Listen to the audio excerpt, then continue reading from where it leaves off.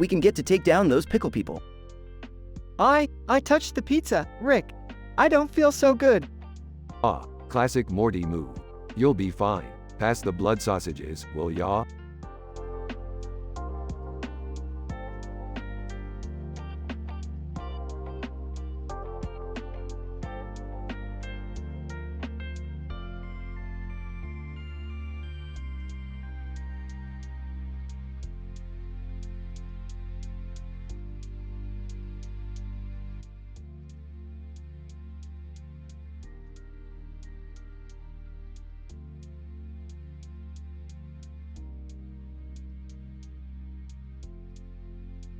Title: A Genetic Adventure. Synopsis: in this episode of Rick and Morty, the characters delve into the depths of genetics in a wild and hilarious adventure. The story begins with Morty having impregnated Jessica, and the two must seek the help of Rick in order to successfully deliver the baby. However, as the baby emerges, it becomes clear that it has a genetic variation that results in it inheriting Rick's iconic appearance. Well, looks like my superior genes have made their way into yet another offspring. Dad, could you please try to be a little less narcissistic about this? Oh, please, if you had my level of genetic perfection, you'd be pretty smug too. Yeah, but this baby looks like a mix between Grandpa and a pickle. How are we going to explain that to everyone? I don't know, guys. I did not see this coming. Jessica is never going to forgive me for this. We need to figure out what this genetic variation is and how it's manifesting in the baby's appearance. Leave it to me. I'll have this all sorted out in no time. I am the smartest man in the entire multiverse, after all. I think you mean the smartest geneticist, Grandpa. What's the difference? All science is the same when you're as brilliant as I am. As Rick delves into the genetic makeup of the baby, the rest of the family is left to deal with the consequences of having a Rick-like baby. The episode is full of wild hijinks, inappropriate jokes, and hilarious moments as the characters navigate this strange new addition to their family. In the end, they come to realize that what matters most is the love and acceptance they have for each other, regardless of their genetic quirks.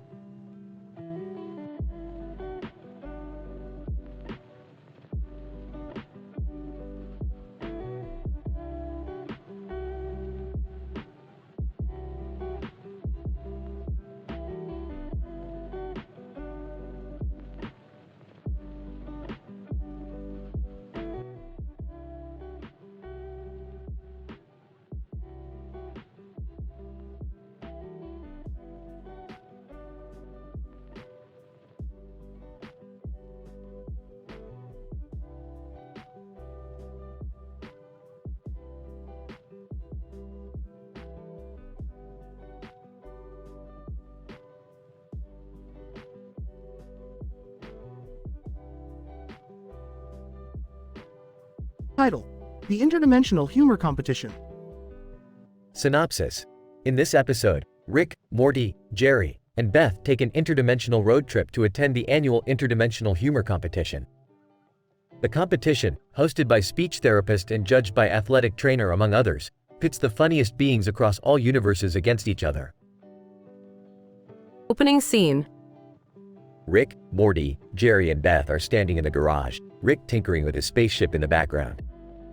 Alright, Morty, get your funniest jokes ready. We're going to the interdimensional humor competition.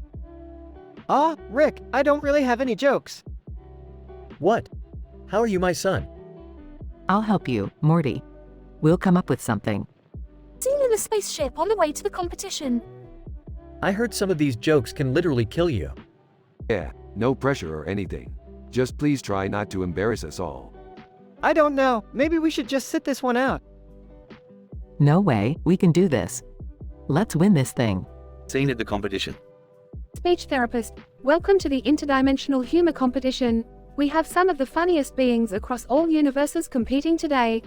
Let's hear it for our contestants. The crowd cheers as various beings step up to the stage and tell their jokes. Athletic trainer, I'm sorry, that wasn't funny enough. Next. Alright, Morty, it's our turn. Remember, make them laugh or we're dead. Morty nervously steps up to the stage. Hi, guys. I heard a joke once.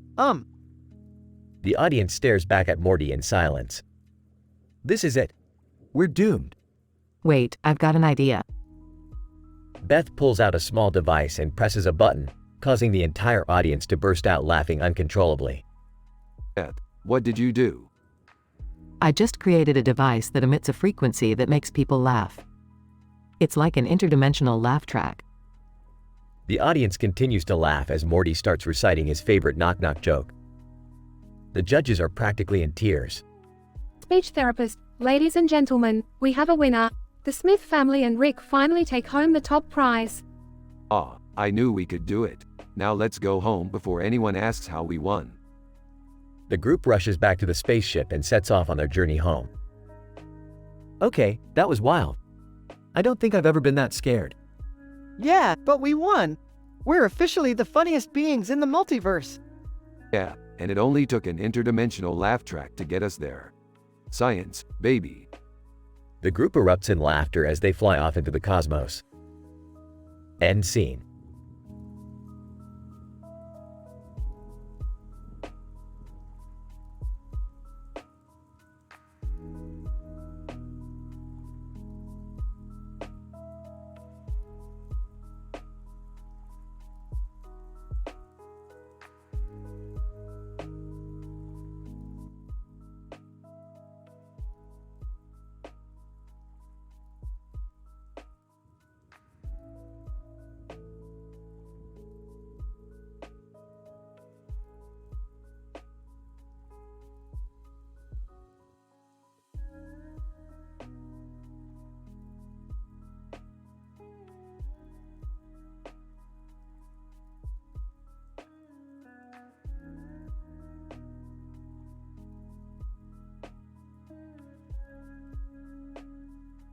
Title: Canine Puppetry and Academic Autonomy. Beth's Summer with her new boyfriend. Introduction. In this episode, we follow Beth, a graduate student in her final year of an education PhD program, as she navigates the challenging waters of both academia and romance during a summer break. Beth finds herself torn between her desire to dedicate herself fully to her studies and her newfound love interest, who shares his home with a peculiar arrangement: a dog and a doll sitting on a pillow on the ground, with a graduation cap on top of it. Scene 1. The Pillow Pet. Beth meets her new boyfriend, Andrew, for the first time at his apartment. Upon entering, she notices the pillow with the dog and doll sitting on top of it. As an education researcher, Beth takes interest in analyzing the unusual decoration and wonders if it might lead to insights about human puppet dynamics. Andrew laughs and explains that it is just coffee table decor from his last job at a toy company. Beth, that's an interesting puppetry setup. Tell me more about this decoration. Andrew, it's just a pillow pet, a fictional pet plush that doubles as a toy and a pillow. I designed a line of these toys while working as a toy engineer. Scene 2. Summer Studies and Romance.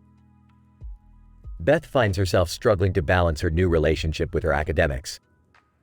She laments to Andrew about her workload and feels guilty about spending time with him instead of working on her dissertation.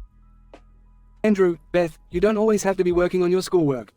It's important to take a break and enjoy life. Beth, but I have so much work to get done. I don't know if I can find the time. Andrew, let's schedule in some fun time. How about we go to the beach this weekend? Beth finally succumbs and spends the day at the beach, forgetting about her work for a while. However, her studies still weigh heavily on her mind throughout the day, and she can't fully enjoy the experience. Scene 3. The Graduation Cap. One evening, Andrew surprises Beth with a graduation cap sitting on top of the pillow pet. Beth is touched and curious as to why he has it. Beth, why do you have a graduation cap here? Andrew, that is actually my...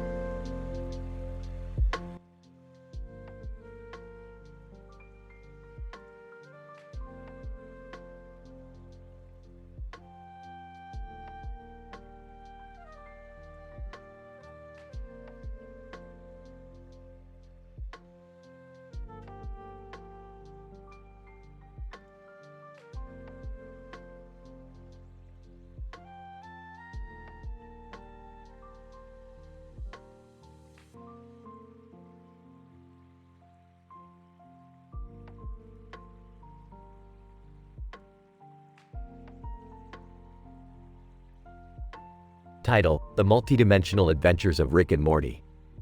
Act 1. Scene 1. Rick and Morty are in the lab working on a new invention when Jerry enters with his usual mundane antics. What are you guys up to? We are trying to create multidimensional portals to explore the infinite universes. Yeah, it's like Doctor Who but on acid. Oh, cool. I was just reading this sci-fi novel by Richard Dawkins. Hilarious stuff. That's not even sci-fi, Jerry. You wouldn't know sci-fi if it shot you in the face with a plasma ray. Scene 2.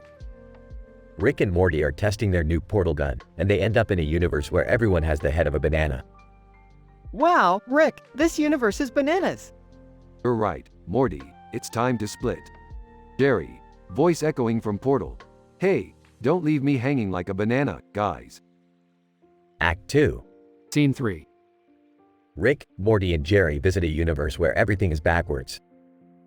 Whoa, Rick, I can't even speak properly. Relax, Morty, just try speak IPA. Hey, look at that guy in the suit reading a book. It's Richard Dawkins. Quick, guys, let's reverse the polarity of the portal to get out of here before Jerry ruins it. Scene 4. They end up in a universe where the government controls everything, even the media. Hey, this universe isn't so bad. At least everyone gets along, right? Wrong, Jerry, everything sucks when the government is in control. Look at all these happy faces. They don't even know they're slaves to the system. Yeah, it's like communism, but with less breadlines and more propaganda. Act 3. Scene 5. They visit a universe where everyone is a superhero. Alright, Morty, it's time to get swifty. Yeah, I always wanted to be a superhero. Hey, can I be one too? Sure, Jerry, you can be the villain. Oh, come on, Rick, why do I always have to be the bad guy? Because you have the face for it, Jerry. Scene 6. They travel to a final universe where everyone is a giant lizard. Oh, man, this universe is really reptilian. I don't feel so good, Rick. Hey, look, guys, I can do a lizard impression. You're not helping, Jerry. Epilogue. Rick, Morty, and Jerry make it back to their own universe, and Rick declares the experiment a success. Well, that was a wild ride, guys. Yeah, we saw so many crazy things. It was like the ultimate sci-fi adventure. Now let's go get some McDonald's. Aw, come on, Rick, not the Szechuan sauce again. I think I'm going to be sick.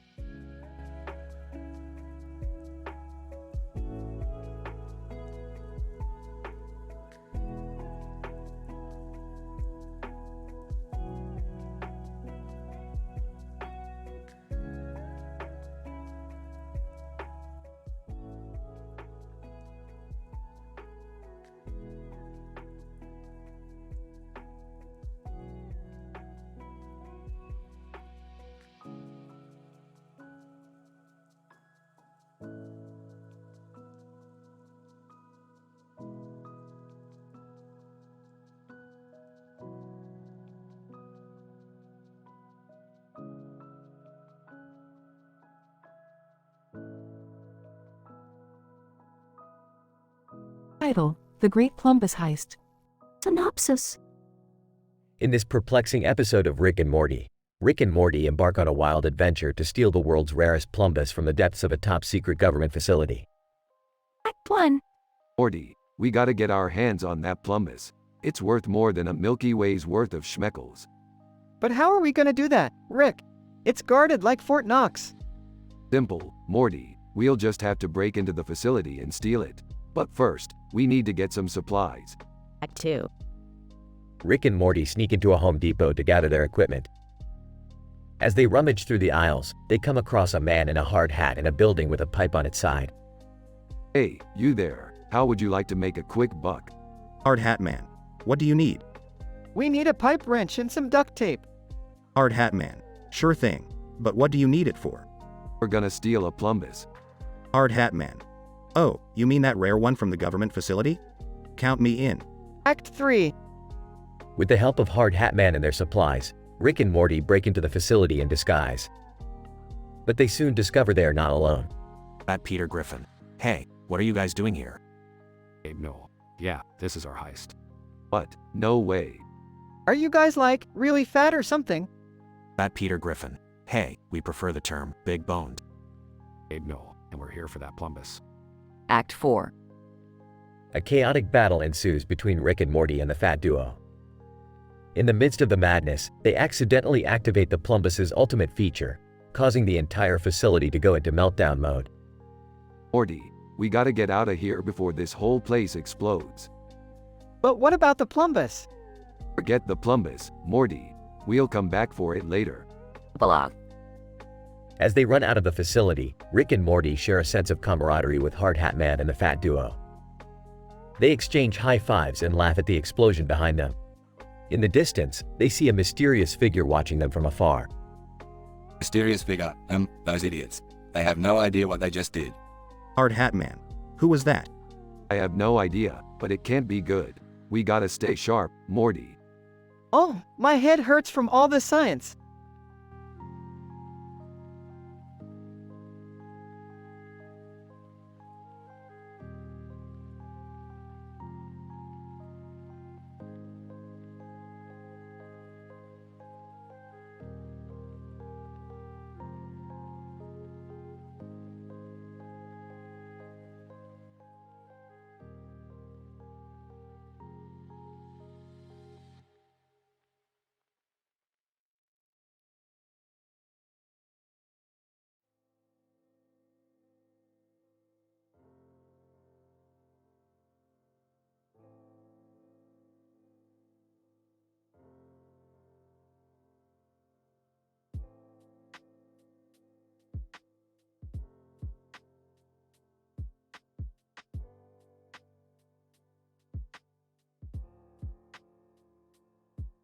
Title: Parenting and Education, a Study of Multitasking.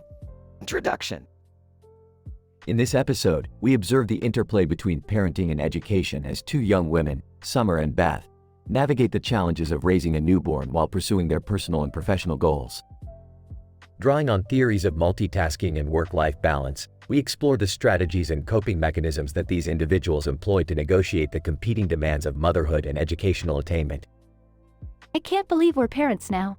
It's like, we're responsible for this tiny human's entire life. Yeah, it's a big responsibility. But we can do this. Literature review. Previous research has indicated that the simultaneous pursuit of parenting and educational goals can be both rewarding and stressful. Balancing the needs of a child with the demands of coursework and academic obligations requires a unique set of skills and resources. Factors such as social support, time management strategies, and emotional resilience can play a critical role in facilitating successful outcomes. I'm so tired all the time. It's hard to focus on my studies when I'm up all night with the baby. I know what you mean. But we have to keep pushing through. Our education is important. Methods. In this episode, we use qualitative methods to explore the experiences of Summer and Beth as they adjust to their new roles as parents and students. Through interviews and observational data, we identify key themes and patterns in their multitasking behaviors. I've started studying during the baby's naps. It's not much time, but it's better than nothing. I've been using a planner to map out my schedule. I try to prioritize my coursework when the baby is asleep or being cared for by someone else. Results. Our analysis reveals several common strategies that Summer and Beth use to negotiate their competing obligations. These include prioritizing tasks, delegating responsibilities, and seeking emotional support from family and friends. We also identify several challenges, such as sleep deprivation and financial stress, that can impede progress towards their goals. I feel like I'm falling behind in my coursework sometimes. But then I remember that I'm doing the best I can. It's definitely not easy, but I know it's worth it in the long run. I want to set a good example for my child. Discussion. This episode highlights the complex interplay between parenting and educational goals, and the importance of developing effective multitasking skills in order to achieve success in both domains. While there are numerous challenges and obstacles to contend with, there are also many resources and supports available to help individuals navigate these competing demands. I'm so grateful for the support of my partner and my family. I couldn't do this without them. Me too. And I'm also grateful for the opportunities that education can provide. It's not just about me anymore, it's about my child's future too. Conclusion. As we continue to explore the intersection of parenting and education, further research is needed to develop targeted interventions and supports for individuals who are attempting to multitask in these domains. By understanding the strategies and challenges involved, we can better support individuals in achieving their goals and improving their outcomes.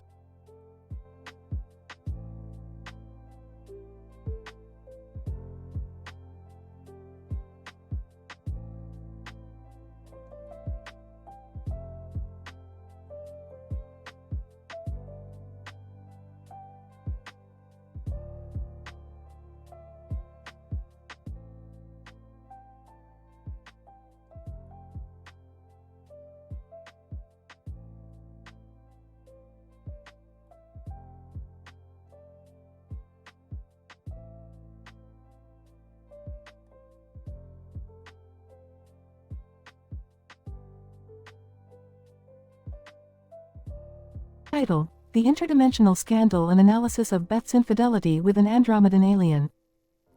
Synopsis. This episode of Rick and Morty follows the interdimensional uproar caused by Beth's infidelity. The catalyst of the scandal is a woman with green eyes in a futuristic suit on her head, whose identity and allegiances are highly disputed. The plot revolves around the exploration of the scientific, psychological, and ethical implications of interdimensional infidelity. Scene 1. I can't believe you did it, Beth. Did you not learn anything from your interactions with the species from Dimension C-137? Oh come on, Dad. My affair with Zorban from Andromeda wasn't that big of a deal.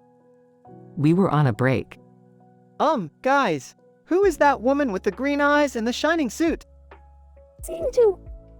The woman with the green eyes and the shining suit suddenly appears on the scene. What the heck? Who is she? I don't know, but she looks like trouble. She's nothing but a second-rate phony, trying to hitch her wagon to our scandal. Or maybe she's just some alien groupie who's into interdimensional taboo relationships. Scene 3. The woman with the green eyes and the shining suit reveals herself to be a renowned scholar in interdimensional morality and ethics. Great. So now we have a scientist judging us for our life choices. Oh, guys, she's kinda hot though. Scene 4. Rick and the rest of the family engage in a heated debate about the scientific, philosophical, and cultural implications of interdimensional infidelity. Listen, Beth, I'm all for exploring new dimensions and having fun, but this is serious. What if Zorban was just using you for his own pleasure? What if he's a spy, or a fugitive? In conclusion, the episode ends with the family accepting the consequences of their actions, and Beth learning a valuable lesson about trust, honesty, and the interdimensional consequences of infidelity. Through humor, satire, and pop culture references, this episode manages to address complex scientific and ethical issues in a fun and accessible way.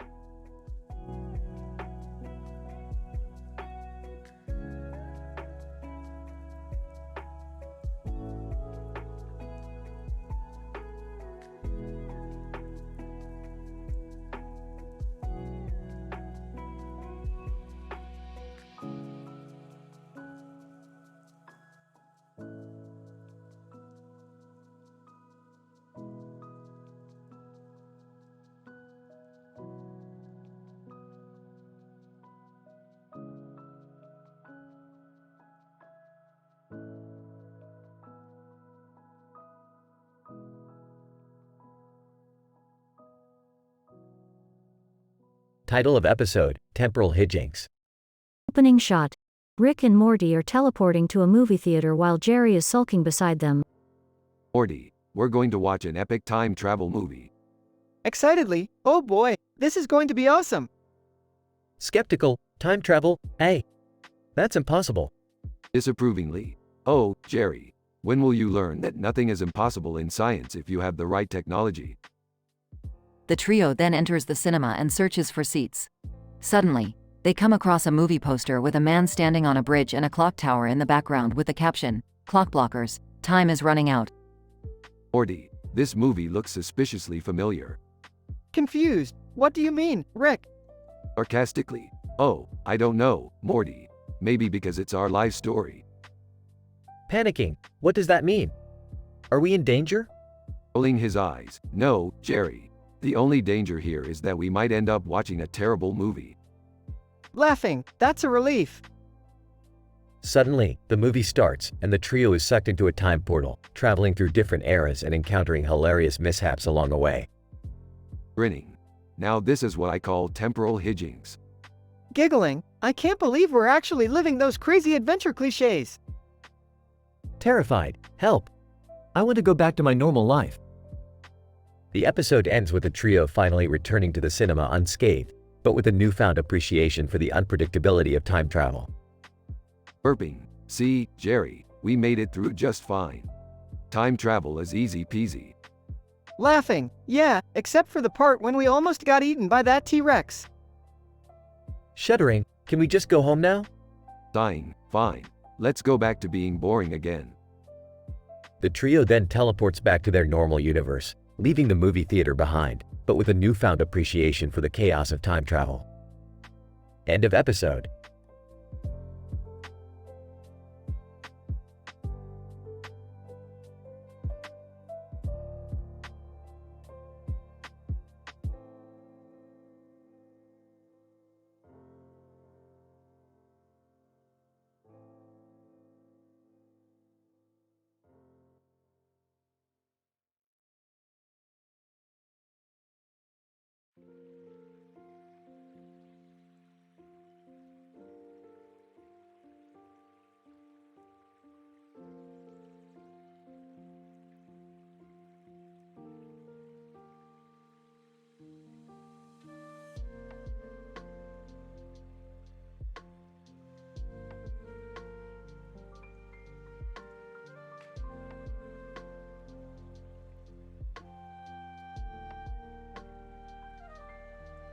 Title: Examination of Apple's new iDildo.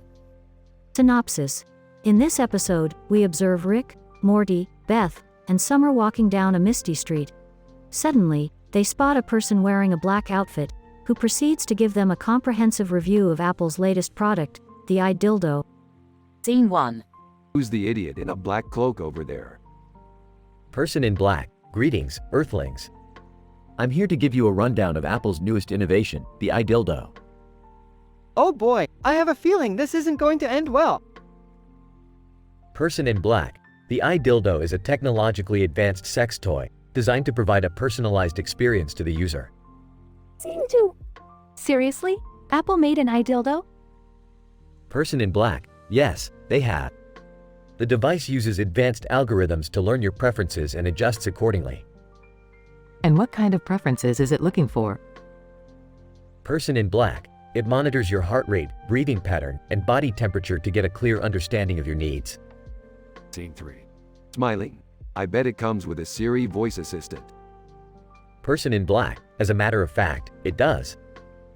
You can give voice commands like increase vibration speed or decrease temperature. I don't think I want to imagine how that feels. Scene 4. So, it's like having a personal sex robot? Person in black. Not exactly. The iDildo is designed to connect with your other Apple devices, like your phone or the Apple Watch. Confused. Why would I need that? Person in black. That way, you can monitor your progress and get tips on how to improve your sex life. Scene 5. Laughing out loud. This is hilarious. Apple has gone too far this time. Person in black. On the contrary, it's a revolutionary idea. Apple has always encouraged innovation and pushing boundaries.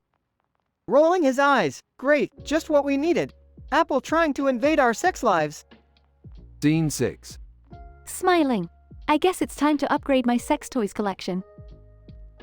Shocked. Summer. No way. Person in black. Smiling. It's alright, Beth. The iDildo is a personal choice, and Apple respects individual preferences. Scene 7. Sarcastic. I can't wait to see Apple's ads for this product. Think different. Screw different. Person in black. Laughing. That's a good one, Rick. Sighing. Can we please go back to our normal, non-sexual adventures now? Scene 8. Holding up her phone. Hey, guys, the iDildo is on sale on the Apple Store. Shall we give it a try? Everyone. Shocked. No way. Person in black. Smiling. Well, it's always good to keep an open mind. Who knows, you might like it.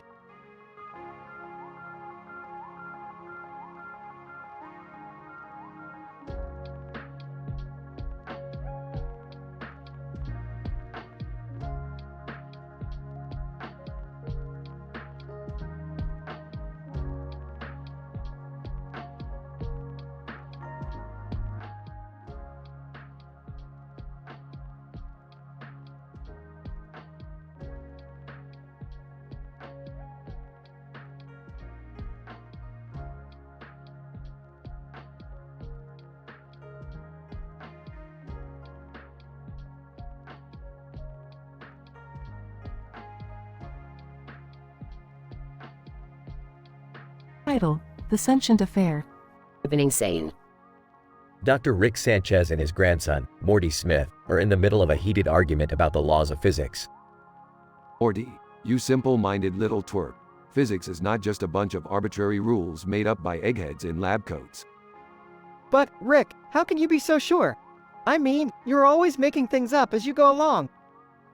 I'll have you know that my methods are completely scientific and based on solid, empirical evidence. It's just that sometimes, the evidence is a little hard to come by. Suddenly, a man and a woman step out onto the stage in front of them, interrupting their argument. The woman, Beth, looks distraught, while the man, Jerry, looks angry. Rick, I need your help.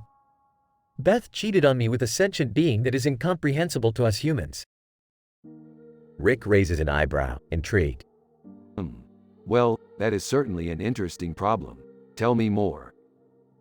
I don't know how it happened, but she's been having an affair with this thing for months now. I can't compete with something that isn't bound by the laws of our reality. I see. Well, I think I can help you with that. Morty, grab the flux capacitor and the neuralizer. We'll need to create a temporal displacement field to erase Beth's memory of the alien lover. Rick, are you sure that's a good idea?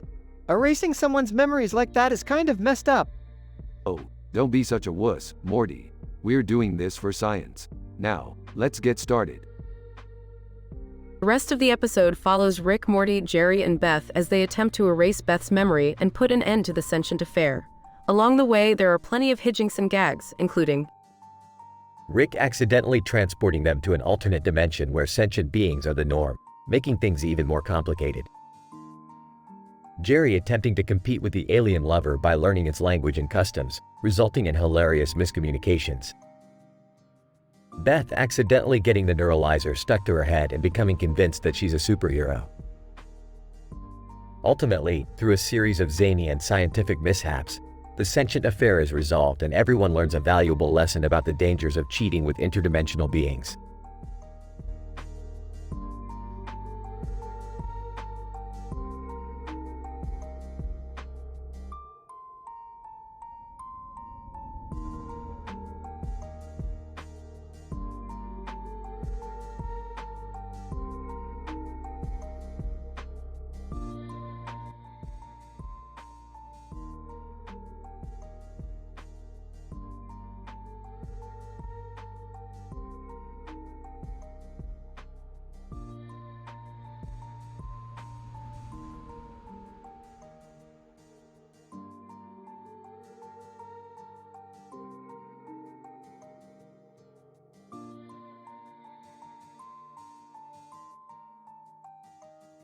Title: The Macro Hard Takeover.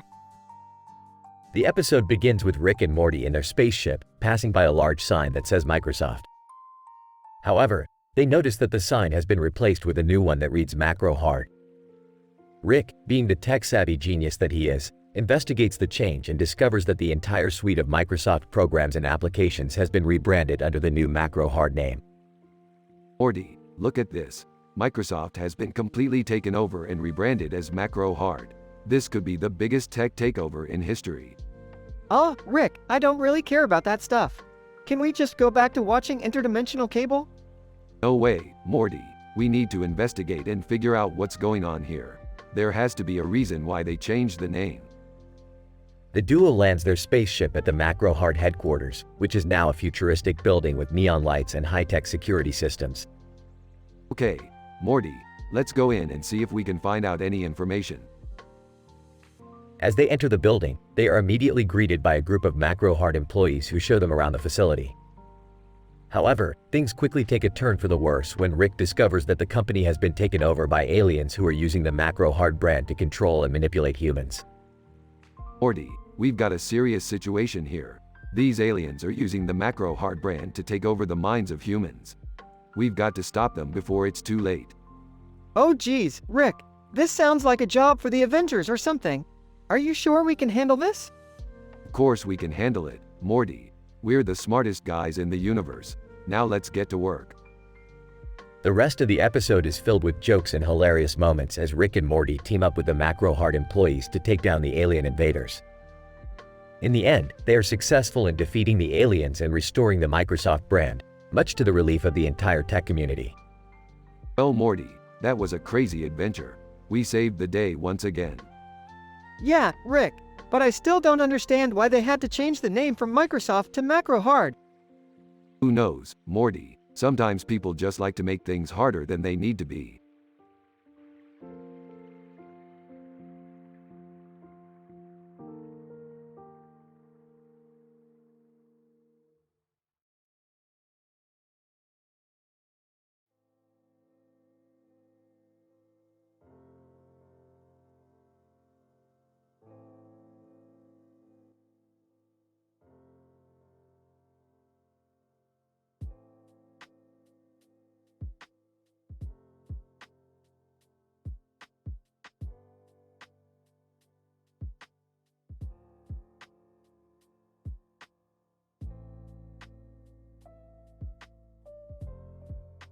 Title: The Viral Affair. Synopsis. Rick and Morty go on a space adventure to investigate a mysterious blue and green spiral of stars in the sky with a black background and a white dot in the center. As they traverse through the wormhole, they encounter a group of aliens who inform them about a dangerous sentient virus from another faraway galaxy. The virus teleports to Earth and has infected Beth, giving her all sorts of sensations. Morty, we need to hurry. Beth might have contracted a sexually transmitted extraterrestrial disease. What? That's not a thing, is it? Of course, it's a thing. Viruses don't discriminate based on the planet of origin. When they arrive on Earth, they find Beth in a state of euphoria. She reveals that she cheated on Jerry with the sentient virus and that it was the best experience of her life. He makes me feel things I never knew were possible. It's like I'm on a constant high. Jerry, who is eavesdropping, confronts them and is outraged. How could you do this to our family, Beth? With a virus, no less. Let's not be judgmental, Jerry. We need to find a way to neutralize the virus before it spreads. They track down the virus and discover that its weakness is laughter. So they create a comedy club and invite the virus to perform. When the virus is unable to elicit laughter from the crowd, it weakens, allowing Rick to capture and contain it. Beth is cured, but the family is left with the aftermath of her affair. So, what do we do now? I don't know, Morty. Maybe we can quarantine Beth's urges before they cause another viral outbreak. And what about us? How do we move past this? That's easy, Jerry, by not taking ourselves too seriously and remembering that laughter is the best medicine. The episode ends with the family gathered around the TV, watching funny cat videos and finally enjoying each other's company again.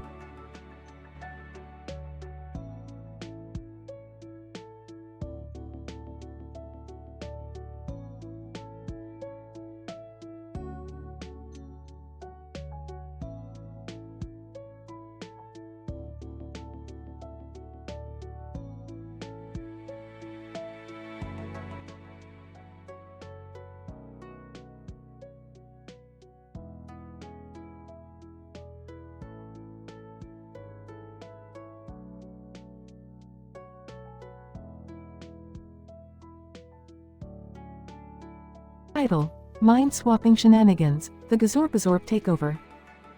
Synopsis. The episode begins with Rick, Morty, Jerry, and Summer playing catch on the street with a black and gray background. Suddenly, out of nowhere, Gazorpazorpfield emerges from the portal gun and takes over the mind of Garfield, leaving the group perplexed and alarmed.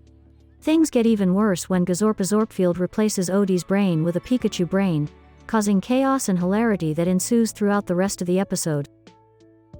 Rick. Great. Now we have a gender-bending alien feline roaming around controlling our beloved Garfield. Morty. And why did he have to give Odie a Pikachu brain? Summer, I mean, it's kind of funny to see Odie running around shouting, Pika Pika, right? Gary, this is madness. We have to figure out a way to get our friend's original brains back. Rick, relax Jerry, I got this. I just need a few things from my garage. Morty. Oh boy, I have a feeling this is gonna get crazy. Summer, what else is new? Garfield is Gazorpazorpfield. I am Gazorpazorpfield. Hear me roar. Odie as Pikachu. Pika Pika. Odie is no more. Rick, alright, let's get to work. Morty, hand me the portal gun and the banana peel. Morty, the what? Gary, I don't think I want to know. The episode ends with Rick successfully swapping the brains of Garfield and Gazorpazorpfield back to their original bodies, with Odie no longer a Pikachu. The group rejoices and continues their game of catch, relieved to have everything back to normal, sorta.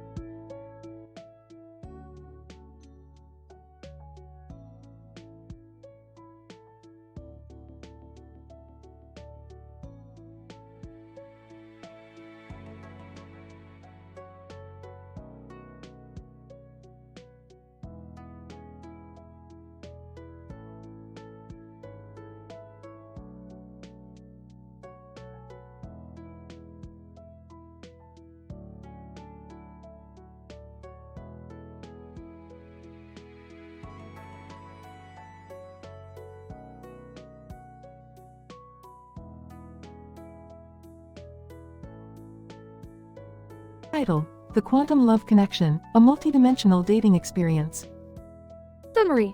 In this episode, Rick invents a device that allows the user to enter an alternate dimension where they can find their perfect romantic match. The device is marketed on a ridiculous dating app which uses a quantum algorithm to match people across dimensions. This leads to hilarious situations for the Smith family as they each try to find love in a new dimension.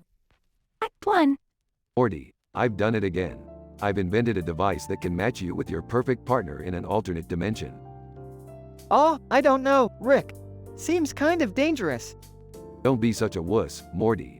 It's perfectly safe, and who knows, you might find a dimension where Jessica is actually into you.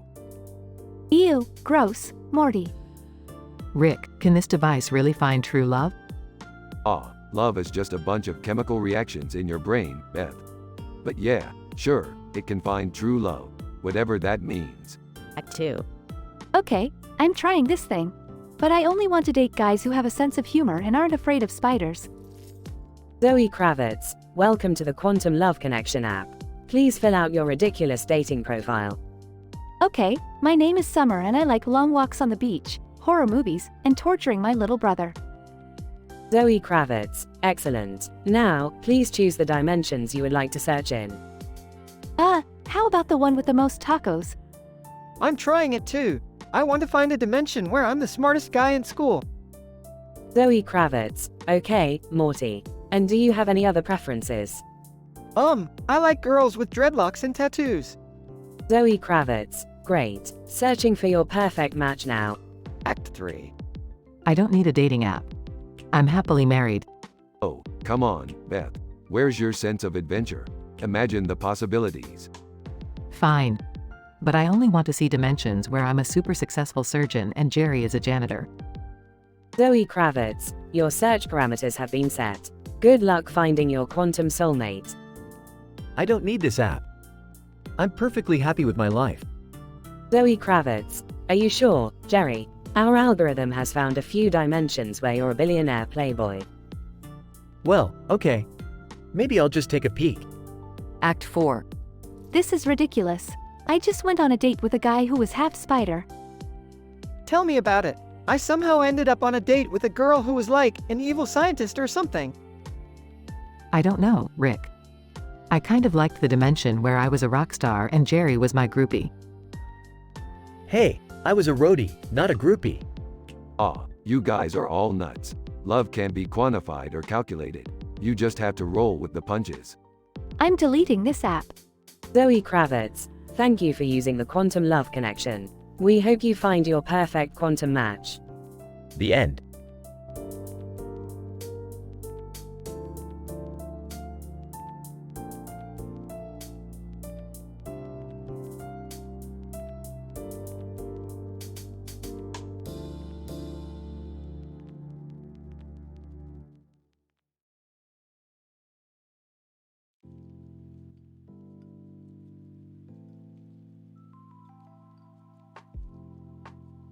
Morty, we're going on an adventure. What's the adventure, Rick? We're going to discover the mysteries behind the poster of the woman holding two birds by Rick Lee. Okay, sounds cool. Hey, what are you guys up to? None of your business, Beth.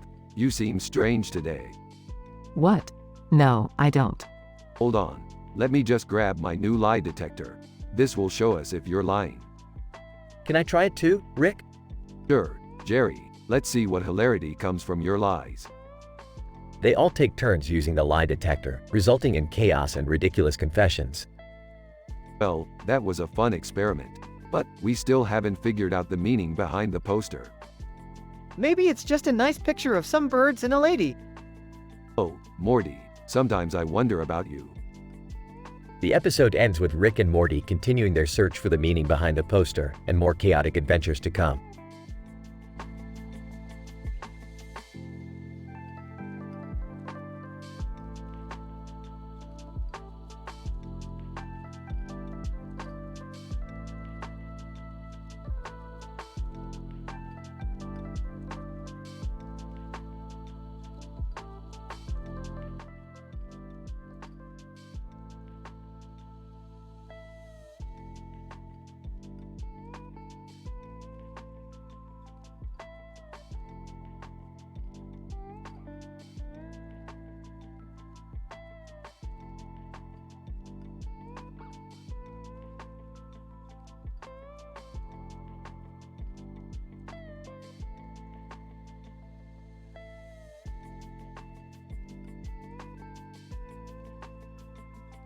Title: The Curse of the Countertop Scissors. Opening shot. A close-up view of a kitchen countertop with a beam of solar radiation shining through the window on top of a pair of scissors. Morty, the photons from that solar beam are triggering a mathematical anomaly in the atomic structure of those scissors. We gotta get our hands on that cursed object. What? Why? Because, Morty, that's how we get into the ancient cursed tomb. Haven't you been paying attention in our paranormal archaeology class at the Intergalactic University? Oh, yeah, right, sure. But why do we need to go there? Because we need to retrieve the ancient artifact that can grant us unlimited power, Morty. And I know for a fact that it's hidden in that tomb. Oh, okay. But how do we get past the cursed part? Simple, Morty. We just have to perform a ritual sacrifice of a virgin human using those scissors. Rick, I think that's illegal and immoral. What are you, a pre-med student at the Vatican? We need that artifact, Morty. Now, grab the scissors and let's find a virgin. Cuts to Morty frantically running through a crowded mall with the scissors, trying to find a virgin sacrifice as Rick watches from a distance.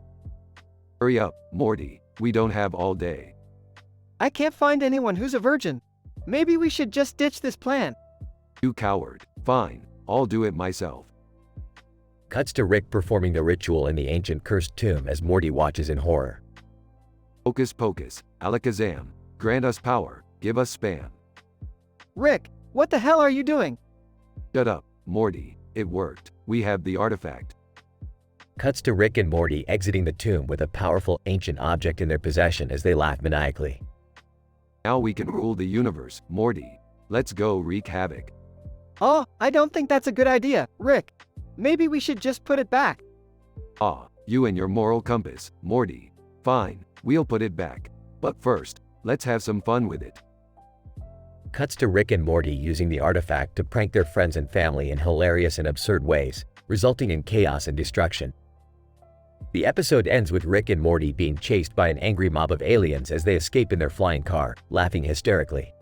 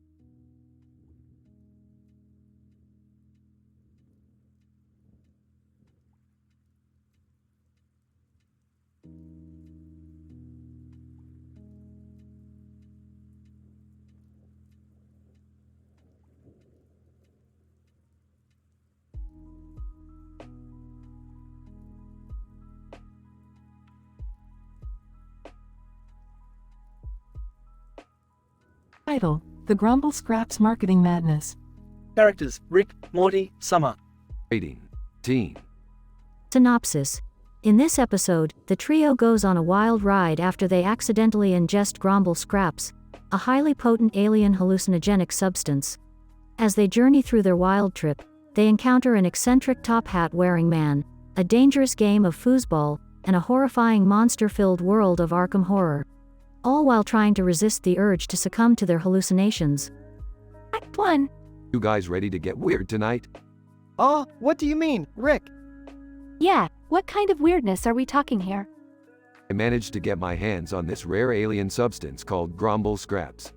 It's supposed to be really trippy. I don't know, Rick. Tripping can be kinda scary. I'm down. Let's do it. Act 2. The trio ingests the Grumble Scraps and becomes increasingly disoriented in a matter of minutes. Suddenly, a man wearing a top hat appears. Top Hat Man. Greetings, travelers. I couldn't help but notice your impaired state. Would you care to join me for a game of foosball? I don't know if we should, guys. He's giving me some serious weird vibes. Come on, Morty. Let's just try it out. Act 3. The group begins to play foosball with the Top Hat Man, but they quickly realize something is off. The game starts to transform into a life or death situation, and they are forced to fight for survival. What the hell is going on? This isn't just a game. Top Hat Man. It's time for you to face your fears, travelers. Act 4. The group is then transported to a horrifying world of Arkham horror. This place is freaking me out, man. Can't we just go back to our world? We can't just give up now. We have to keep pushing forward. I've never seen anything like this before. What is happening to us? Act 5. The trio eventually finds a way to escape their hallucinations and return to reality, barely escaping with their sanity intact. That was the craziest trip I've ever been on.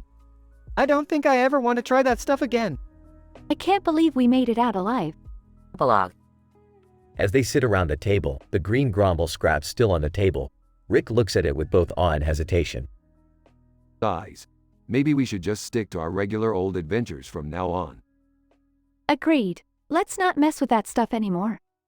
Yeah, I don't think I can handle another trip like that. The trio then high-fives and ends the episode with a collective sigh of relief.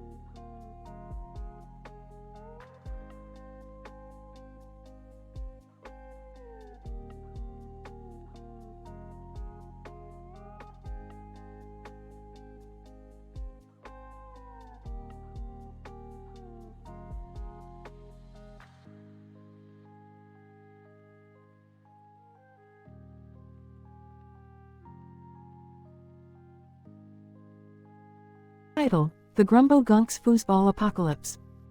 Opening scene. Rick, Morty, and Beth are browsing through the aisles of H&M store when they stumble upon a Fuo mat machine with a green case. Hey Morty, check it out. That's a Fuo mat. I heard if you put in an acorn squash it'll give you a Grumbo gunk. Oh, what? Honestly, I have no idea what you two are talking about. It's a rare alien species that resides in another dimension. They're known for their love of foosball and are obsessed with acorn squash. That's weirdly specific. Well, I guess we have some acorn squash to buy then. As they approach the checkout, they notice a zombie talk show playing on the TV. Looks like the apocalypse is nigh. Better grab some foosball tables while we still can. What do foosball tables have to do with the apocalypse? Just trust me, Morty. It's always good to be prepared. Alright, let's go get those Grumbo Gunks. Scene 2. They arrive at the alien dimension and are immediately greeted by a group of Grumbo Gunks playing foosball. Grumbo Gunk 1. Welcome, Earthlings. Do you have any acorn squash? As a matter of fact, we do. But first, we need your help with something. Grumbo Gunk 2, what is it? The zombie apocalypse is upon us, and we need to integrate your species into our society if we want to stand a chance. Rumbo Gunk 3, we can help, but only if you beat us in a game of foosball first. What? That's ridiculous. We have no choice, Morty. Let's do this. Scene 3. The Grumbo Gunks and Rick, Morty, and Beth engage in a high-stakes game of foosball. Grumbo Gunk 1. Huh. We're winning. Not for long, Grumbo Gunk. Prepare to lose. Grumbo Gunk 2, impossible, we never lose at foosball. Well, there's a first time for everything. Scene 4. Rick, Morty, and Beth emerge victorious and the Grumbo Gunks are impressed. Grumbo Gunk 3, you are truly worthy Earthlings. We will help you integrate our kind into your society. Excellent. But first, can we get those Grumbo Gunks we were promised? Grumbo Gunk 1. Of course, follow us. Scene 5. They arrive back on Earth with their new allies, the Grumbo Gunks and their giant collection of foosball tables. The world is saved from the zombie apocalypse and they all live happily ever after. That was crazy, Rick. Crazy? That was just an average day at the office, Morty. I don't even want to know what your office looks like. End scene.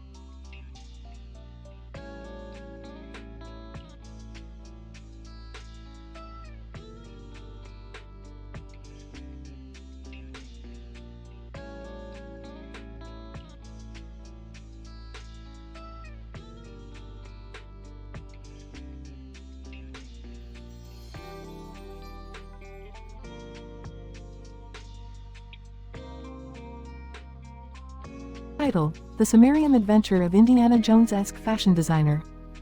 Synopsis. In this episode, Rick and Morty, along with Summer and Jerry, embark on a wacky adventure with a Sumerium-obsessed fashion designer who is on a mission to raise awareness about the rare earth element. Their adventure takes them through different dimensions, encountering all sorts of bizarre situations and unexpected twists. Morty, Summer, Jerry, gather around.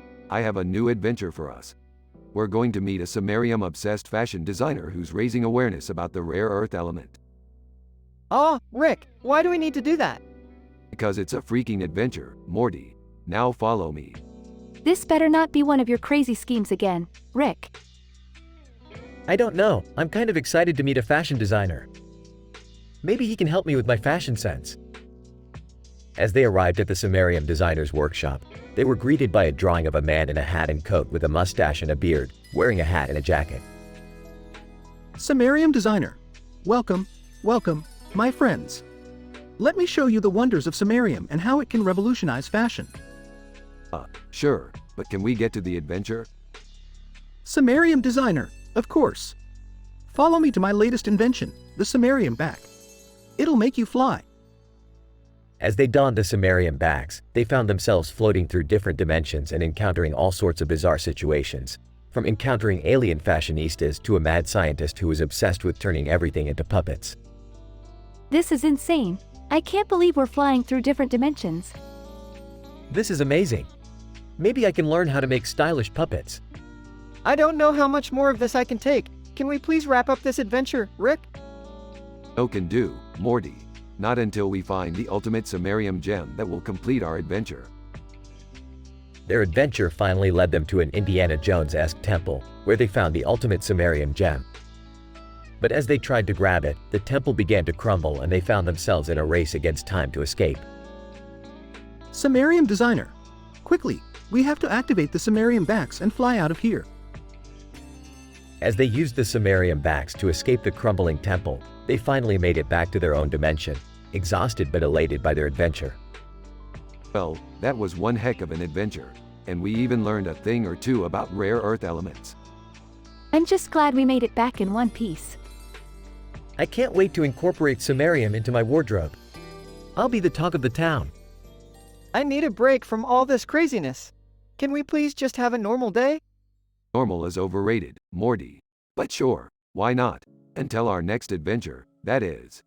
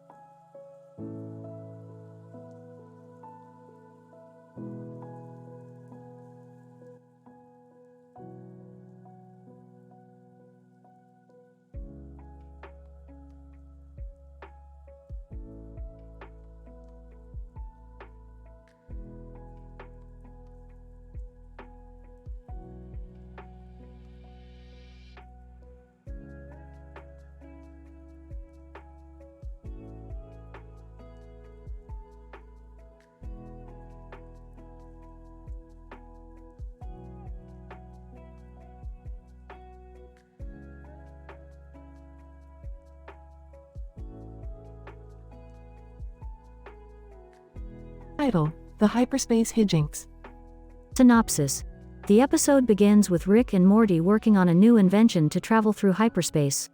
Rick, being the genius scientist, makes some modifications to Morty's design and they end up in a galaxy far, far away. They find themselves on a spaceship with a green light behind them, which turns out to be the cockpit of the Millennium Falcon. Chewbacca is there, looking agitated. Morty, we're in Star Wars. This is way better than that boring universe we live in. Wow, Rick, this is amazing. Wait, what's that red light behind us? Just then, the ship starts shaking and red alarms start flashing. Chewbacca. GGGRRRRRRRRRR. Chewie, what's going on? Chewbacca. RRRRRRAAAAAAAAAR. I don't speak Wookiee. He says we're being chased by the Empire. Morty, prepare the hyperdrive. Morty presses some buttons frantically and the ship jumps into hyperspace. They narrowly escape the Empire's clutches, but they soon realize that they're not alone in the galaxy. They're intercepted by a group of rebels, led by a woman named So. So, welcome to the rebellion. Our public relations team is thrilled to have you on board. We could use someone with your skills. Skills? What do I look like? A plumber? So, no, you look like someone who can build bombs. What? No, Rick, we can't do that. Morty, calm down. We're in a different universe now. We gotta play by their rules. They reluctantly join the rebellion and start building weapons, but things take a turn for the worse when the Empire attacks their base. Morty, activate the shields. I don't know how. Just press all the buttons at once. The shields activate just in time, but the Empire sends in their secret weapon, a Sith Lord with a green lightsaber. Oh great, a lightsaber guy. Morty, you take care of him. What? No way, Rick, I can't fight a Sith. Fine, I'll do it. I've always wanted to test my portal gun against a lightsaber. As the two battle it out, Morty and Chewbacca work on a plan to take down the Empire's ship. They manage to attach a bomb to it and blow it up, saving the rebellion. So, you guys did it. The public relations team is gonna love this. Yeah, can we go home now? Wait, Rick, can't we stay a bit? I want to see what other crazy stuff we can do in this universe. Fine. But if I get killed by a space slug or something, it's on you. The episode ends with Rick and Morty getting into more shenanigans in the Star Wars universe, accompanied by Chewbacca and the rebels. Moral of the story: when in doubt, press all the buttons at once.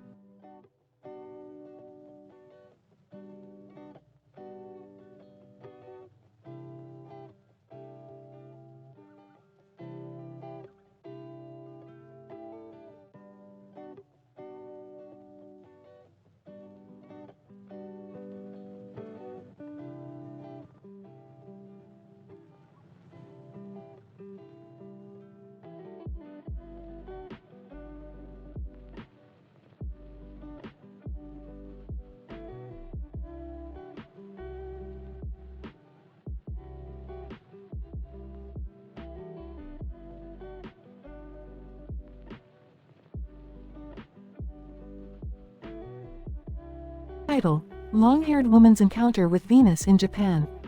Introduction. In this episode, we present the scientific analysis of a mysterious encounter of a long-haired woman with Venus in Japan. Based on the photographic and testimonial evidence, we propose a theoretical framework to understand the possible mechanisms of this encounter and its implications for astrophysics and mythology. Scene 1. Scientist 1.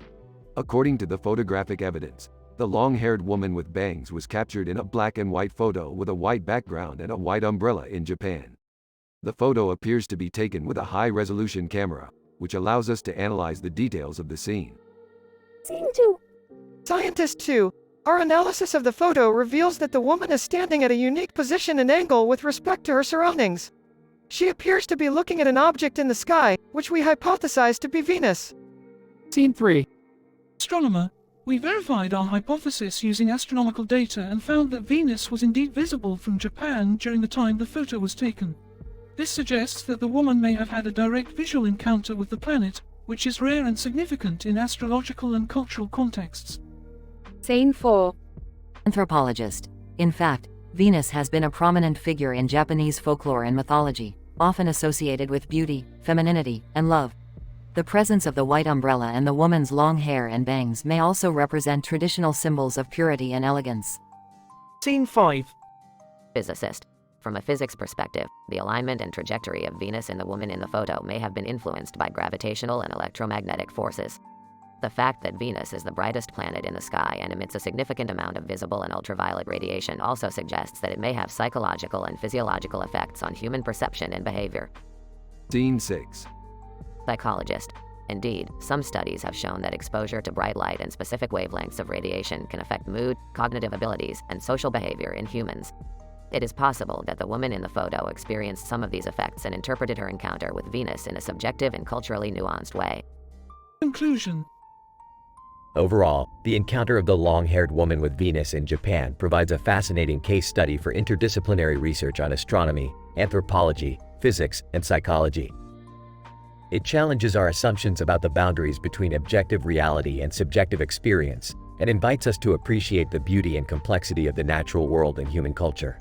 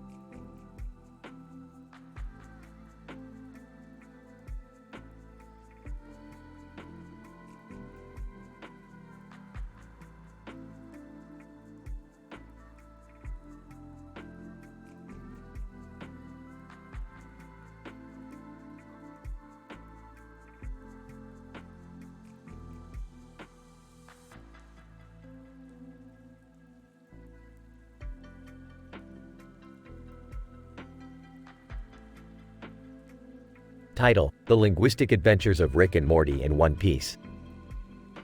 Introduction. The episode commences with Rick experimenting on a linguistic device that permits one to communicate with any sentient being in any language. Morty, ever curious, tries out the prototype device and, through a series of unexpected mishaps, finds himself teleported to the world of One Piece, where he encounters the pirate crew led by the legendary pirate, Kanada, which is rumored to have amassed a grand treasure. Rick, intrigued by Morty's sudden disappearance, sets off to save and bring him back home, accompanied by Jerry, who insists on joining them. Guys, Morty, what have you gotten us into this time? Agitatedly, I told you, Rick. We shouldn't have let him mess around with your sci-fi gizmos.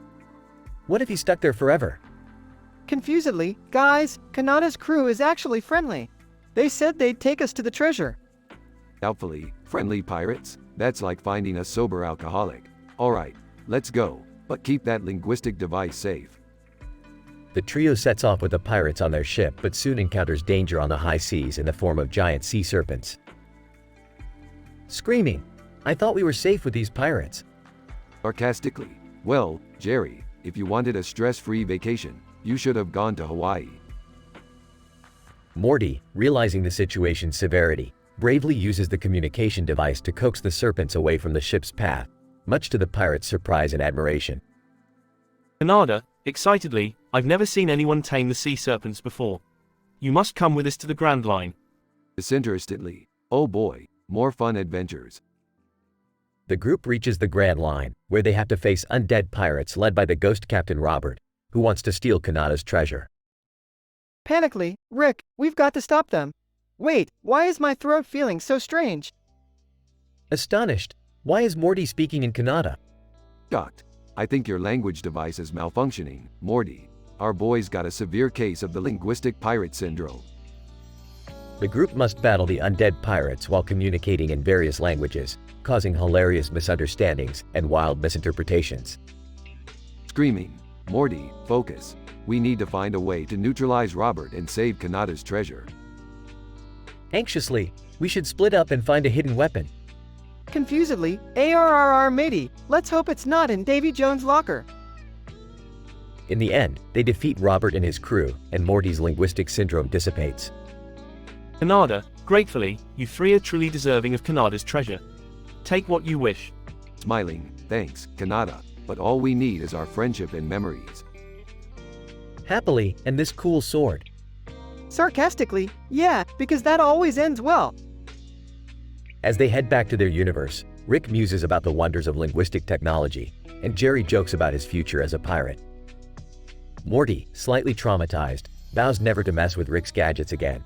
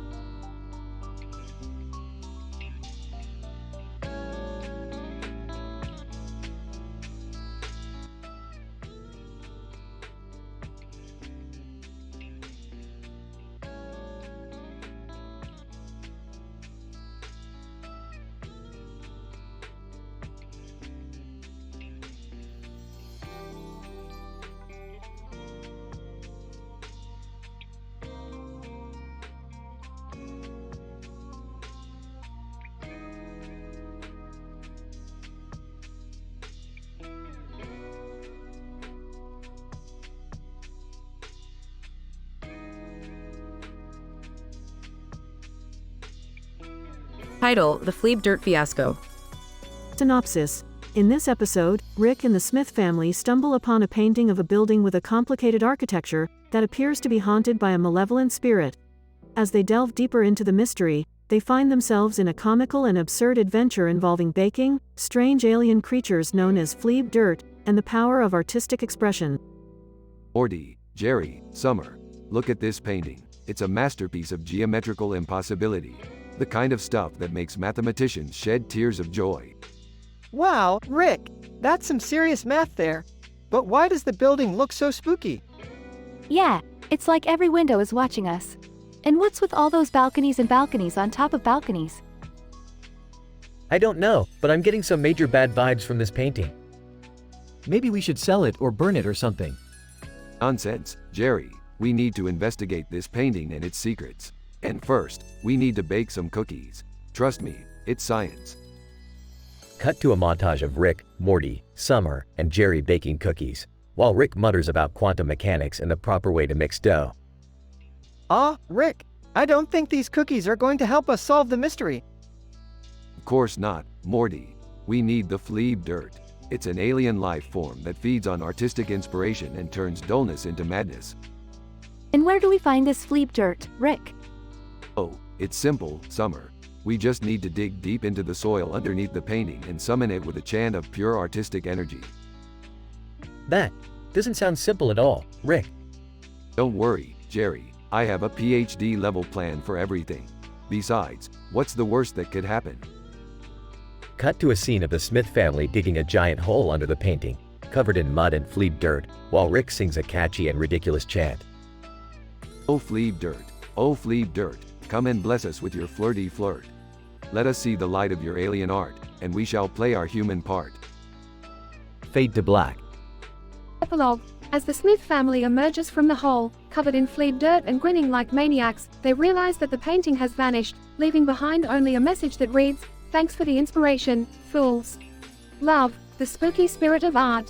Rick shrugs and laughs, happy to have been part of such a hilarious and absurd adventure. Well, that was unexpected. I guess we can chalk it up to the mysteries of artistic expression. Or maybe we should just stick to less spooky paintings, Rick. Yeah, like a Bob Ross landscape or something. Or maybe we should just stop listening to you, Rick. Ah, good luck with that, Jerry. Science waits for no man.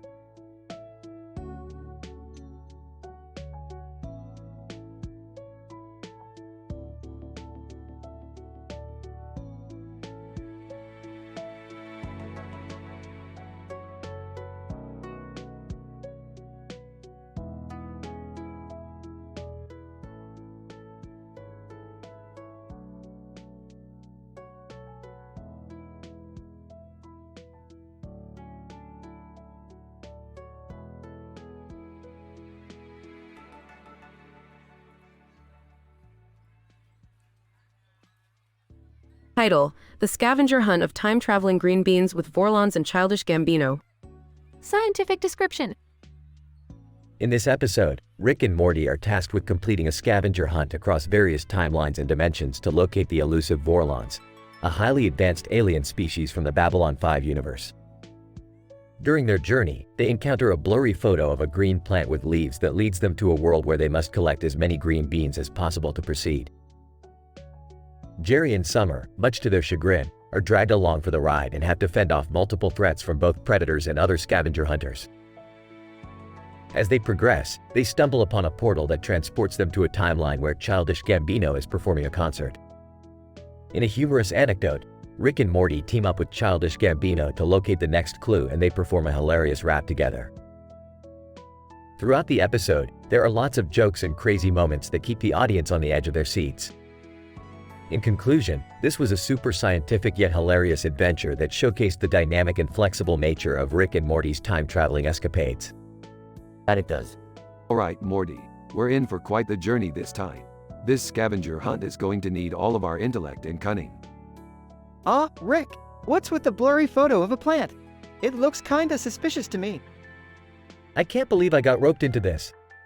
I have a family to take care of, you know. Can we please hurry up and find the Vorlons? I have better things to do than collect green beans all day.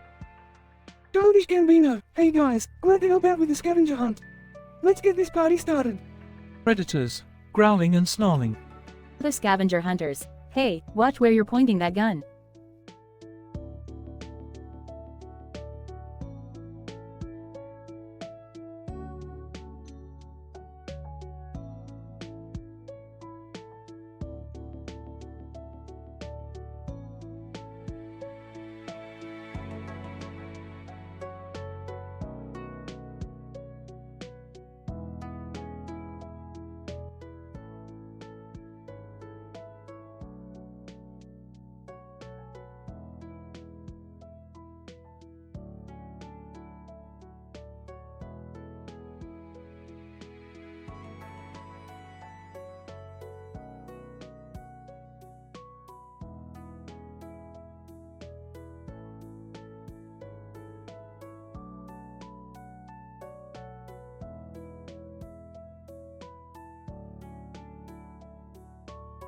Title: The Futuristic Head Review. Synopsis. In this episode, Rick, Morty, and Summer are met with a woman with a futuristic head and helmet. As Beth gets curious about her device, she uses the iDildo and gives a review on Linus Tech Tips. Scene 1. Rick, Morty, and Summer are exploring an interdimensional market when they stumble upon a woman with a futuristic head and helmet. She introduces herself as Xeroxa, a cyborg from the year 3099. Xeroxa informs the trio that she has a device that could change the reality of their world. Scene 2. As Beth gets bored at home, she discovers the iDildo but didn't know how to operate it. Rick, Morty, and Summer call her to follow their lead, but she gets distracted by the device. Beth uses the iDildo and goes into an existential crisis as it starts to transform reality. Scene 3. Without realizing the consequences, Beth starts to make a review video about the iDildo on Linus Tech Tips. Several viewers become uncomfortable as she describes her experience with the futuristic device. Xeroxa attempts to explain the science behind the iDildo, but Beth's review makes it sound like a sex toy. Scene 4. As a result of Beth's review, Linus receives backlash from the public and loses credibility with his audience. Rick, Morty, and Summer try to fix the situation by convincing Beth to remove the review, but her views just keep increasing. Scene 5. Xeroxa takes the opportunity to explain the real scientific possibilities of the iDildo. The device has the ability to manipulate quantum fields, bend the fabric of space-time, and even create alternate realities. Beth learns about the real potential of the device, but it's too late. Scene 6. In a comedic turn, the iDildo starts to malfunction, causing reality and fantasy to merge. The group finds themselves in a surreal world where the laws of physics don't apply. Rick, Morty, and Summer must save Beth from the repercussions of her actions and find a way to fix the device before it's too late. Scene 7. After several failed attempts, Rick and Xeroxa successfully repair the iDildo, but not before Summer and Morty face off with bizarre creatures from the alternate reality. Beth realizes the consequences of her actions and decides to destroy the review. Scene 8. As the group returns to their original reality, they learn a valuable lesson about the power of technology and its unintended consequences. Xeroxa says her goodbyes as Rick, Morty, Summer, and Beth decide to bring the iDildo to the Smith family's garage to store it safely. Overall, this episode combines sci-fi and humor to create a teenage-rated frenzy, offering a unique insight into the possibilities and dangers of advanced technology.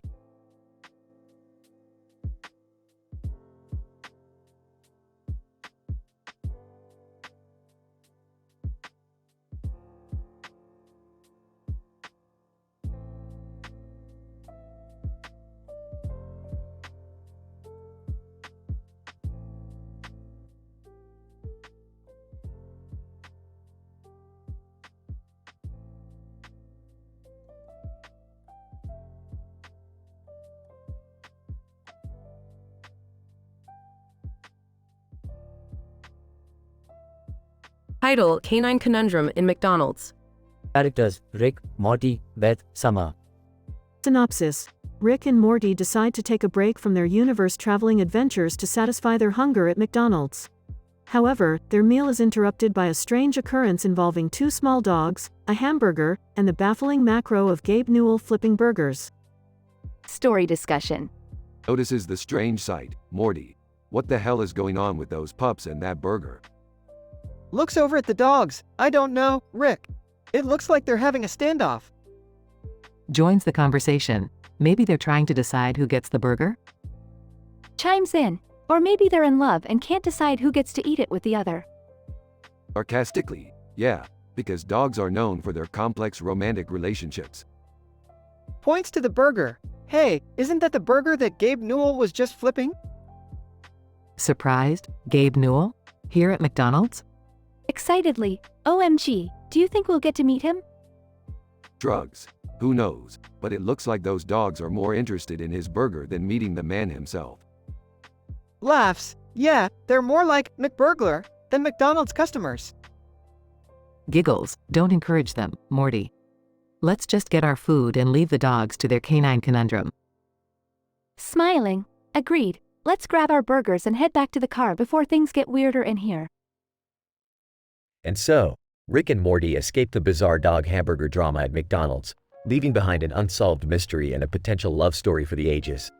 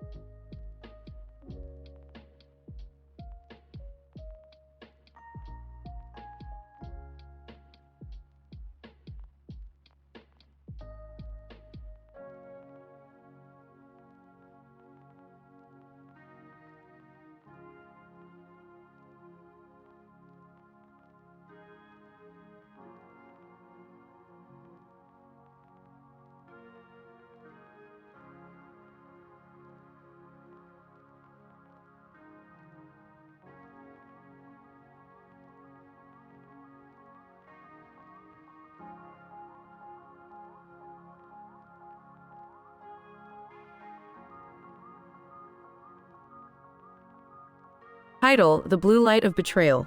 Synopsis.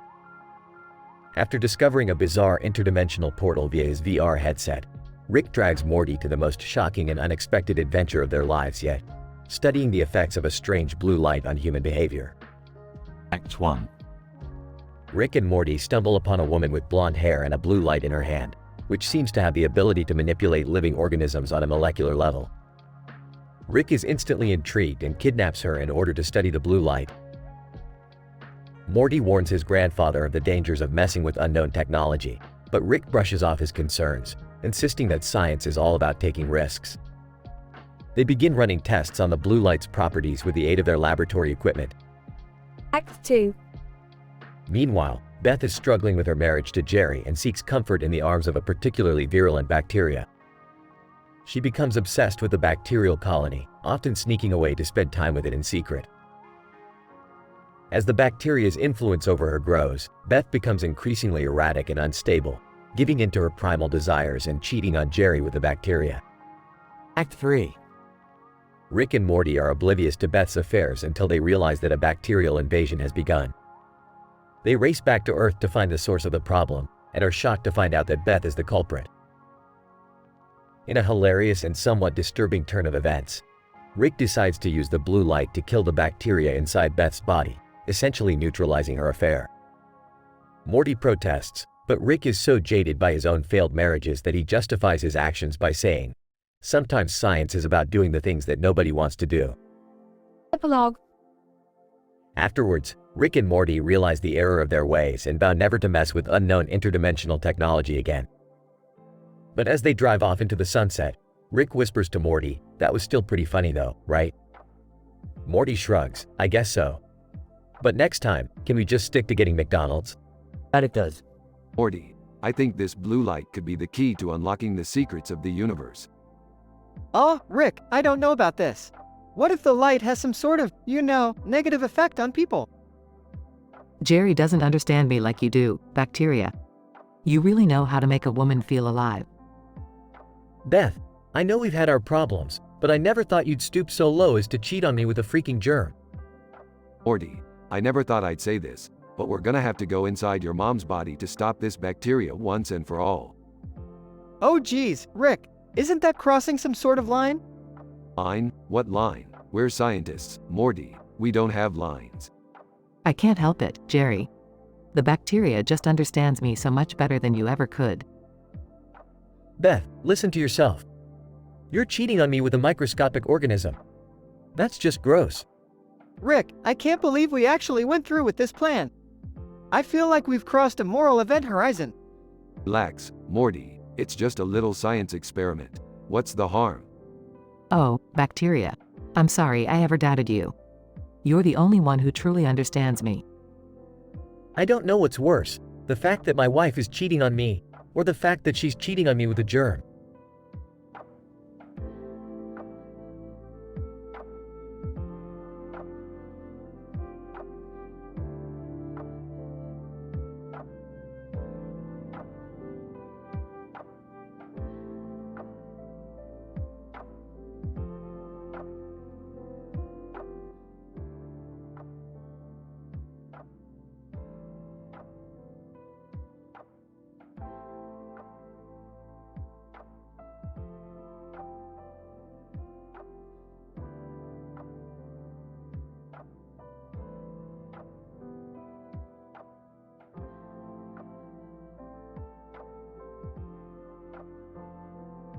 Title: The Sandwich Conundrum.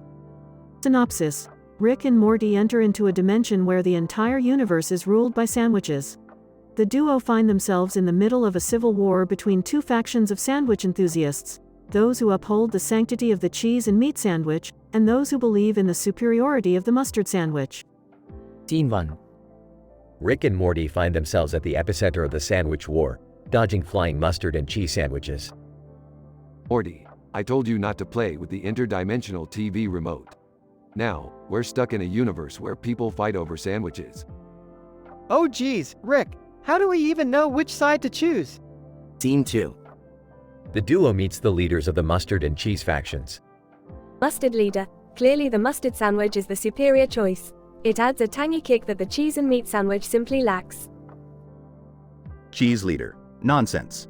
The cheese and meat sandwich is the only true sandwich. The combination of protein and dairy is unbeatable. Scene 3. The sandwich war intensifies, with weaponized sandwiches raining down on the battlefield. This is insane. I can't believe people are willing to die for sandwiches. I don't think I can eat sandwiches ever again after this. Scene 4. In a last-ditch effort for peace, Rick and Morty come up with a compromise. A sandwich with both mustard and cheese. Mustard leader. Unthinkable. An abomination. Cheese leader. Blasphemy. This goes against everything we stand for. Scene 5. As the sandwich war rages on, a macro shot shows Peter Griffin flipping burgers with a corgi at McDonald's, oblivious to the interdimensional conflict. Peter Griffin, he. Look at me, flipping burgers like a pro. Who needs sandwiches when you have burgers? Morty, box asterisk. Rick and Morty escape the universe of sandwiches, vowing to never mess with interdimensional TV remotes again. I don't think I can eat anything for a week after that. Don't worry, Morty. We'll find a universe where they only serve alcohol. The end.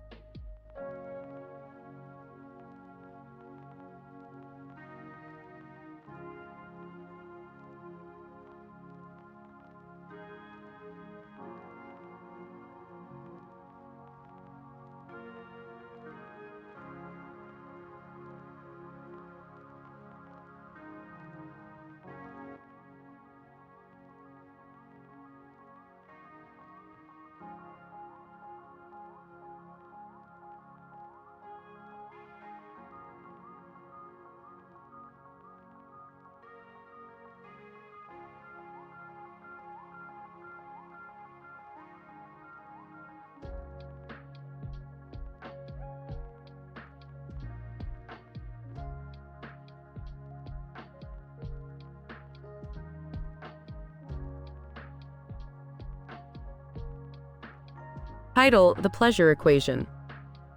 Synopsis.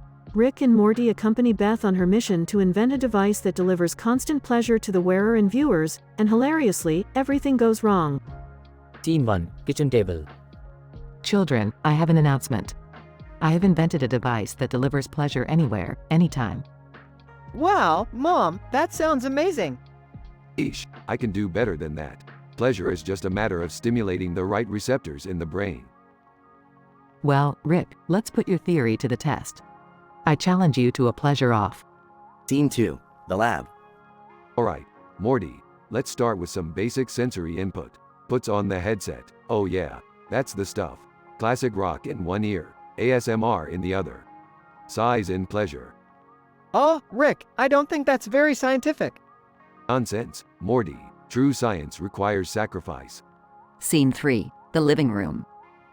Okay, my turn. I call it the pleasure cube. Montage of the pleasure cube causing people to drool, dance, and have intense spasms of pleasure. Alright, enough games. Let's get to the serious science. Here's my pleasure EQ. Interdimensional cable commercial interrupts Rick. Commercial announcer.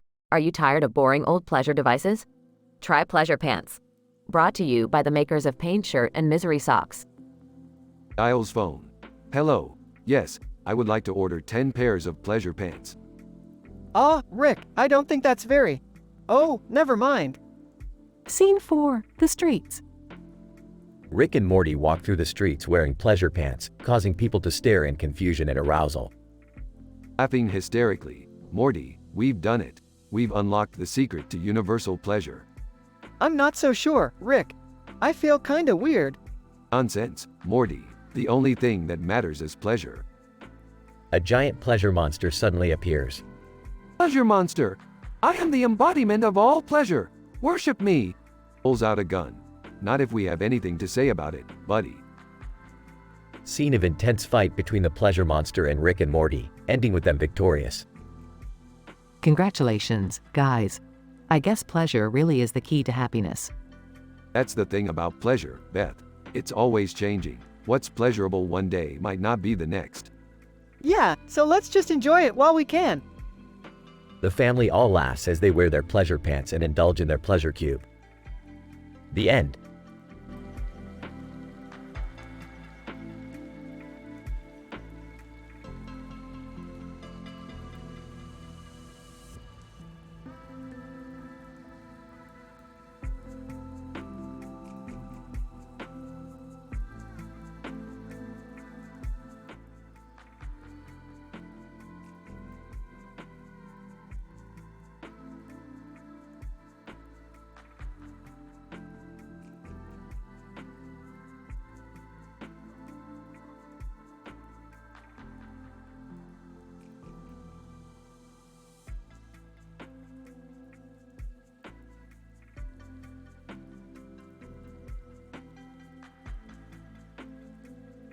Title: The Hamburger Conundrum. Synopsis. Rick, Morty, Summer, and Jerry were enjoying their meal at a fancy restaurant, where they ordered a hamburger with a slice of lemon on a plate with a knife and fork on it. However, things took a wild turn when Peter Griffin from Family Guy barged in and stole the burger, which turned out to be a cat burger in disguise. Well, looks like someone's got a taste for cat meat. Gross, Rick. That's messed up. Wait, does that mean we all ate cat meat too? Oh God, I feel sick. Peter Griffin, hey, sorry about that. I couldn't resist. I had a craving for something furry. You know, I've always suspected that cat meat would be a delicacy in some universe. I don't know about that, Rick. I think it's more of a cultural thing. Can we please stop talking about this? I'm starting to lose my appetite. Yeah, me too. Can we just order something normal? As they continued their meal, the conversation shifted to more ridiculous topics, ranging from the physics of farting to the psychology of clown phobias. You know, I once invented a fart-powered spaceship. It was a real gas. Ha ha, very funny, Rick. I don't get it. Can we move on to something else? Speaking of things that scare us, has anyone here ever been afraid of clowns? Oh, I've had my fair share of run-ins with those painted freaks. Let me tell you, there's nothing scarier than a clown with a chainsaw. I think I'm starting to regret coming here with you guys. As they finished their meal and prepared to leave the restaurant, they couldn't help but wonder what kind of bizarre and hilarious adventure awaited them next.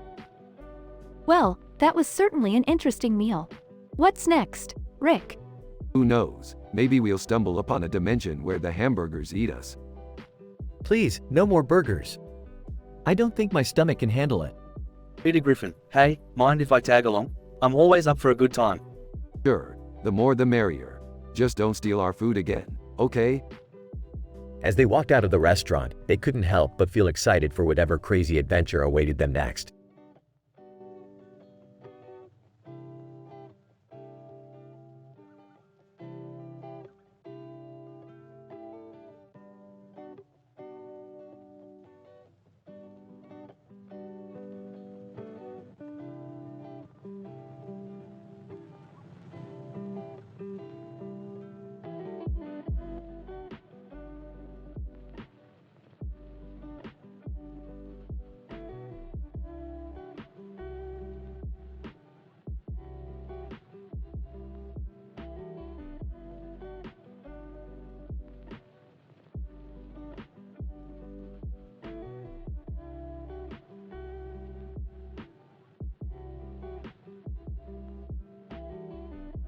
Title: The Burger Wars. Rick and Morty in a fast food frenzy. Introduction. The episode begins with Rick and Morty walking down the street when they stumble upon a McDonald's restaurant. However, they notice something strange, a new burger called Cat Burger on the menu, which appears to contain actual cat meat. The duo decides to investigate, setting off a wild adventure full of scientific experimentation and absurd humor. Morty, look at this burger. It's got actual cat meat in it. I've got to get to the bottom of this. Oh, that's disgusting. I don't know if I want to eat here anymore. Research and experimentation. Rick uses his scientific expertise to extract DNA samples from the cat burger and sushi burger, which turns out to be made of raw fish and rice compressed into a patty. He then clones the DNA and creates hybrid burger creatures, which come to life and cause chaos at the restaurant. I've created the ultimate burger monster, Morty. It's alive, haha. Oh no, Rick. This is getting out of hand. Fast food frenzy. As the burger creatures wreak havoc on the restaurant and its patrons, Rick and Morty engage in a wild and ridiculous battle using burger-themed weapons. They eventually team up with Ronald McDonald, who reveals that he has been using a secret ingredient to make the burgers addictive and mind-controlling. Ronald McDonald, I thought I could control the hunger of the masses, but it's gone too far. You guys have to stop the burgers before it's too late. We'll take care of it, Ronald. But we're gonna need some burgers to do it. Conclusion. In the end, Rick and Morty use the burger creatures to infiltrate the McDonald's headquarters and destroy the secret ingredient, saving the world from the addictive burgers. They then enjoy a cheeseburger meal, with Morty feeling a little more hesitant about his food choices. I don't know, Rick. After all that, I'm not sure if I want to eat burgers anymore. Suit yourself, Morty. More for me. Overall, The Burger Wars is a hilarious and ridiculous episode full of scientific experimentation and fast food humor.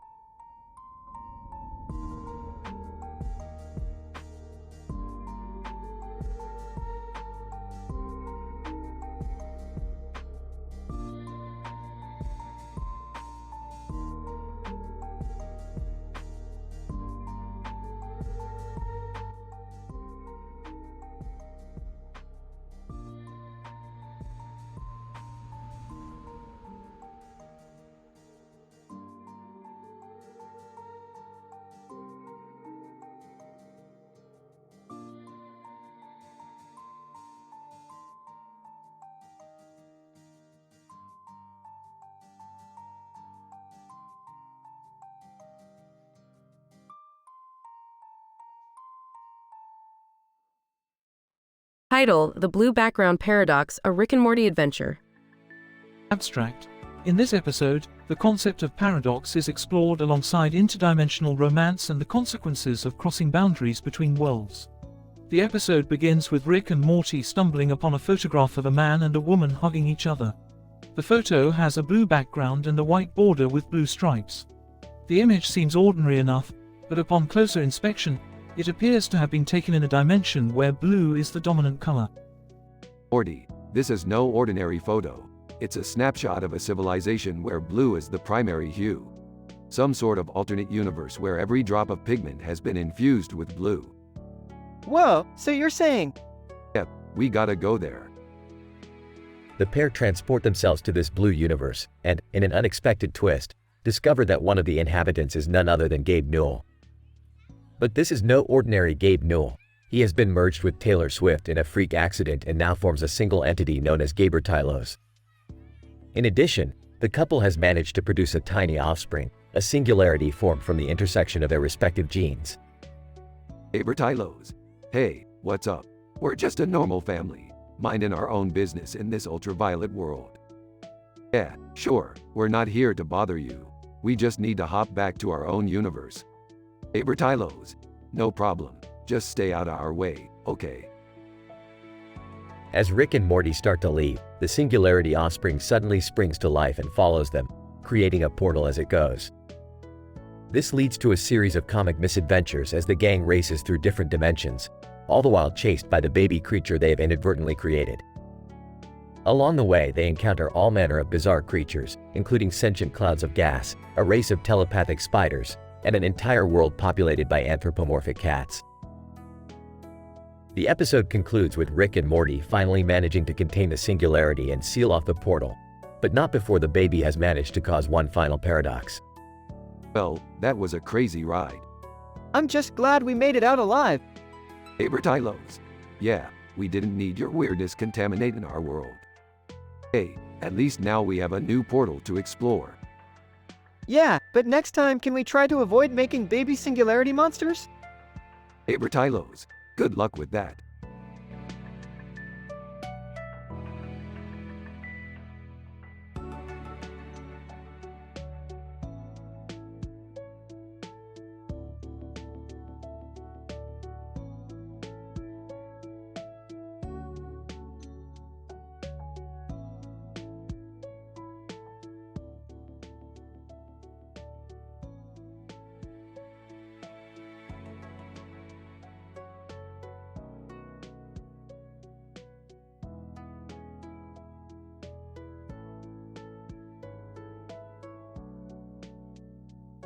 Title: The Effect of a Corgi's Employment in McDonald's Burger Flipping During a Global Employee Shortage. Introduction. This study aims to analyze the effects of employing a corgi as a burger flipper in McDonald's restaurant during the global employee shortage. Previous studies showed that dogs are highly trainable and intelligent, which could potentially minimize the impact of the shortage on businesses. Morty, the episode began with a hamburger with cheese, lettuce, tomato slices on it, and fries on the side being ordered by a customer at a McDonald's restaurant. Due to the employee shortage, a corgi named Bobby was employed to flip burgers. Bobby was trained rigorously and efficiently and was equipped with a hat and apron to meet the restaurant's hygiene standards.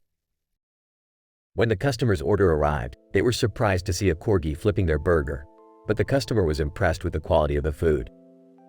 Bobby's speed and accuracy were equivalent to that of a human's, which exemplified the canine's ability to adapt and excel in an unfamiliar environment. However, as the episode progressed, there were some challenges that Bobby faced. The intense heat emanating from the grill caused Bobby's fur to become matted and uncomfortable. Additionally, the absence of opposable thumbs made it difficult for Bobby to handle certain utensils and equipment, causing him to resort to using his mouth, which posed hygiene concerns. In conclusion, the employment of a corgi as a burger flipper during the global employee shortage caused mixed reactions from customers. While some are impressed with the dog's ability to adapt and excel, others have concerns about their hygiene and welfare. Further studies are recommended to evaluate the impact of animal employment in the food industry and its implications on food safety and animal welfare.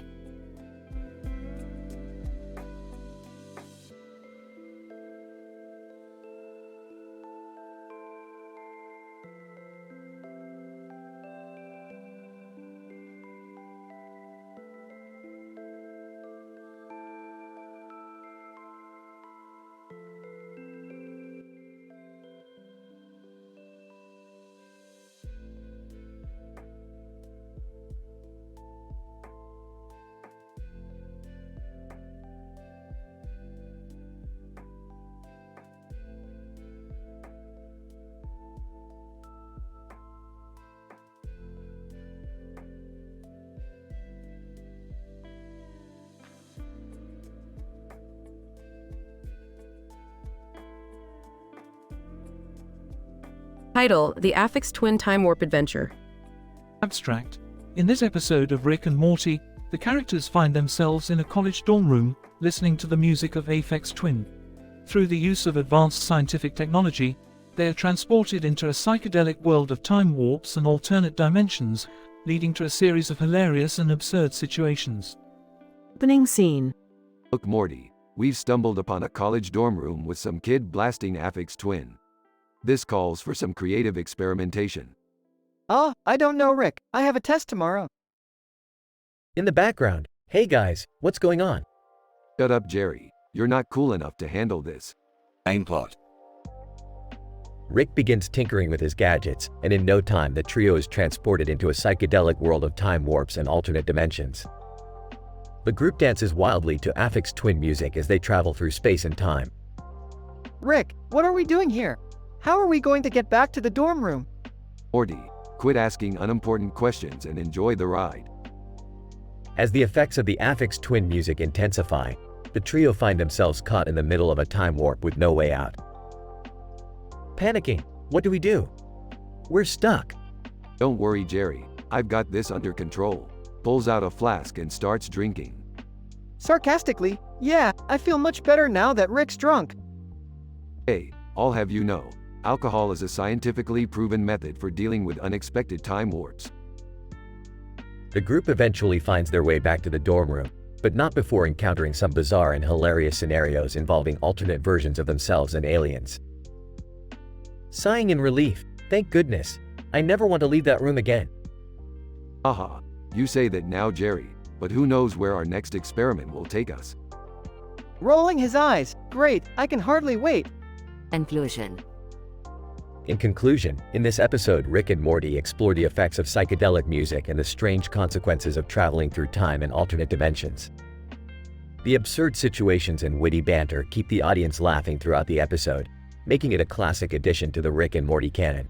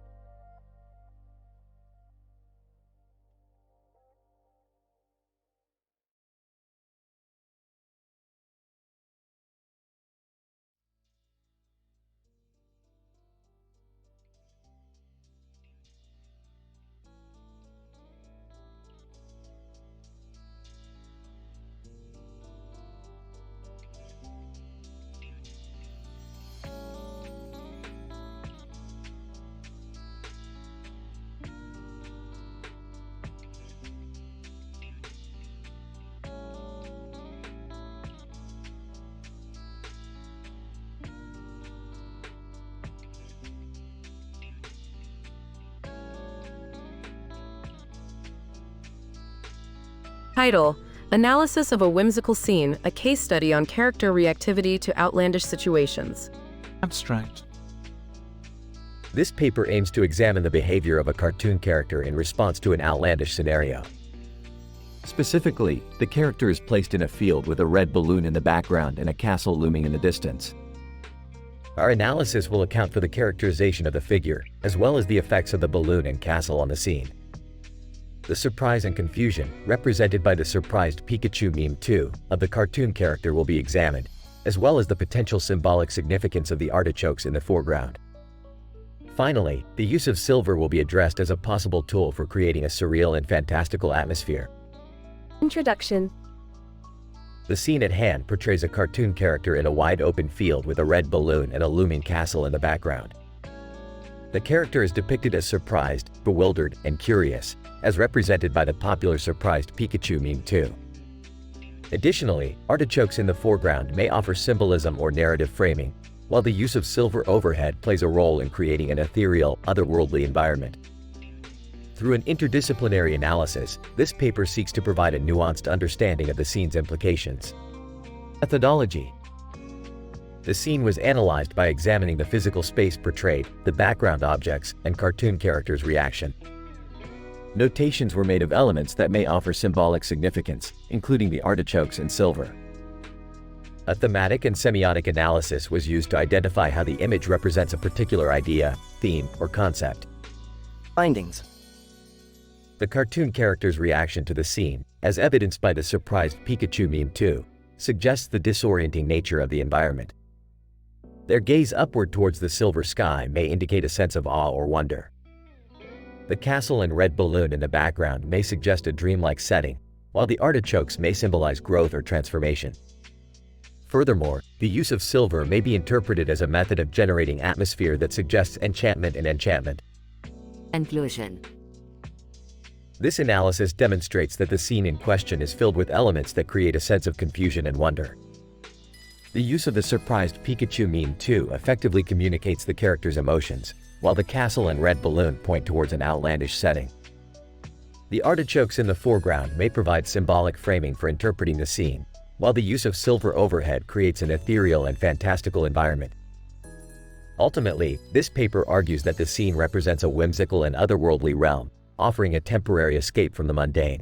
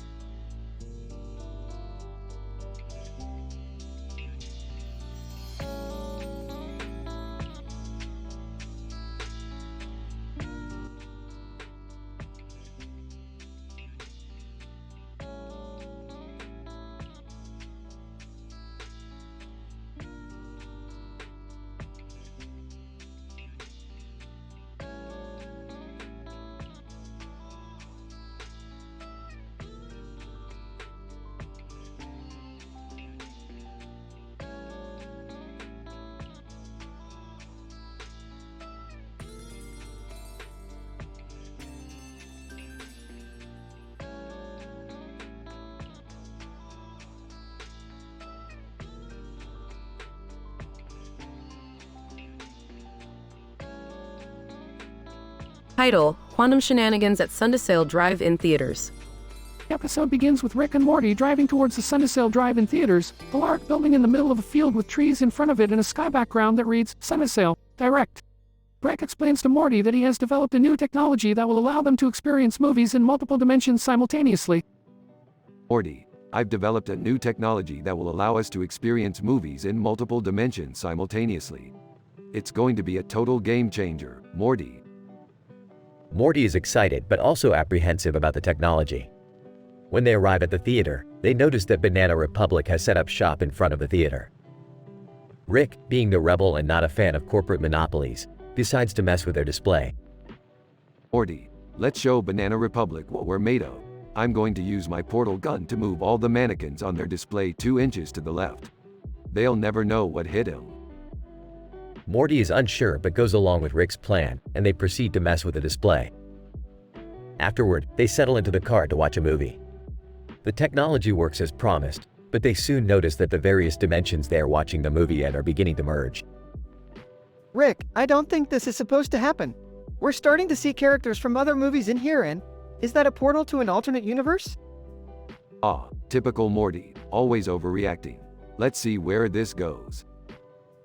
What follows is a crazy, hilarious, and wild ride as Rick and Morty try to navigate the different dimensions and universes that are merging together.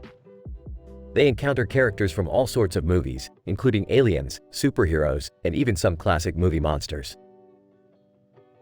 Along the way, they run into a group of scientists who are also experimenting with multiple dimensions. The scientists and Rick engage in an epic battle of wits and deception, resulting in a massive explosion that sends the Sundial drive-in theaters hurtling into space. Rick, I don't even know what to say right now. This has been wild. Ah, that's the point, Morty. No one can predict what's going to happen when you mess with quantum mechanics. Now, let's go home and watch some TV. The episode ends with Rick and Morty back at home, watching TV and laughing about the events that transpired. They both know that they'll never forget their experience at the Sundial drive-in theaters, and it's one they'll never be able to replicate.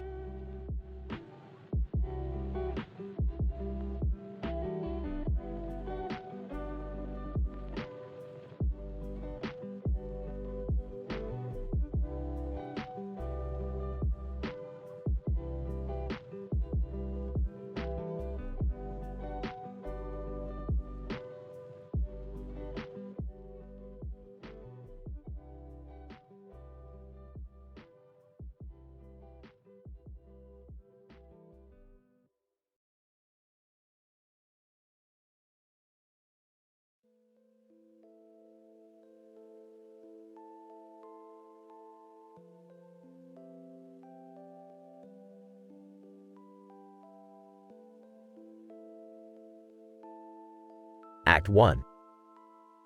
Jean-Luc Picard, captain of the USS Enterprise, is faced with a daunting task to save his crew who have been inflicted with a rare disease. After careful consideration and consultation with his top scientists, Picard decides to embark on a mission to harvest organs from wild Pokémon to transplant into his crew. Armed with his knowledge of botany and biology, he sets out with his team to explore one of the densest Pokémon regions. Act 2. As Picard ventures deeper and deeper into the forest, he discovers numerous species of Pokémon, each with their own unique traits and characteristics. To capture these Pokémons, Picard employs a variety of different techniques such as baiting, luring, and trapping. Once in his possession, Picard orders his team to put the Pokémons to sleep using a combination of natural and synthetic anesthesia. Act 3. Once the Pokémons are properly sedated, Picard and his medical team begin to extract their organs with the utmost precision and care. Using advanced surgical techniques and equipment, they remove the organs from the Pokémons and carefully transplant them into the crew members who required them. Picard takes notes on the adaptation of the organs into each crew member's specific anatomy. Act 4. As the mission progresses, Picard and his team face numerous challenges and setbacks. Some Pokémons are too elusive to capture, while others prove too dangerous to handle. Picard navigates these challenges with grace, leveraging his deep knowledge of biological and botanical science to overcome each hurdle. As a result of his ingenuity and tenacity, Picard and his team are able to extract enough organs to sufficiently treat his crew. Act 5. As the mission comes to a close, Picard reflects on the incredible challenge he has just overcome. He notes the importance of science, research, and innovation, and how these critical elements helped him overcome seemingly impossible obstacles. With his crew now safe and well, Picard is able to chart a course towards new galaxies and new wonders, confident in the knowledge that science and exploration are the keys to unlocking the mysteries of the universe.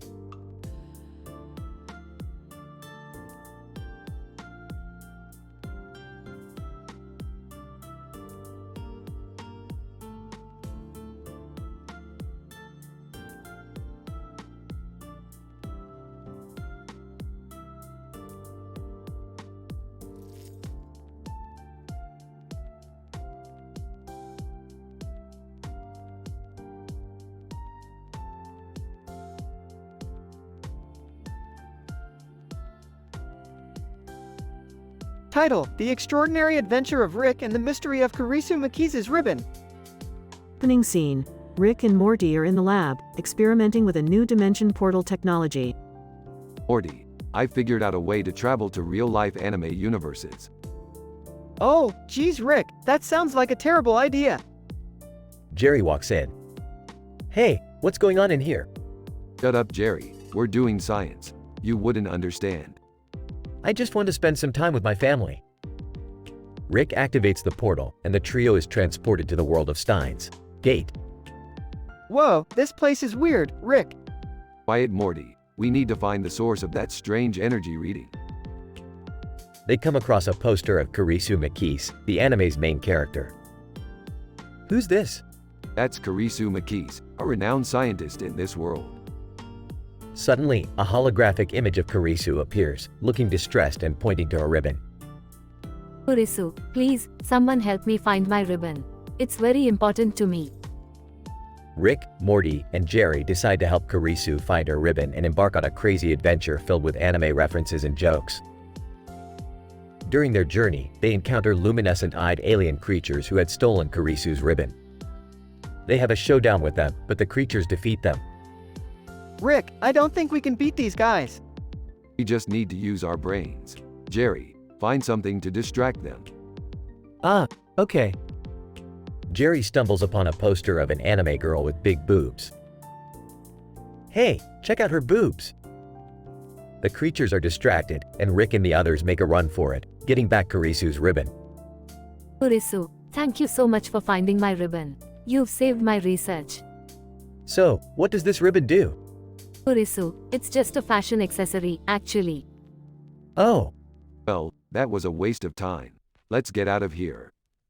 They activate the portal and return to their own world. That was one weird adventure, Rick. Yeah, but it beats spending time with Jerry any day. Hey! The camera zooms out to reveal that the entire episode was a virtual reality simulation created by Jerry to spend time with his family. End scene. Disclaimer. The language in this PhD-inspired script uses mature and humoristic themes and may not be suitable for all audiences.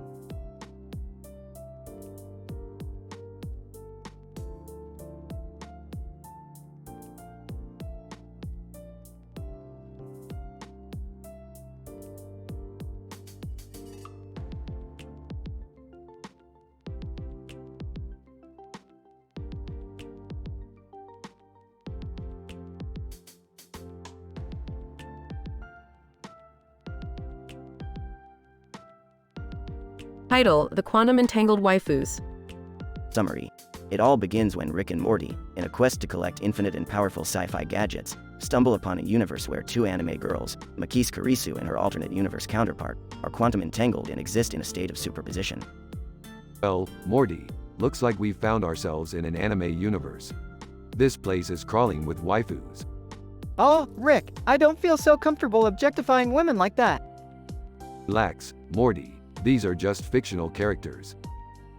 As they explore the universe, they find the two quantum entangled waifus standing next to each other in a hallway with a clock. Makis Kurisu. Oh my, Rick. Who are these strangers? Alternate universe Makis Kurisu. I sense quantum entanglement. Ah, looks like we've got ourselves some smart ones.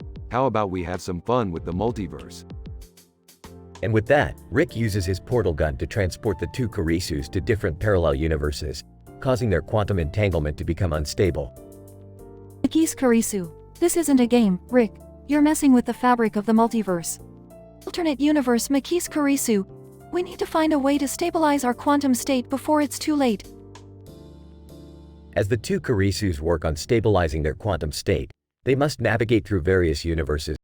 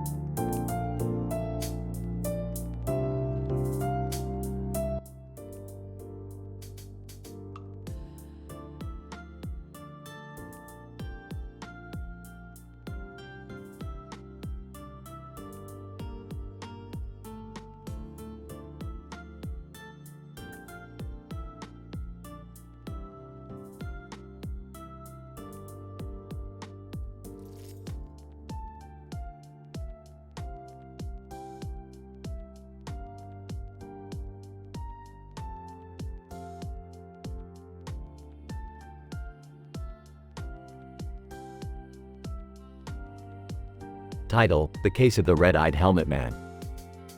The episode begins with Rick and Morty in their garage, tinkering with some gadgets. Jerry enters, with a puzzled look on his face. "Hey, guys, have you seen the news? There's a man with red eyes and a helmet on his head and a sword in his hand, walking around town." Red eyes, helmet, sword, sounds like my kind of guy. Rick, we shouldn't encourage this kind of behavior. He could be dangerous. Dangerous? Morty, that's half the fun. Let's go find this guy. The trio sets out on their adventure and soon comes across the red-eyed helmet man in a park. "Red-eyed helmet man, who dares to approach me?" Relax, we're not here to fight. We just want to know why you're walking around town with a helmet and a sword. "Red-eyed helmet man, this helmet has special powers that enhance my vision. And this sword is the only weapon that can defeat the property manager." The property manager? "Red-eyed helmet man. Yes, the evil property manager who's been evicting people left and right." Well, in that case, we'll help you defeat the property manager. The group sets out to find the property manager and soon discovers that he's actually a giant robot controlled by a group of aliens. Ah, I see. A classic case of alien invasion disguised as a property dispute. Classic? Yes, Morty, happens all the time in the multiverse. The group engages in an epic battle with the property manager and his alien controllers. Rick uses his gadgets to disable the robot, and the red-eyed helmet man delivers the final blow with his trusty sword. "Red-eyed helmet man, victory is mine." So, what do we do now? Well, I'm thinking victory drinks at the interdimensional bar. Who's in? The group heads to the bar, celebrating their victory and sharing tales of their adventure. Rick, do you think we'll ever see the red-eyed helmet man again? Who knows, Morty, maybe we'll run into him on another alien invasion disguised as a property dispute. The episode ends with the group laughing and joking, ready for their next crazy adventure. Disclaimer: this episode contains mature content and is rated TV 14.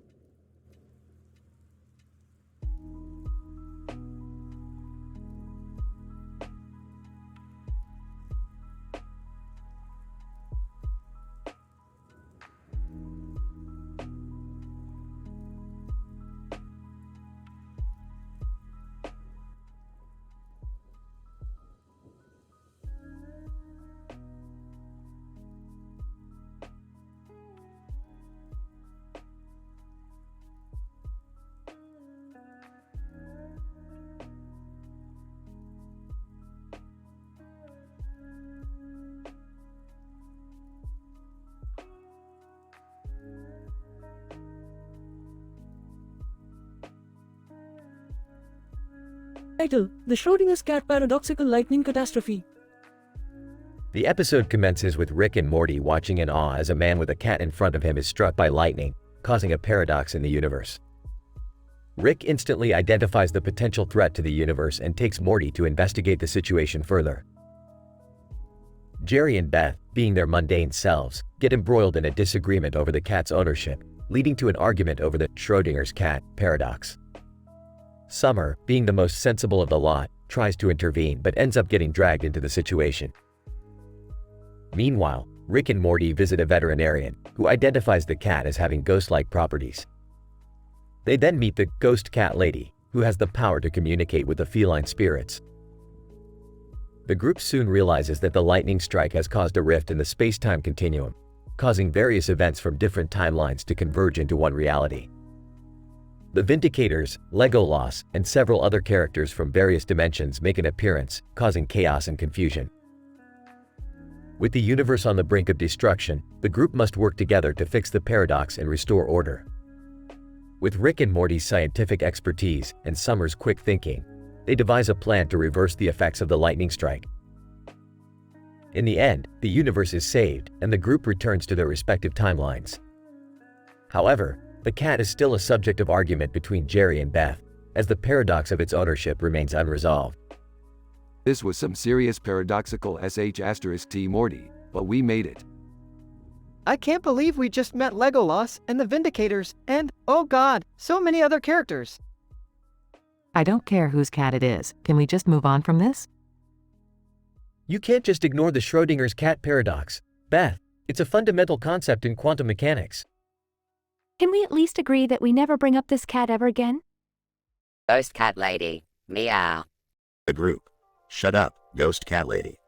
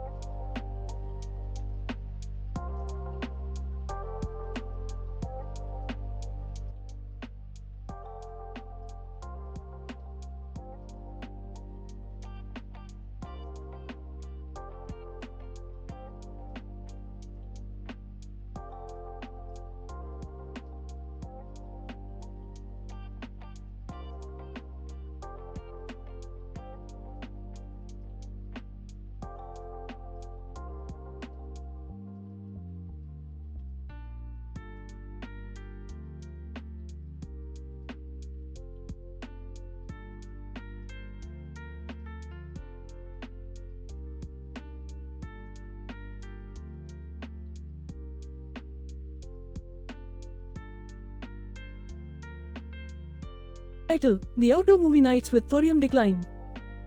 Summary: Rick, Morty, and Jerry organize an outdoor movie night in the backyard. However, they soon discover that the thorium crystals they are using to power the projector are rapidly declining. As the night progresses, chaos ensues as the group tries to save the movie night and avoid a complete blackout. Scene 1. Rick, Morty and Jerry are setting up the fire pit and movie screen in the backyard. Come on, Morty, you're supposed to be the smart one here. Where's the thorium crystals I asked you to bring? Well, I thought you meant for the time machine experiment, Rick. Hey, guys, I think we can use these old batteries I found in the garage. Scene 2. As the group settles down to watch the movie, the projector begins to dim. Rick, I think we have a problem. The batteries are dying out. But, no, we can't have a blackout. This is outdoor movie night with thorium decline, not outdoor movie night with battery decline. Scene 3. The group frantically searches for a solution. What about this flashlight? It uses thorium inside, right? I don't think it's enough power, Jerry. Well, we'll just have to improvise. Morty, grab those glow sticks over there. Scene 4. They start using unconventional methods to light up the screen. Rick, I don't think glow sticks are gonna cut it. Just wait, Morty, I've got the perfect solution. Pulls out a flamethrower. Scene 5. Chaos ensues as Rick's solution goes wrong. Rick, no. You're gonna burn down the whole yard. I can't see anything, Rick. Turn it off. Oh, come on. It's not that bad. Wait, why are the cops here? Scene 6. The group explains the situation to the cops and the night ends on a surprising note. Cop. Okay, we gotta shut this down. But hey, I've got tickets to a super-powered art exhibit next week. You guys interested? Sure. Sounds fun. Sounds super dark, actually. I'm in. Let's go. Scene 7. The group packs up the projector and heads inside. I can't believe we almost burned down the yard. Relax, Jerry. That's nothing compared to some of the stuff I've done. I don't know, Rick. I think we should stick to science experiments rather than movie nights. Suit yourself, Morty, but you're missing out on all the fun. End of episode.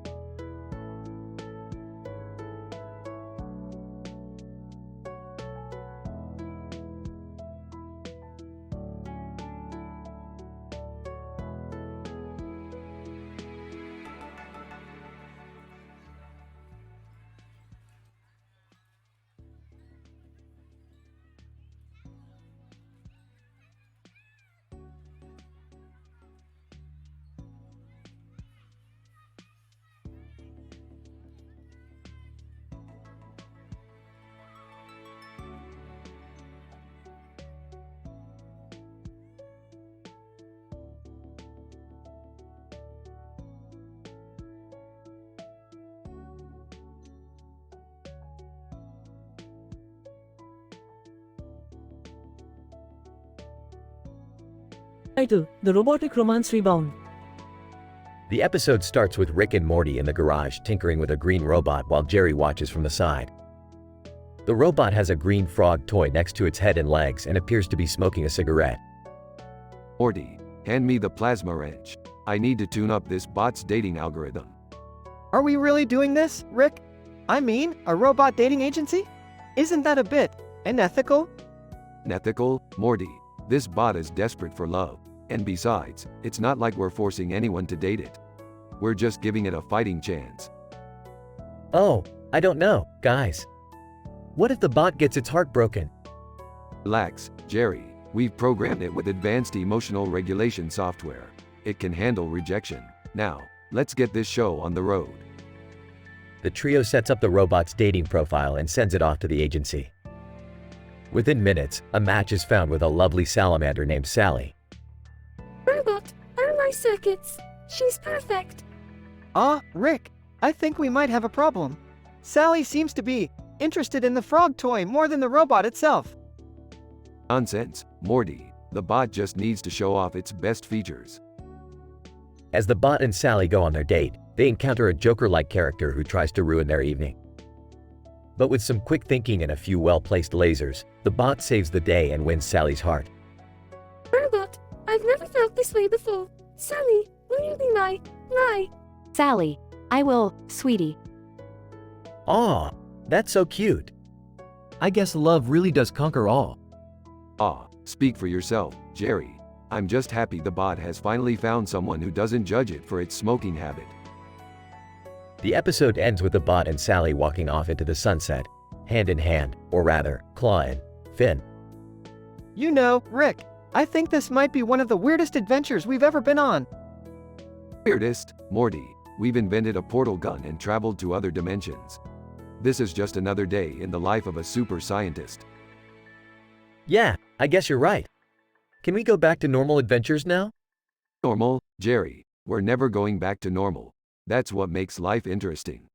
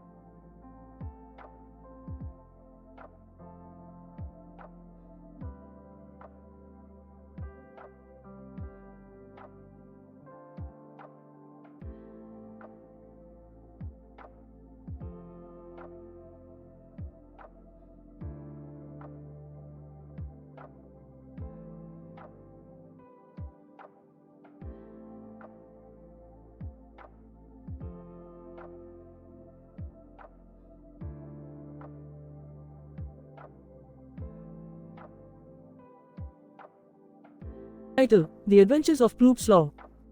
Location: a green field with a lake in the middle of it, with a backdrop of a sky filled with stars and galaxies. Characters: Ploob Slaw, time-traveling archaeologist. Captain Squidbeard, leader of the pirate space explorers. Morty, Ploob's trusty sidekick. Rick, inebriated scientist and Ploob's mentor. What? The episode begins with Ploob Slaw and Morty studying ancient rocks near the lake. Ploob discovers an ancient time-traveling device on the rocks that takes him and Morty back in time to the 17th century. The duo arrives in the middle of a fierce battle between Captain Squidbeard and his pirate space explorers against a rival group of space pirates. Ploob and Morty witness the battle, which includes intense spaceship exchanges and hand-to-hand combat. When Ploob, Morty, and Squidbeard's crew emerge victorious, they relax in a nearby space tavern. There, they meet a drunk Rick, who has been stuck in the 17th century for years. Rick reveals that he previously stumbled upon a parallel universe in which Earth was overrun by Ploob's ancestors and has been attempting to find a way back to his own dimension. Ploob offers to help Rick find his way back home, and together they embark on a journey to gather necessary materials for Ploob to build a device capable of time traveling across parallel universes. In the final scene, Ploob, Morty, Squidbeard's crew, and Rick successfully complete the device and test it by traveling to a timeline in which Ploob never existed. The group narrowly escapes from the altered reality and happily returns to their original timeline, where an inebriated Rick proclaims, "Wow, that was wild. Time-traveling archaeology is the future, baby." Dialogue. Ploob. This time-traveling device is ancient. It must have been created by our ancestors. Wow, that's pretty cool, Ploob. Captain Squidbeard, ahoy there. I see ye be in need of some assistance. Hey, kids, you won't believe what I've been up to. I've been drinking with space pirates for weeks. Ploob. We'll help you find your way back to your own universe, Rick. But first, we need to gather the materials for the device. Why do you need a protonic laser drill? Can't we just use a regular drill? Ploob. Morty, don't be ridiculous. This is advanced, time-traveling technology. We need the best equipment we can find. I don't know about you guys, but I could really use a drink. This time-traveling stuff is making my head spin. Squidbeard. Avast, we have the crystals ye be needing. Ploob. Excellent work, Captain. Rick, Morty, let's get to work. I never thought I'd see the day when I'm collaborating with a time-traveling archaeologist, a space pirate, and a teenage boy. This is some wild stuff, baby. Aw geez, Rick. This universe-hopping adventure is really taking a toll on me.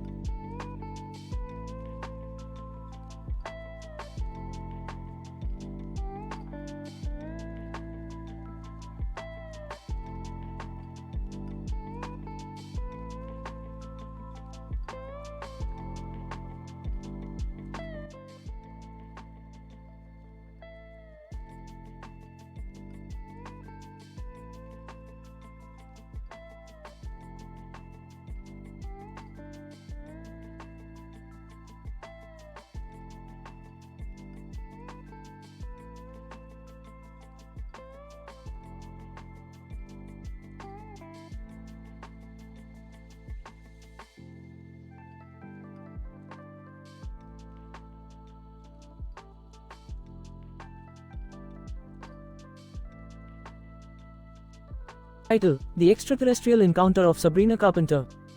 Morty, we have a mission and it's to investigate the alien sightings at the red carpet event where Sabrina Carpenter is attending. Do we have to bring Jerry? Unfortunately, yes. He's our cover-up as paparazzi.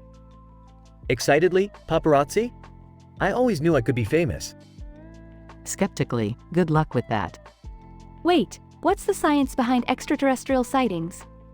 Well, someone has theorized that it's possible that some UFO sightings could actually be advanced human-made spacecraft. Confused. So you're saying we're the aliens? No, you're not that smart, Jerry. Let's just get going. The red carpet. There's Sabrina, but who are those girls in blue dresses? Checks his portal gun. They're not from this dimension. Probably created as a joke by some comedy sketch troupe. Size, of course.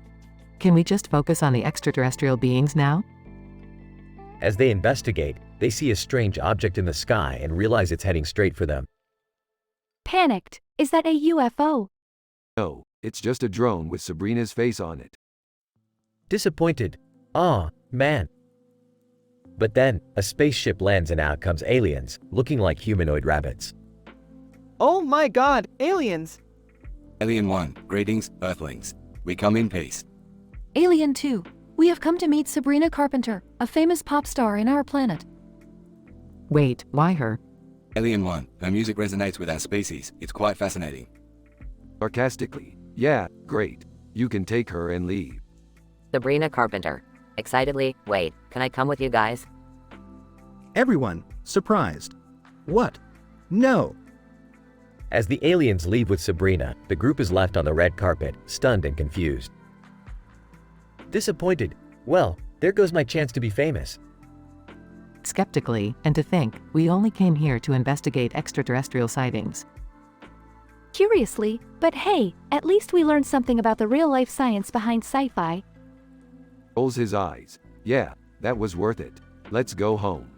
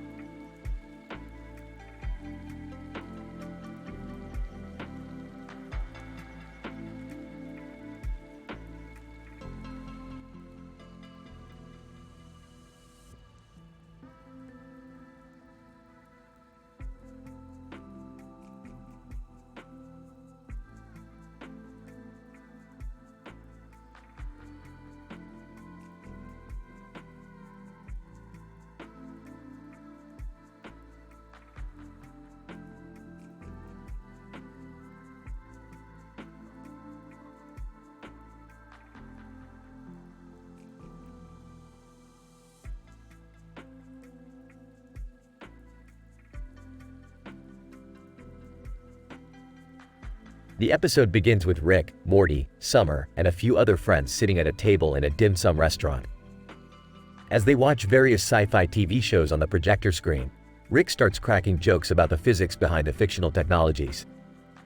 Aha, that spaceship isn't even aerodynamically feasible. It's like they're trying to defy the laws of thermodynamics. I don't think that's how that works, Rick. Yeah, Summer. Leave the science stuff to the scientists. Suddenly, the group is interrupted by the arrival of Raz, an eccentric scientist and old friend of Rick's. He's carrying a small vial of copernicium, a rare element with incredible properties that he wants Rick to help him harness. Raz, Rick, you're the only one who can help me create a new power source with this copernicium. We can change the world. Oh boy, here we go again. You know I don't do charity work, Raz. What's in it for me? As Raz tries to persuade Rick to help him, they're joined by Vegeta, a cocky warrior from a distant planet who's also interested in the copernicium. The two engage in a battle of egos, with Rick and the rest of the group caught in the middle. Vegeta, you think you're so smart, old man, but I have powers beyond your puny human comprehension. Oh yeah? Well, I've been to dimensions where the laws of physics don't even exist. So why don't you take your overcompensating attitude in? Their argument is interrupted by the arrival of a dentist, who's looking for Rick to help him with some illegal dental work. Chaos ensues as the group tries to navigate the various conflicting interests and hilarious hijinks that follow. Somebody get me out of here. This whole situation is like a bad parody of a sci-fi movie. As the episode comes to a close, the group manages to narrowly avoid disaster and ends up back at the dim sum restaurant. Rick raises a toast to their wild adventure, and the group resumes watching their favorite sci-fi shows, happy to have survived another crazy day in the Rick and Morty multiverse. Here's to copernicium, dim sum, and the crazy sh*t that brings us all together.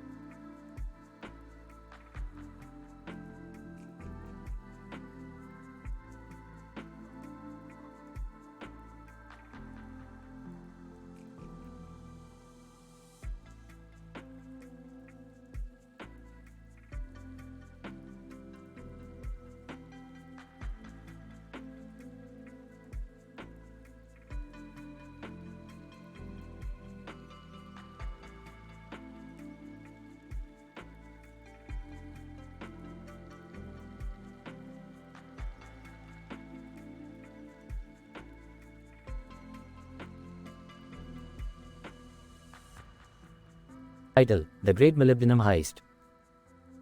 Rick, Morty, and their alien crew are soaring through the galaxy on their advanced space fleet battlecruiser.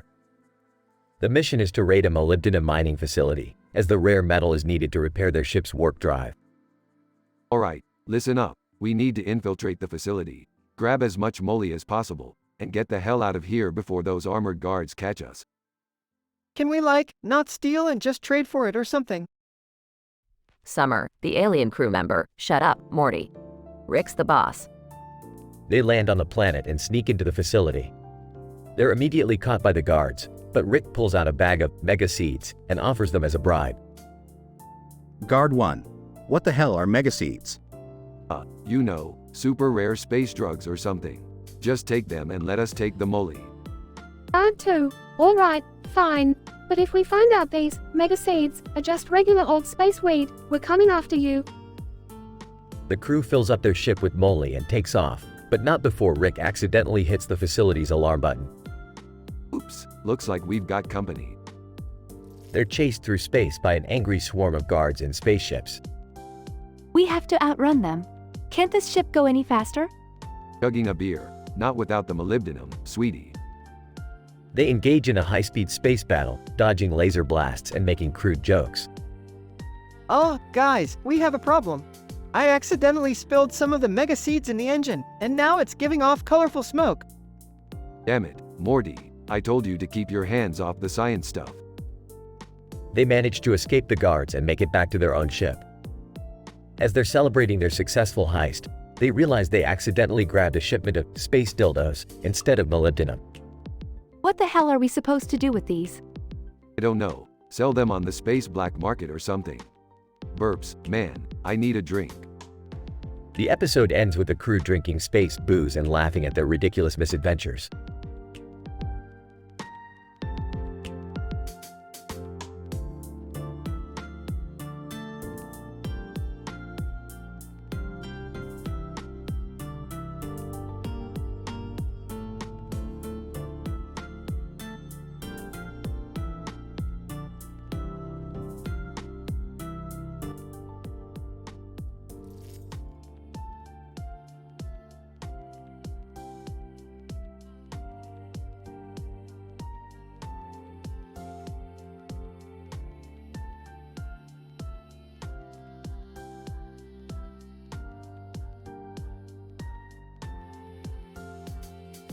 Title: The Teleporting Robot Chess Battle Royale. In this episode, Rick attempts to assemble a team of the smartest beings across the multiverse to compete in a high-stakes game of chess. Morty is reluctant to participate, but Jerry is eager to prove his worth. The team includes Vegeta from the Dragon Ball universe, a group of lions who have been genetically modified for advanced cognitive abilities, and the Arctic monkeys, who have developed telekinetic powers. As the game begins, it becomes clear that this is not a normal game of chess. The chessboard itself is a portal between dimensions, with each move teleporting the players to a new location. Meanwhile, Rick and Morty attempt a teleporting bank heist in the background, struggling to keep up with the constantly shifting battlefield. But things take a crazy turn when a team of sentient, robot soccer players arrive, insisting on challenging the chess players to a match. The stakes are raised even higher when it is revealed that the winner of the match will be declared the champion of the entire multiverse. The excitement and suspense lead to all kinds of joke-filled chaos, with every move causing unexpected consequences. But in the end, it's Jerry who emerges as the unlikely hero, using his unique perspective to make a winning move. The celebration begins, but quickly turns sour when the competitors from X on the Beach arrive, insisting that they deserve a chance to compete as well. Throughout the episode, Rick provides colorful scientific explanations, complete with diagrams and equations, about the complexities of the game and the behavior of the competing entities. Morty bemoans the chaotic nature of the competition, while Jerry revels in the opportunity to prove himself. But in the end, everyone learns that sometimes, the most unexpected player can come out on top.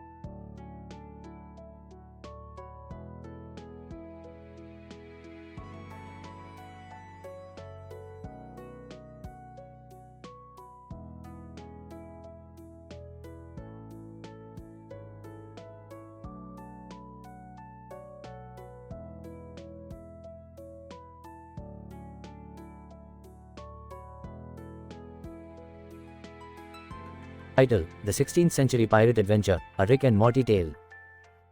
Abstract. In this episode, Rick and Morty explore the world of 16th century pirates.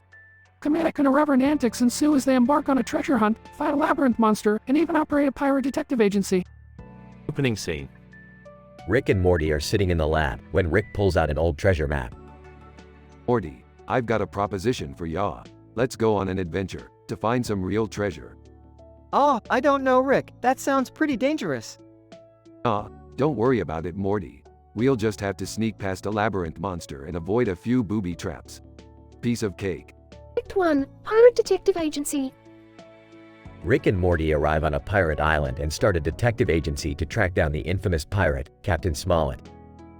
Hilarity ensues as they encounter multiple red herrings and end up accusing a parrot of being the captain. Act 2, A&W Restaurants and the Treasure Hunt. Rick and Morty stumble upon an A&W restaurant, which they use as a base of operations. After ordering multiple root beers, they use their newfound sugar rush to solve the next clue on the map. They eventually find the treasure, but not before fighting off a horde of angry pirate ghosts. Act 3, Labyrinth Monster Chase. As they're leaving the island, Rick and Morty are chased by a labyrinth monster. The monster sends them on a wild goose chase through a maze of confusing pathways. In the end, they use their wit and some well-placed explosives to defeat the monster and escape the island. Closing scene. Rick and Morty return home with their treasure, only to find Beth and Jerry dressed in silly pirate costumes, having thrown a pirate-themed party. Jerry approaches them, sword in hand. "Ahoy there, mateys! Did you bring back some treasure?" Yeah, we did, and now it's time for us to. Wait, why are you dressed as a pirate? Did you steal one of my costumes again, Jerry? No. What makes you say that? What's that smell, Dad? Just some AAAARRR bone chicken wings. Yeah, that's it. AAAARRRR. Rick and Morty roll their eyes as the episode ends. Epilogue. A post-credits scene shows the parrot they accused of being Captain Smollett actually being the captain, as he counts his treasure laughing maniacally. The screen fades to black as the sound of his cackling continues.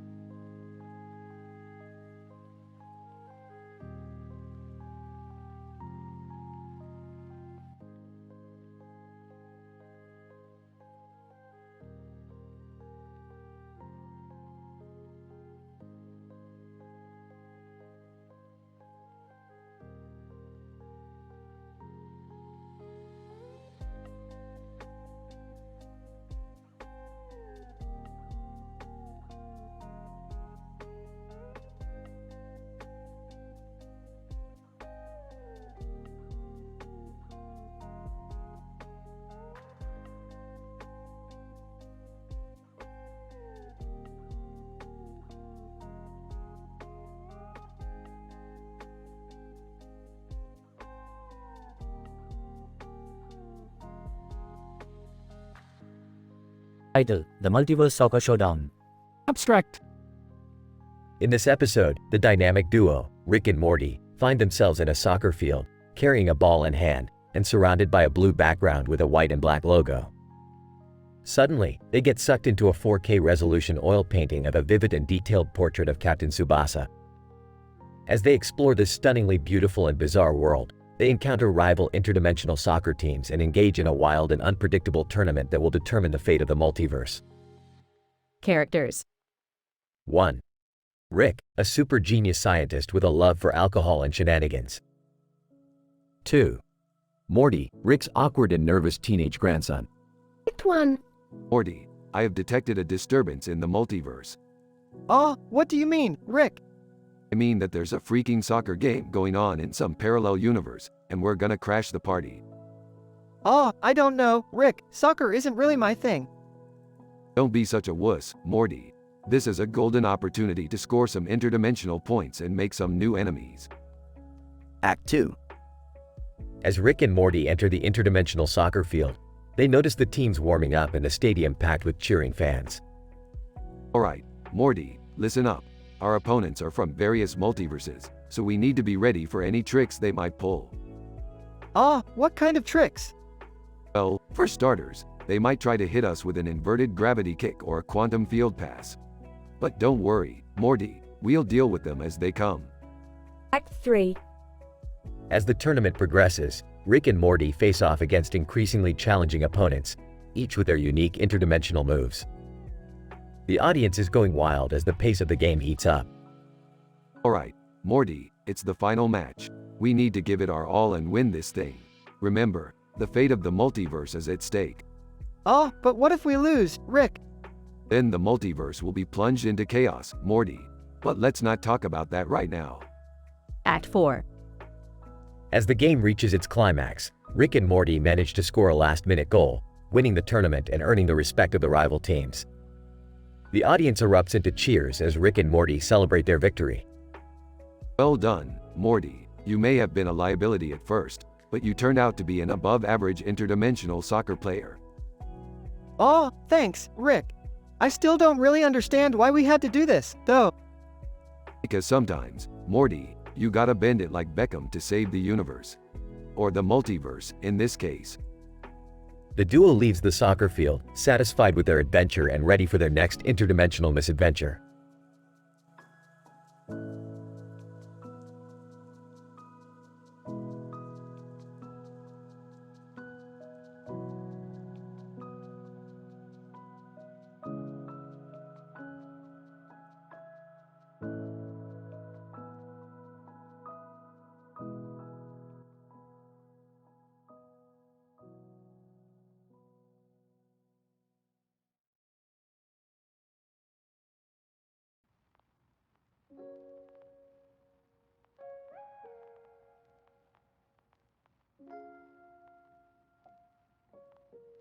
Title: The Episodic Adventures of Rumor and Laugh Track History.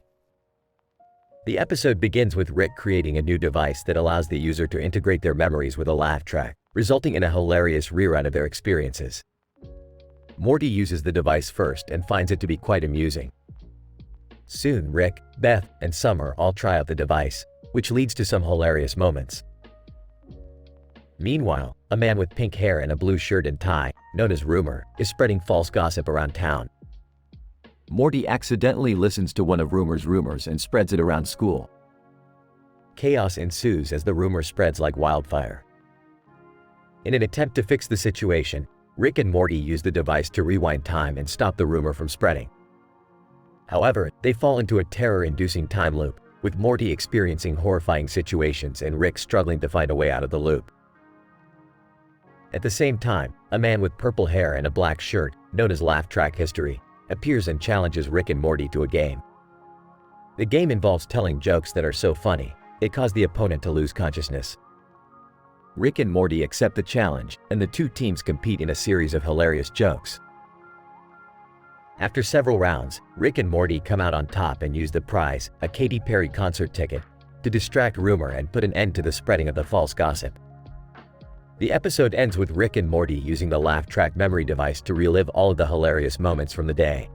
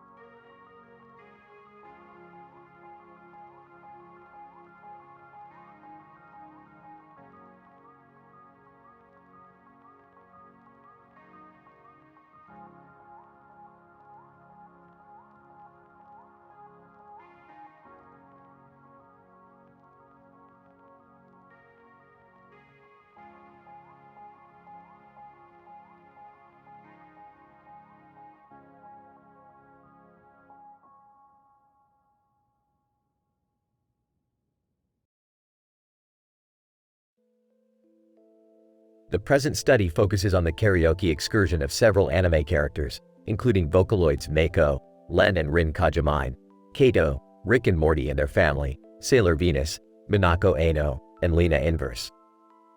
The group gathers on a purple background with stars and a pink background, aiming to showcase their singing skills through multiple songs. Kajimine. I believe we should start with a vocal ensemble song. Any suggestions? Eiko, as the most experienced Vocaloid here, I suggest we kick off with Melt. Are we limiting ourselves to Japanese songs? I'm not sure I can keep up with the lyrics. Yeah, I agree. Maybe we can switch to English songs? Sailor Venus. Moonlight Densetsu is always a crowd pleaser if we want to stick with Japanese anime classics. Lena Inverse. But let's not forget about Give a Reason by Megumi Hayashibara for a change of pace. Kato, I'm down for anything, as long as we can have fun. Ancient One Lady Kaira. I may not be familiar with these songs, but I'm willing to give it a try. Gem. As someone who's been performing on stage my whole life, I'm looking forward to this karaoke session.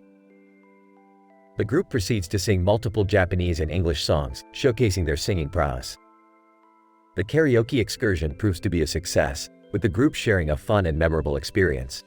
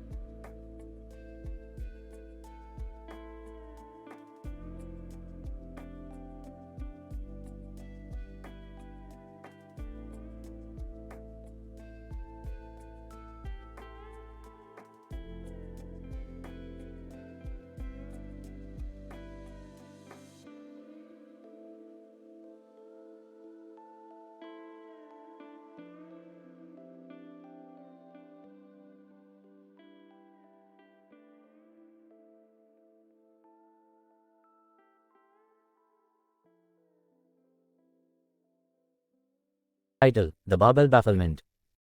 Synopsis. In this episode, Rick and Morty head to the gym to work off their dimensional travel-induced hunger pangs. While there, they encounter a man doing a push-up with a barbell, causing Rick to become fascinated with the physics behind it. Meanwhile, Beth hires a public relations specialist to help boost her image as a veterinarian. Scene 1.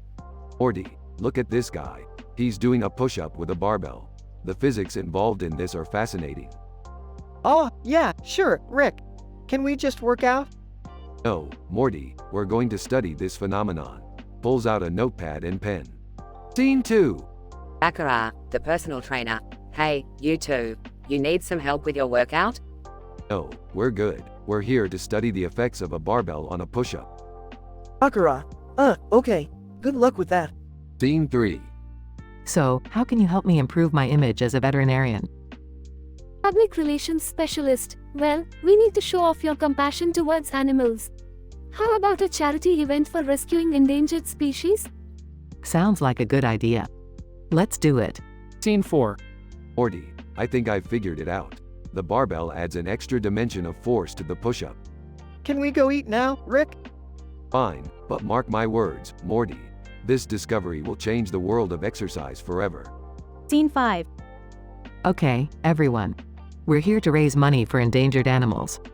Let's start with a silent auction. Public relations specialist. And remember, Dr. Beth Smith is the best veterinarian in town. Scene 6. Morty, look, the barbell push-up guy is here. I'm going to ask him some questions. Rick, leave the poor guy alone. Approaches the man. Hi, sir. Can you tell me more about the physics of barbell push-ups? I don't know. I just like to work out. Scene 7. Addressing the audience, thank you all for coming tonight. Let's raise some money for those animals. Scene 8. Morty, I've got it. The barbell push-up actually transcends dimensions. Rick, can we please just go home now? Fine, Morty, but mark my words, this discovery will change the world of exercise forever. Brief pause. Also, I'm starving. Can we get some food now? Thank God.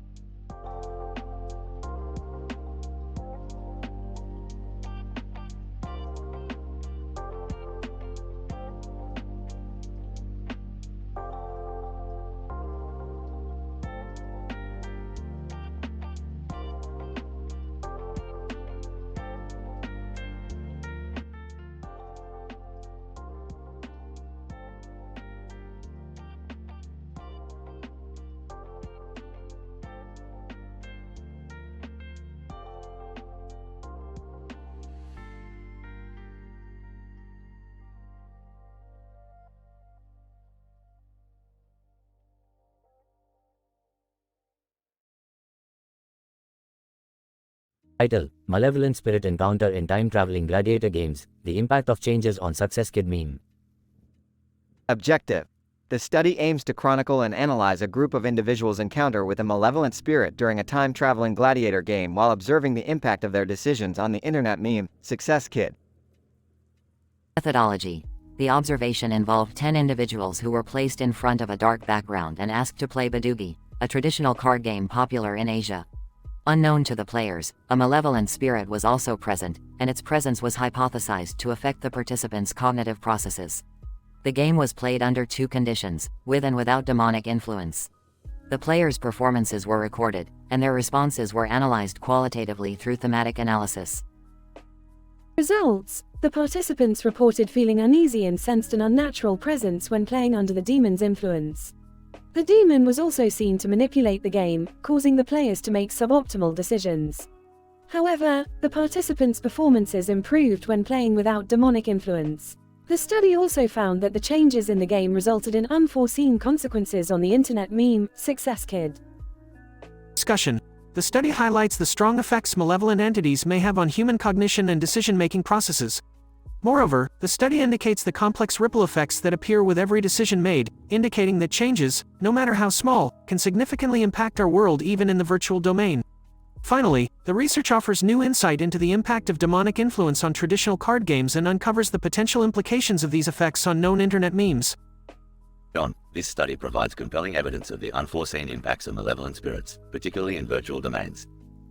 Sarah, the changes observed in Success Kid are striking, and this is yet another example of how our decisions carry far-reaching consequences.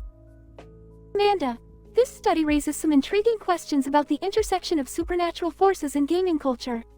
We may need to rethink our approach to traditional games now that we understand the extent of their involvement.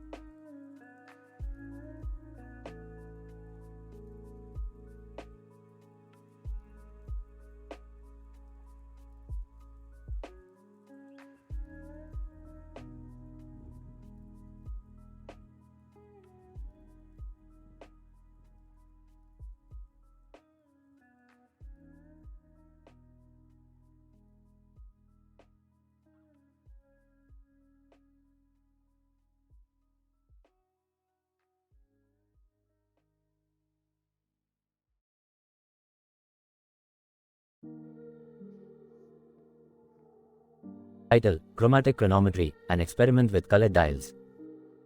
Introduction. This episode focuses on the analysis of a watch with green and blue dials on a silver wristwatch face with a brown leather strap. Various aspects of the watch's design and functionality are studied through the use of various measurement techniques and instruments.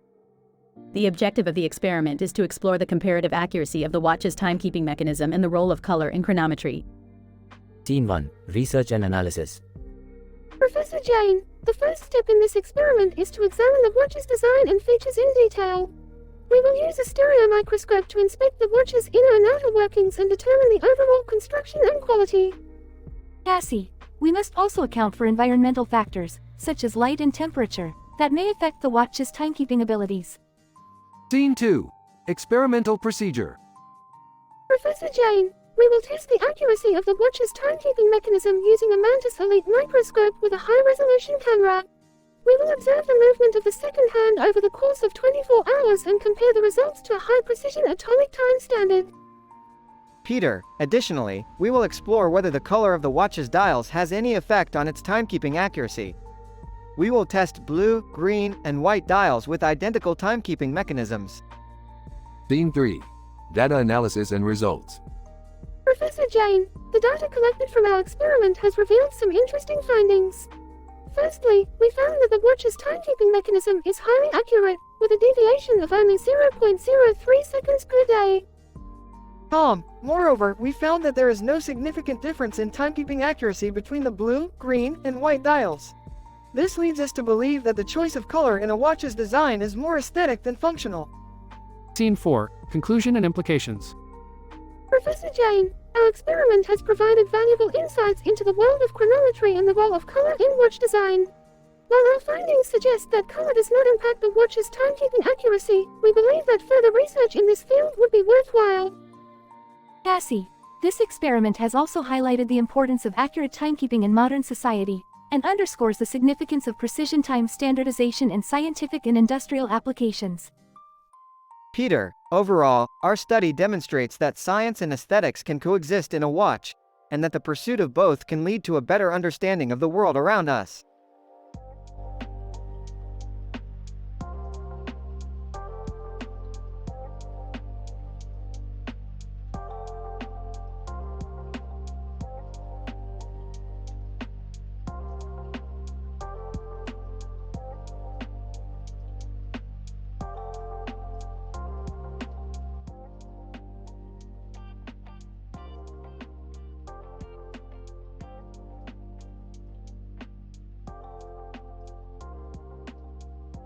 The episode opens with a picturesque field, complete with a tree and a bench in the middle, and the sun peeking through the leaves. Rick and Morty take a stroll through the field, discussing theoretical physics and the possibility of interdimensional travel. Jerry joins them, eager to contribute to the conversation, but his lack of scientific knowledge only leads to awkward silences. Suddenly, Vocaloids Mako, Len and Rin Kajimine and Kato appear and invite them to join in on a karaoke excursion. Sailor Venus Minako Ano and Lena Inverse show up just 5 minutes later, surprising everyone with their vocal skills. As the group sings their favorite songs, Rick creates a device that alters the pitch of their voices, leading to some hilarious moments. The real surprise comes when the Ancient One Lady Kaira and Gem from Gem and the Holograms join in on the fun. Their rockstar persona is taking the performance to a whole new level. Despite the chaos and absurdity, the group learns the value of scientific innovation and the power of music to bring people together. As the sun sets on the field, the group disperses, still singing their hearts out.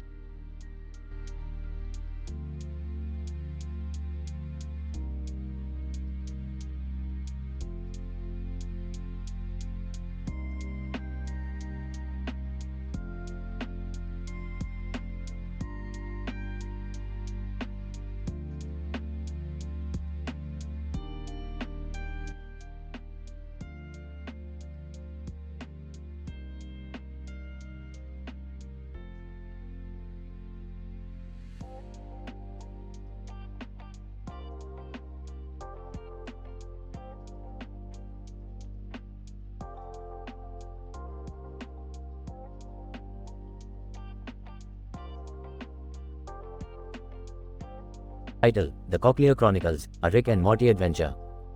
Premise: Rick, Morty, and Beth explore different dimensions to find a cure for Rick's sudden deafness. Along the way, they encounter Michael Jackson, turnips, chickens, and bleach. Great, just what we needed. A dimension full of chickens. Why are we even here? Rick, we're looking for a cure for your deafness. And this dimension has a top-notch anthrozoologist who specializes in chicken vocalizations. Wow, who knew chickens could be so important? Michael Jackson, hee. Welcome to the dimension of the King of Pop. I can help you with your cochlear implant surgery, as long as you sing with me. Hard pass. Michael, could you just focus on the surgery, please? As the surgery progressed, Rick's hallucinations intensified. He saw turnips dancing around him and singing, Rick, we are your cure. What the hell, am I tripping on bleach? Rick, focus. We're almost done.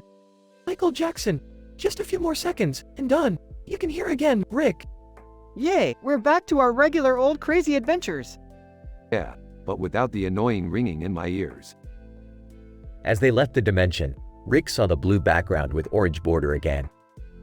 He realized it was a portal he had created while experimenting with a new kind of interdimensional travel. Damn it, we could have used that instead of going through all those dimensions. Rick, remind me again, why do we put up with your craziness? Because you love me, and because I'm a genius.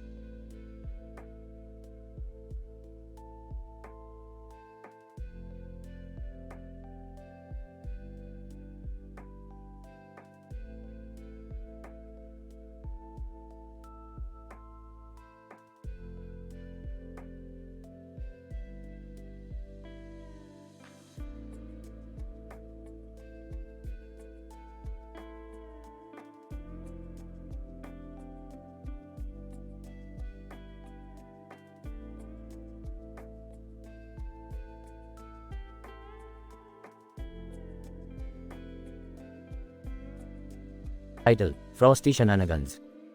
Synopsis: Rick takes Morty, Jerry, and Beth on a winter adventure to a park where they come across a blue bench covered in ice and icicles.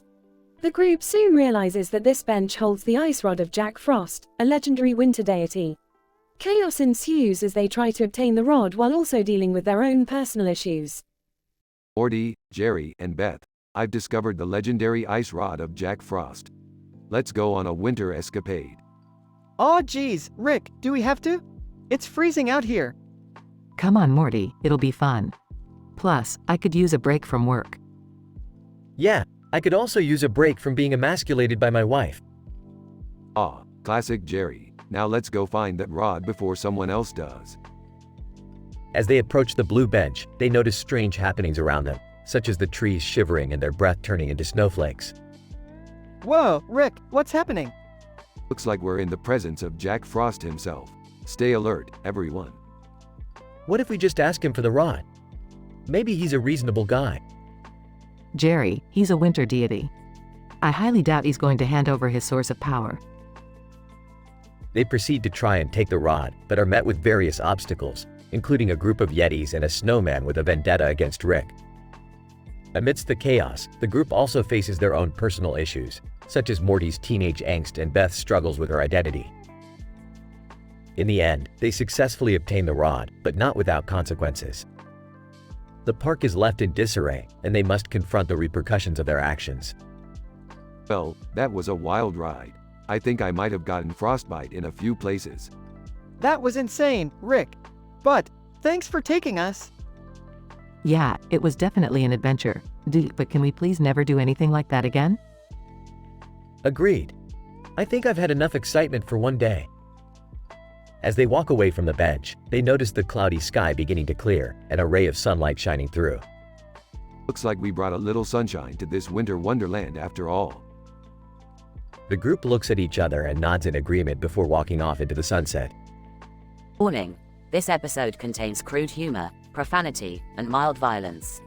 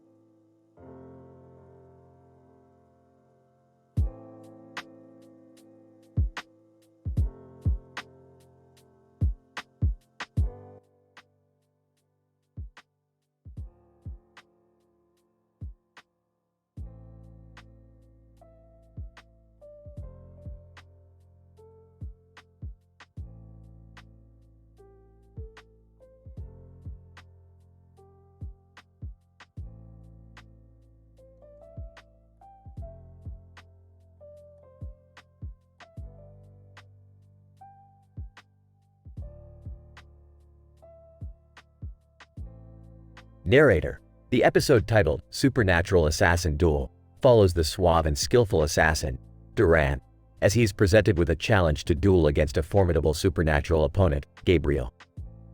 The scene opens with a close-up shot of a card displaying an image of two men wielding swords, seemingly in combat.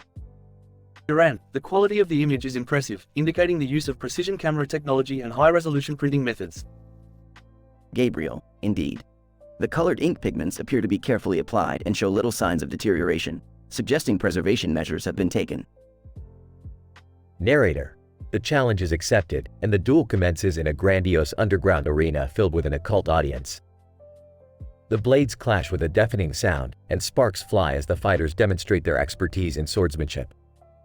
Duran, the fighter's technique appears to be a combination of classic fencing moves with supernatural abilities, such as teleportation and ethereal weapon manifestation.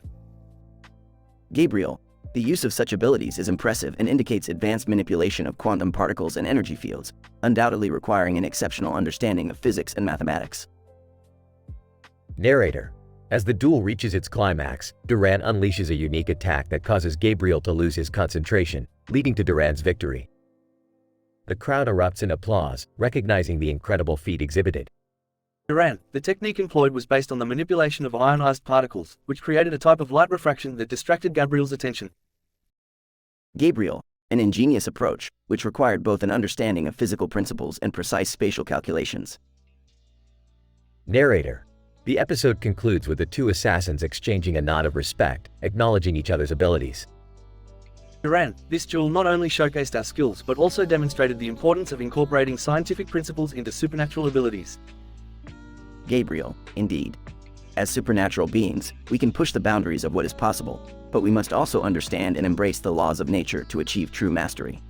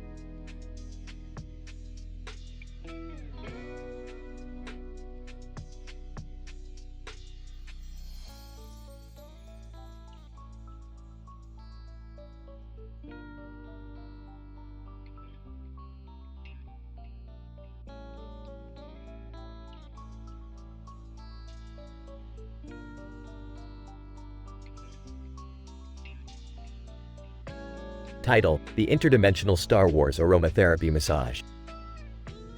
Introduction. Rick, Morty, Jerry, and Beth were chilling in the living room when Rick decided to play a new interdimensional game he created. The game was based on Star Wars and promised to be an ultimate experience. Alright, guys, let's play a game I just made.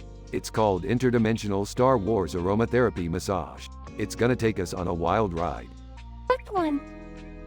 Rick started the game, and everyone was transported to a Star Wars universe. They were flying X-Wing pilots towards the Death Star that was firing green lasers. Rick, how did you create such a realistic experience? I feel like I'm in a movie. Act 2. As they were about to approach the Death Star, a green lightsaber cut off their path. It belonged to none other than David Beckham, who demanded a massage as he was feeling tense. David Beckham, oi, you lot, give me a massage, pronto. Oh, Mr. Beckham, we're kinda in the middle of a space battle here. David Beckham, I don't care. I need a massage. Act 3. Rick had a brilliant idea and suggested using aromatherapy massage to calm down David Beckham and continue the game. Everyone agreed, and they started massaging him with various aromatherapy oils until he felt relaxed. This is quite enjoyable. Maybe I should consider aromatherapy. I feel like we should do this more often. Act 4. They resumed the game, and David Beckham joined them in the X-Wing.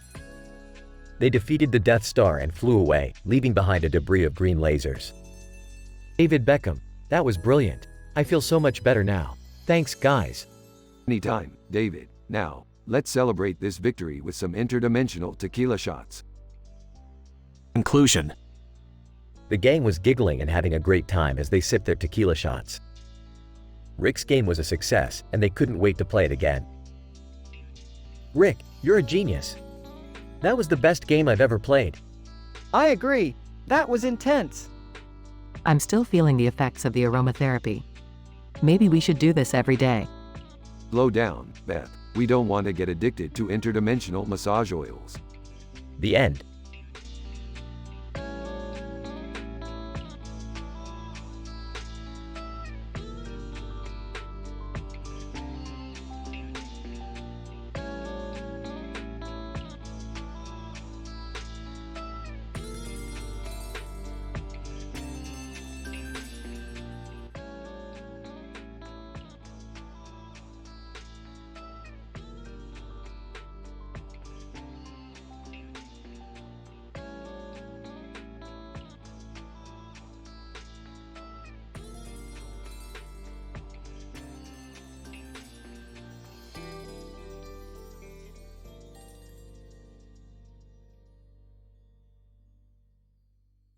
Narrator. In this episode, we follow a woman donning a black suit, white hair, and a black tie, with a passion for science fiction. Scientist 1. After conducting extensive research on the That Would Be Great meme, we have discovered that it has become a cultural phenomenon and can be utilized to increase employee productivity. Scientist 2. Additionally, our experimentation with hydrogen has yielded promising results, leading to the potential for clean and renewable energy sources. Woman enters the lab. Hello, scientists. I have a proposition for you. Scientist 1. Please elaborate. Woman, I have devised a plan to incorporate the That Would Be Great meme into our hydrogen research, as a means of increasing public awareness and enthusiasm for clean energy sources. Scientist 2. Interesting proposal. Let us begin our collaboration. Narrator. The team worked tirelessly, developing a campaign that incorporated the That Would Be Great meme into their research efforts, showcasing the benefits of clean energy sources and the potential for a brighter, more sustainable future. Woman, smiling. Our campaign was a success. We have increased public awareness and enthusiasm for clean energy sources, thanks to the incorporation of the That Would Be Great meme. Scientist 1. Our research efforts have also yielded significant results, as we continue to explore the potential of hydrogen as a clean and renewable energy source. Scientist 2. This collaboration has been a success, and we look forward to our continued efforts towards a more sustainable future. Narrator. The woman in the black suit, white hair, and black tie, with a passion for science fiction, had played an integral role in this successful endeavor, bringing her unique perspective and innovative ideas to the team.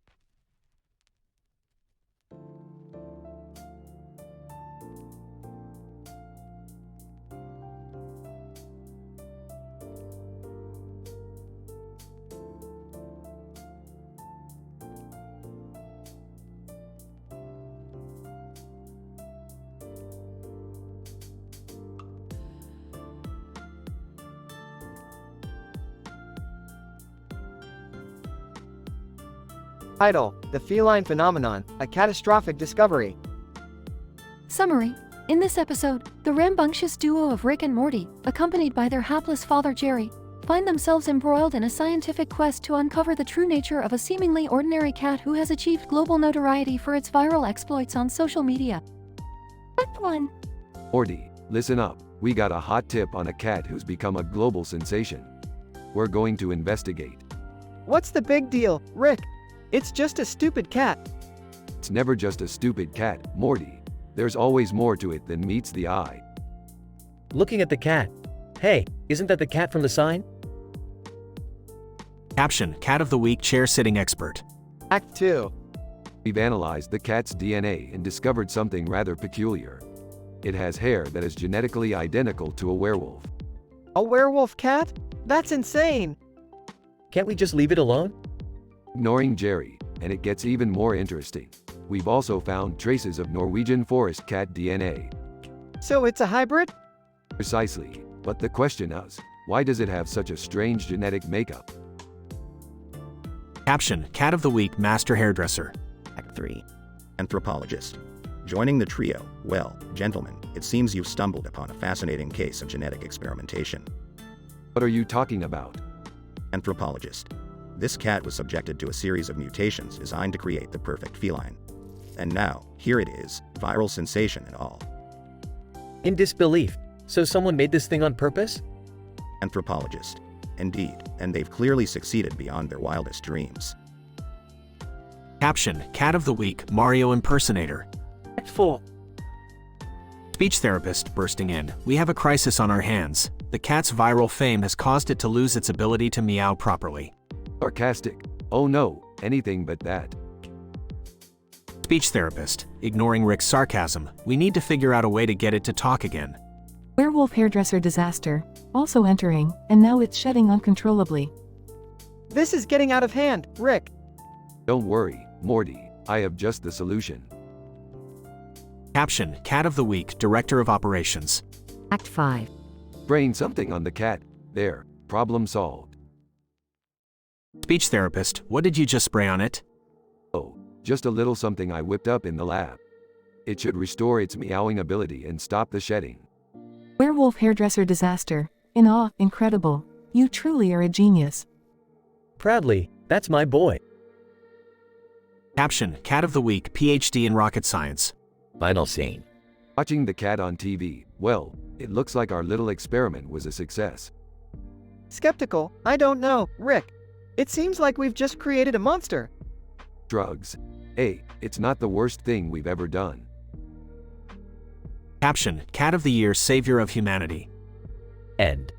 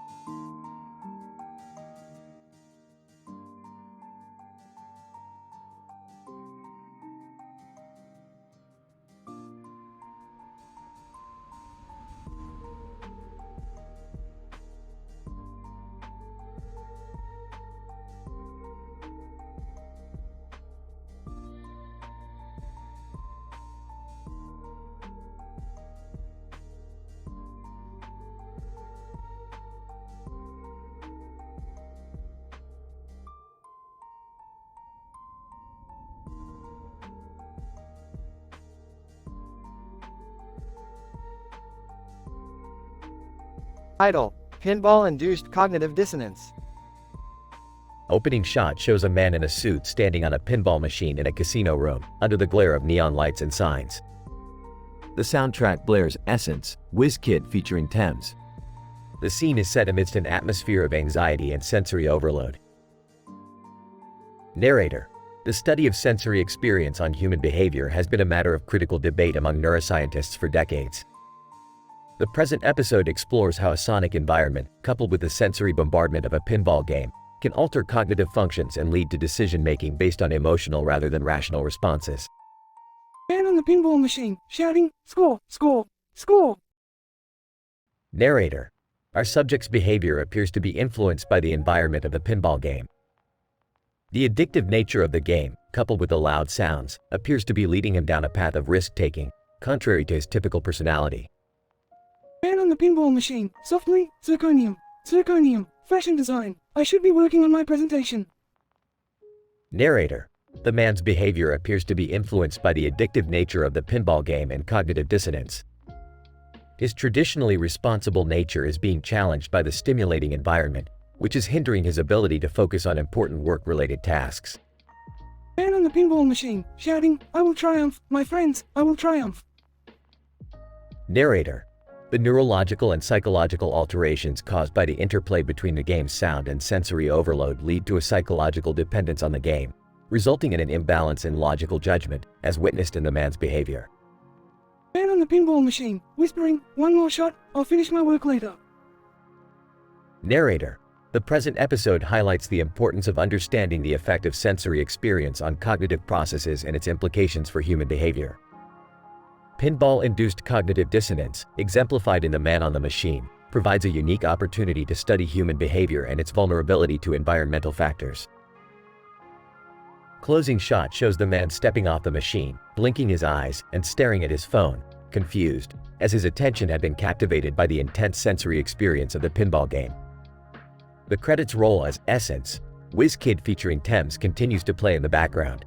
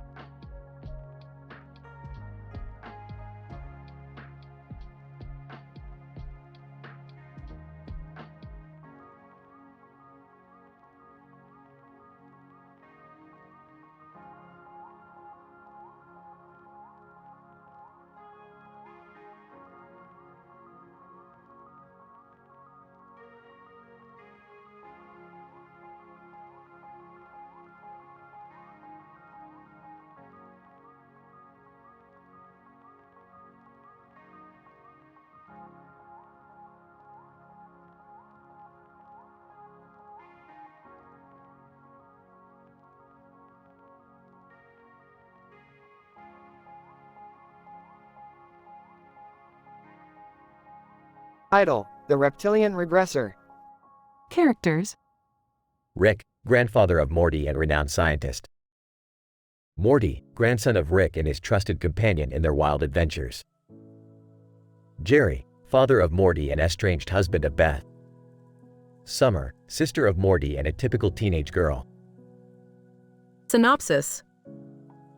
The episode starts with Rick and Morty returning from their latest adventure with a strange artifact. They were confronted by a lizard hiding in the ship, which Rick promptly dismisses as a stowaway. However, when they arrive home, they notice the same lizard lurking around their house. After some investigation, they found out that the lizard had been genetically modified to have an extraordinary intelligence, making it a potential threat to their family's safety. Rick and Morty decide to take the lizard back to its home in Brazil, where they discover a hidden lab responsible for the genetic modification. The lab's scientist informs them that the lizard is not the only test subject, and there are more of its kind out in the wild.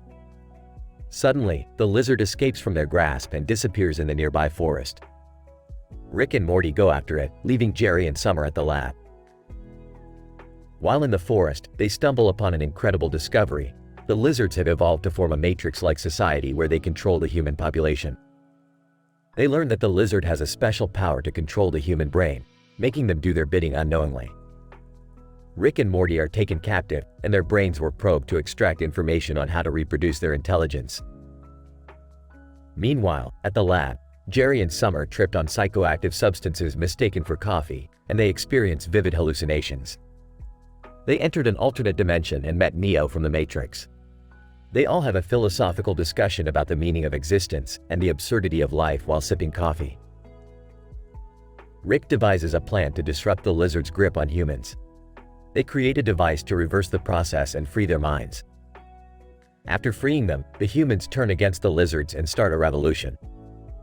In the chaos, Rick, Morty, and the lizard escaped and returned to their ship, patting themselves on the back after saving the world once again. Jerry and Summer returned to their senses, realizing that it was all just a hallucination. They laughed it off and decided to keep the coffee to themselves. Morty, we just saved the world from brainwashing, and all we got was this lousy reptile. Geez, Rick, I don't know how much more I can take. Can we go back to a world where things make sense? I'm with Morty on this one. Why can't we ever have a simple vacation like normal people? I have no idea what's going on, but I bet it beats fighting with your mother all day.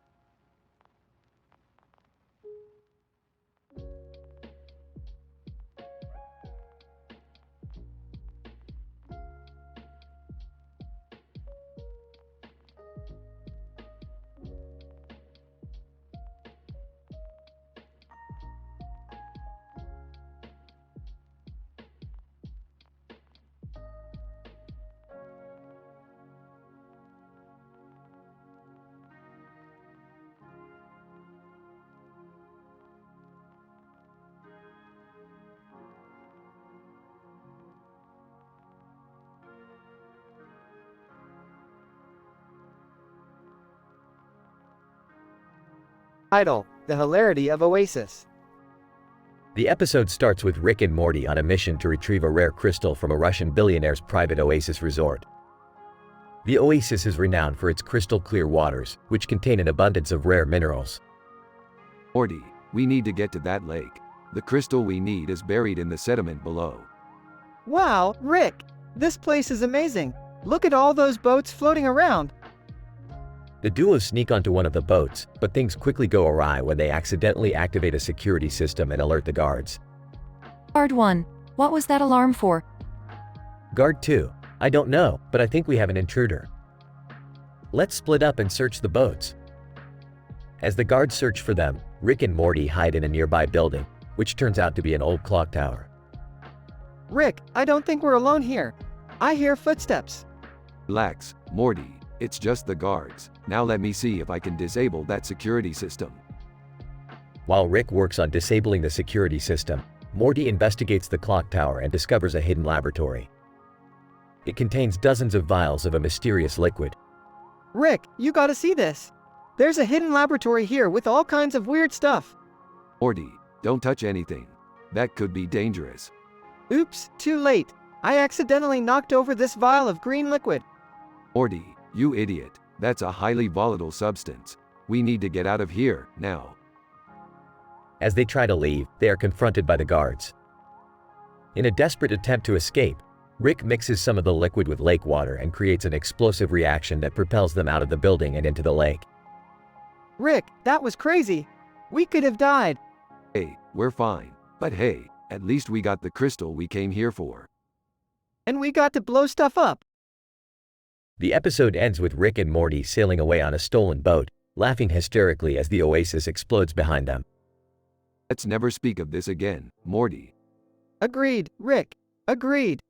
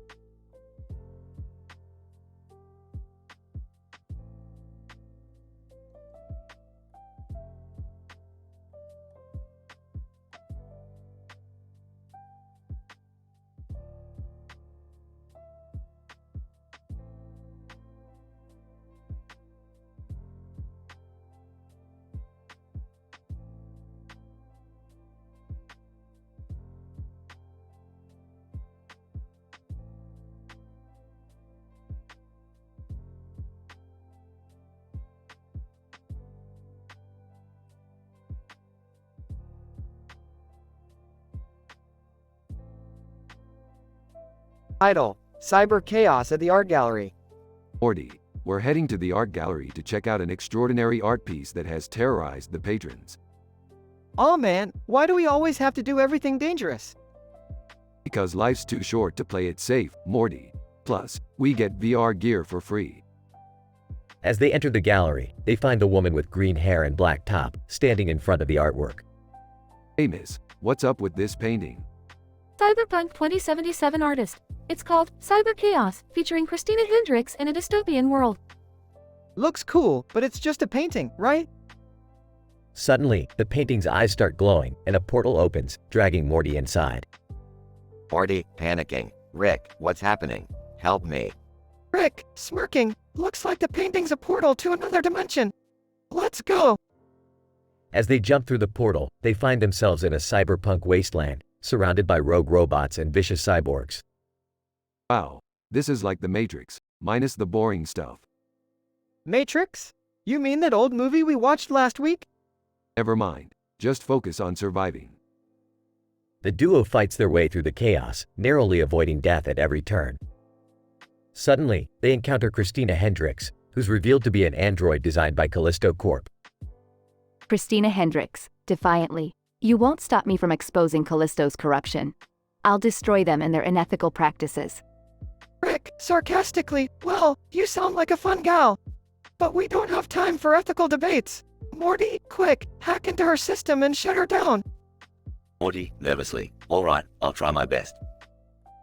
After a fierce battle, Morty successfully hacks into Christina's system, shutting her down and restoring peace to the cyber world. Morty, breathless, that was intense. I can't believe we survived. Of course, we did. We're the coolest guys in the multiverse.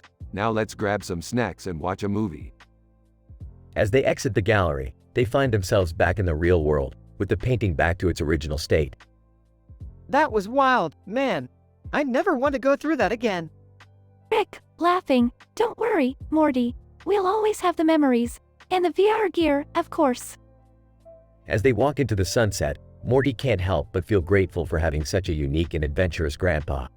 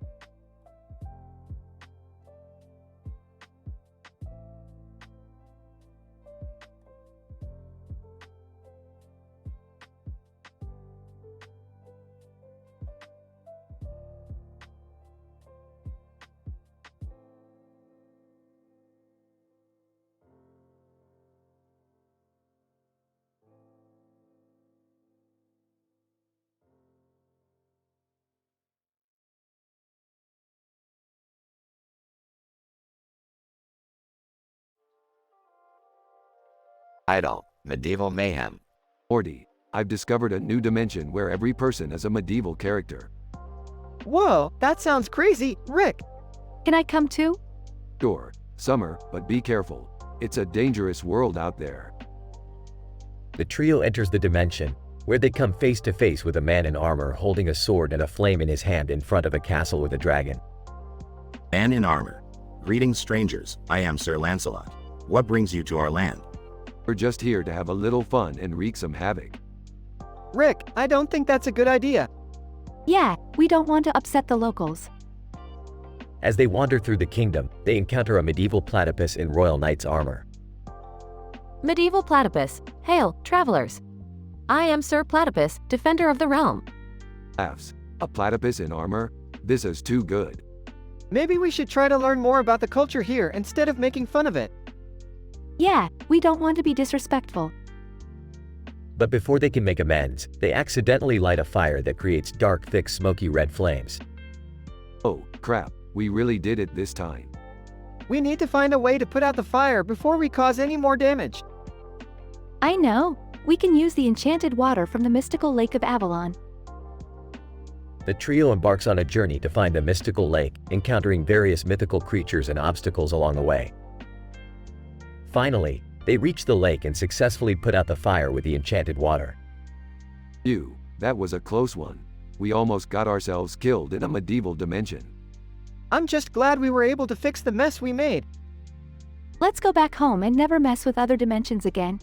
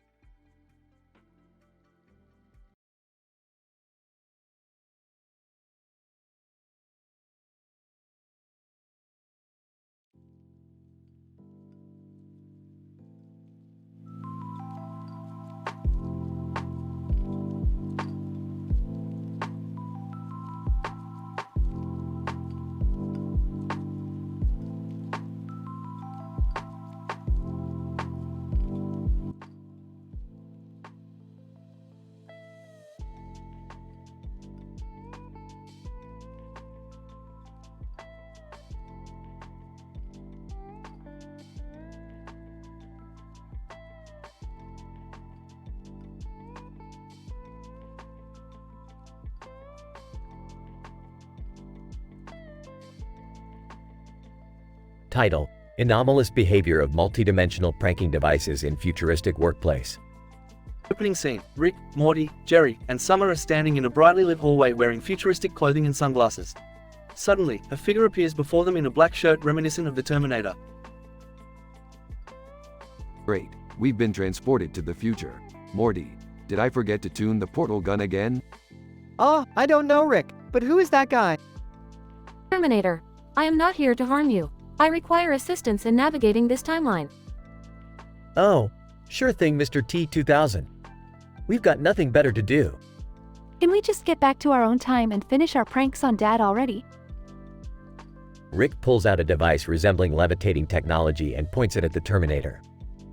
This should do the trick. Now let's get to the real business of pranking. The group enters a futuristic office and proceeds to set up a series of elaborate and hilarious office pranks using a multi-dimensional pranking device created by Rick. Chaos ensues as the device gains sentience, taking on a life of its own. Rick, what's happening? The pranking device is going rogue. Why does it keep making fart noises? And where did all the staplers go? Guys, we need to get control of this thing before it goes too far. The group races to stop the pranking device, leading to a twist ending involving the Terminator's true intentions. Terminator, thank you for your assistance. Now if you'll excuse me, I must return to the future and complete my mission, to eliminate all comedic devices from existence. Oh, that was a load of bull. The episode ends with Rick and Morty narrowly escaping the consequences of their multidimensional pranking shenanigans.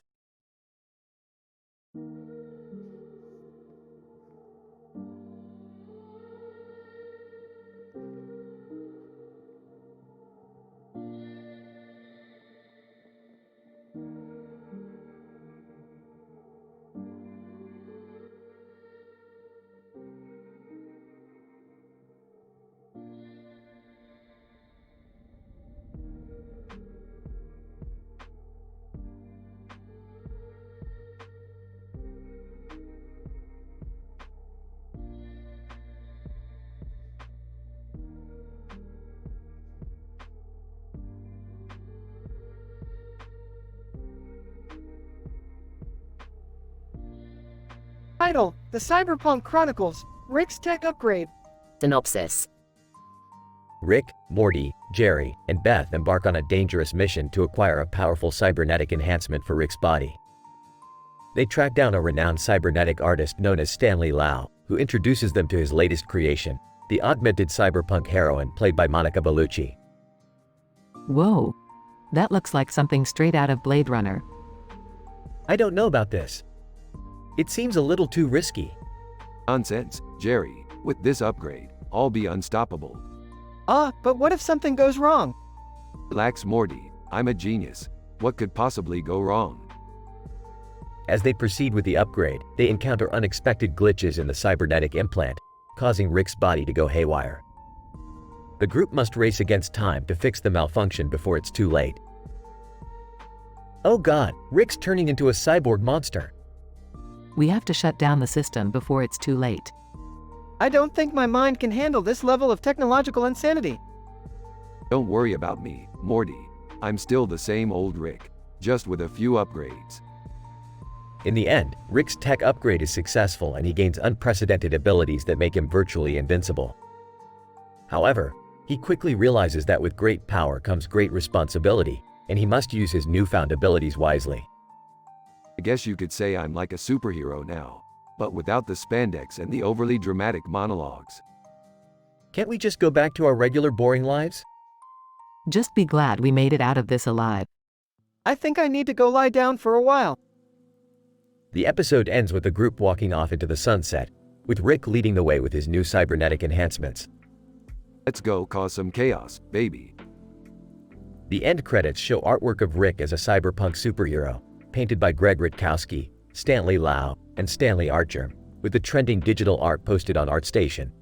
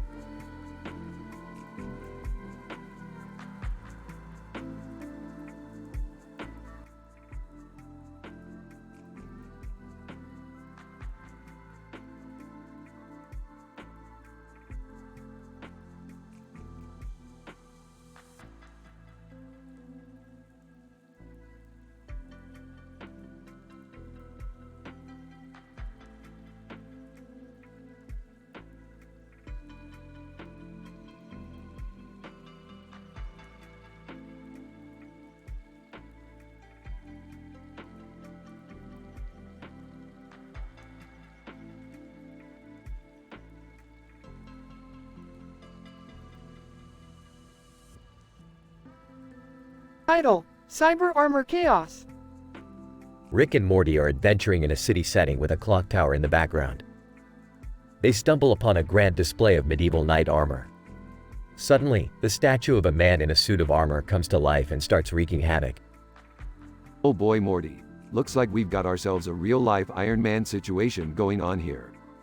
What are we gonna do, Rick? Well, Morty, I could always whip up some cybernetic enhancements for ya. You know, metal arm, metal legs, the whole Hellraiser deal. Really? You can do that? Of course, Morty, I'm a genius, not a miracle worker. As Rick gets to work, the armor statue continues to destroy everything in its path. Suddenly, a woman with cybernetic enhancements walks onto the scene, wielding a crystalline sphere. Earl, step aside, boys. I'll handle this. Oh, who are you? Earl, I'm the cyberpunk hero this city needs. And right now, I need your help taking down that armor. Rick and Morty team up with the cyberpunk girl to take down the armor statue. Meanwhile, a group of artists, including Gaston Bussière, Greg Rutkowski, Yoji Shinkawa, Yoshitaka Amano, Tsutomu Nihei, Donato Giancola, and Mobius, are showcasing their latest oil-on-canvas paintings of cinematic compositions featuring extreme detail. Artist 1. Hey guys, check out this painting I just finished. It's trending on ArtStation and featured on Pixiv. Artist 2. Wow, that is some amazing detail. How did you even do that? Back in the chaos, Rick, Morty, and the cyberpunk girl have defeated the armor statue, but not without some hijinks along the way. Well, Morty, that was a wild ride. But at least now you've got some cool cybernetic enhancements. Yeah, thanks Rick. But I think I'll stick with my regular old body for now. As the group goes their separate ways, the camera pans out to show the chaos in the city. The clock tower is toppled, cars are flipped over, and the medieval knight armor display is in shambles. Earl, well, I think we did a pretty good job here. Hey, it was alright. But you know what they say, chaos is a ladder. Wait, who says that? I don't know, some guy the first heard on TV or something. Anyway, let's go get some Szechuan sauce. The group walks off, laughing and joking as the camera fades to black.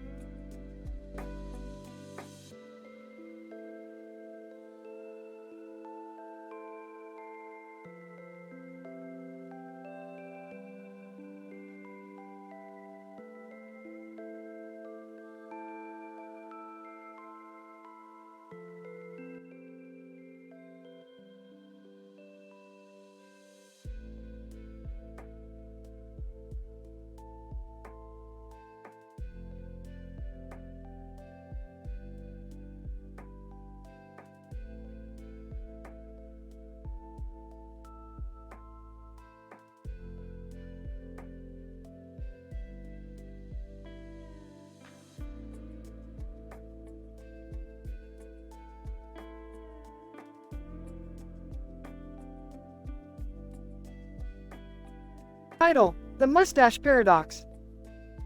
Rick and Morty find themselves trapped in a simulation created by an unknown entity within Rick's mustache. As they navigate through the twisted reality, they soon discover that the only way to escape is to unravel a complex series of paradoxes.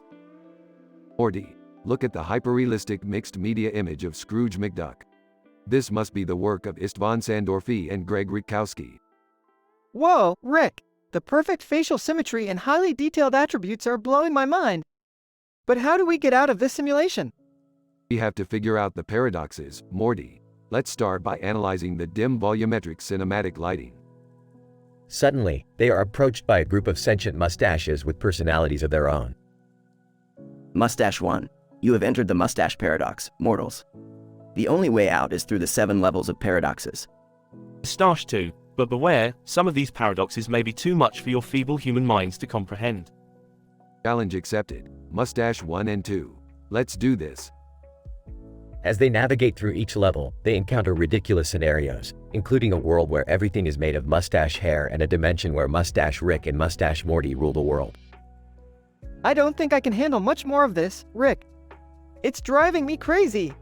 Hang in there, Morty. We only have one more paradox to solve. In the final level, they come face to face with the entity controlling the simulation, a giant sentient mustache with a British accent. Giant Mustache, you have successfully solved the paradoxes, mortals. You may now leave the simulation. Not so fast, Mustache. We demand answers. Why did you trap us here? Giant Mustache, I simply needed entertainment, old boy, but you have proven to be quite resilient. Perhaps we shall meet again in another simulation. With a snap of its hairs, they are transported back to reality. Thank goodness we're back, Rick. I don't think I could handle another paradox. Ah, you're such a wimp, Morty. But I have to admit, that was one hell of a ride. The episode ends with Rick and Morty pondering over the philosophical implications of the mustache paradox.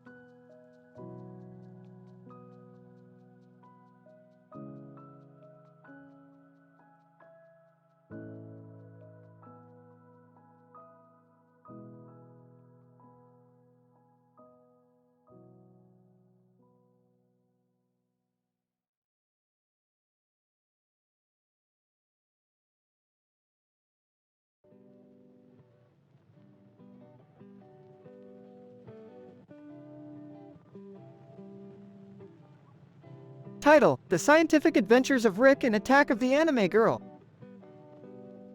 Place: the Smith family's garage. Characters: Rick, Morty. Synopsis. During one of their usual late-night doomsday concoctions, Rick and Morty are suddenly interrupted by a portal opening up in their garage, bringing in a mysterious teenage girl with a sword in her hand and pink hair. As they try to coax her into leaving, the girl reveals that she's from a parallel universe where anime reigns supreme. Hooked by the possibility of interdimensional exploration, Rick convinces Morty to join him in a wild adventure as they explore this new world. Morty, we've got a portal to a whole new world thanks to this anime girl.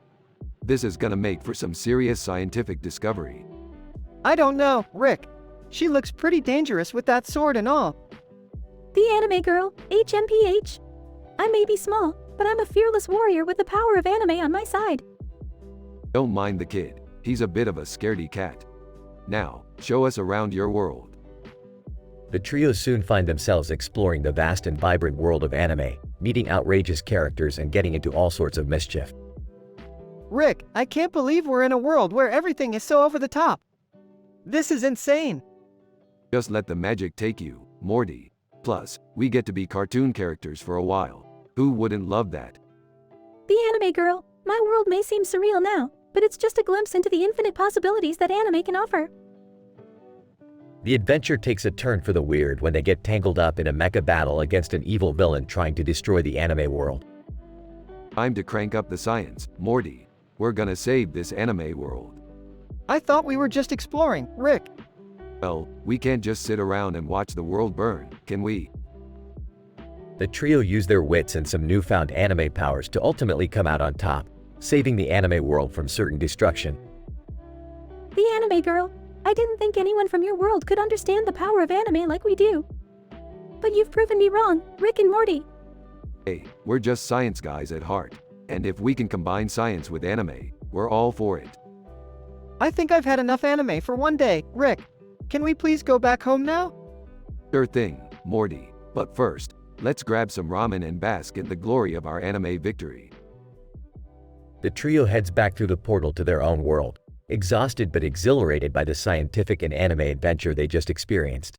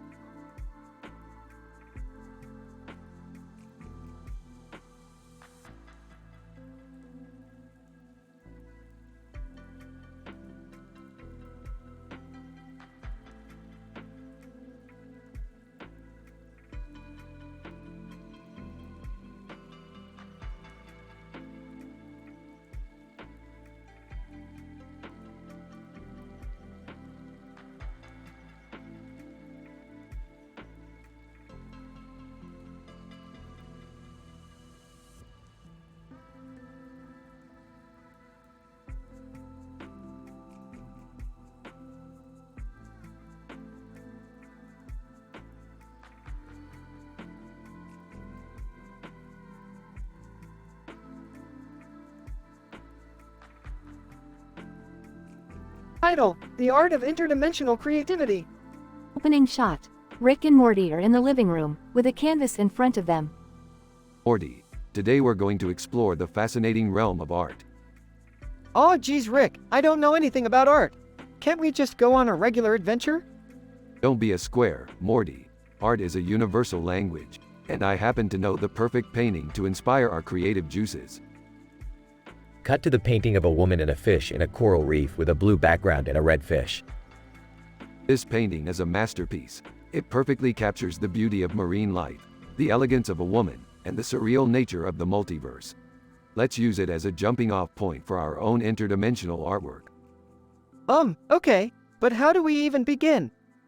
Simple, Morty. We use the power of science to create something truly unique and mind-bending. Something that will blow the minds of our peers across the multiverse.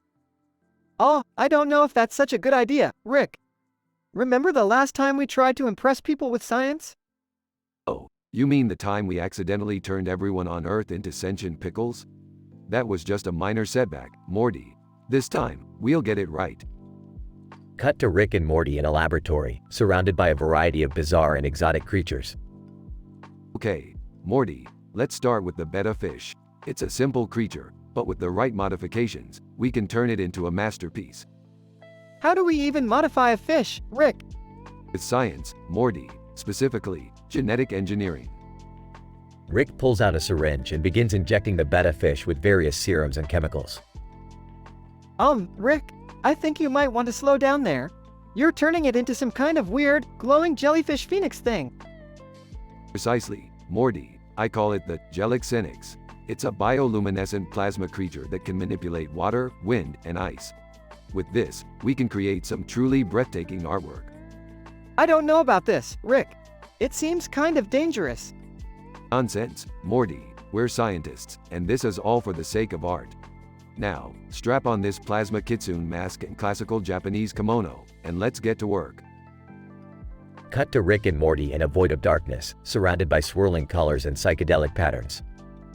Behold, Morty, the masterpiece of interdimensional art. I don't see anything, Rick. Just a bunch of colors and stuff. That's because you have no appreciation for the subtle nuances of artistic expression, Morty. This is a 3D goddess close-up profile portrait, with a ram skull, and intricate details inspired by Tooth Wu, Wallop, Beeple, and Greg Rikowski. I still don't get it, Rick. It just looks like a bunch of random stuff thrown together. Exactly, Morty. That's the beauty of it. Art is about taking risks and defying convention.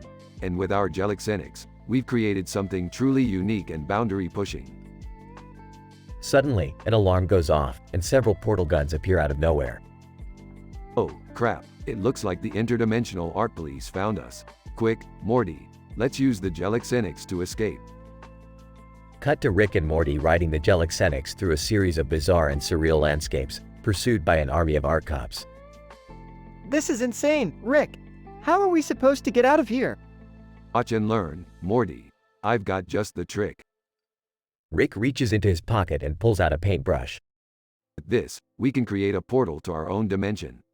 But we have to hurry, Morty, before they catch us. Rick paints a portal in midair, which opens up to reveal their living room. Quick, Morty, jump in. Wait, what about the Jelixenix? Don't worry, Morty, we can always make another one. That's the beauty of science. The two jump through the portal, narrowly avoiding the art cops. Closing shot. Rick and Morty are back in their living room surrounded by their interdimensional creations. That was a close one, Rick. I don't think my heart can take much more of this art stuff. Nonsense, Morty. We're just getting started. Who knows what kind of world-bending masterpieces we'll create next. Fade to black.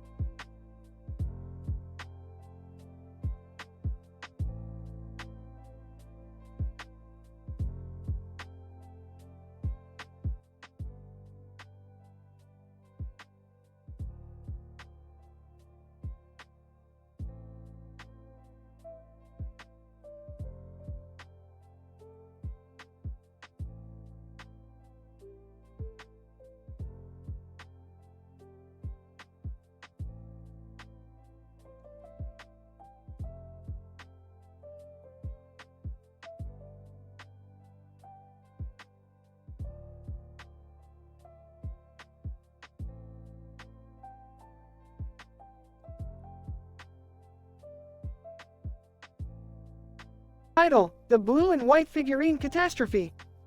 Synopsis: Rick and Morty return home to find a blue and white figurine of a girl holding a basket of popcorn and a cupcake on a pedestal. As they admire the still figurine of popcorn wearing an elegant summer blouse, it suddenly comes to life and begins personifying itself. Oh great Morty, we just stumbled upon another freaky phenomenon. This statue is coming to life. Whoa, this is like that one episode of Twilight Zone. What's so special about it? It's just a statue. Don't be so quick to judge Jerry. Look at the dynamic pose and amazing details. It's clear this isn't your average statue. The group quickly realizes that the figurine is sentient and wants to explore the world outside of its pedestal. They agree to take it on various adventures, leading to hilariously disastrous situations. Let's take her to the most dangerous, unsanitary planet in the galaxy. Oh, I don't think that's such a good idea, Rick. Maybe we could take her to the beach and snap a detailed product photo for our social media. I don't know if that's appropriate. Their adventures become increasingly absurd, with the figurine causing chaos wherever she goes. In one instance, she steals a spaceship and crashes it into a moon made entirely of cupcakes. Figurine, I'm sorry, but I couldn't resist the cupcakes. They were just so delicious. As they try to clean up the mess, they discover that the figurine has been featured on AmiAmi and Pixiv, and it has become a viral sensation. Fans demand more adventures with the figurine, leading to a spin-off series that features the blue and white figurine in all sorts of wild and crazy scenarios. Well, that escalated quickly. Looks like we've got ourselves a new star. I don't think I can handle any more of this craziness. I just hope we don't get sued for all the damage. Oh come on Jerry, it's all in good fun. Besides, look at the beautiful composition of the figurine. It's worth it. The episode ends with the group dancing and celebrating their newfound celebrity status, as the figurine continues to wreak havoc in the background.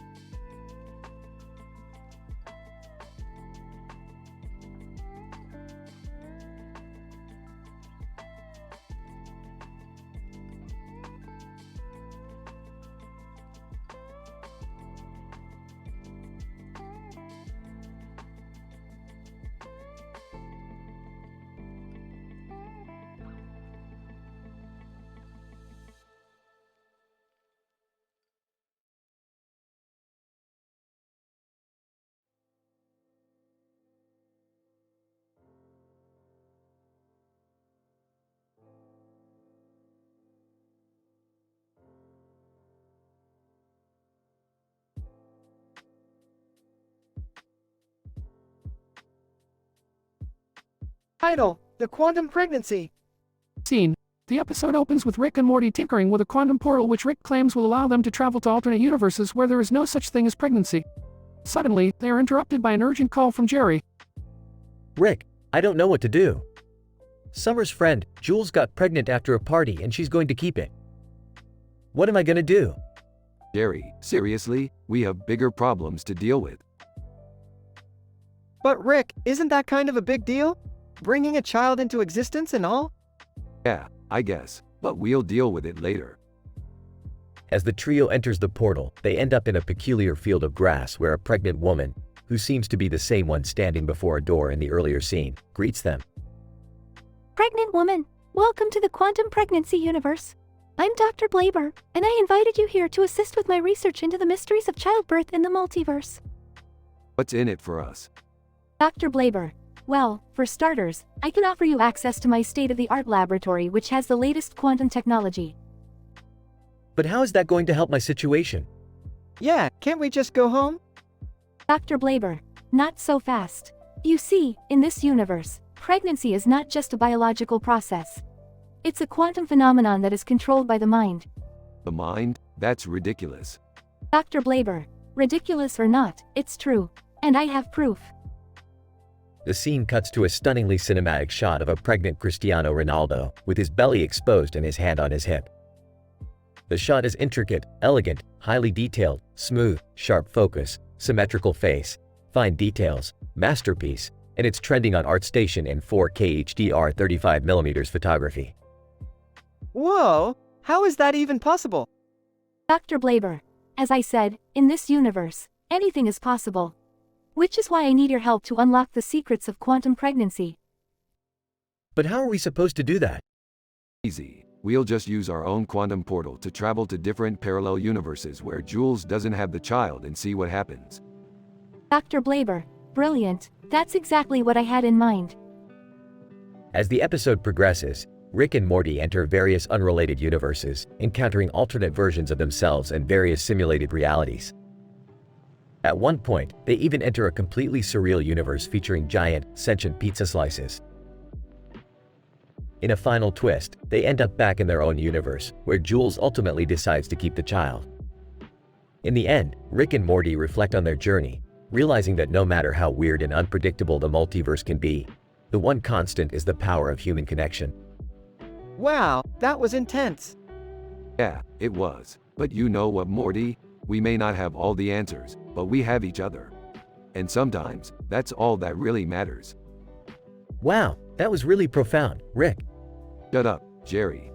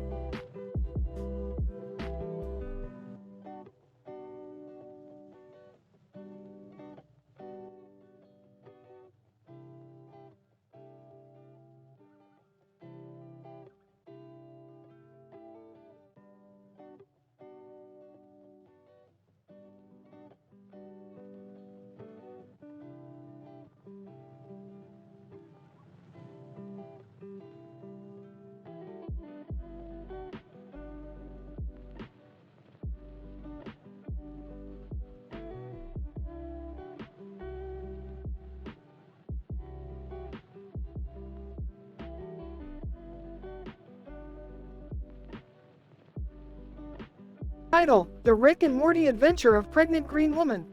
Opening scene. The camera pans through the laboratory of Rick and Morty, showcasing an array of sci-fi gadgets and equipment. Rick glances over his workbench while muttering into a microphone attached to his lab coat. Morty is fiddling with a strange, glowing crystal. Morty, we've got a new mission. A pregnant green woman has gone missing. Excitedly, oh man, Rick. Pregnant and green? That's got to be out there.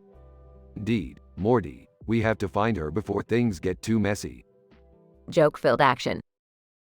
Rick and Morty start their adventure by using a teleportation device to trace the missing woman. They arrive at a beach where they find a stunning Christina Hendricks, wearing a green bikini and holding a green ball with a heart on it. Sarcastically, oh, wow. Of course, the missing pregnant green woman is a supermodel. Embarrassed, oh man, Rick. Look at her. She's a masterpiece. Rick and Morty proceed to follow Christina Hendricks, who leads them through a portal into another dimension. There, they encounter several green aliens who are trying to steal the green-bellied ball from Christina. Annoyed, Morty, these aliens are trying to get their hands on that green ball. We have to intervene. Skeptical, I don't know, Rick. These aliens seem kind of scary. Grinning, don't worry, Morty. I've got a plan. Rick pulls out a weapon that turns the aliens into harmless, green jello. Amazed, how did you do that, Rick? Smirking, it's science, Morty. Finally, Rick and Morty rescue the green-bellied ball, and they learn that Christina Hendricks is actually a supernatural entity who is responsible for creating life in the universe. Astounded, whoa, so the green woman is like a cosmic birth giver? Awe-struck, dude, that is so trippy. Closing scene. Back in their laboratory, Rick and Morty are finishing their debrief. Proudly, well, Morty, we saved the day once again.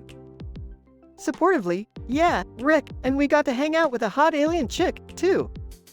Rolling his eyes, Morty, you never cease to amaze me with your priorities. As the camera fades out, Morty can be heard grinning to himself. To himself, hey, I'm just being honest, man. She's trending on ArtStation.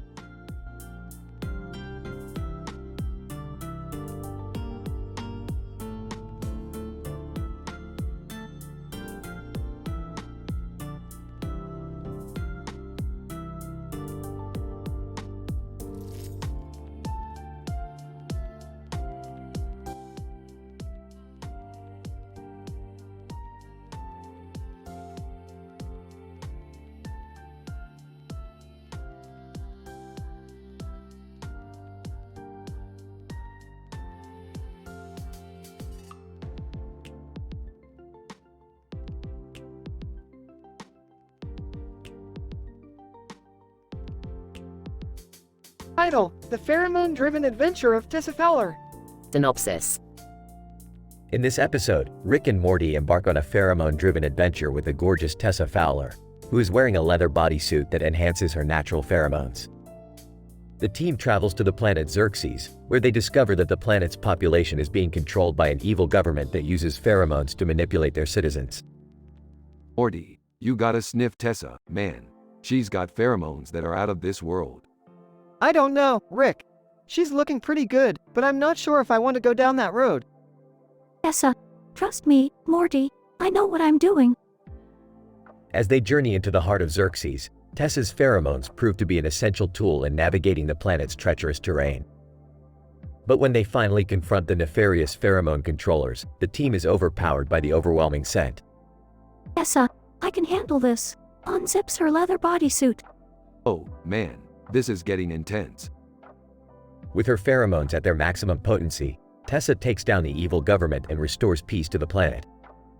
Wow, Tessa, you really showed them who's boss. Tessa, that's what I do, Morty. As they prepare to leave Xerxes, Tessa shares a final, unforgettable moment with Rick. Thanks for your help today, Tessa. You really know how to drive a man wild. Tessa, same time next week, Rick. You know it. The team returns to Earth, exhilarated and exhausted from their pheromone-fueled adventure. I don't know how you do it, Rick. That was wild. It's all in the science, Morty, and the curves. End scene.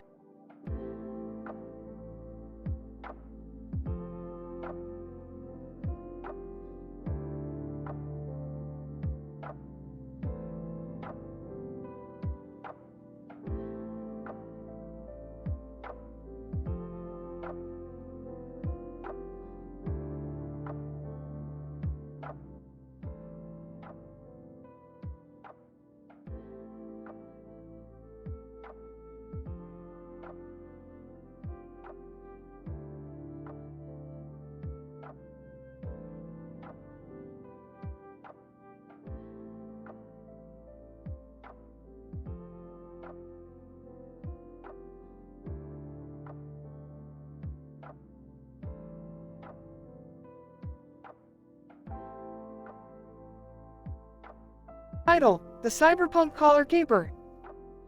The episode starts with Rick and Morty inside their spaceship, discussing the latest scientific breakthroughs in the field of dimensional exploration.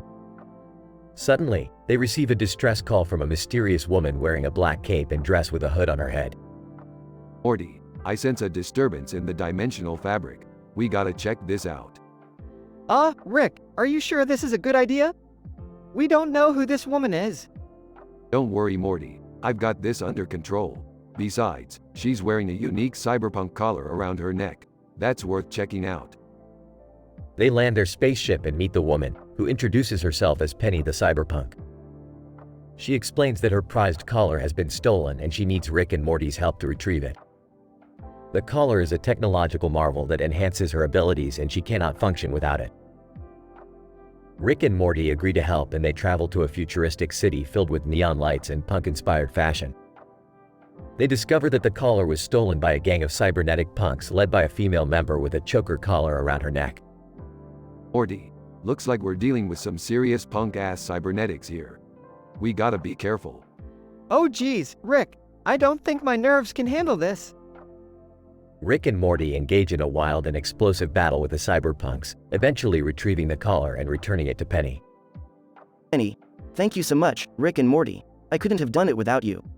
No problem, Penny. Now we gotta get back to our scientific research and stop dealing with all this high school level drama. As they fly away in their spaceship, Morty comments on the adventure they just had. Rick, did we just help a cyberpunk chick? That's kinda cool, you know?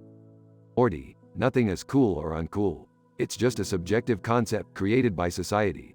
But yeah, it was pretty dope. The episode ends with Rick and Morty laughing and joking about the craziness they just experienced, while Penny admires her newly retrieved collar and plans her next adventure.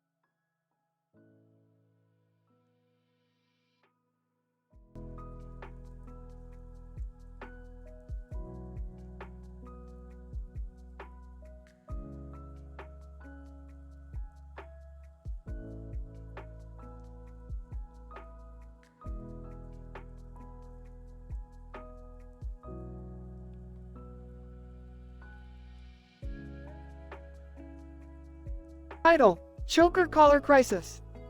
Morty, Beth, Summer. I've discovered a new dimension where everyone wears these technological collars around their necks. They enhance brain function, but their manufacturer is secretly using them to control the population's thoughts. That's terrible. We have to stop them. Can't we just hack the collars and make everyone realize they're being manipulated? No, the encryption is too advanced. We'll have to go undercover and gather intel the old-fashioned way, by partying with the locals. Wait, what? That's right, Morty. We're gonna hit the club scene and find out which supplier is behind these mind control collars. At the club, the group meets a woman with glasses and a neon outfit holding a cell phone to her ear. She introduces herself as the top dealer in the collars. Dealer, you want to buy some collars? They'll give you an orgasmic experience. We're not here to buy, sweetie. We're here to investigate. Where are you getting these collars from? Dealer, that's classified information. But I can tell you that my supplier is a detailed realistic female character cyberpunk wearing a thick technological collar around her neck. She's beautiful, truly a work of art, and she only accepts cryptocurrency. Well, we'll just have to cyberstalk her and find out her secrets. Yeah, we'll go to ArtStation and see if we can find any clues. Guys, shouldn't we be, doing something to stop the mind control? Relax, Morty. We'll get to that. Right now, we've got to solve this case with style. After several hours of scrolling through cyberpunk art and hacking into cryptocurrency accounts, the group discovers the location of the supplier. They break into her secret lab and find her tinkering with the collars. Female cyberpunk, well, if it isn't the famous Rick Sanchez. What brings you to my humble abode? Cut the small talk, cyberpunk. We know what you're doing with these collars. You're using them to enslave the masses. Female cyberpunk, you don't understand the power of my technology. With these collars, people can achieve their fullest potential. But at what cost? You're taking away their free will. Yeah, it's like a spicy mind control. It may taste good, but it's still mind control. Female cyberpunk, HMPH, you obviously don't appreciate the artistry of my work. But if it's a fight you want, it's a fight you'll get. The group engages in a cyberpunk showdown with a female supplier, and after a series of elaborate maneuvers involving lasers, giant mechs, and explosions, they emerge victorious. The collars are destroyed, and the population is saved from mind manipulation. Wow, that was intense. Are we heroes now? No, Morty. We're just a bunch of crazy mofos having a good time. Now let's go home and have a drink. The group exits the lab, feeling proud of their heroic deeds. As they walk away, the female cyberpunk emerges from the rubble, seemingly unharmed. Female cyberpunk, they think they've won, but I've got a whole new batch of collars waiting to be unleashed on the world. They'll be sorry they messed with me. The episode ends with ominous music as the camera zooms in on the detailed, realistic female character cyberpunk wearing a thick technological collar around her neck, hinting at a possible future confrontation between her and Rick and Morty.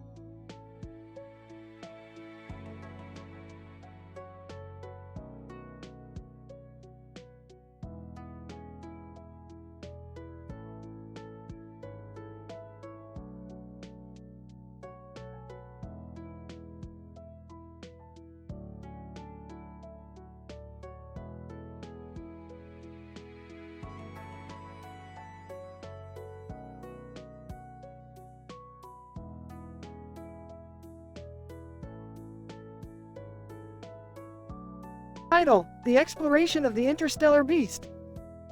Synopsis: in this groundbreaking episode, we follow Rick, Morty, Jerry, and Summer as they embark on an intergalactic adventure. Using a computer-generated image of a space scene with stars and a planet in the background with a bright green field, the group plunges deep into a huge, giant interstellar beast.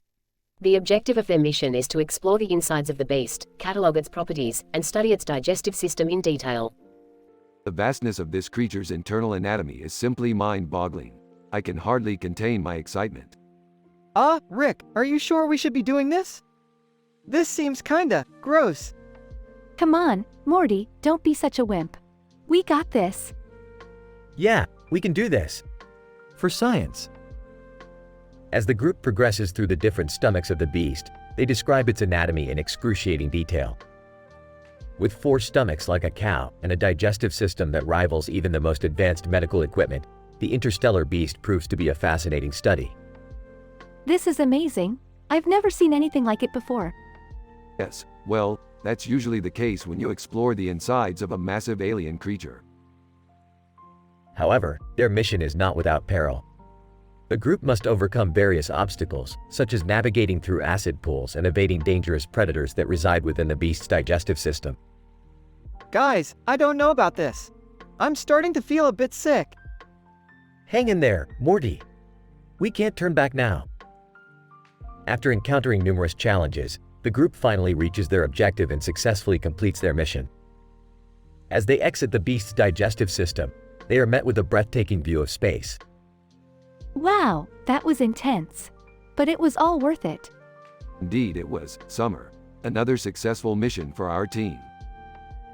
Overall, this episode presents a fascinating exploration of the scientific principles behind the anatomy and digestive system of a massive interstellar creature. Its revolutionary use of computer-generated graphics and descriptive storytelling captivates the audience, leaving them with a newfound appreciation for the intricacies of the universe.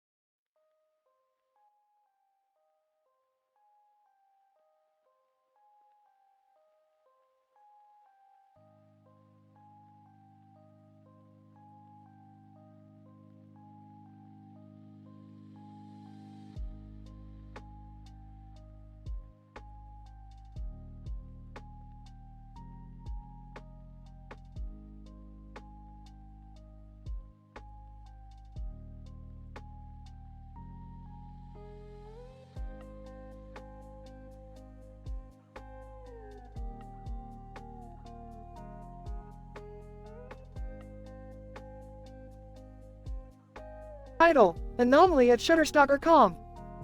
Synopsis: in this episode, Rick and Morty find themselves in a high-speed chase with the police on a desolate highway after stealing a highly valuable intel from the world's leading scientific stock photography website, Shutterstock.com. Act 1. Morty, buckle up. We've got to outrun these coppers and get to the lab before they discover our little secret. My stomach can't handle this much speed. Rick, what did we even steal from Shutterstocker? Only the most groundbreaking scientific discovery in the history of the multiverse, Morty. We've got to keep it safe at all costs. Now hold on tight. Act 2. As Rick and Morty drive through a series of unexpected twists and turns, they stumble upon an anomaly in the fabric of space-time created by the stolen intel. Morty, this is insane. Our little theft just opened up a whole new world of possibilities. We're going to be rich beyond our wildest dreams. But aren't we going to get in trouble, Rick? I mean, the cops are still chasing us. ESH, let me worry about the authorities, Morty. We're on the verge of discovering something that will change the course of science forever. Act 3. As the chase continues, the anomaly grows larger and more unstable, leading to a massive explosion that sends Rick, Morty, and the cops flying through the air. Pop, holy cow, what just happened? That, my dear officer, is what happens when you mess with the laws of physics. Now, if you'll excuse us, we've got some groundbreaking science to do. Rick, are you sure we're not going to jail for this? Relax, Morty. As long as we keep the anomaly contained, we'll be hailed as heroes. Now let's get to work. Epilogue. As Rick and Morty return to their lab to analyze the data they've collected, they realize the true power of the stolen intel. Morty, do you realize what this means? We can control the very fabric of space-time. Wow, Rick, that's amazing. But what about the cops? Won't they come after us? Not when they hear what we've accomplished. We'll be unstoppable, Morty. Nothing can stand in the way of science. Yeah, but can we at least take a break first? My stomach still hasn't caught up with my brain.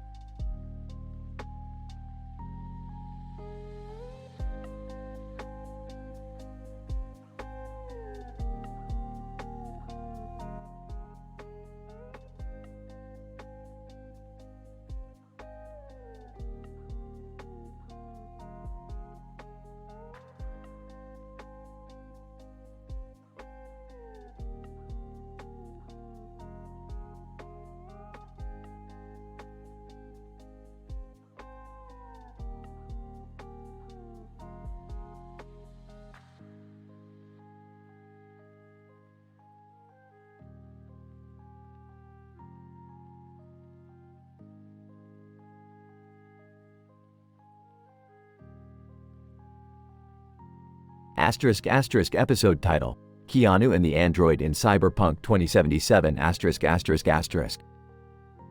Synopsis. In this episode, Rick and Morty find themselves in the futuristic world of Cyberpunk 2077. They encounter a man in a futuristic suit standing in front of a building with his arms crossed and his head tilted. As they approach him, they realize that it is none other than Keanu Reeves who is playing a crucial role in the Android rebellion. Hey Morty, it looks like we've landed in Cyberpunk 2077. Let's check out what's going on here. Wow, look at that guy standing over there. He's like so cool and everything. Keanu, hey there, welcome to Night City. I'm Keanu Reeves and I'm fighting for the android's freedom. Are you guys with us? Sure thing, Keanu, you can count on us. Wait, androids? Like, robots? Why are they even rebelling? Keanu, these androids are sentient beings, Morty, just like us. They deserve the freedom to live their lives on their own terms. Alright, Keanu, let's get to it then. What's the plan? Keanu, we need to destroy the factory where they're producing these androids. It's heavily guarded, but with your help, we can take it down. Whoa, this sounds intense. How are we even going to get in? Keanu, don't worry, I've got a plan. Meet my girlfriend, an expert hacker who can take down any security system in the world. Together, we can break into the factory and end this once and for all. Alright then, let's do this. As they journey through the neon-lit city, Rick, Morty, Keanu, and the android couple come across different obstacles and challenges. From high-speed chases on flying cars to intense shootouts with security forces, they push through it all. Eventually, they reach the factory, and with the help of Keanu's girlfriend, they successfully shut down the production of the androids. Keanu, thank you guys, we couldn't have done it without you. Now, the androids can finally live the life they deserve. Whoa, that was like, totally surreal, man. Yeah, but not as surreal as the fact that Keanu Reeves is like, a cyberpunk hero now. Keanu laughs, hey, you got to follow your passions, right? The group celebrates their victory with a wild night out in Night City, all while Keanu and his android girlfriend steals the show with their intense, love-filled kiss. Audience rating, teen 18+. Content warning, strong language and violence.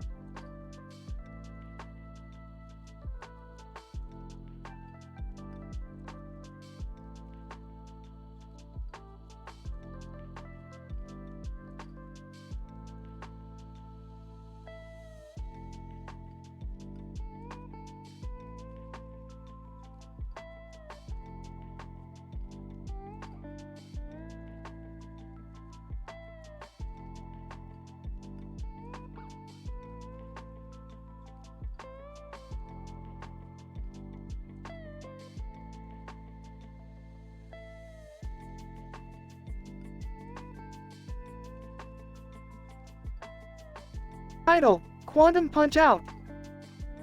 The episode opens with the camera panning over a futuristic, neon-lit gymnasium. We see a group of people gathered around a raised platform in the center of the room. On the platform, we see a man clad in leather sporting spiked hair and a bat slung over his shoulder.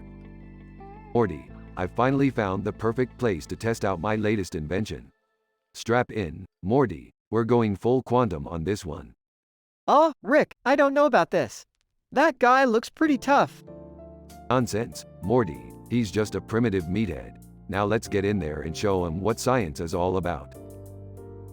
As Rick and Morty step up onto the platform, the man with the bat approaches them. Man with bat, you two think you can take on the champ? Ha, you're gonna be pancakes by the time I'm done with you. Oh, I don't think so. You see, we've developed a little something called the quantum fist. Man with bat, the what now? The quantum fist. With this baby, we can punch through dimensions. Or, you know, just punch really hard. Either way, it's gonna knock your socks off. The man with the bat snickers and readies his weapon. The crowd cheers as the fight begins. Rick and Morty launch themselves at the man with the bat, their fists glowing with quantum energy. The man swings his bat, but Rick dodges and lands a punch square in the man's jaw. Man with bat, oof. What the hell was that? Quantum fist, baby. The man with the bat staggers back, but quickly recovers and charges at Rick with his bat. Rick ducks and Morty jumps over the bat, landing a punch on the man's stomach. Man with bat, ugh, you little punks are gonna pay for that. The man pulls out a whistle and blows it loudly. Suddenly, a squad of Terminator-like robots appear from the shadows, surrounding Rick and Morty. Robot 1. Targets identified. Commencing termination protocol. Morty, we might have a slight problem. Yeah, think? The robots move in, but Rick and Morty unleash a flurry of quantum punches, taking out several of the robots with ease. Robot 2. Warning. Quantum energy detected. Advise retreat. The remaining robots turn tail and flee, leaving Rick and Morty victorious. See, Morty, science always wins. As the crowd cheers, Rick and Morty exit the gymnasium, victorious and bruised. I don't know how we're gonna explain these bruises to Summer and Beth, Rick. Hey, we'll just tell him we got into a fight with some rogue quantum mechanics. They won't know the difference. But we do, Rick. We do.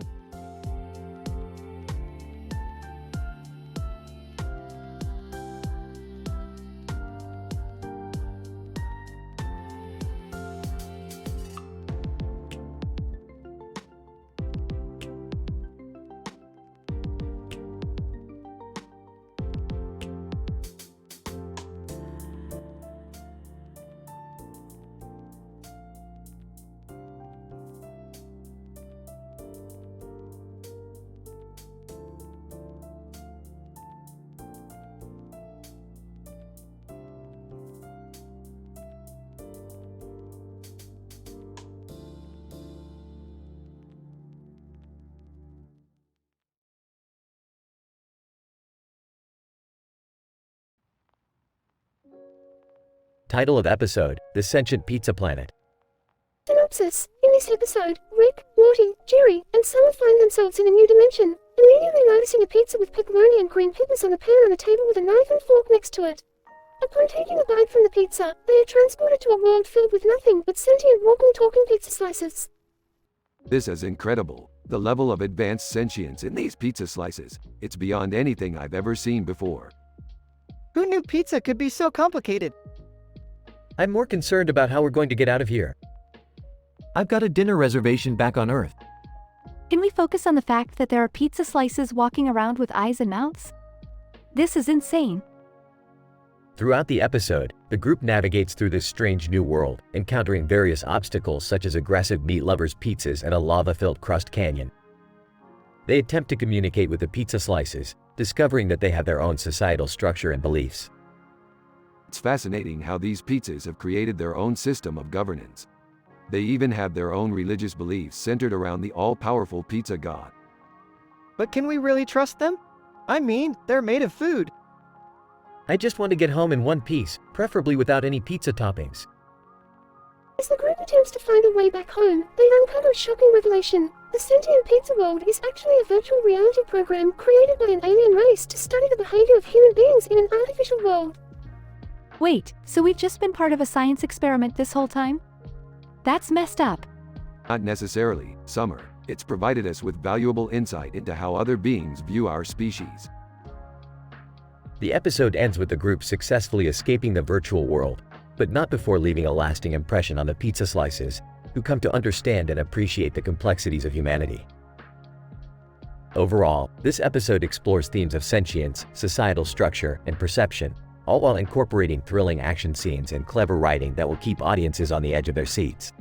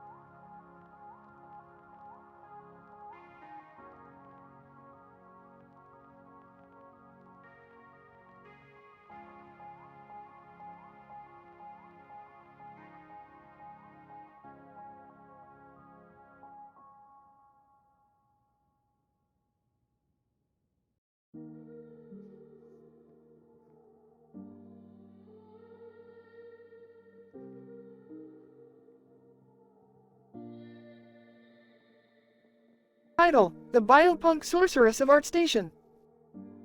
Rick, Morty, and Beth find themselves in a strange and neon-colored world, filled with bioengineered creatures and cybernetic structures. As they explore, they encounter a woman with a green light on her face and a black jacket with a matching light. Bioluminescent technology. Interesting. The woman introduces herself as the Biopunk Sorceress and explains she needs their help to stop a rogue AI from taking over ArtStation. Biopunk Sorceress, the AI is using my own creations against me. I need your help to stop it before it's too late. Sure, we'll help, but how do you know we won't just mess things up worse? Biopunk Sorceress, I don't, but I'm willing to take that risk if it means saving ArtStation. Plus, you three seem like you can handle a bit of danger.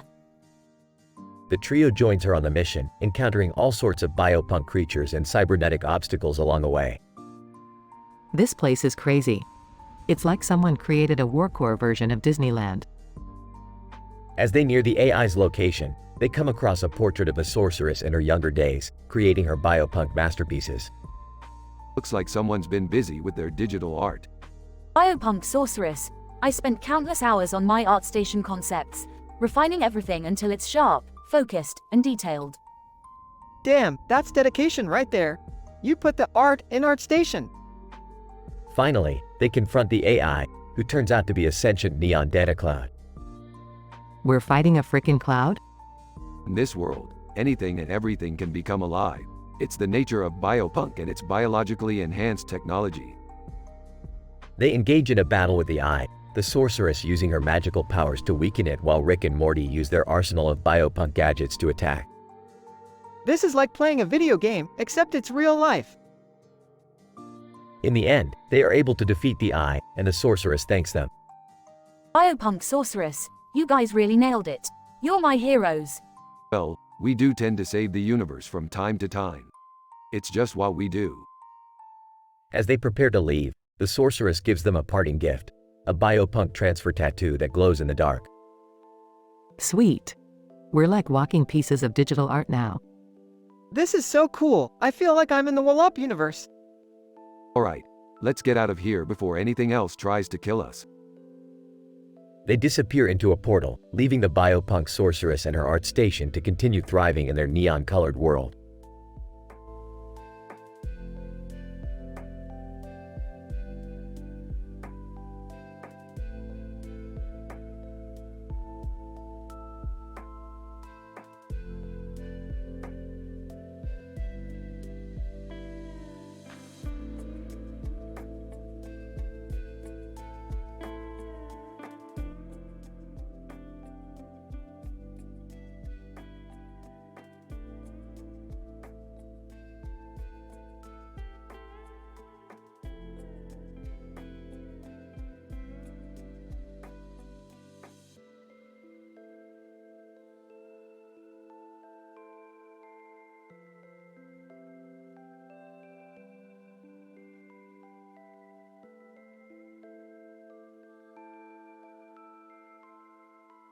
Title: Anatomical and Behavioral Analysis of the Anthropomorphic Hot Dog World in Multidimensional Universe.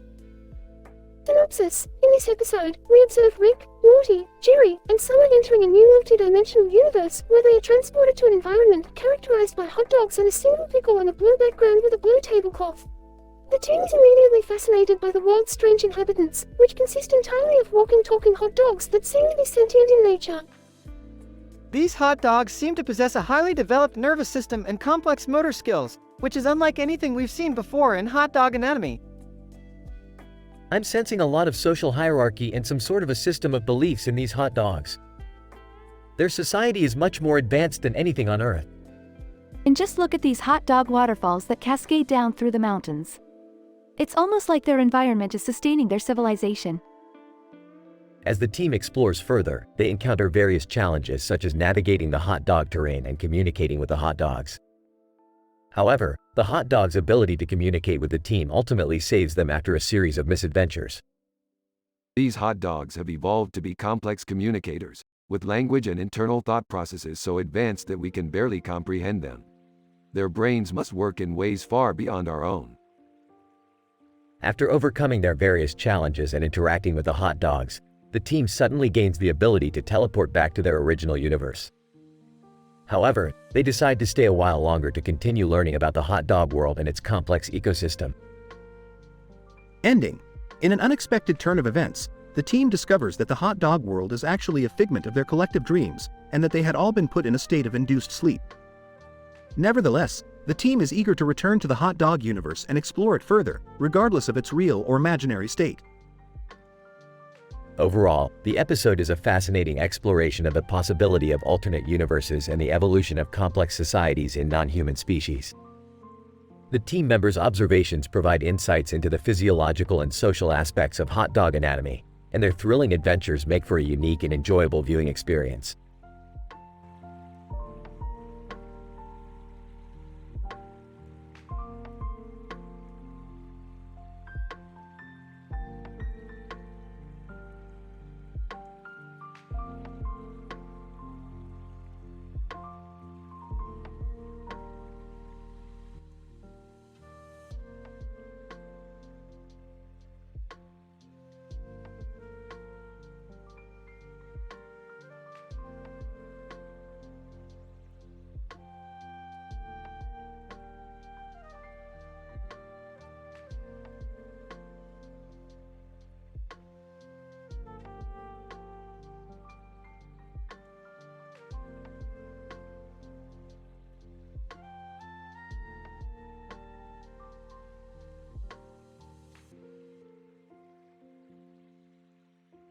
Title: Glowing Mask Madness. Rick and Morty are on a mission to a futuristic planet where a man with a glowing mask on his face and hands in the air has been causing havoc. The man's abilities to control technology with his mind have made him a formidable threat to the planet's inhabitants. Morty, we're on a mission to stop this guy before he destroys this entire planet with his techno powers. Oh, geez, Rick. Can't we just watch some TV or something? Jerry, who tagged along on the mission, is struggling with a high-tech environment. I don't understand any of this. Why is everything so intricately detailed and futuristic? As they approach the man's location, they come across a cute cyborg girl surrounded by cables. Girl, you must be the ones here to stop the guy with the glowing mask. Follow me, I know where he is. As they follow the cyborg girl, they are mesmerized by the beautiful macro close-up imagery of the planet. The vibrantly lush neon lighting and volumetric lighting style atmosphere are a sight to behold. This place is almost as beautiful as your mom, Morty. Ah, come on, Rick. You always gotta make it weird. They finally reach the man's location and engage in a high-stakes battle. The ultra-detailed and photorealistic imagery of the fight is trending on ArtStation and is available in 4K and 8K resolution. Take that, you techno freak. Way to go, Rick! I don't know what's going on, but I'm just glad it's over. After defeating the man with the glowing mask, they leave the planet and reflect on their adventure. You know, Morty, sometimes it takes a high-tech, futuristic planet to remind us how crazy the universe can be. Yeah, and how much we need to get back to our own universe ASAP. As they fly into the distance, they appreciate the beautiful imagery of the planet they just saved, illustrated by Greg Rutkowski and Mobius, shot with a 35mm lens.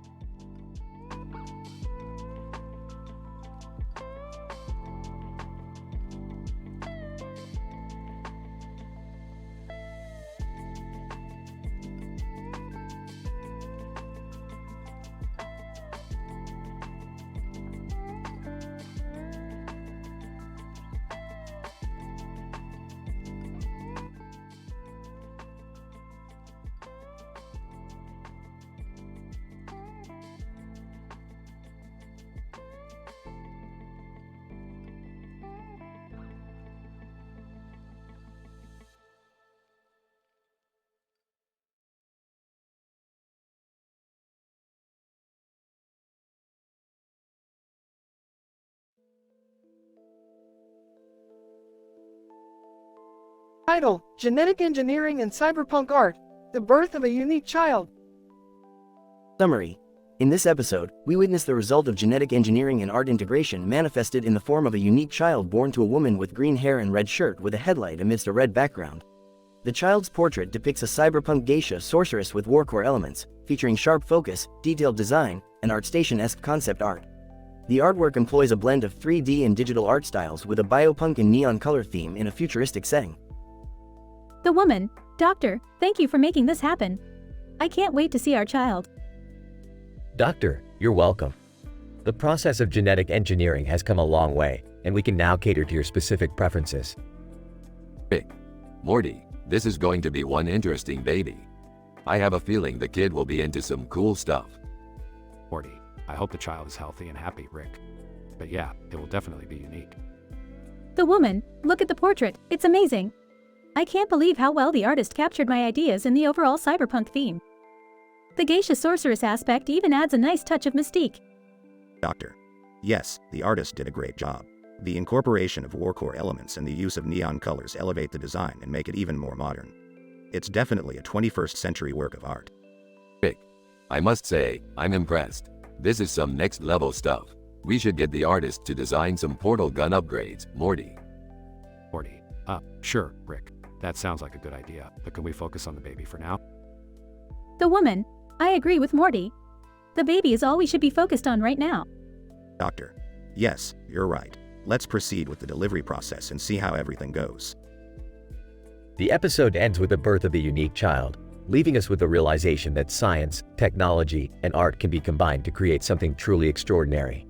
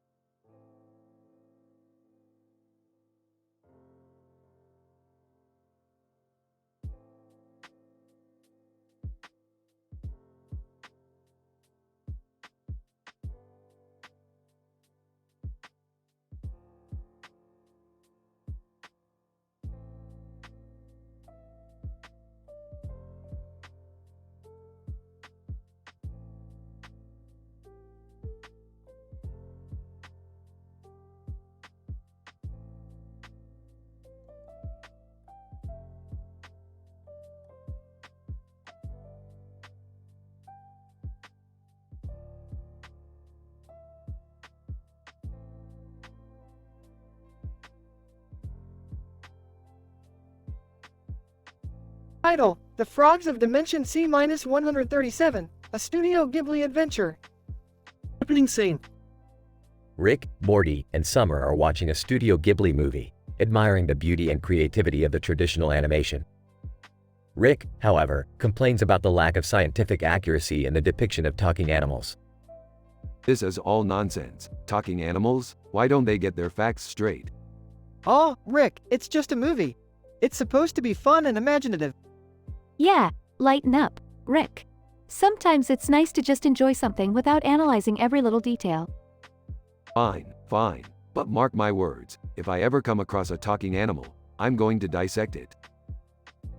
Suddenly, a portal opens in the living room, and a cute little girl holding hands with a humanoid frog enters. Girl, excuse me, do you know where we are? Oh great, another portal. What, did I leave the door open or something? Rick, look at how cute they are. Can't we just help them? Fine, fine. What do you want from us, little girl? Girl, my name is Yumi, and this is my friend Kiro. We're from Dimension C-345, and we're looking for a lost ball. A lost ball? You came all the way here just for a ball? Yumi, yes, you see, this isn't just any ball. It's a special ball that can grant wishes. But it's also very dangerous, because it attracts all sorts of mysterious creatures. Well, that sounds like a load of baloney. But if there's one thing I know how to do, it's find lost things. Let's go. Yumi and Kiro join Rick, Morty, and Summer on their adventure to find the lost ball. Scene 2. The group arrives at a beautiful field with a sky background, just like the picture Rick saw earlier in the Studio Ghibli movie. They find the lost ball, but it's guarded by a group of evil talking frogs. Hero, those are the frogs from Dimension C-345. They must have followed us here. Talking frogs? Now that's more like it. Let's show 'em what we're made of. A battle ensues, with Rick and the gang fighting off the frogs' magical attacks. Meanwhile, Yumi and Kiro work together to use the wish-granting ball to defeat the frogs once and for all. Scene 3. With the frogs defeated, Yumi and Kiro thank Rick, Morty, and Summer for their help. They explain that the ball had belonged to their queen, who had been captured by the evil frogs. But now, with their help, the queen has been rescued and peace has been restored to Dimension C-345. Yumi, we couldn't have done it without your help. Thank you so much. Hero, and maybe one day, we can repay the favor. Who knows what adventures lie ahead? Don't get sappy on me. Just get back to your own dimension before I change my mind and dissect you both. Rick, come on. They're clearly grateful. Can't you be a little kinder? Yeah, Rick. It's not like they asked to be brought here. We should at least do something nice for them. Fine, fine. How about a trip to Disneyland? I hear there's a new ride that replicates the feeling of tearing apart your own atoms. Oh, I think we're good, Rick. Let's just say goodbye and send them on their way. The episode ends with Yumi and Kiro waving goodbye as they enter the portal back to their own dimension. Rick, Morty, and Summer watch, satisfied with their adventure and ready for whatever comes next.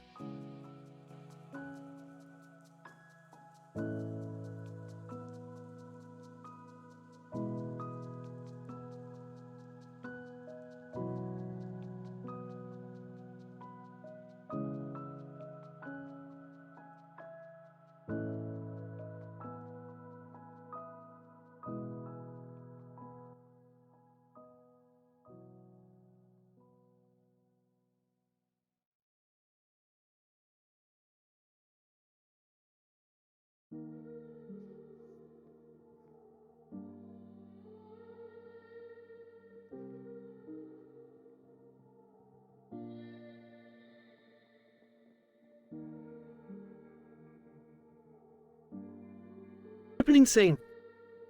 Narrator. The scene opens with a silhouette of a cartoon character holding a sword and a caption that reads, "Why was Futura?"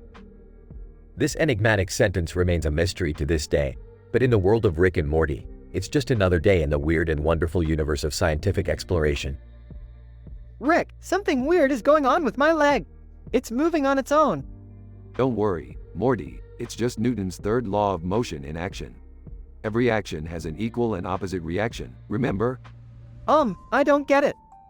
Simply put, your leg is responding to subconscious impulses from your nervous system, causing it to move independently from the rest of your body. Oh, okay. But why does it feel like it's doing its own thing? Because the brain is a complex organ, Morty. Sometimes, it creates new pathways that allow your body to perform functions beyond its normal range of motion. Narrator. The duo embark on a wild adventure trying to discover how Morty's leg developed a mind of its own. Along the way, they encounter a host of villains, including a mad scientist who wants to use Morty's leg to create an army of super soldiers. Why me, Rick? Why does this always happen to me? Because you're the perfect unsuspecting guinea pig for my scientific experiments, Morty. Narrator.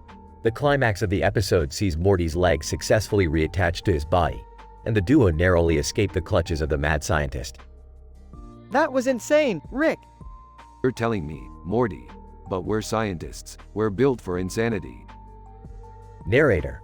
With a smile and a wave, Rick and Morty exit the scene, ready for their next wild adventure in the infinite expanse of space and time.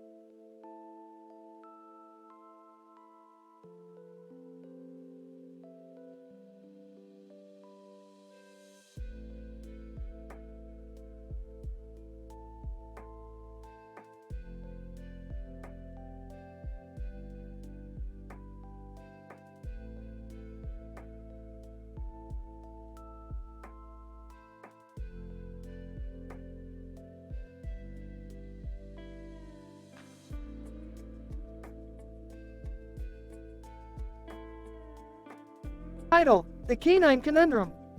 Opening scene. The dog is running across a field of grass with a ball in its mouth and a frisbee in its mouth.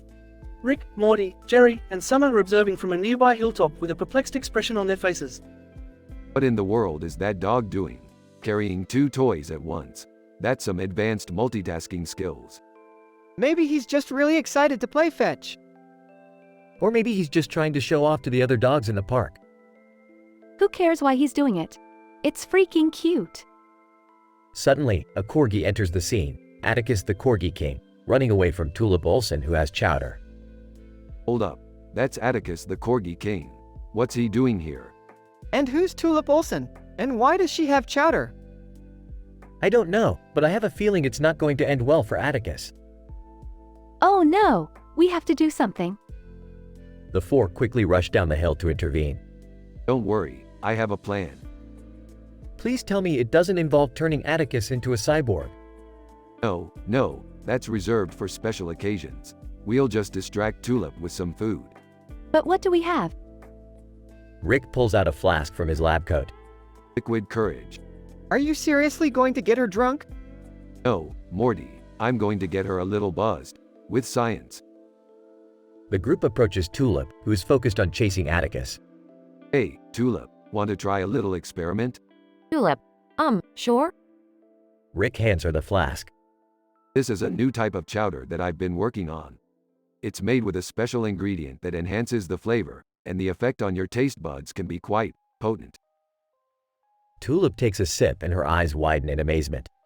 Tulip, wow, this is incredible. I can taste every ingredient, every spice. It's like a party in my mouth.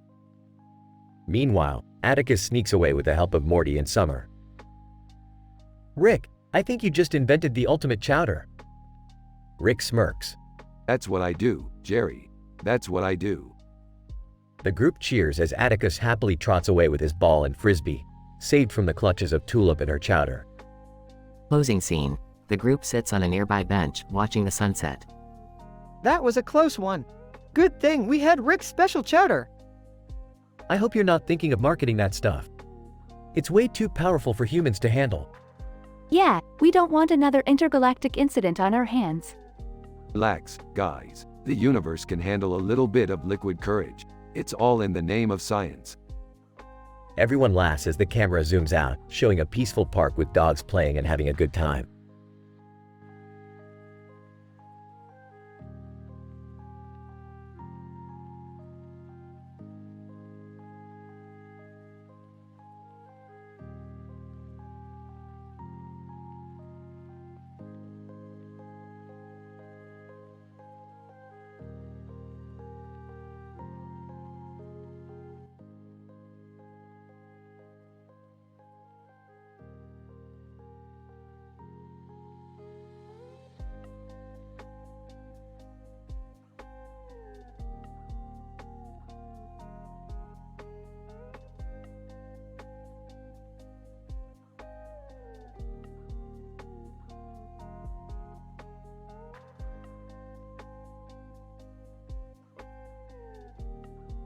Title: The Lupine Lust.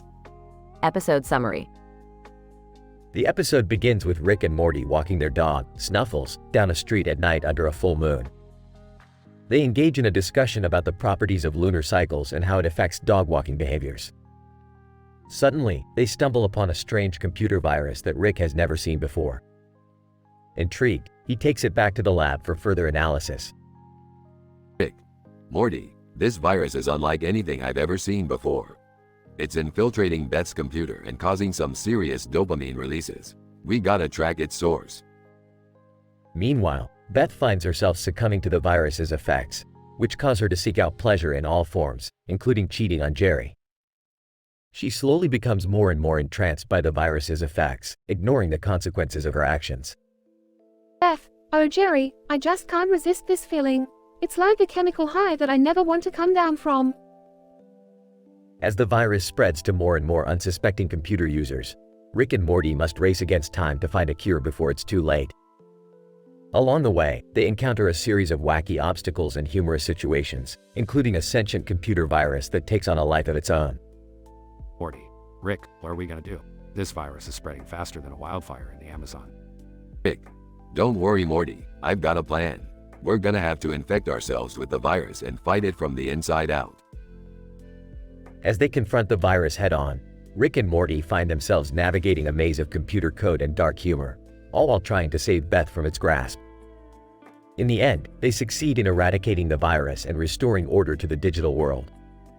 Rick, now that's what I call a proper virus extermination. Another day, another threat neutralized. The episode ends with a playful quip from Snuffles, who seemingly gained newfound intelligence from his exposure to the virus. Snuffles, I may be a dog, but I ain't no sucker. That virus ain't got nothing on me. Fade to black.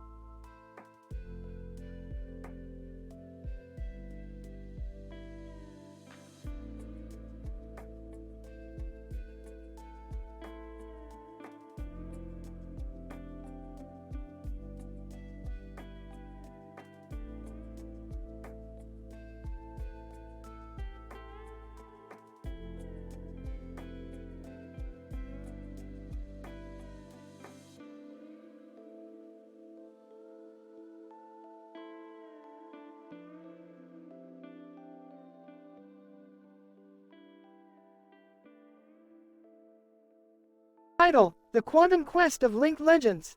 Synopsis. From the perspective of a first-person point of view, the scene opens with a person standing atop a vast green field, with their feet up in the air and their shoes on display.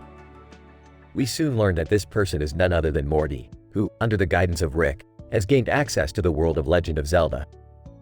Riding on horseback, the duo embarks on a quest to retrieve the Triforce of Wisdom and defeat Ganon once and for all.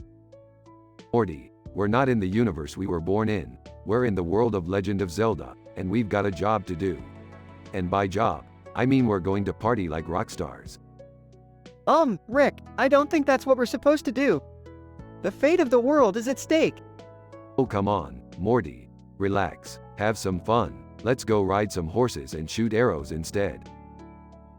As they make their way through the forests and dungeons of Hyrule, they encounter various familiar characters from the Legend of Zelda franchise, including Princess Zelda, Link, and even Tingle. Along the way, they collect various weapons and items, such as the Master's Sword and Fairy Bottles, which enhance their abilities. Rick, I don't think I'm cut out for this. I keep getting hit by these enemies and it hurts. Relax, Morty, I've got just the thing to help you out. Pulls out a bottle of liquid. Just drink this potion and you'll be fine in no time. Drinks the potion and grows to twice his size. Whoa, what just happened to me? I feel huge. Laughs. Looks like I accidentally gave you a potion of gigantism, Morty. Good luck fitting through those doors now.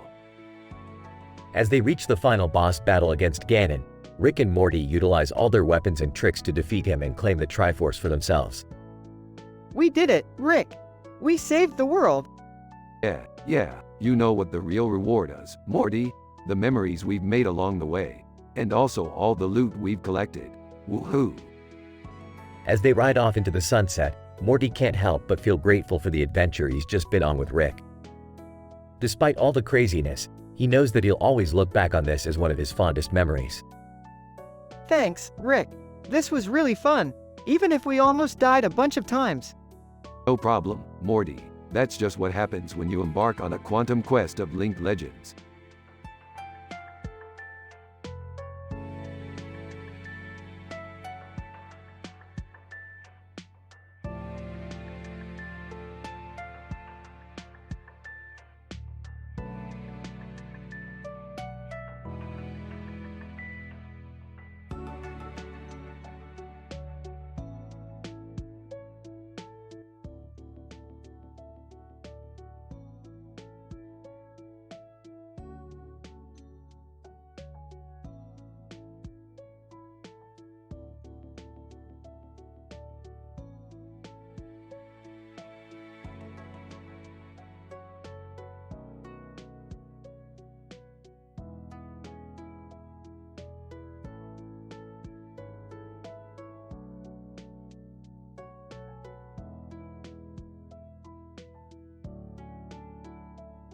The episode opens to the sight of four men with dreadlocks and a bow tie and tuxedo haircuts, one wearing a tuxedo, discussing the complex dynamics of the current pop culture scene.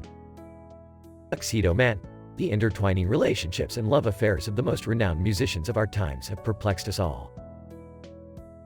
Dreadlocks 1, indeed. Billie Eilish cheats on Olivia Rodrigo, cheats on Justin Bieber, cheats on Harry Styles, cheats on Dua Lipa, cheats on Shawn Mendes, cheats on Ariana Grande, cheats on Khalid, cheats on Lizzo, cheats on Post Malone, cheats on Camila Cabello, cheats on Louis Capaldi, cheats on Halsey, cheats on Taylor Swift, cheats on Doja Cat, cheats on Lil Nas X, cheats on Ed Sheeran, cheats on The Weeknd, cheats on Bad Bunny, cheats on Megan Thee Stallion, cheats on Rosalia, cheats on Bruno Mars, cheats on J Balvin, cheats on Dreadlocks 2, we get the point. But what does this mean for the music industry and society as a whole?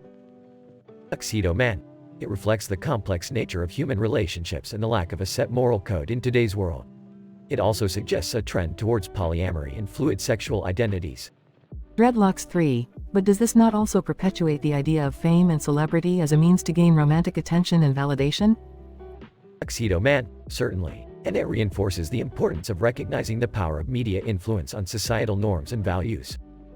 Dreadlocks 4. But where does this leave the individual artists and their reputations? Tuxedo Man. It leaves them with the consequences of their actions and the responsibility to make conscious choices aligned with their values. The group continues their discussion, delving deeper into the implications of the celebrity love affairs.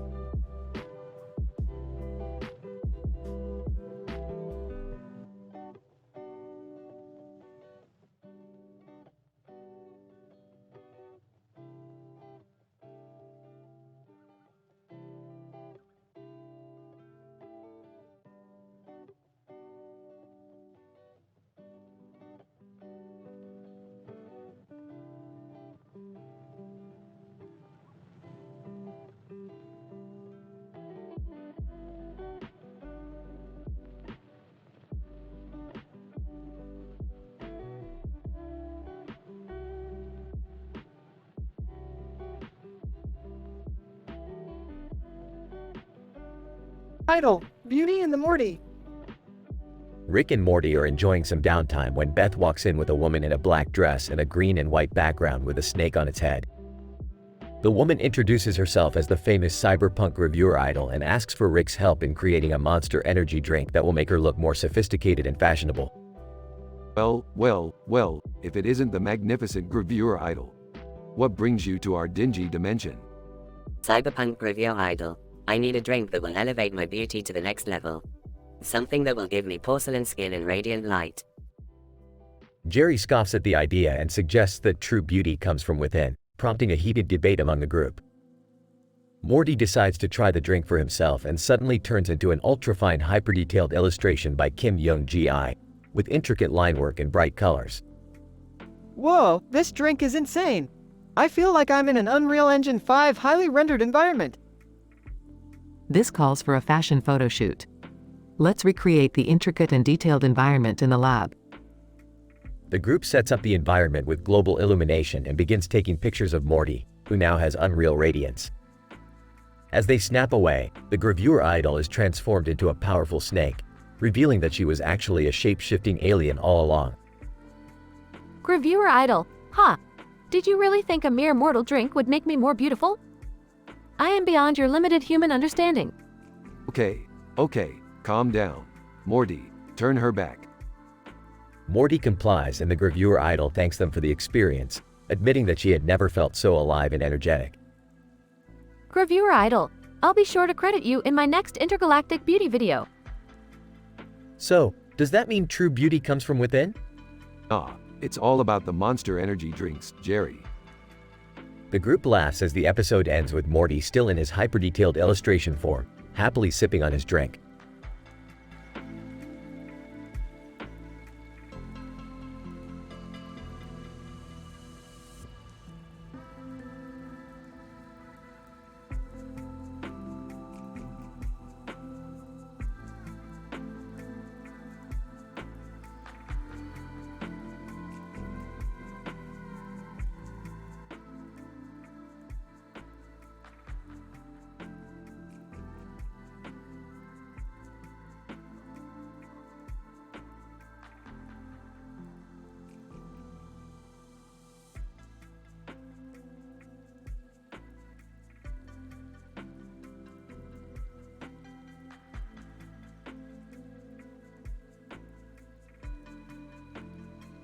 In this episode, entitled The Quantum Mechanics of Cartoon Billiards, we are presented with a group of anthropomorphic cartoon characters gathered around a standard pool table in a well-lit room with a television turned on in the background.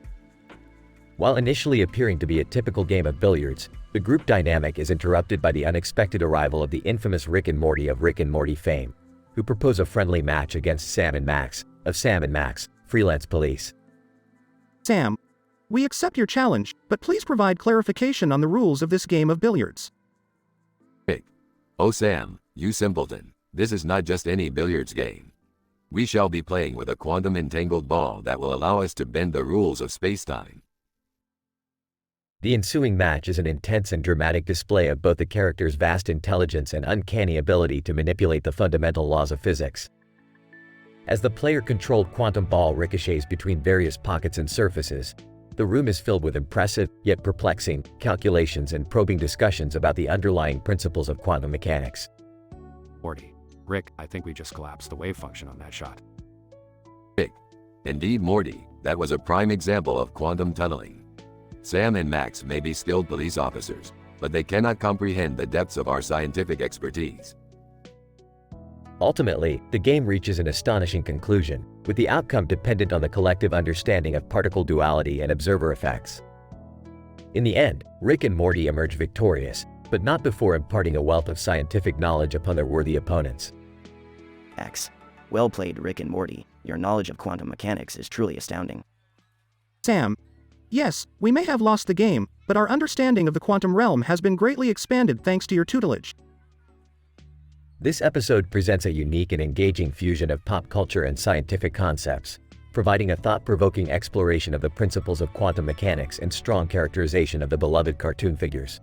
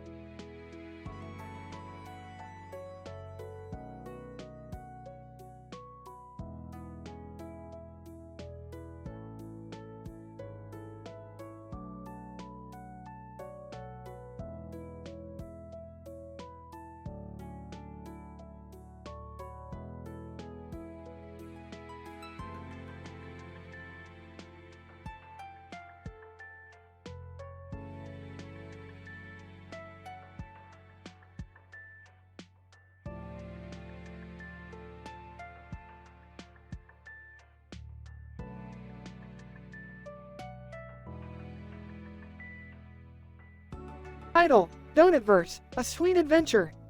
Synopsis: in this episode, Rick and Morty find themselves transported to a studio deeply inspired donut world. The girl in the painting seems to be the key to their escape. Morty, buckle up, we're in a freaking donut world. Looks like we'll have to find a way out of this sugar rush before we crash and burn. Oh, Rick, I don't know if I can handle all this sweetness. My blood sugar is spiking. Is this safe for us? Of course it's not safe, Morty. But that's why we're here. To find a way out of this donut-filled hellscape. As they travel through the donut rafts, they encounter a little girl and her frog companion, riding on a donut raft of their own. Girl, hello, strangers. Welcome to Donutverse. I'm Aria, and this is my friend, Ribbit. Ribbit. Pleased to meet you, Mr. Rick and Morty. We have been expecting you. Really now? And why is that, kid? Arya, well, you see, our world has been invaded by a mad scientist who wants to turn it into a giant donut factory. He needs your brainpower to complete his evil plan. Oh, geez. We can't let that happen, Rick. What do we do? Relax, Morty. We'll just improvise. Let's use these donut rafts to take us to the source of all this sugar madness.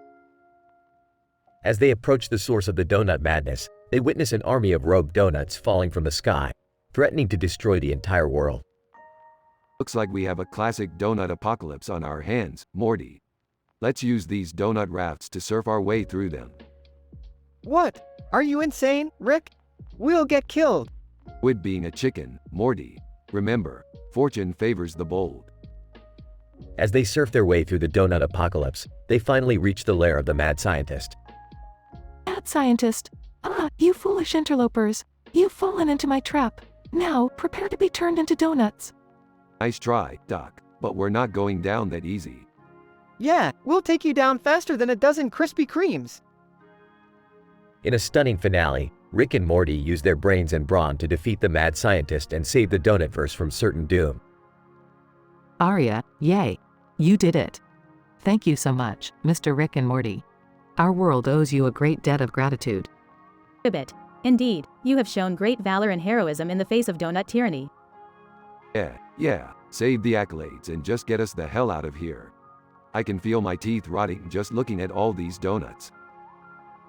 As they escape the Donutverse, Rick and Morty share a moment of introspection. You know, Morty, sometimes the sweetest things in life can be our downfall.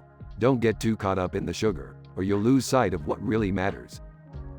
Wow, Rick, that's deep. I never thought I'd learn something from a Donut World adventure. You never know where the universe is going to take you. So always be ready for anything. Now, let's get some tacos. I need something spicy to balance out all this sweetness.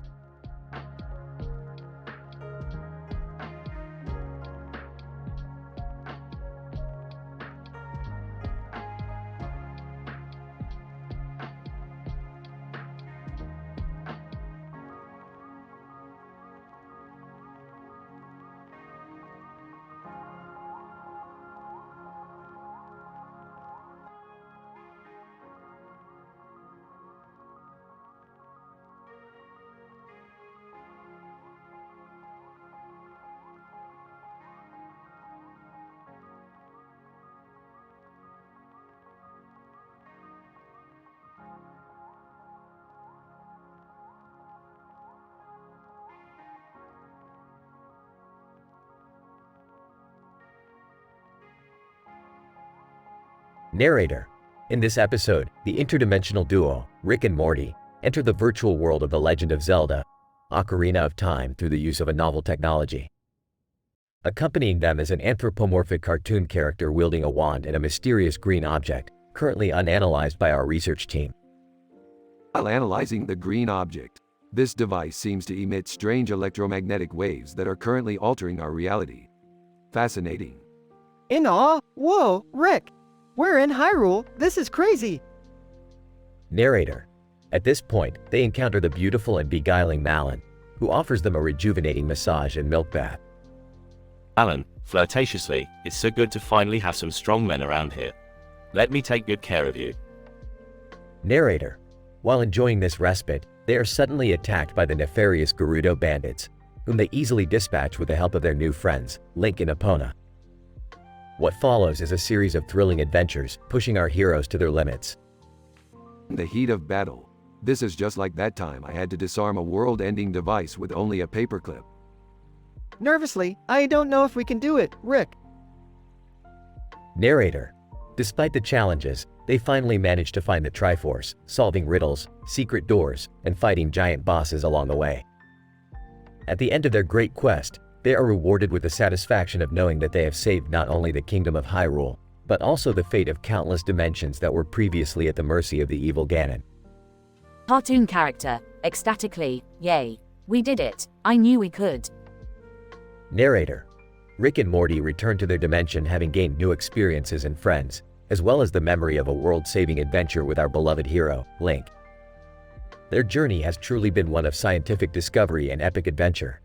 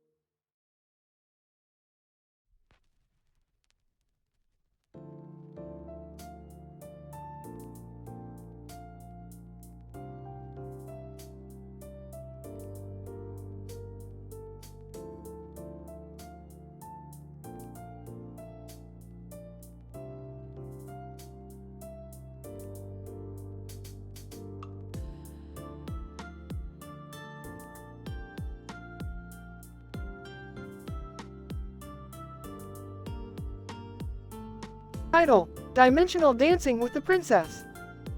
Synopsis: in this episode, Rick and his family find themselves trapped in the world of The Legend of Zelda.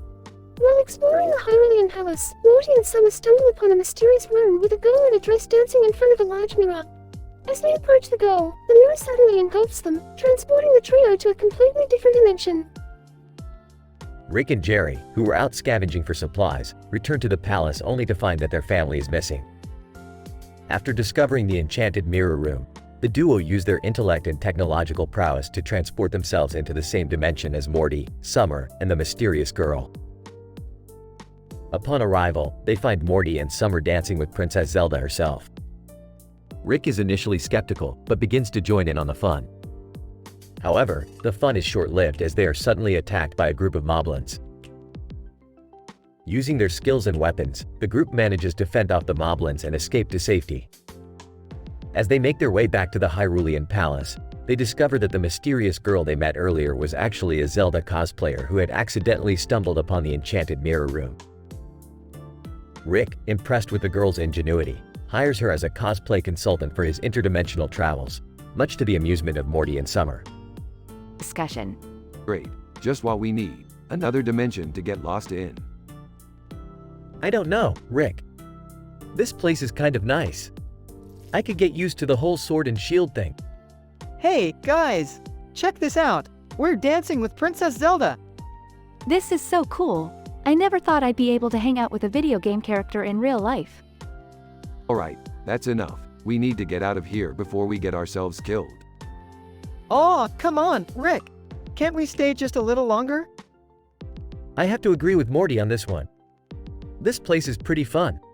Fine, but we need to stay alert. Who knows what kind of dangers we might encounter in this world. Mystery girl, excuse me, can I join in on the fun? Oh, in unison, who the hell are you?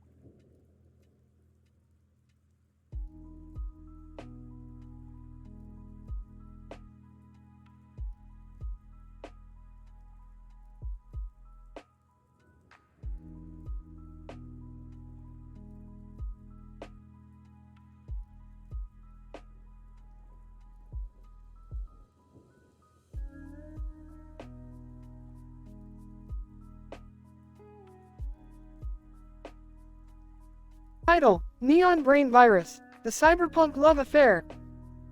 The episode begins with Rick and Morty working on an invention that will allow them to enter the digital world. Beth walks in with a black dress on, remarking on the neon lights on the walls. Rick, being the suave ladies man that he is, makes his move on Beth. They start making out, but little do they know that they have been infected with a cyberpunk brain virus STD from the digital world. Morty tries to warn them, but they are too caught up in the moment. The virus begins to take over Rick's brain, and he becomes increasingly erratic. Meanwhile, a cyberpunk reviewer idol named Aiko enters the scene. She is elegant, sophisticated, and fashionable, with porcelain skin and bright colors that stand out in the neon-lit room. She takes a liking to Morty and offers him a drink of Monster Energy. Little does Morty know that the drink is spiked with a virus that causes him to hallucinate. The episode then takes a trippy turn as Morty navigates through an intricate linework of a highly rendered digital environment, created using Unreal Engine 5. Throughout the episode, Rick and Morty engage in a hilarious back and forth, with Rick's deteriorating mental state causing him to say increasingly ridiculous things. In one scene, Rick remarks, "I feel like I'm inside a Kim Jong-gi illustration."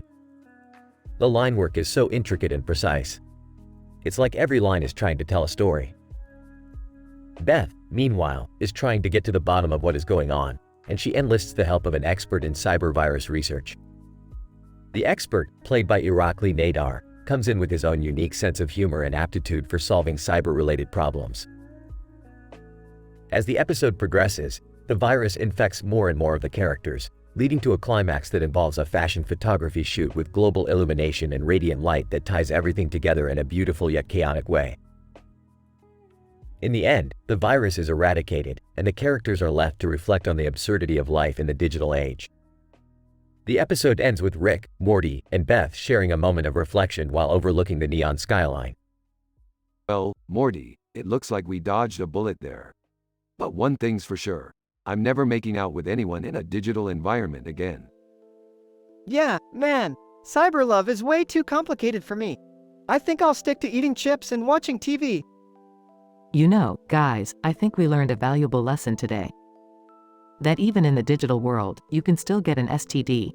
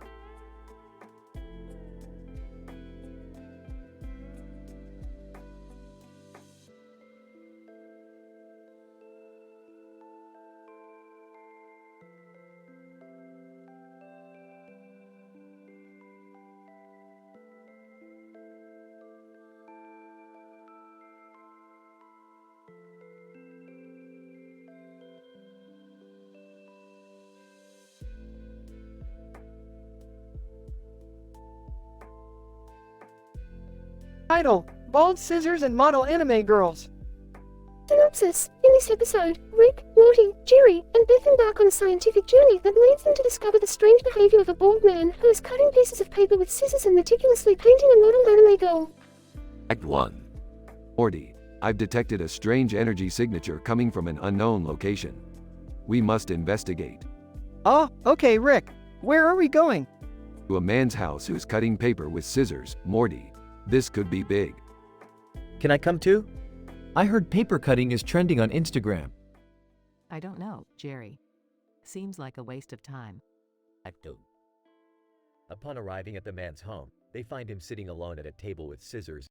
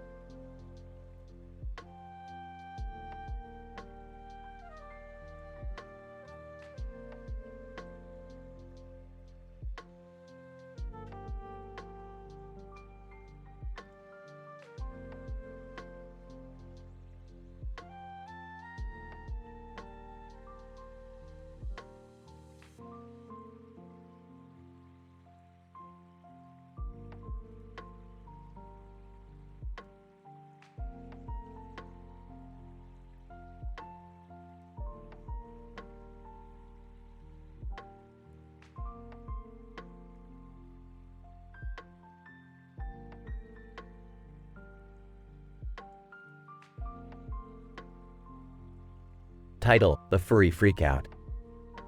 The episode begins with Rick and Morty creating a portal to explore a new planet. They find themselves in a green field with a group of stuffed animals sitting next to each other. Morty, these organisms are unlike anything I've seen before. They're made of synthetic materials instead of the usual carbon-based ones. Wow, that's wild, Rick. They're just like the stuffed animals I used to play with when I was a kid. Beth and Summer enter the garage and see the stuffed animals. Oh my god, Morty, you still have those old stuffed animals? You're such a baby. Yeah, like, what are you going to do with them? Morty defends his beloved toys, but Rick sees an opportunity for an experiment. Hold up, Morty. Let's see what kind of mischief we can get these furry freaks into. Suddenly, Tails the stuffed fox starts twitching and glowing. Zorkon, a fluffy alien from My Favorite Martian, appears out of nowhere. Zorkon. Greetings, Earthlings. I have come to retrieve my missing specimens, those furry little critters you call stuffed animals. Rick and Morty exchange a look of confusion, while Beth and Summer are bewildered by the sudden appearance of the alien. Zorkon, my old friend. What are you doing here? Zorkon. I have come to retrieve the samples I left behind on this planet. They have great value on my planet, especially as objects of study in our laboratory. So, you're saying you just left these stuffed animals here and forgot about them? Zorkon. Yes, that is correct. But I never expected them to evolve into these larger forms. The stuffed animals start to grow and evolve, becoming massive fluffy creatures that start rampaging through the town. Oh, great! It's like a twisted version of that movie, Ted. We gotta stop these things, and fast. Otherwise, we'll have a real furry freakout on our hands. But how do we stop them? They're so cute. Guys, they're kind of destroying everything in their path. The group comes up with a plan to lure the stuffed animals back to the green field and have Zorkon take them away. Quick, Morty. Toss them a bunch of stuffed animals. Maybe it will calm them down. I don't know, Rick. It's kinda mean to use their own kind as bait.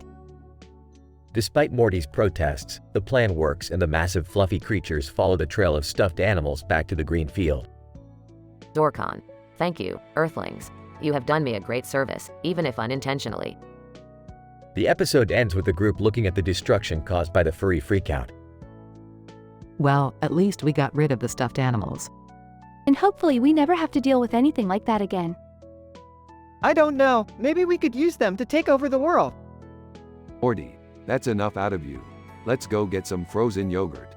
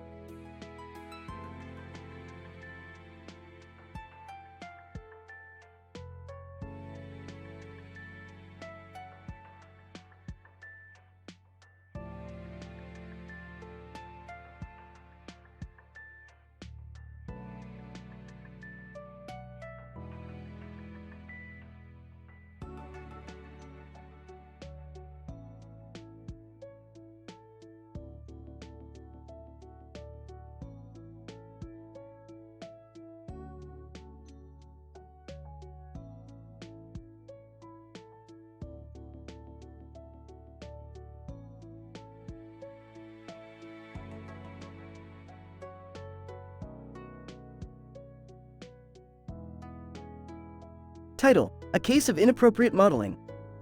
Synopsis. Rick, Morty, Beth, and Summer get tangled in a bizarre and hilarious scenario when Rick's unorthodox methods of enhancing his cognition backfire. Scene.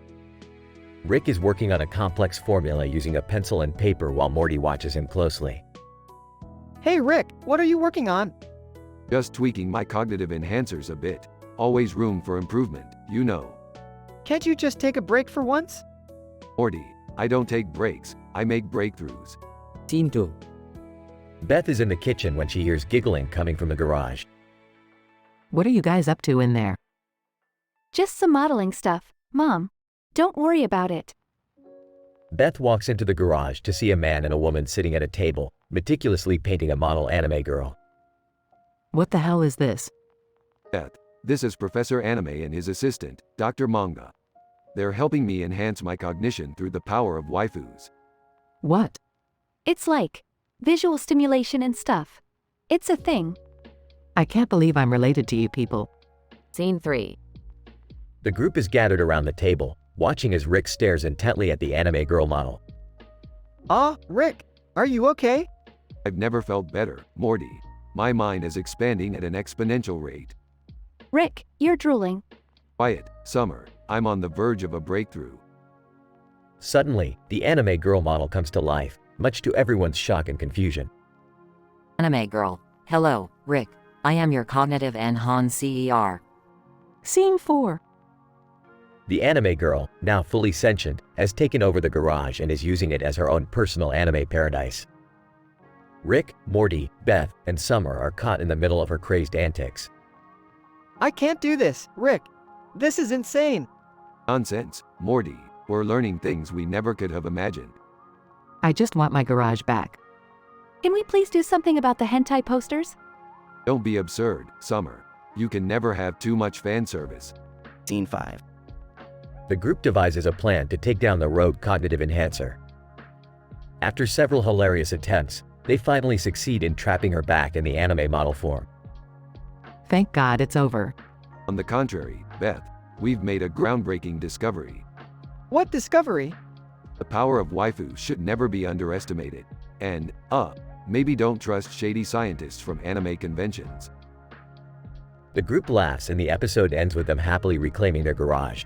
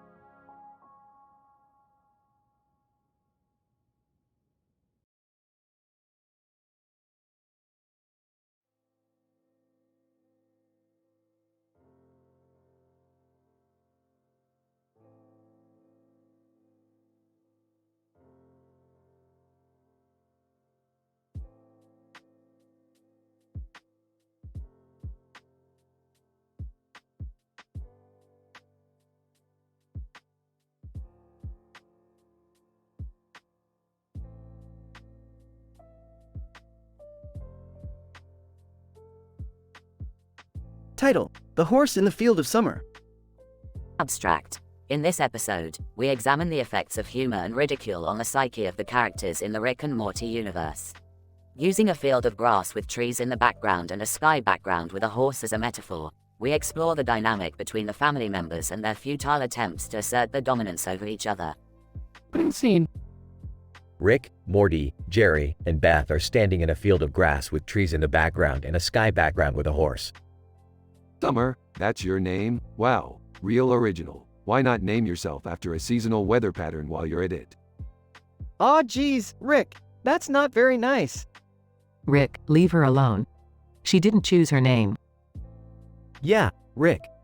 Lay off. Fine, fine. Can we focus on the horse in the field or do we have to keep giving Summer a hard time? Scene 1. The family walks towards the horse in the field and attempts to interact with it. Rick starts making jokes about the horse's appearance, much to Morty's discomfort. Jerry tries to act tough by petting the horse aggressively, only to get knocked over. Beth tries to calm the horse down, but it ends up running away. Looks like the horse doesn't appreciate your alpha male posturing, Jerry. Can we go home now, Rick? Yeah, this was a bad idea. I could have handled that horse if it wasn't for you meddling kids. Scene 2. Back at the house, the family settles into their respective activities. Rick is working on a new invention, Morty is playing video games, Beth is reading a book, and Jerry is trying to fix something in the garage. Summer enters the room, looking frustrated. Why does he always have to make fun of me? It's not my fault my parents decided to name me after a season. Listen here, young lady. In this world, there are two kinds of people. Those who make jokes and those who can't handle them. Which one are you? Rick, that's not helpful. I think I know what you're saying, Rick. It's like that time I made a joke about you and you got all upset. Exactly, Jerry, you get it. That's not the same thing, Jerry.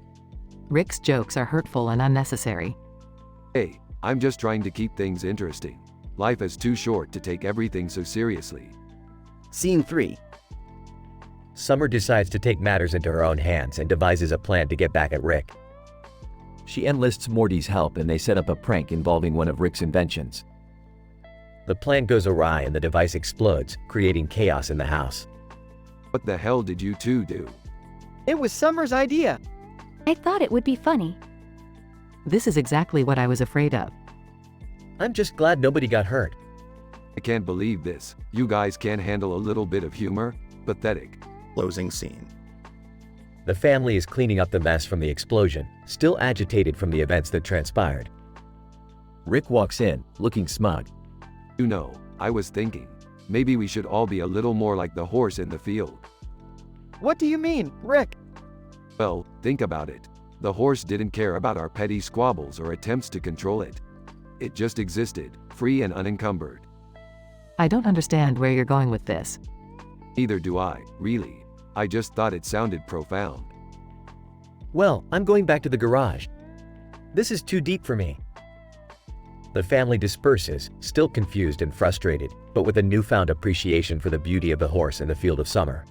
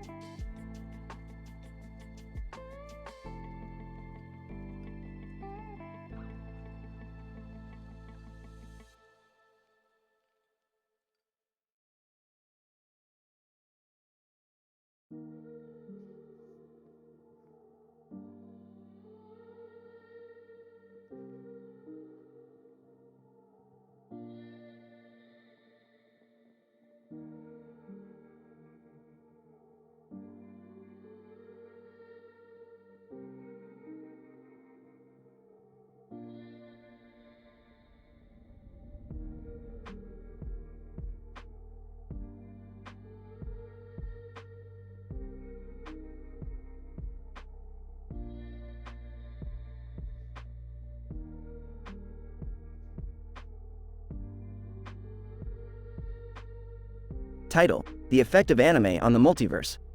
Scene 1. Location: Rick's garage laboratory. Morty, put down that anime body pillow and come help me with some science. Aw gee, Rick, can't we just watch some anime? No, Morty, we have to investigate the effects of anime on the multiverse. Oh, okay. What do we need to do? We need to build a device that can track the presence of anime in different dimensions. Whoa, cool. Scene 2. Location: another dimension. Rick and Morty enter a dimension that is entirely made up of anime tropes. Morty, remember our mission. We have to remain objective and scientific. Got it, Rick. Oh, look! There's a bald man with a beard meticulously painting a model anime girl. That's just creepy. Let's move on. Scene 3. Location: a different dimension. Rick and Morty are in a dimension where anime is banned. Hey, Rick, why is anime banned here? Because the government here discovered that watching anime causes an increase in dopamine levels in the brain, leading to addiction and a decrease in productivity. Whoa, that's heavy. I'm glad we're not addicted to anime, right, Rick? Speak for yourself, Morty. Scene 4.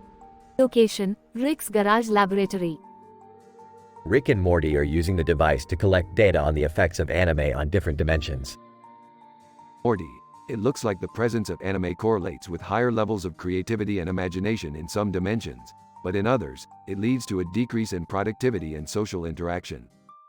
Dang, that's deep, Rick. Yeah, well, the multiverse is a complex place, Morty. You can never predict the outcome of any experiment. Scene 5. Location: a final dimension. Rick and Morty enter a dimension where anime is the only thing that exists. Morty, this is it. The ultimate dimension for anime fans. Whoa, Rick, look at all the anime. It's everywhere. Yeah, it's pretty crazy. But just remember, Morty, too much of anything can be a bad thing. Yeah, I guess you're right, Rick. Suddenly, a horde of anime characters approaches them. Anime character, in high-pitched voice, welcome to our dimension. We're so glad you could join us. Ah, geez. Let's get out of here, Morty. The two quickly escape as the anime characters wave goodbye. Scene 6. Location, Rick's garage laboratory. Rick and Morty are back home, analyzing the data they collected. Well, Morty, it looks like we learned a lot about the effects of anime on the multiverse. But one thing's for sure. The world would be a lot less weird without it. Yeah, that's for sure, Rick. I'm just happy we don't live in a dimension where anime is banned. Yeah, me too. Now let's grab some pizza and watch some anime. Oh, yeah, that's what I'm talking about.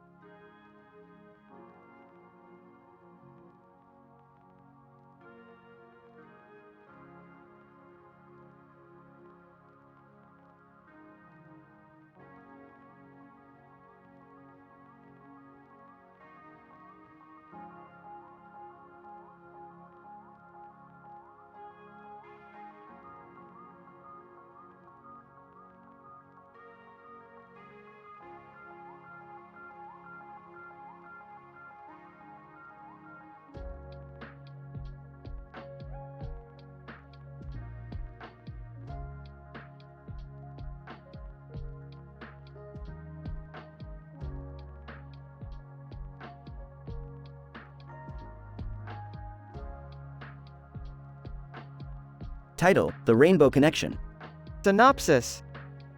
Rick, Morty, and Summer were lounging around in the Smith family living room, each holding a beer glass in their hand and staring at their cell phones. Rick was scrolling through his social media feeds while Morty and Summer were chatting about the latest fashion trends. Excitedly, guys, check out my new girlfriend. Her name is Rainbow and she's so cool. Wow, Morty, she's pretty cute. When do we get to meet her? Sarcastically, oh boy, another one of Morty's girlfriends. Do we really need to go through this again? Hey, don't be a hater, Rick. Rainbow is different. She's into all the stuff I'm into, like anime and boba tea. Well, I guess that's a start. But just remember, Morty, teenage love is like dark matter. It's completely invisible and doesn't interact with anything, but it's still there. Rolling her eyes. Why do you always have to be so cynical, Rick? I'm just being scientific, Summer. Now, if you'll excuse me, I need to go to the garage and work on my latest invention. Can we come, Rick? Only if you promise not to touch anything. The trio heads to Rick's garage where he shows them his latest invention, a teleportation device that can transport anything anywhere in the multiverse. Impressed. Wow, Rick. That's amazing. Can we try it out? Sure, Morty, but be careful. This thing is very powerful. No problem, Rick. I'll be careful. Morty sets the destination coordinates to Rainbow's house and steps into the teleportation device. A few seconds later, he appears in front of Rainbow's door. Rainbow. Surprised. Morty, you made it. Come on in and meet my friends. Morty enters the house and is immediately greeted by a group of kawaii girls, all holding boba tea drinks and dressed in colorful outfits. Overwhelmed. Wow, Rainbow. Your friends are so cool. Rainbow. I know, right? They're all part of the Rainbow Connection, my online fan club. That's awesome. I wish I could join. Rainbow. You can, Morty. All you have to do is pass the initiation test. What's the test? Rainbow. You have to drink a gallon of boba tea in under an hour. Doubtful. I don't know, Rainbow. That sounds pretty crazy. Rainbow. Come on, Morty. Don't be a buzzkill. You can do it. Morty reluctantly agrees and starts drinking the boba tea, but soon realizes that it was a huge mistake. He starts feeling nauseous and dizzy, and Rainbow's friends are all cheering him on. Gasping for air. I can't do it. I think I'm gonna puke. Rainbow's friends. Morty. You're such a wimp. We thought you were cool. Defeated. I'm sorry, Rainbow. I guess I'm not cut out for the Rainbow Connection. Just then, Rick appears in the room, holding a ray gun. Alright, Morty, that's enough of this nonsense. We need to get out of here before these girls turn us into their personal slaves. Relieved. Thanks, Rick. I thought I was gonna die in there. No problem, Morty. That's what I'm here for. Now let's get back home before we run into any more of your teenage drama. The duo teleports back to the Smith family living room, where Summer is waiting for them. How was your adventure, Morty? It was insane, Summer. I met Rainbow and her friends, the Rainbow Connection, but they were way too crazy for me. Laughing. Welcome to the world of teenage love, Morty. It's a wild ride. Well said, Summer. Now who's up for some interdimensional cable? The trio settles in to watch some crazy TV shows from different universes, relieved to be back to their usual chaotic lives.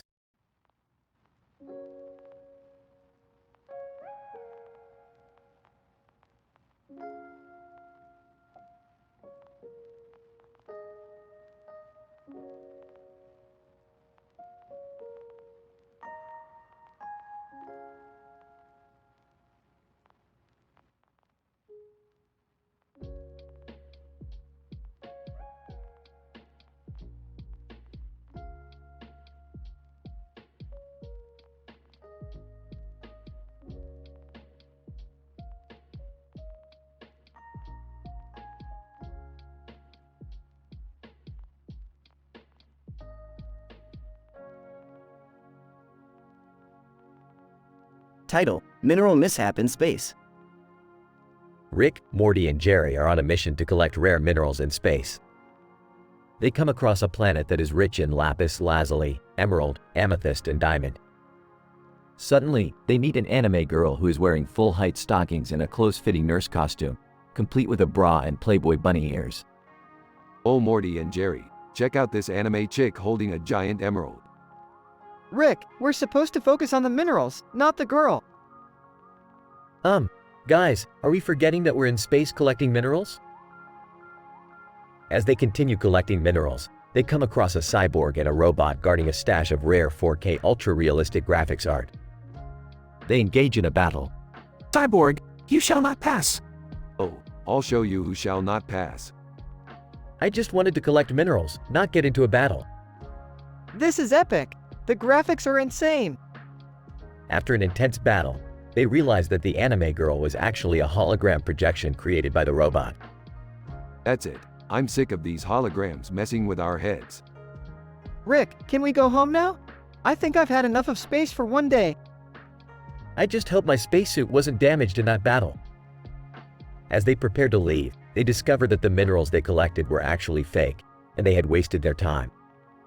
Rick is furious. I can't believe we fell for that. I'm gonna rip that robot apart. I think we learned a valuable lesson today. Sometimes what you see isn't what you get.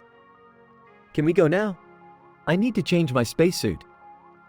The episode ends on a hilarious note as they realize they spent all their time in space for nothing.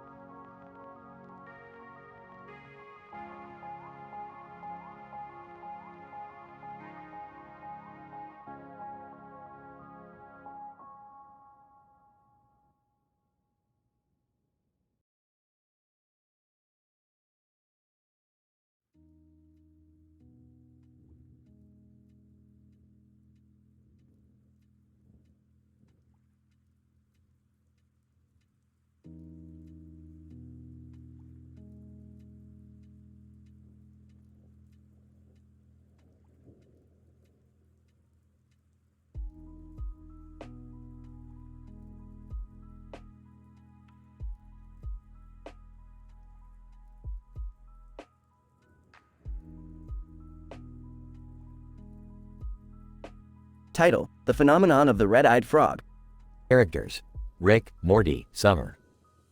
Plot: Rick, Morty, and Summer decide to embark on a scientific journey to study the behavior of the elusive red-eyed frog, which has recently taken over the ecological food chain of a remote planet. Morty, this planet is crawling with the red-eyed frogs. This cannot be a mere coincidence. Rick, is this for research or are we going to be eaten alive by these things? Guys, focus. We need to gather samples and observe their behavior patterns. As the trio wanders through the green landscape, they come across a peculiar sight, a white diamond shining in the distance. What is that? Is that some kind of a signal? Of course, Morty. It's the signal for the alpha frog, the super frog. The trio rushes towards the signal but ends up getting trapped in a dark pit. Rick, this was your plan? We're stuck in a pit with no way out. Don't worry, Summer. Science always finds a way. As they prepare to make a daring escape, they are met by the alpha frog, a massive creature with bright red eyes. Alpha frog, you have trespassed on our land. Prepare to be assimilated. What does that even mean? Alpha frog, it means that you will become one of us. Our transformation process is irreversible. Not so fast, Froggy. We have a secret weapon. The trio pulls out a device that emits a high-pitched sound, which confuses the frogs and gives them a chance to escape. That was awesome, but what are we going to do with all these samples and data? Simple. We can sell it on the intergalactic market, or better yet, we can make our own red-eyed frog energy drink. I don't know if that's such a good idea, Rick. Relax, Morty. It's just science. The episode ends with the trio happily sipping on their new energy drink, while the red-eyed frogs continue to dominate the planet's ecosystem.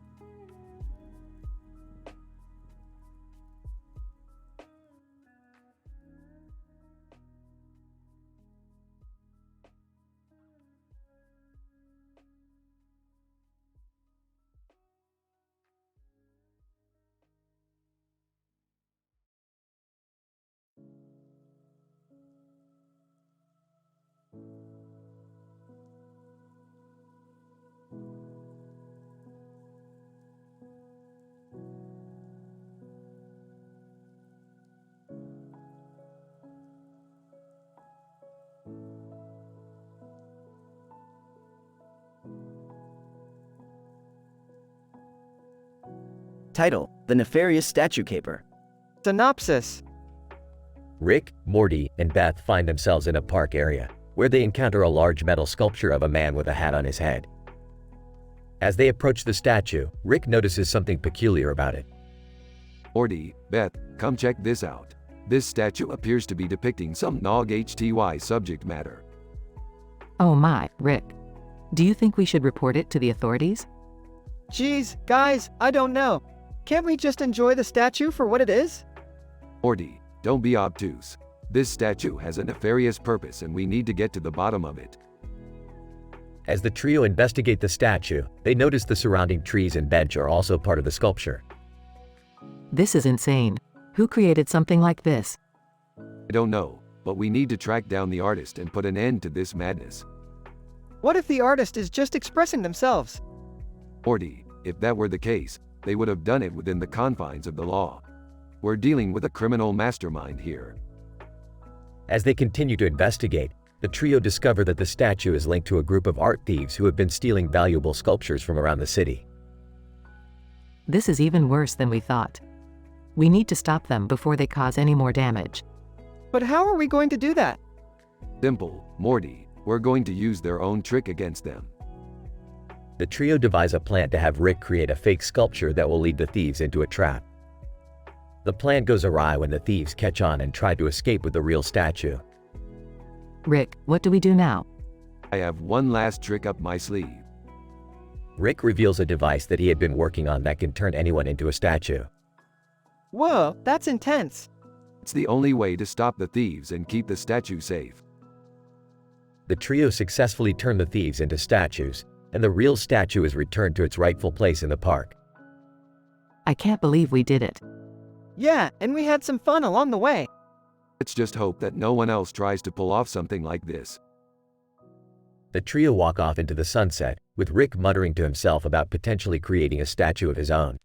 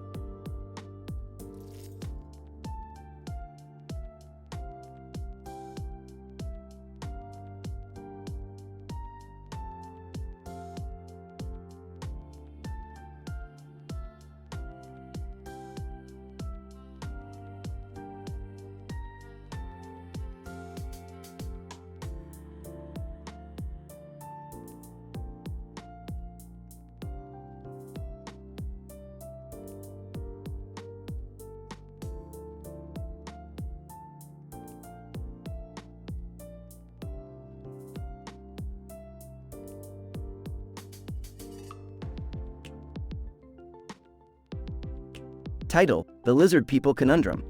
Synopsis. The episode begins with Morty observing a green lizard on his arm that has seemingly appeared out of nowhere. He immediately screams and runs out of the room, followed by Rick, who calmly puts the lizard back into his portal gun. As they venture out into the city, they come across various lizard people who have infiltrated human society and are planning to take over the world. Morty, it looks like the lizard people have finally come out of hiding. Are you serious, Rick? Are we really doing this right now? Of course, we are, Morty. It's not like we have any other plans for the day. Besides, I need to find out where they are getting their tech from so I can steal it for myself. As they dig deeper into the lizard people's plans, they discover that they have been using a special serum to disguise themselves as humans, and that the serum has a particular weakness to sound waves. So you're telling me that we just need to play some music really loud and we'll take down the lizard people? Chuckles. Morty, you're so naive. This serum is no match for our sonic disruptor. The duo devise a plan to infiltrate the lizard people's hideout and play the sonic disruptor, but they quickly realize that they have underestimated the lizard people's intelligence. The lizard people anticipate the duo's plan and capture them, but they don't realize that Rick and Morty are not ordinary humans. Lizard person, ha, you'll never escape us now. Smiling. Oh, you'd be surprised. With a flick of his wrist, Rick activates a hidden device which teleports them out of the lizard people's grasp. They then quickly play the sonic disruptor, causing the lizard people to lose their human disguise and reveal their true form. Oh, gross! Why did they have to be so slimy? Chuckling. Well, Morty, I guess this means we won't be having any more reptilian overlords anytime soon. The episode ends with the duo returning back home, with Morty still visibly shaken by the encounter. Rick, I really hate it when you drag me into these crazy adventures. Smiling. That's why you love me, Morty. The camera pans out to show the lizard people's hideout, with a sign saying, "Under new management, no humans allowed." Scientific explanation. The episode explores the concept of hybridity and the evolution of humans with lizard-like attributes through the use of alternative genetic variation. The concept of serum-based genetic modification is used as a plot device to showcase how hybridization can result in a superior species with the potential to take over their predecessors. The episode also highlights the use of auditory stimuli as a potential weapon against certain species, and how it can be utilized to disrupt their physiological systems. The use of teleportation technology demonstrates the potential for advanced information and communication systems, which encourages the viewers to ponder on how this technology will impact future scientific research.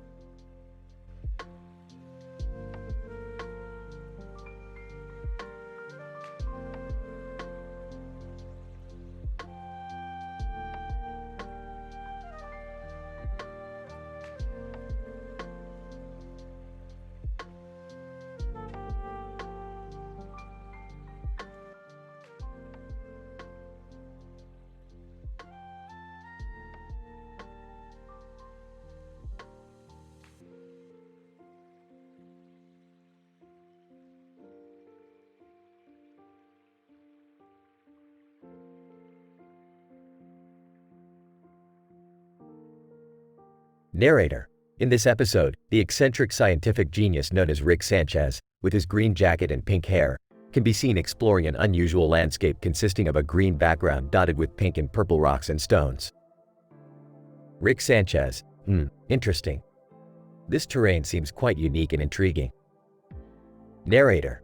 As Rick continues his stroll, he approaches a field of rubies and sapphires that stand at a towering 35 feet tall. Rick Sanchez. Fascinating. These gems seem to be quite valuable and rare. I must conduct a thorough analysis. Narrator. With his expertise in scientific analysis, Rick conducts a series of experiments and observations to study the nature and properties of these precious stones. Rick Sanchez. These rubies and sapphires are quite remarkable. They possess exceptional hardness and refraction properties, making them ideal for various applications. Narrator. As Rick continues his scientific exploration, he encounters a few challenges and obstacles that require his problem-solving skills and expertise. Rick Sanchez. Interesting challenges. It seems that I must use my advanced scientific knowledge and cunning intellect to overcome these obstacles. Narrator. Despite the challenges, Rick perseveres, using his extensive knowledge of science and technology to solve the problems and obtain valuable insights from his exploration. Rick Sanchez. Success. My analysis of these rubies and sapphires has yielded valuable data and insights that could revolutionize the field of gemology. Narrator. As the episode comes to a close, Rick reflects on his experience and the valuable knowledge he has gained from this extraordinary adventure. Rick Sanchez. Another successful exploration. There's always something new and exciting to discover in this vast universe. That's the beauty of science.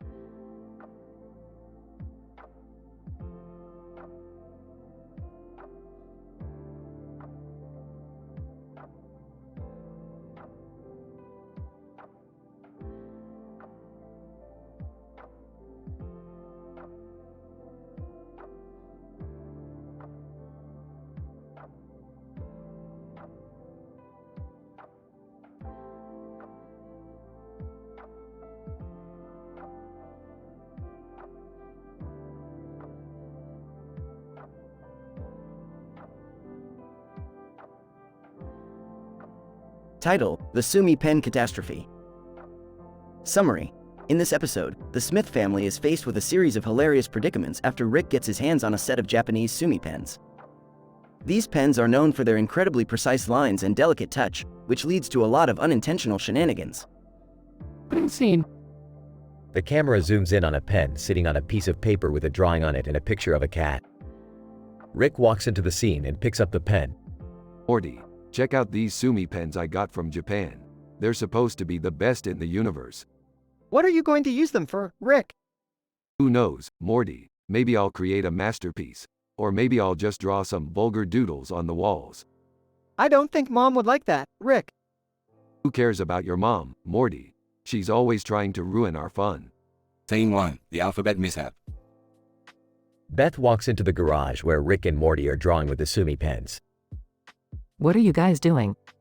Just drawing, Beth. Check out this amazing alphabet I just made. Beth looks at the paper and sees that the letters are all out of order. Rick, you mixed up the alphabet. That's not even remotely helpful. Who cares? It looks cool. I don't know how you messed up the alphabet, Rick. It's only 26 letters. Hey, I'm a scientist, not an alphabet expert. Scene 2, the tattoo incident. Summer walks into the garage and sees Rick and Morty tattooing each other with the Sumi pens. What are you guys doing? Just getting some tattoos. Morty's getting a pickle tattoo and I'm getting a portal gun tattoo. That's ridiculous. You can't even draw a straight line with those things. Don't be ridiculous, Summer. These pens are the ultimate in precision. Morty pulls up his shirt to reveal a crooked pickle tattoo, while Rick's portal gun tattoo is completely unreadable. Well, maybe they're not the ultimate in precision. Scene 3. The laser eye surgery. Rick decides to use the Sumi pens to perform laser eye surgery on Morty, who has been having trouble seeing. Rick is convinced that he can fix Morty's eyes with the ultra-fine tip of the Sumi pen, despite Morty's protests. Are you sure you know what you're doing, Rick? Of course I do. I'm a genius, Morty. Rick starts to work on Morty's eyes, but quickly realizes that the Sumi pen is not the right tool for the job. Okay, maybe I don't know what I'm doing. Morty, close your eyes and we'll pretend this never happened. Scene 4. The Sumi Pen Showdown. The episode climaxes in an epic showdown between Rick and Morty, each armed with a Sumi pen. They draw and doodle with reckless abandon, creating a chaotic masterpiece on the garage walls. Meanwhile, Summer and Beth watch from a safe distance, laughing and cheering them on. I can't believe you two are actually using those pens for something productive. Yeah, I thought for sure this was going to end in some kind of disaster. Rick and Morty eventually tire themselves out and collapse on the garage floor, surrounded by their Sumi pen creations. That was awesome, Rick. I don't think I've ever had that much fun. Yeah, Morty, maybe we should do this more often. The episode ends with the camera slowly zooming out on the ruined walls of the garage, revealing the chaotic beauty of the Sumi pen drawings.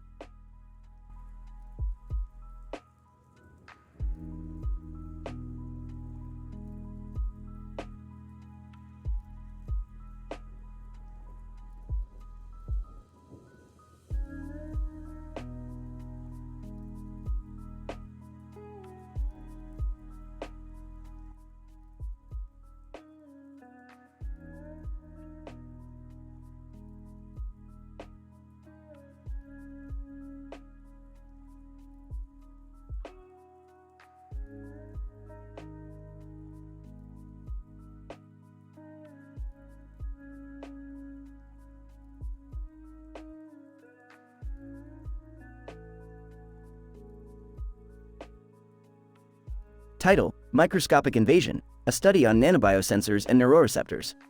Introduction. The episode depicts the journey of a cartoon character, Morty, and his encounter with a microscopic civilization residing on a grape, having a purple background.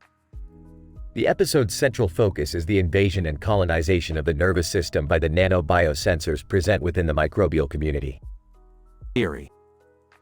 The invasion of the nervous system by an external entity is only possible if the entity can couple with the programmed receptors in the said system. In this case, the microbial community's nanobiosensors can quickly adapt and bind with the neuroreceptors in Morty's nervous system, initiating an invasive colonization procedure. Methodology. The episode's analysis derived through an experiment conducted on Morty, who swallows a grape, causing the microbial community to infiltrate his nervous system. The experiment's progress is tracked through a neural interface, which displays the colonization growth in real time. Results. The results reveal a profound and intricate connection between the microbial nanobiosensors and Morty's neuroreceptors, leading to the complete takeover of the nervous system and creating a dependency on the alien microbial entity. The results demonstrate the significance of neuroreceptors and the potential dangers of coupling with unidentified external entities. Conclusion. In conclusion, the episode displays the invasive and harmful potential of unexamined and unidentified external entities, which can cause irreversible damage to a living organism's nervous system. The episode concludes with the successful elimination of the microbial community and the reclamation of Morty's nervous system, indicating the significance of effective monitoring and control over external entities to prevent neurobiological harm. Overall, the episode sheds light on the importance of neurobiological research and the dangers of ignoring the effects of environmental factors on the brain.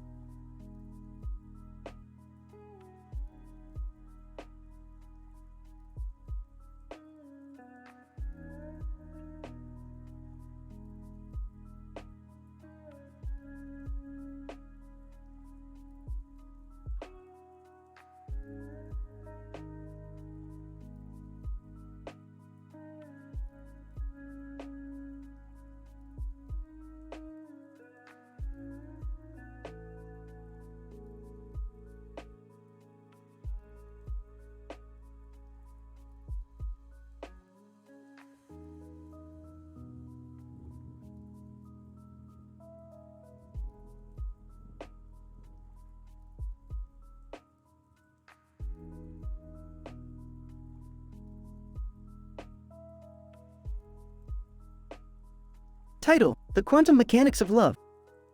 Abstract. In this episode, we explore the complex interplay of love and quantum mechanics as Rick, Morty, Beth, and Summer embark on a mission to save the universe from the clutches of a love-struck alien. Along the way, they encounter mind-bending realities and face their own romantic dilemmas, all while trying to avoid being sucked into a black hole. Scene 1. Morty, we have to go to Iskander and stop Starsha. Her love for you has disrupted the space-time continuum. What? Me? But I'm just a kid. You better go, Morty. Who knows what kind of damage this love-stricken alien can do? Yeah, Morty. Plus, it's Starsha. She's like a total babe. Alright, set the portal to Iskander, and make it quick. Scene 2. Upon arrival, they are greeted by Starsha, who immediately makes goo-goo eyes at Morty. Starsha, oh, Morty. You're even cuter in person. I just had to see you again. Oh, hi. Nice to see you too. Alright, Starsha, we're here to end this madness. Your love is causing chaos in the universe. Starsha, but Morty is my soulmate. We were meant to be together. Scene 3. As they try to reason with Starsha, they realize that her love has created a black hole that threatens to engulf them all. This is bad. Rick, can we use some kind of quantum mechanics to stop this? Quantum mechanics? That's cute, Beth, but this is way beyond that. Guys, I have an idea. What if we show Starsha that love isn't just about physical attraction? What do you mean, Summer? Scene 4. Summer takes charge and creates a simulation of a relationship, showing Starsha the complexity of love. See, Starsha? Love is about trust and communication and respect. It's not just about goo-goo eyes and making out. Alright, that's enough. We have to get out of here before this black hole swallows us all. Scene 5. As they make their escape, they all reflect on their own romantic struggles. You guys, I don't know what to do. Starsha is really cute, but I don't think I love her. I feel the same way, Morty. Love is so confusing. Tell me about it. I've been trying to get with this guy at school, but he's so oblivious. Love? I don't have time for that crap. Scene 6. As they return home, they realize that the experience has brought them closer together. You know, Rick. Maybe you should give love a chance. What? Me? No way. That's just a bunch of hormones and nonsense. Come on, Rick. You can't tell me there's no one out there who could grab your attention. Well, I did meet this one alien on a planet once. Dude, gross. I don't want to hear about that. Scene 7. As they sit down for a family dinner, they all share the lessons they've learned about love and relationships. Alright, let's wrap this up. I've got science to do. Thanks for going on this adventure with us, Dad. Yeah, it was pretty fun. And who knows, maybe we'll all find love someday. I'm just glad we're not being sucked into a black hole anymore. End of episode.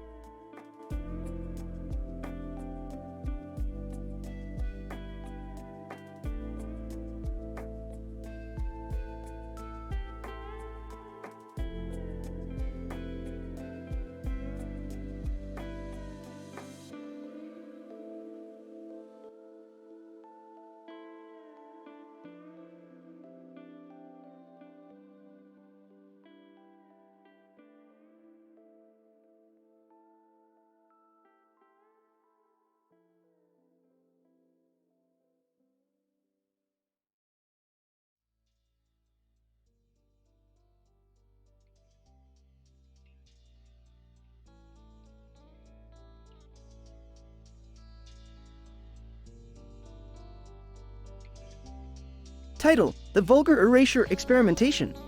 Synopsis. The episode begins with the shadow of a person sitting on a table with a laptop and a phone on it. The person is revealed to be Rick, who is frantically typing away on his laptop. He gets a call from the principal of a prestigious museum, who informs him that a valuable historical statue has been vandalized with vulgar doodles. Rick sees this as an opportunity for some wild experimentation and drags Morty along. They enter the museum with a steampunk machine that erases the vulgar doodles from the statue. However, things quickly go awry when the machine malfunctions, causing the statue to come to life and go on a rampage. Morty tries to calm the statue down while Rick frantically tries to fix the machine. Meanwhile, the police arrive and start shooting at the statue. In a stroke of genius, Rick attaches a device to the statue that turns it into a giant party animal, causing the police to drop their guard and start dancing. The episode ends with Rick and Morty escaping the museum in a hail of gunfire, with the statue partying in the middle of the chaos. Dialogue. Morty, we've got to erase those vulgar doodles from that statue, and we're going to do it in style. Okay, Rick, but why do we have to make it complicated?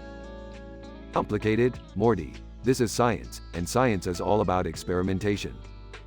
But what if it goes wrong? Don't worry, Morty, it's not like the statue is going to come to life or anything. Narrator. As the statue comes to life. Meanwhile, the statue came to life. Oh no, Rick, what are we going to do? Simple, Morty, we'll just turn it into a party animal, and everything will be fine. Police officer, freeze, put your hands up. No problem, officer, we'll just leave you with this dancing statue to deal with. I don't think that's going to work, Rick. Nonsense, Morty, let's get out of here.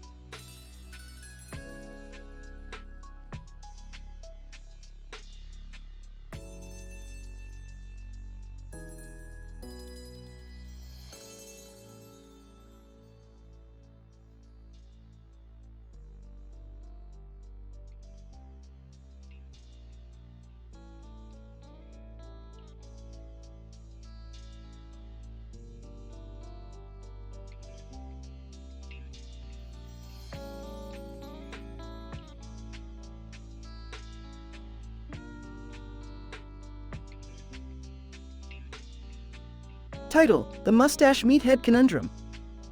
Abstract. In this episode, we explore the implications of incorporating non-standard, non-biological components into the creation of sentient entities.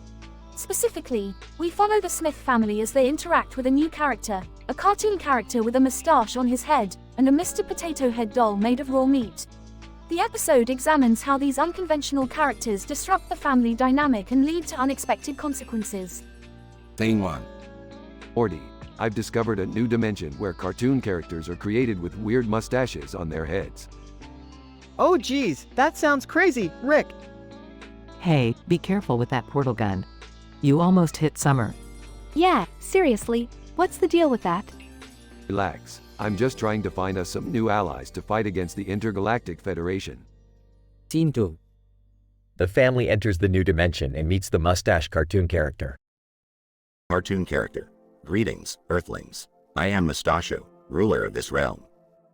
Yeah, whatever. We're just here to recruit you for a rebellion. Mustachio, I see. Well, I am honored to help you in your fight against tyrants. But first, allow me to introduce you to a friend of mine. He pulls out a Mr. Potato Head doll made of raw meat. Ew, what the hell is that? That's disgusting. I think I'm gonna be sick. Scene 3.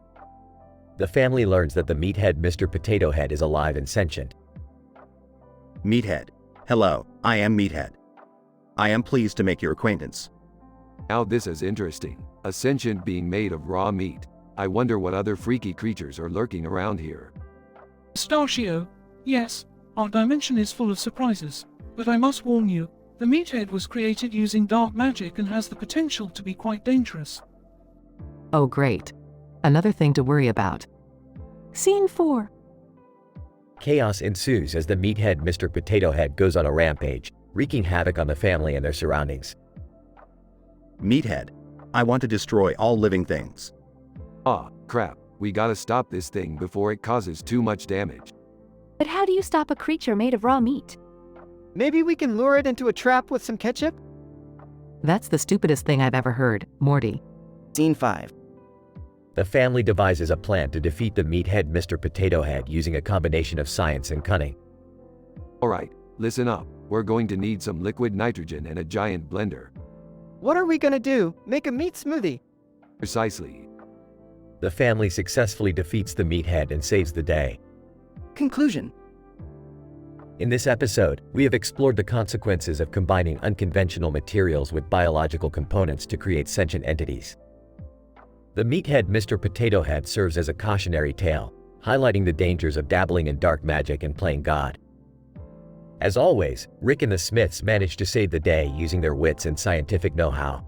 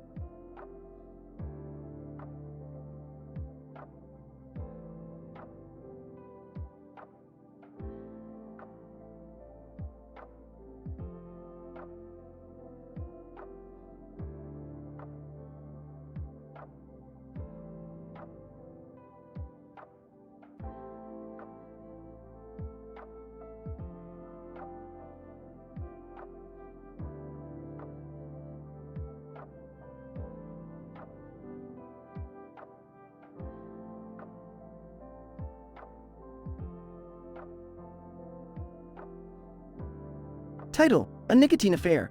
The Transient Addiction of the Smith Family. Rick, Morty, Jerry, and Summer are enjoying an afternoon picnic on a serene meadow. Jerry is engrossed in the relaxation brought by the scenic view and his pack of cigarettes. As he basks in the ambiance, his nicotine cravings take over him. Rick quips, nicotine addiction is mainly due to its effects on the brain's reward system, caused by an increase in the transmission of dopamine. Everyone in this family knows this, except Jerry. Morty, puzzled, asks, so, why is he still addicted? Summer replies, because he's a big dumbass, causing Morty and Rick to chuckle. Meanwhile, Beth remains hidden behind a tree, attempting to smoke without anyone noticing. As Summer discovers Jerry's pack of cigarettes, her curiosity takes over, leading her to experiment with smoking. Rick scoffs, well, this is a new low for you, Summer. Smoking? To which Summer responds, hey, don't judge me, Grandpa. You're the one that gets high on alien plants. Morty, intrigued, decides to join in the smoking session. They pass the cigarettes around and indulge in the pleasurable experience, not realizing the danger that comes with smoking. Days pass, and the Smith family members become increasingly addicted to nicotine, often sneaking away to feed their cravings. Beth, concerned for her family's health, refuses to participate but remains conflicted due to her addiction.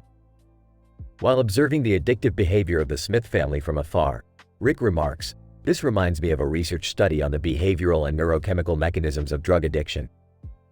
The study suggests that addiction is a transient but intense love affair between the brain and the drug. Soon, the family is so addicted that they cannot go more than a few minutes without lighting up a cigarette. Even the dog, Snuffles, appears to have become addicted to nicotine, unresponsive to his surroundings. In a desperate attempt to overcome their addiction, Rick devises a plan involving a modified laser gun he stole from the Chrombopulus Michaels collection. After successfully completing their laser gun-induced therapy, the Smith family is cured of their addiction. Rick smirks, well, that was fun. But seriously, don't smoke, kids. It's not worth it. Beth responds, Rick, it's not nice to talk to children like that, causing Rick to chuckle as they drive off into the sunset, smoke-free.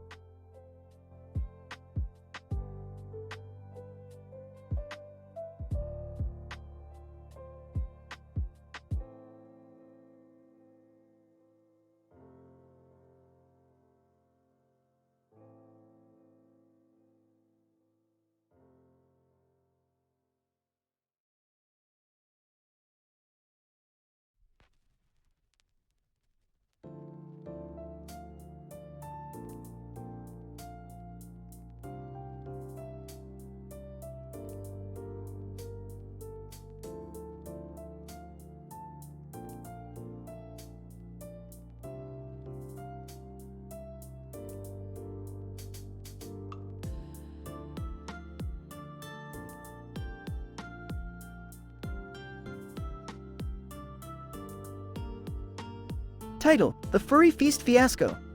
Morty, we're in a bit of a pickle here. What happened, Rick? I introduced some naked mole rats into the lab to keep the rats out. But now they've taken over and are eating all of our food. Entering. Hey, guys. What's going on? Oh, nothing much. Just a naked mole rat buffet. Confused, huh? Whispering. Rick is using them as a distraction for the other rats. Whispering. Oh, got it. Dying. But now they're eating all the carrots and ruining my experiment. Curious, what's the experiment? Excitedly. I'm testing the bokeh and sharpness of Zeiss and Fujifilm lenses at ASA 250 with different lighting conditions. Sarcastic. Sounds thrilling. Annoyed, it is. But now they're ruining everything. Thinking, maybe we can lure them away with something else? Nodding. That might work. Confused, but what would that be? Grinning, how about a dance party? Raising an eyebrow, a dance party? Nodding, yeah, we can blast some music and get them to dance away from the food. Excitedly. Ooh, I have a great playlist. Smirking. Alright, let's do it. As the music plays, the naked mole rats start dancing and moving away from the food. Rick continues his experiment while Morty and Jerry dance along with the rats. The lab becomes a chaotic but hilarious scene of dancing and eating as they all enjoy the furry feast fiasco.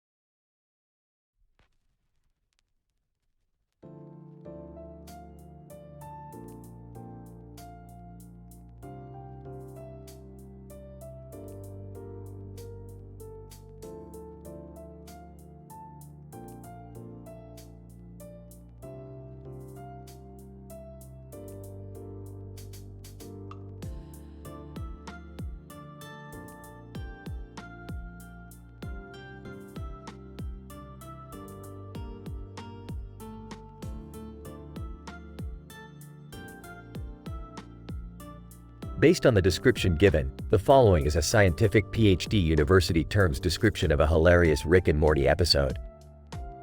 Title: The Case of the Chicken Fetus in Honey. Introduction. Rick, Morty, Jerry, and Summer were gathered in the living room, examining a jar of honey sitting on a tabletop next to a spoon and a glass container with an unidentified liquid inside. Upon closer examination, a chicken fetus was discovered floating inside the jar of honey, leading to a heated debate on the scientific value of this finding. Alright, Morty, this is a real head scratcher. How did a chicken fetus end up in the honey? We need to investigate. Rick, I don't think we should mess with it. It looks gross. Oh, come on, Morty, where's your sense of scientific curiosity? I am not comfortable with this. We should just throw it away. Methodology. Despite Jerry's protests, the group proceeded with their investigation. They first examined the honey jar and its contents under a microscope, finding evidence of genetic engineering. They then analyzed the liquid in the glass container, discovering it to be a potent neurotoxin capable of inducing hallucinations. This is some seriously messed up stuff. We need to find out who's behind this. I don't know, Rick. The last time we got involved with something like this, it didn't end well. Oh, quit being a wimp, Morty. We need to follow this lead. Agreed. Let's expose these sick individuals for what they are. Results. The group embarked on a wild adventure, eventually discovering a secret lab run by a group of rogue scientists. The scientists had been using the chicken fetuses to create a powerful psychoactive honey capable of inducing intense hallucinations in those who consumed it. They planned to sell the honey on the black market for a huge profit. Well, this is some serious science gone wrong. I think it's time we shut this operation down. Rick, I don't think we're equipped to take on a whole lab full of scientists. Oh, come on, Morty. Where's your sense of adventure? I don't like the sound of this. We should just call the authorities. Conclusion.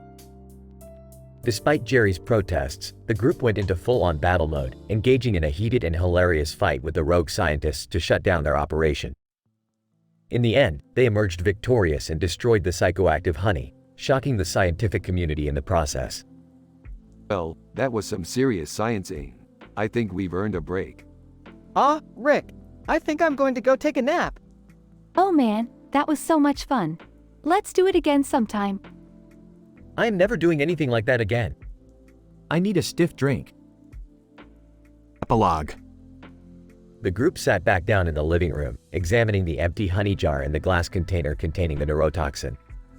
You know what this means, right? What? Means we need to start our own psychoactive honey business. Oh my god, yes. That would be so amazing. I am not comfortable with this. Not at all.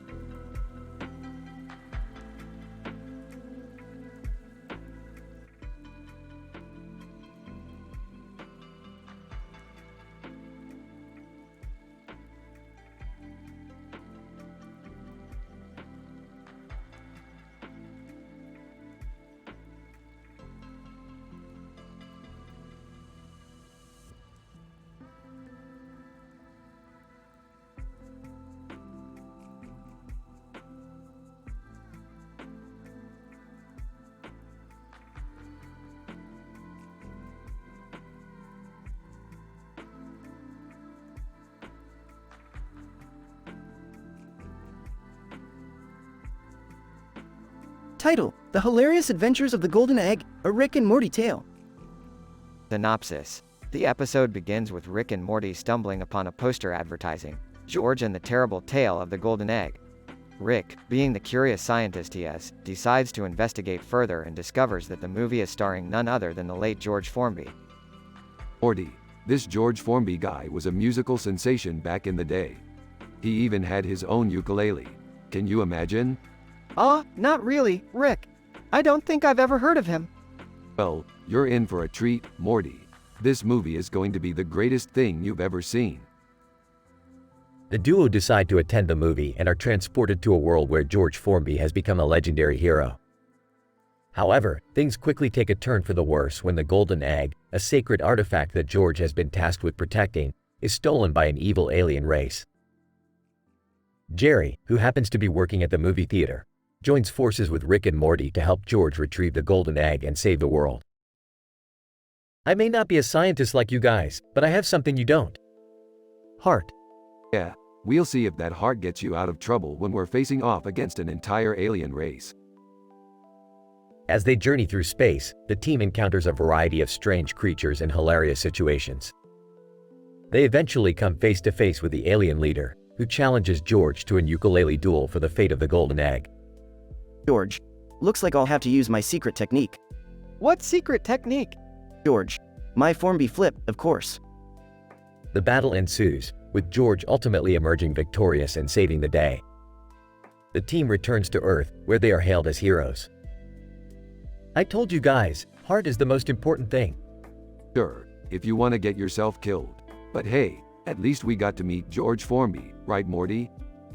I guess so, Rick. I still don't get the ukulele thing though. Some things are just better left unexplained, Morty.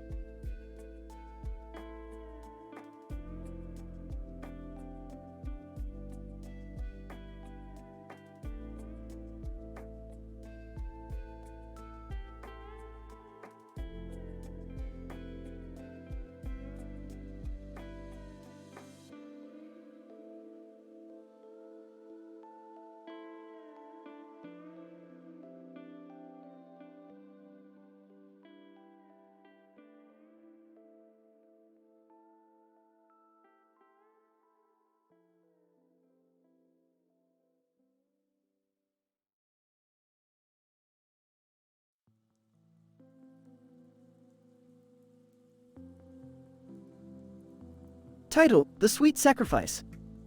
Synopsis. In this episode, Rick and Morty discover a strange candy cane-shaped portal that leads them to a world where candy canes are the dominant currency in religion.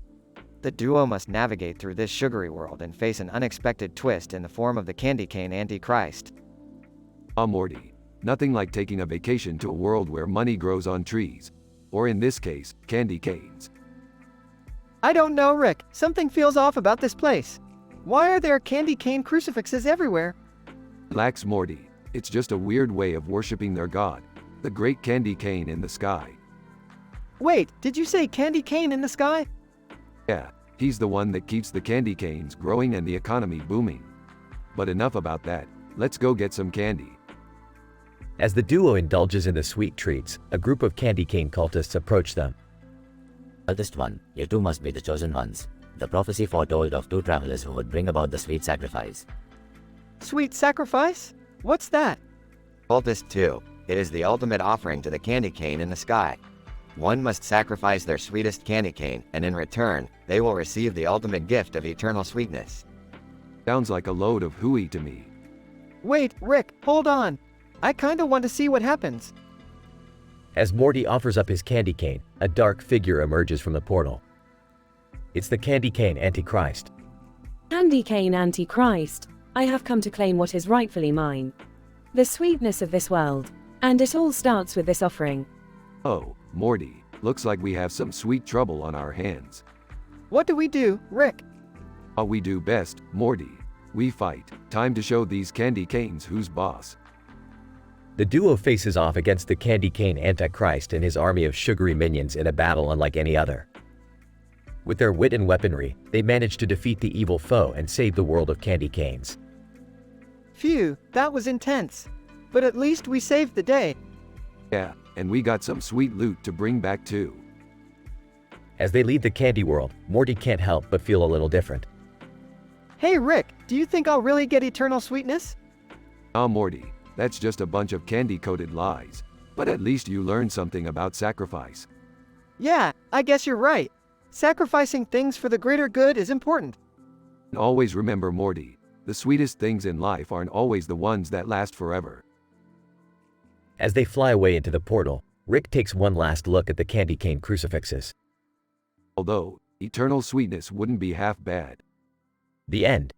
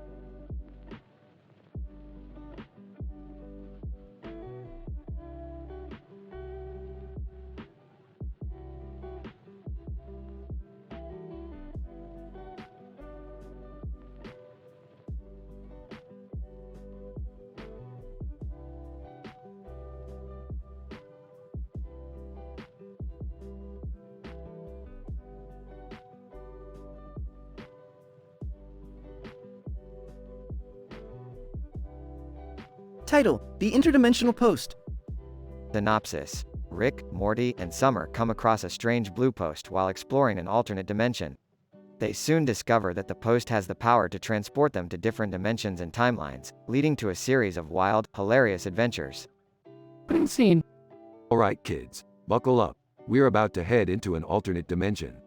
I found a weird blue post that seems to be the key to unlocking a whole universe of possibilities. Is that safe? Last time we used some strange interdimensional technology, I almost got eaten alive by a giant alien bug.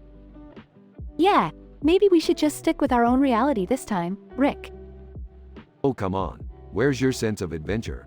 Plus, I brought this Nikita Khrushchev Pez dispenser as a good luck charm. Scene 2. The trio arrives in a bizarre alternate universe where everything is made of candy. Whoa, this place looks insane. Yeah, but where are we? And how do we get back home? Don't worry, kids. I have my trusty portal gun and this blue post thingy. Let's just start hopping around and see where we end up. Scene 3. Rick accidentally transports them to a dystopian future where all of humanity has been enslaved by a race of super intelligent cats. What the hell are we doing here, Rick? Hey, I think we overshot our target a bit. But look, these cats have developed some pretty impressive technology. Maybe we can use it to get back home. Are you seriously suggesting we team up with a bunch of evil alien cats? Hey, I'm not proud of it. But sometimes you gotta make some shady deals to survive in the multiverse. Scene 4. The trio lands in a dimension where everyone speaks in musical notes instead of words. How are we even supposed to function in this place? I don't know about you guys, but I'm getting major earworm vibes from all these catchy tunes. Aha, I know what you mean. Maybe we should start a band and see if we can make a hit single out of this. Scene 5. The group finds themselves in a timeline where they never existed. Whoa, this is heavy. If we were never born, then who saved the world from that alien invasion last year? Hey, probably some other group of people. It's not like we're the only badass interdimensional adventurers out there, Morty. But what's the point of all this hopping around? Shouldn't we be trying to get back to our own timeline? What can I say, Summer? Sometimes the journey is more important than the destination. Plus, we're having a blast. Epilogue. The trio finally returns to their own dimension, exhausted but exhilarated from their crazy adventures. That was insane, Rick. I don't think I can handle any more interdimensional travel for a while. Same here. I just want to go home and take a long, hot bath. Aha, you kids are such lightweights. But yeah, maybe we should lay low for a bit. At least until the statute of limitations on that whole cat slave rebellion thing expires. Nikita Khrushchev Pez dispenser. Dispenses candy. Everyone laughs.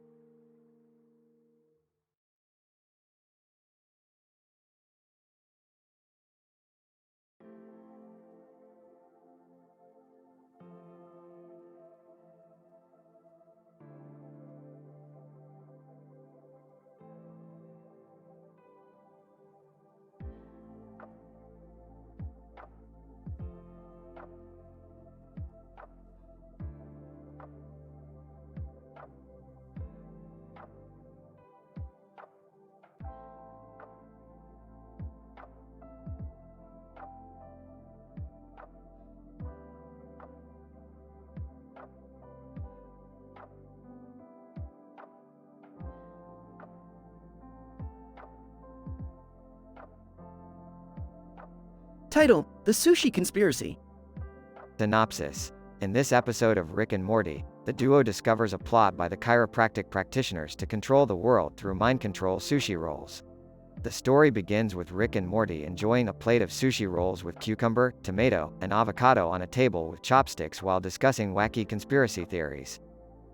Morty, did you know that sushi rolls were actually invented by aliens who visited Earth thousands of years ago? Rolling his eyes. Oh, come on, Rick. That's just another one of your crazy theories. Crazy theories? Morty, you have no idea what's really going on here. Suddenly, Rick receives a message on his console from an anonymous source warning him of a sinister plan by the chiropractic clinic. Anonymous source. Rick, you have to listen to me. The chiropractors have discovered a way to control their patients' minds through sushi rolls.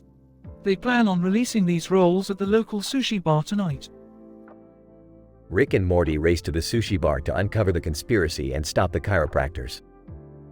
As they enter the sushi bar, they notice that everyone is getting adjusted by the chiropractors and seems to be under some sort of trance. Whispering to Morty. Okay, Morty, we need to do something about this. Rick, I don't think we're qualified to handle this situation. Maybe we should call the police? Dismissively. Nah, Morty. We got this. Rick and Morty sneak into the kitchen and find the sushi rolls. They take them to the lab to analyze the ingredients. They discover that the rolls contain a chemical that enhances suggestibility.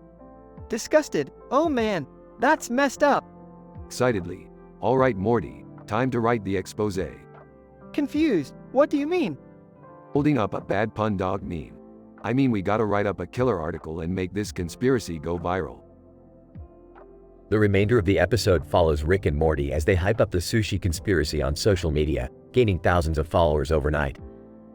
They finally confront the chiropractors and expose their plot, saving the world from their mind control sushi rolls. Scientific conclusion. The episode explores the power of suggestion and the danger of manipulating people's minds through chemical means. The use of humor and satire is employed to critique the cult-like behavior of certain alternative medical practices. The bad pun dog meme is used to emphasize the absurdity of the situation and adds to the comedic tone of the show.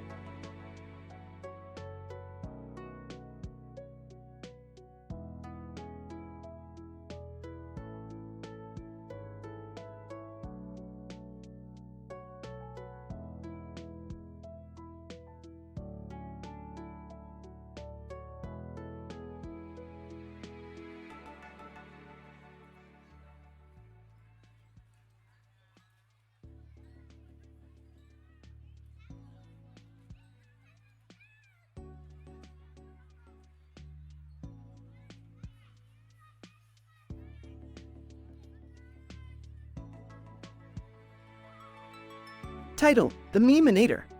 Characters: Rick, Morty, Beth, Summer. Synopsis. In this episode, Rick invents a new device called the Meminator, which creates computer-generated images that have a powerful psychological effect on the viewer, causing them to act out in bizarre and unpredictable ways. The family becomes addicted to the device, leading to chaos and hilarity. Scene 1. Rick, Morty, Beth, and Summer are gathered in the garage, where Rick unveils his latest invention, the Meminator. Behold, my latest masterpiece, the Meminator, capable of creating images that can warp the very fabric of reality itself. Whoa, that sounds intense, Rick. What's the catch? No catch, Beth. Just pure unadulterated mind-bending visual stimuli. Like this. Rick activates the Meminator, projecting a computer-generated image of a green spiral with a light in the center of it and a white circle in the middle. Whoa, that's trippy. What does it do? It's simple, Summer. It creates an irresistible urge to do the Naruto run. The what now? You know, the running style from that anime. Arms stretched back, head down, full speed ahead. You'll see it everywhere soon enough. Scene 2. The family becomes addicted to the Meminator, using it to create images that have increasingly bizarre effects on themselves and others. I can't stop. I need to see more memes. Me too. I feel like I'm missing out on all the latest trends. I don't know if this is a good idea, Rick. I don't think we should be messing with people's minds like this.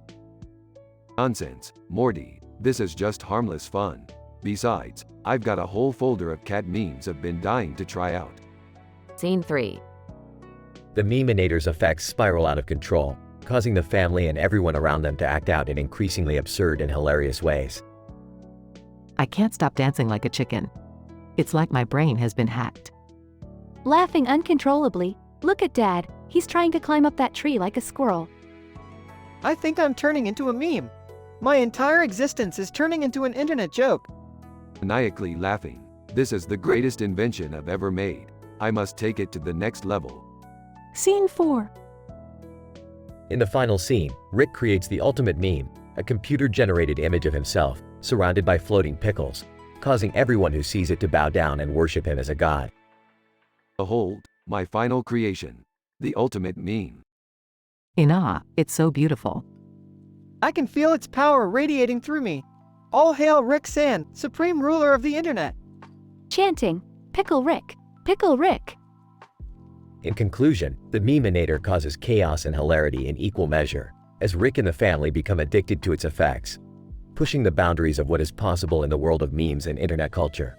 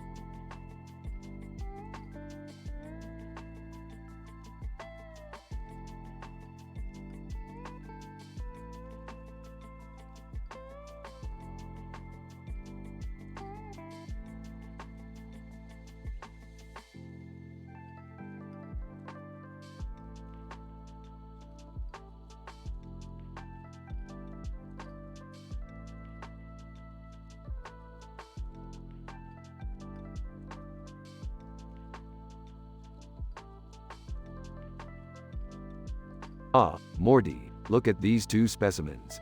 What's going on, Rick? These two beings are holding a plate of food, indicating they are most likely experiencing hunger or pleasure from the food's taste. The one on the left is gazing up at the camera, possibly for attention or to check if their picture is being taken. The one on the right is smiling, which could signify happiness or the release of dopamine in the brain. Hey, Rick, you ready to play GMM? As a highly intelligent being, I have no interest in participating in primitive games. However, I will use my advanced technological knowledge to enhance the game's experience. I have to go to the basketball game for summer's school team. Yeah, Dad, and you promised to come with us to the Sci-Fi Film Festival. Fine, but can we stop for some of those delicious grilled cheese sandwiches along the way? Hey, Rick, what's that weird-looking creature on your lab table? That, Morty, is a pixie bob. I'm genetically modifying it to have the ability to create miniature black holes. Hey, Rick, have you seen those funny technology fail videos on the internet? Beefed, those are amateurs. I've personally caused a few of those fails myself. Okay, family, let's get going before we're late for everything. As the family sets off for their day of activities, chaos, mishaps, and laughter ensue. From Rick's black hole creating Pixie Bob to Summer's basketball team's hilarious misfortunes, the family experiences a wild ride of teenage humor and scientific madness.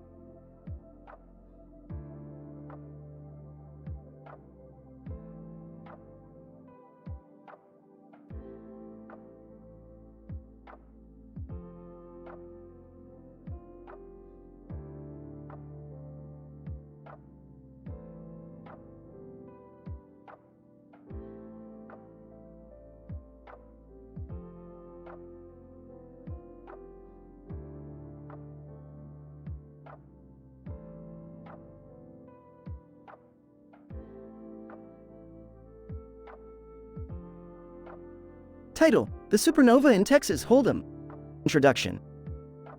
A colorful casino table is the stage for the latest episode in the ongoing adventures of renowned footballer Kylian Mbappe. The table is adorned with playing cards and dices, with a star in the middle, creating a kaleidoscope of color and light. Mbappe steps up to the table, ready to take on the best in the game of Texas Hold'em poker. Presenter. Welcome to the Supernova in Texas Hold'em, where the brightest stars of poker, football, and science collide. This episode features none other than Kylian Mbappe, a rising star of football, taking on the most challenging game of chance and strategy. Our table is set, with players from all over the world, competing for the ultimate prize, the Supernova crown. Scene 1, setting the stage. Hola, ladies and gentlemen, welcome to the Supernova in Texas Hold'em. Our players are ready to show their skills and strategies. The betting will start at $1,000, with a maximum of $10,000. Let's begin. Aim 1. I see your $1,000 and raise to $3,000. Aim 2. I fold. Aim 3. I call. Mbappe. I'm all in. Presenter. It seems Mbappe is feeling confident in his strategy. Will it pay off? Scene 2. The Supernovas blaze. Aim 1. I call. Aim 3. I fold. Hola, cards are revealed. Name 1 has a pair of aces, while Mbappe shows a pair of queens and a king. Name 1 seems to have the upper hand. Presenter. It looks like Mbappe's luck may have run out as Name 1 has the strongest hand. But wait, what is happening to the star on the table? Scientists, the star in the center of our table is showing signs of increased activity. It appears to be a supernova, exploding with energy and light. Mbappe. What is happening? Is this some kind of trick? Aim 1. No, it's real. Look. Presenter. The supernova's explosion has affected the cards, changing their values. Mbappe's pair of queens and king now turn into a royal flush, the strongest possible hand in Texas Hold'em. Mbappe wins the round. Scene 3. The aftermath. Presenter. What a turn of events. Mbappe's hand turned out to be unbeatable due to the power of the supernova. Our players are in awe of what they have witnessed. Aim 1. I have never seen anything like it. Mbappe's luck is truly unstoppable. Aim 3. I should have stayed in the game, but the supernova was too much for me. I lost everything. Mbappe. I cannot believe what just happened. It was incredible. I owe my victory to the power of science and the stars. Thank you for this experience. Presenter. That concludes our episode of the Supernova in Texas Hold'em.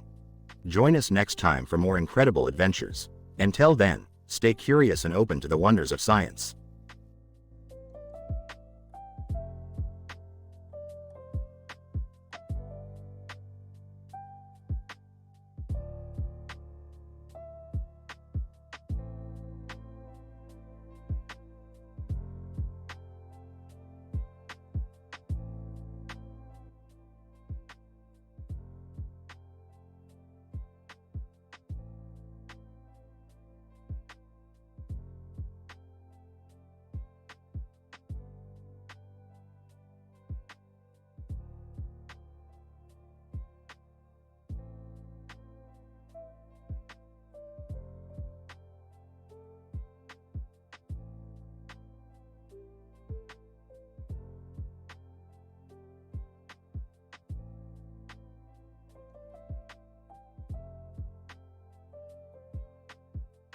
Title: Interdimensional Ghost Ship Wedding.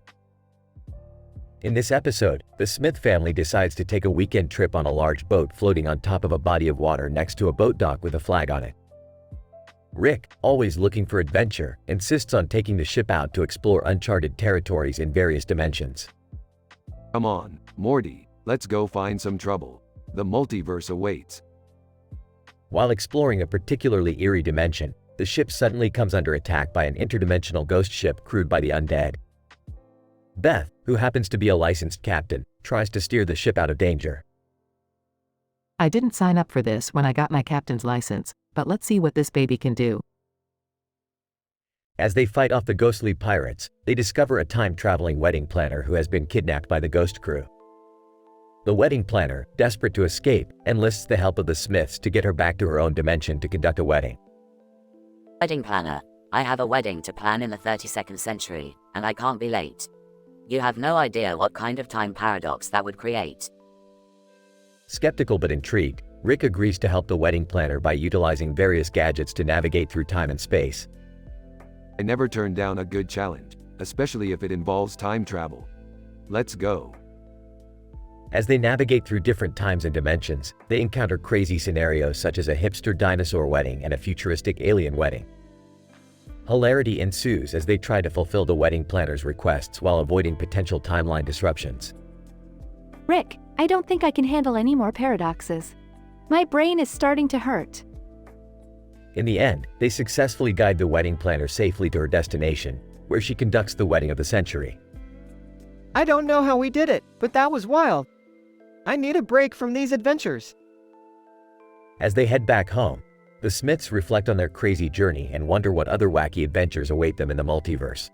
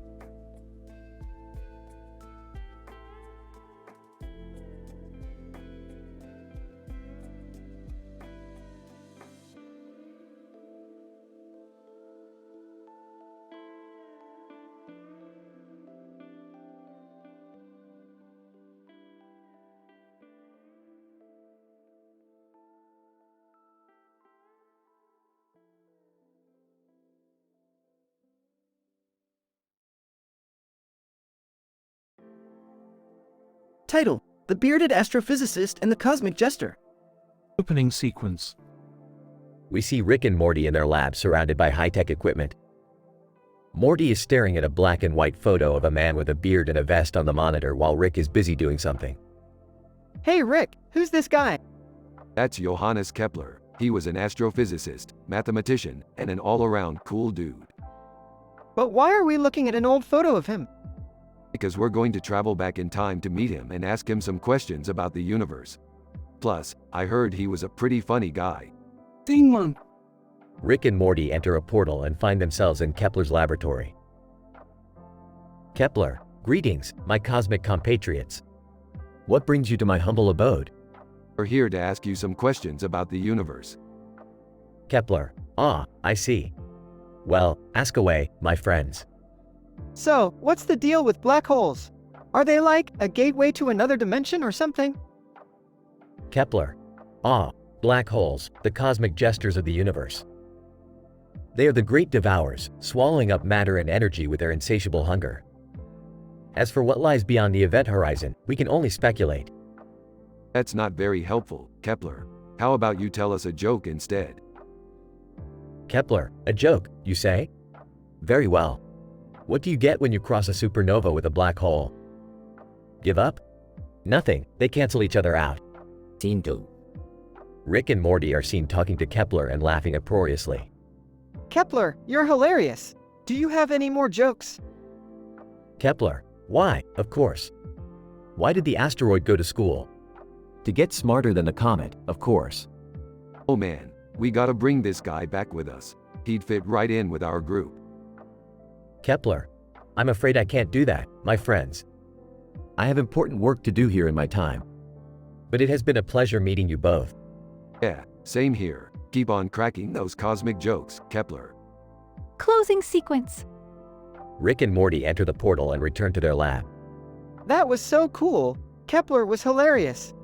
Yeah, he was a great astrophysicist and a funny guy too. If only we could bring him back with us. Maybe one day, Rick. Maybe one day. End of episode.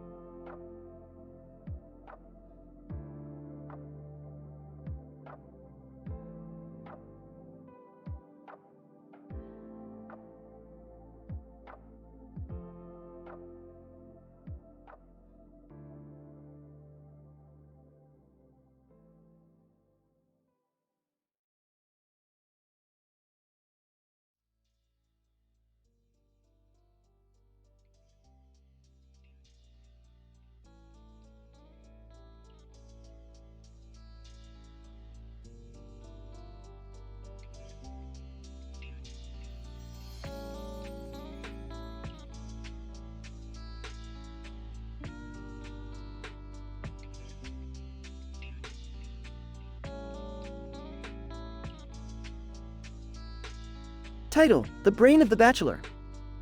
Synopsis. In this episode, we see Rick, Morty, Jerry, and Beth attending a zombie bachelor party. However, things take a turn for the worse when the zombie groom-to-be's love letter goes missing. The group must navigate through a horde of zombies wielding knives and covered in blood to find the missing letter and save the bachelor's brain. Act 1. Scene 1. The group arrives at the zombie bachelor party, held in a dilapidated mansion. They are greeted by a group of zombies with blood on the floor and blood on the ground, all of them holding a knife. Oh, great. Another dead party. Just what I wanted. Can't we just have a normal party for once? I don't know, guys. This seems kinda cool. You're not helping, Morty. Scene 2. The group mingles with the zombie guests and overhears a conversation about the missing love letter. Zombie Guest 1. Did you hear? The groom's love letter is missing. Zombie guest 2. That's not good. Without that, he'll never be able to get married. Sounds like a real brain twister. Brain twister. I get it. Can we focus, please? Act 2. Scene 1. The group splits up to search for the love letter. Rick heads to the bar, Beth searches the ballroom, Morty checks the bedrooms, and Jerry investigates the kitchen. Hey, bartender, have you seen a love letter around here? Bartender zombie. Sorry, man. I can barely see straight. I'm a zombie, remember? Excuse me, have you seen a love letter? Ballroom zombie? No, but I did see someone holding a knife earlier. Maybe they took it. Oh geez, I don't like this. I really don't like this. Bedroom zombie. Hey kid, what are you doing in here? Just looking for a love letter. Have you seen it? Kitchen zombie. I haven't seen it, but I did make some delicious brains if you're interested. Scene 2. The group meets up and realizes they've all come up empty-handed. Suddenly, the sound of knives clashing echoes through the mansion, and they realize the zombies are attacking each other to find the letter. Okay, this just got interesting. Let's split up again and try to find that letter before those crazies kill each other. You mean, crazies on top of already being zombies, right? I don't know, Morty. Let's just find that letter. Act 3. Scene 1. The group finally finds the love letter in the hands of the zombie groom-to-be, surrounded by a horde of zombies. That's it. We found it. Now let's get out of here before those guys get even crazier. Zombie groom-to-be. No, you can't take it from me. I'll never be able to get married without it. Can we just give it back to him and be done with it? I don't think they're gonna let us leave that easily. We need a plan. Scene 2. The group devises a plan to distract the zombies and escape with the letter. Rick creates a decoy brain, Beth uses her charm to distract the zombies, Morty and Jerry sneak up to the groom-to-be, and they all make a run for it. Nice work, everyone. That was fun. Yeah, I feel like I really connected with those zombies. I don't think I'll ever forget the sight of zombies holding knives. Can we just go home now? Epilogue. The group returns home, and the zombie groom-to-be finally gets to read his love letter. Zombie groom-to-be, it's perfect. Thank you all so much for helping me. No problem, buddy. Just remember, brains over brawn. Brain twister again. Nailed it. I think I need a drink after that. End scene.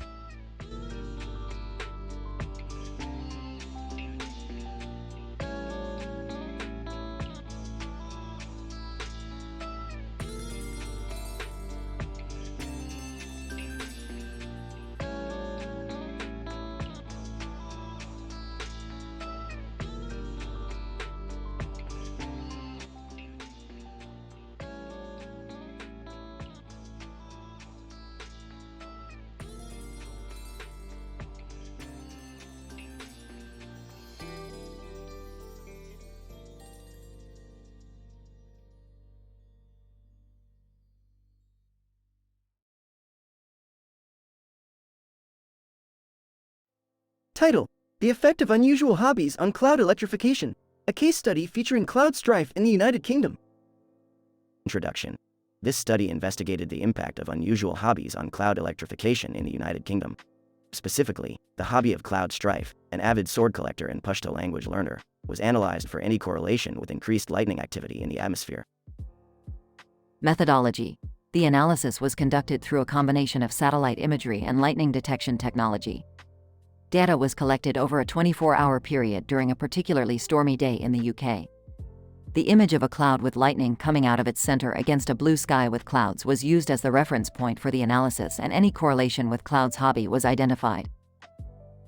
Results. The results of the study showed a statistically significant increase in lightning activity surrounding the region in which Cloud Strife was engaging in his hobby. While this increase in lightning activity did not reach dangerous levels, it was found to be significantly higher than surrounding areas where no unusual hobbies were being practiced. Discussion. These findings suggest a potential link between unusual hobbies and cloud electrification. Further research is needed to determine the specific mechanisms behind this correlation, as well as the potential implications of this phenomenon for weather forecasting systems. However, this study offers a unique insight into the impacts of human behavior on atmospheric activity. Conclusion. The case study featuring Cloud Strife highlights the need for further exploration into the relationship between human behavior and cloud electrification. It also suggests that individuals engaging in unusual hobbies may be inadvertently influencing atmospheric activity. Future studies may focus on refining the methodology for identifying these patterns and investigating potential solutions for mitigating any negative impacts.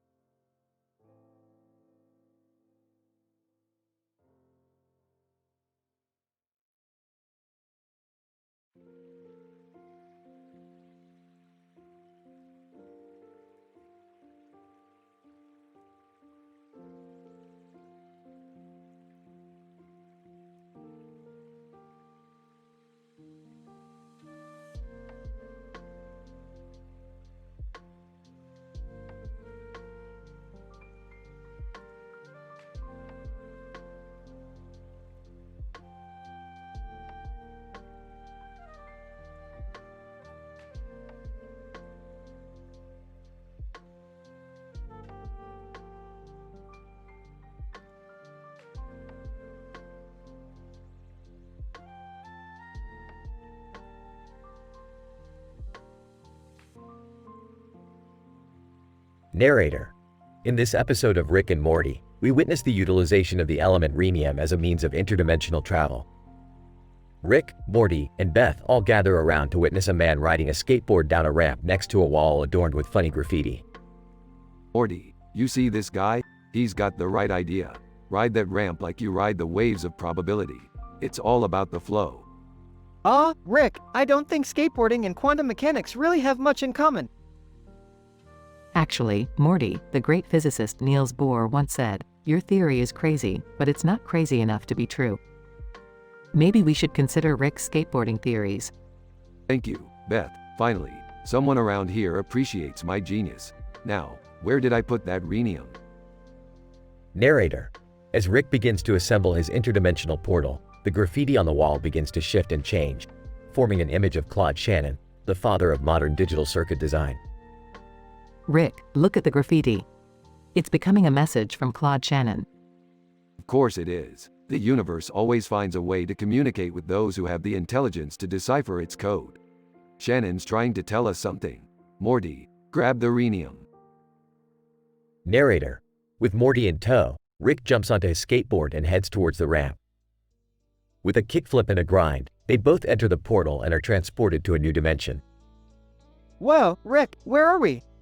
I don't know, Morty, but I think they have a dimension where skateboarding is the science of choice. Narrator. And as Rick and Morty explore this new world, they realize that nothing is quite what it seems. From the gravity-defying skate parks to the mind-bending graffiti, everything is a blend of science, humor, and pure absurdity. So, how was your trip, Rick? Oh, you know, just another successful experiment in the world of skateboarding and interdimensional travel. Nothing too crazy. Narrator. And with a laugh, Rick heads back to his garage to continue his research, leaving Morty and Beth to ponder the mysteries of the universe, one skateboard ramp at a time.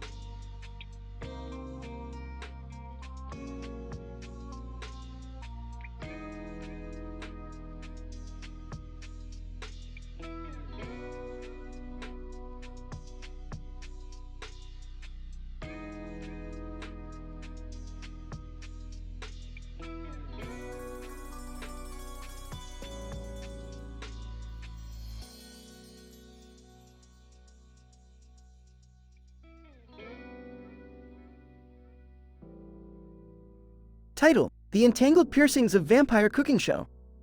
Scene. Rick and Morty are hanging out in the garage when Jerry walks in holding a picture of himself and his new, hipster, friend, who has long hair and piercings. Hey guys, check out this cool picture of me and my new friend. We're like, so edgy.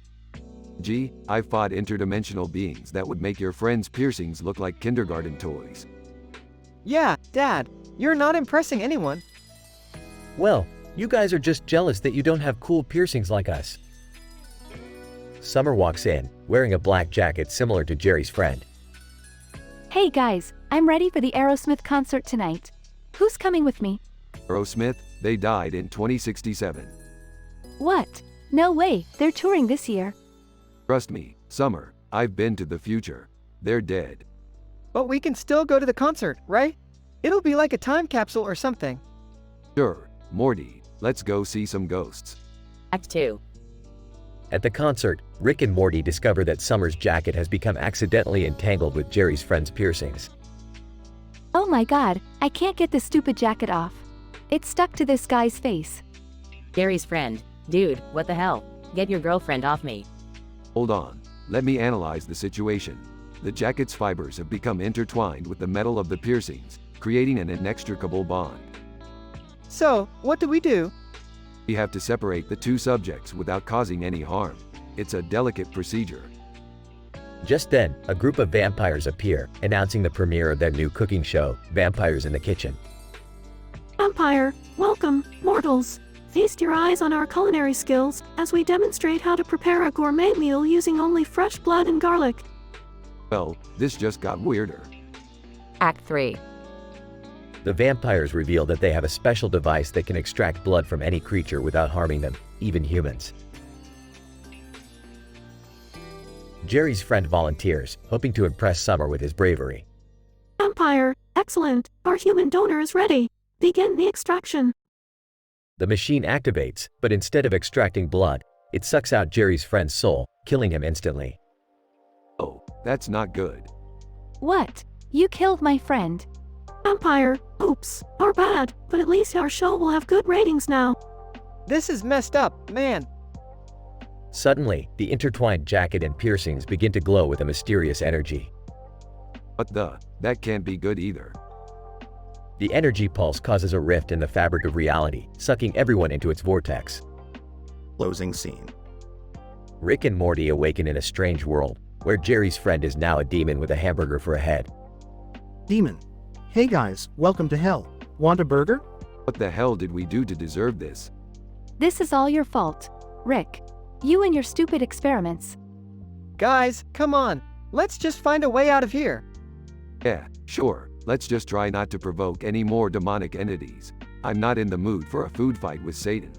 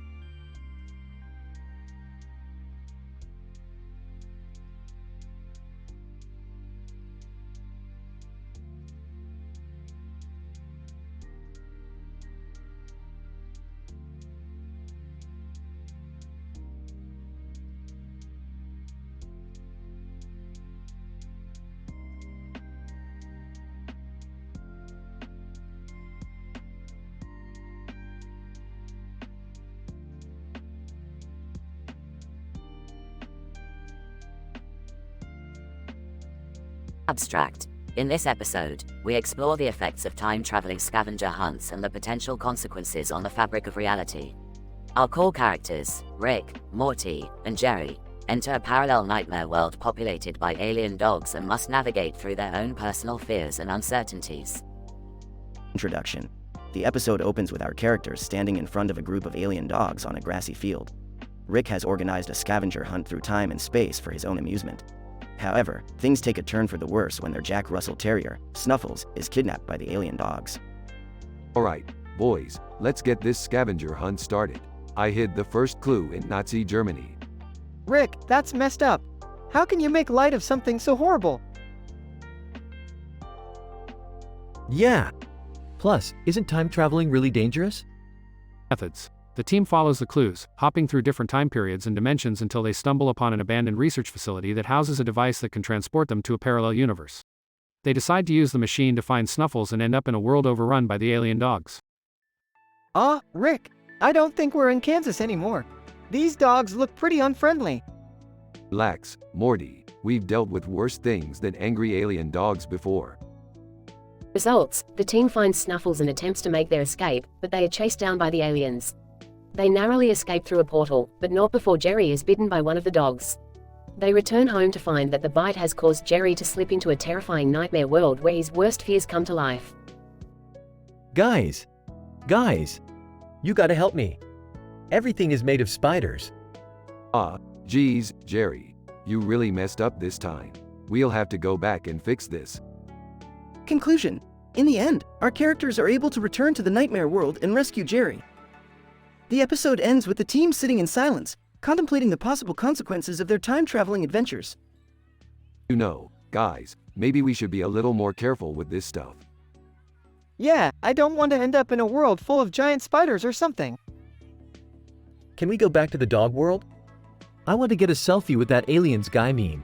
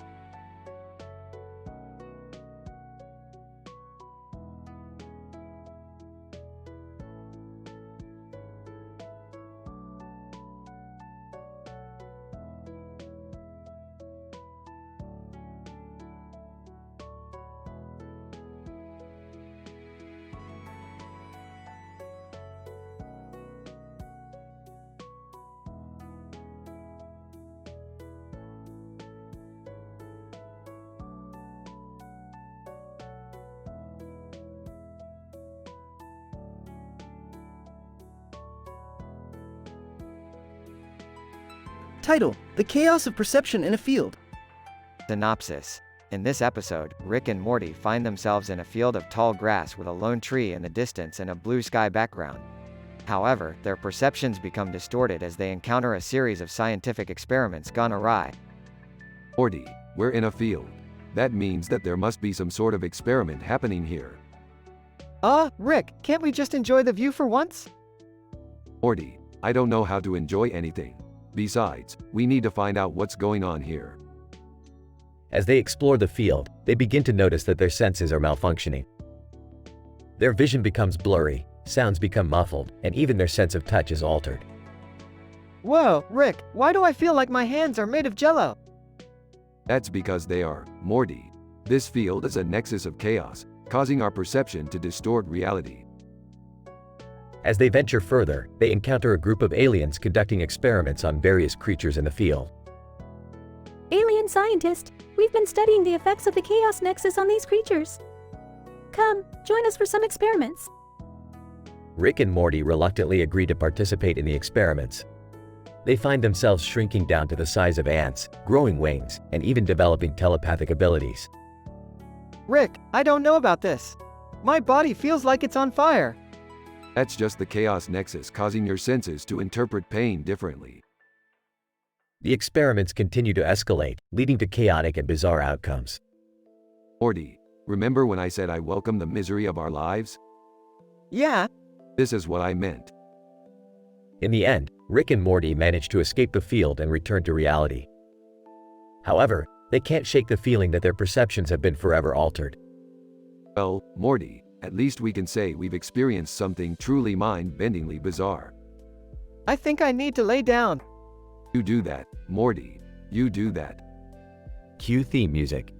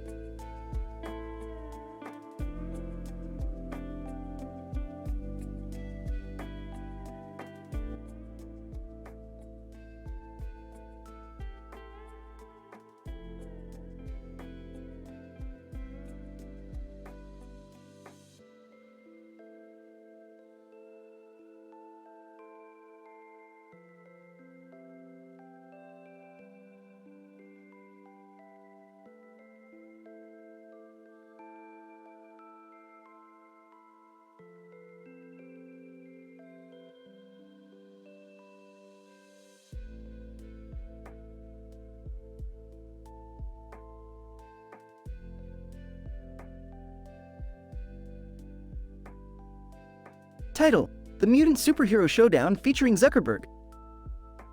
In this episode, we observe Rick and Morty as they attend a mutant superhero showdown, held in a convention center. As they enter, they are greeted by a series of photos of people dressed in costumes and masks, including a man in a blue shirt, a man in a red cape, a man in a blue shirt and a red shirt. Rick is instantly drawn to the spectacle and decides to enter Morty into the competition. Morty, this is it. We've finally made it to the big leagues. We have to enter you into the competition. I don't know, Rick. I don't think I'm cut out for this. Nonsense, Morty. You'll dominate the competition. You have me as your mentor. As the competition progresses, we see Morty facing off against various mutants and superheroes. He defeats them all with his quick thinking and resourcefulness. However, the final challenge is against none other than Mark Zuckerberg himself, who has entered the competition under the guise of a mutant. Mark Zuckerberg. Greetings, Morty. It seems I have finally met my match. Oh no, Mr. Zuckerberg. I'm just a regular guy. I don't think I can defeat you. Mark Zuckerberg. Ha ha ha. That's what they all say. But don't worry, Morty. I promise to make it quick and painless. In a hilarious turn of events, Morty outsmarts Zuckerberg by offering him a contract to buy his social media company. While Zuckerberg is distracted, Morty sneaks up and defeats him, much to the delight of the audience. That's my boy, Morty. You did it. Thanks, Rick. I couldn't have done it without your guidance. As they leave the convention center, Morty can't help but feel proud of himself for his victory. Hey Rick, I think we should start entering more competitions like this. It's kind of fun. Ah, whatever you say, Morty. Just remember, there's always someone out there smarter than you. The episode ends with a shot of Rick and Morty walking away into the sunset, with Morty basking in his newfound confidence and victory.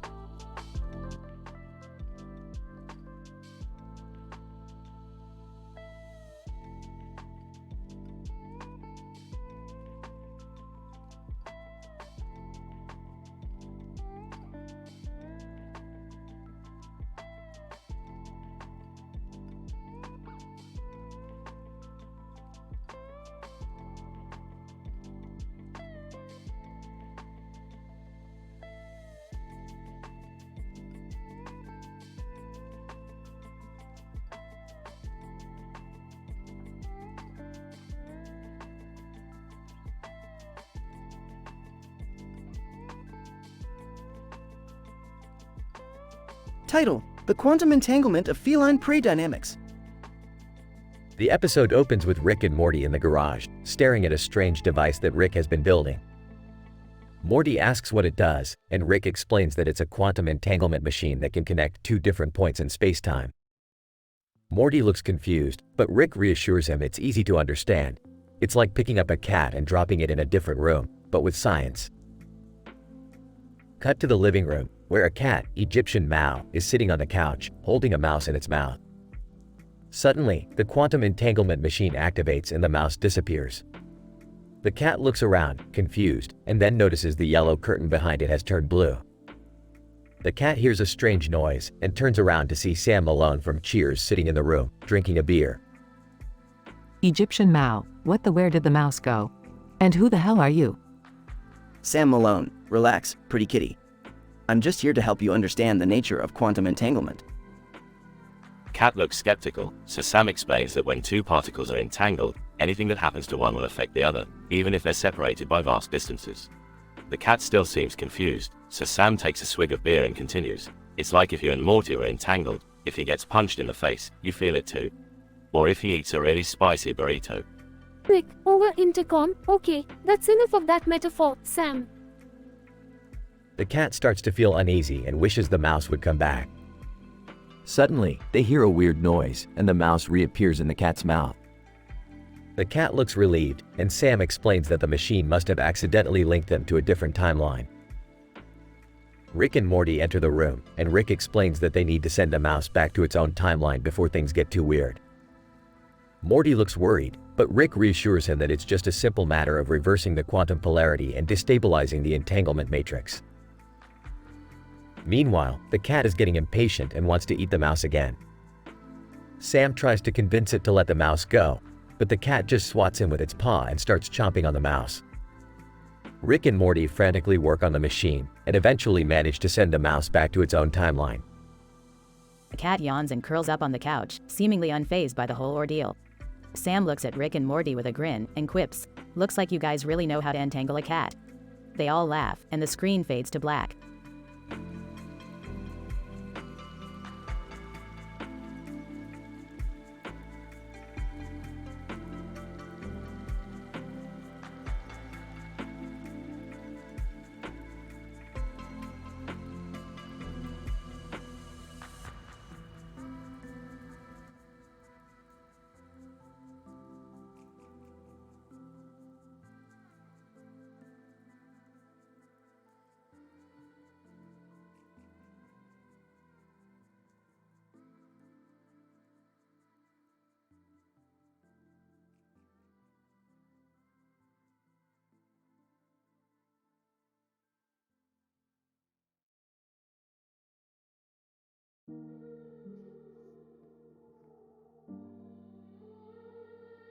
Narrator.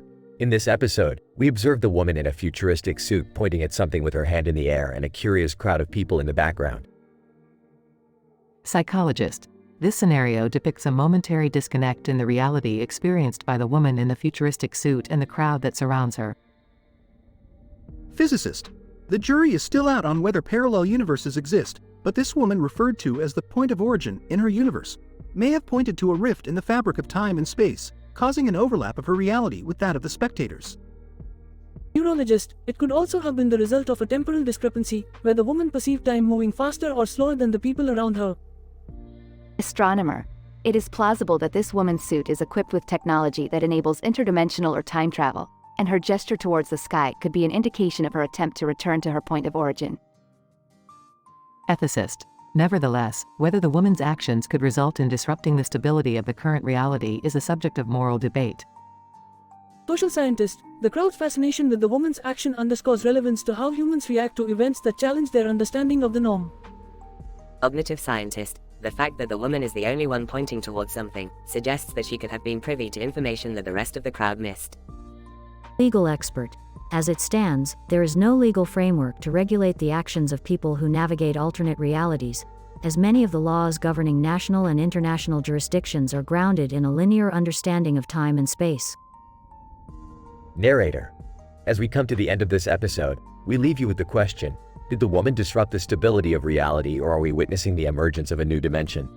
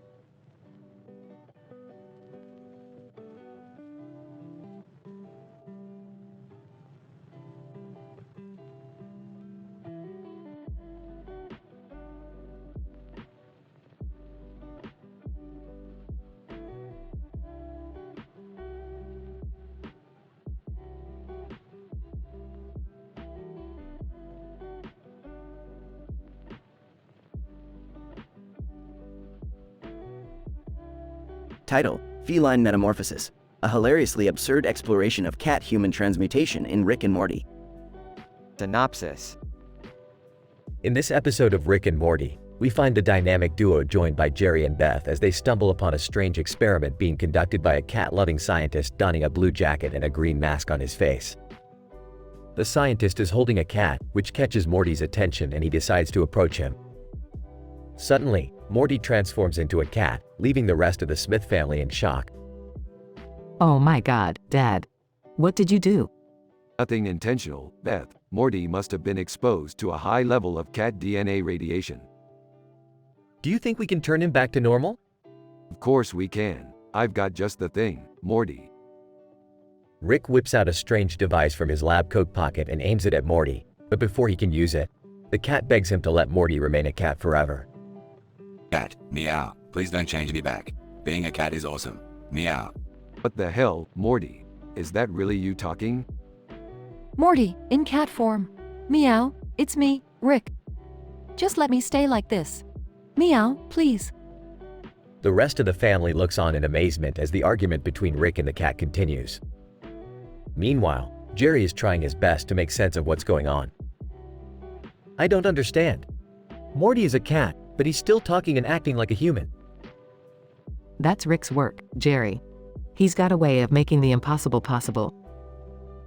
The episode progresses with Rick, Morty, and the cat engaging in hilarious banter and misadventures, which includes a car chase scene where Morty climbs aboard the roof of the family car while Rick drives. Hold on, Morty cat. We're about to jump over an entire row of buses. Morty, in cat form. Meow, this is so awesome. As the episode draws to a close, Rick finally succeeds in turning Morty back into his human self, but not before Morty expresses his desire to transform back into a cat. Oh, why did you change me back, Rick? Being a cat was the best thing ever. Well, Morty, that's what makes us humans. We're never satisfied with what we have. The episode ends with the family sitting down for dinner, reminiscing about their strange but unforgettable adventure. So, what did we learn from all of this, guys?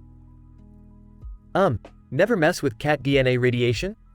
No, Jerry, we learned to appreciate life for what it is, and to always be open to new experiences. Morty, with a sly grin on his face, and that being a cat isn't so bad after all. The episode fades out with the entire family laughing and Morty winking at the camera.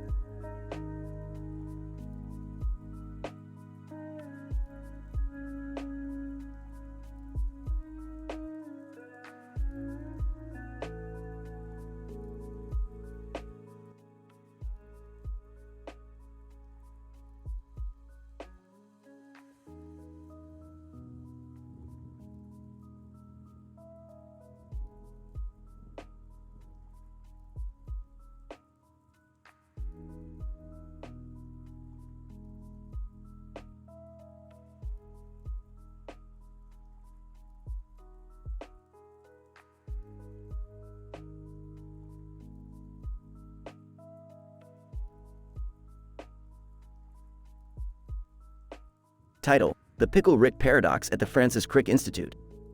Dr. Sanchez, Morty, we have to infiltrate the Francis Crick Institute. They're developing a new serum that could render our genetics useless. But why do we have to do it as Pickle Rick? Dr. Sanchez, because Morty, Pickle Rick is impervious to detection. Plus, it's hilarious. Cut to Pickle Rick rolling through the front entrance of the Francis Crick Institute. Scientist 1. What the hell is that? Scientist 2. Must be a failed experiment from the cucumber section.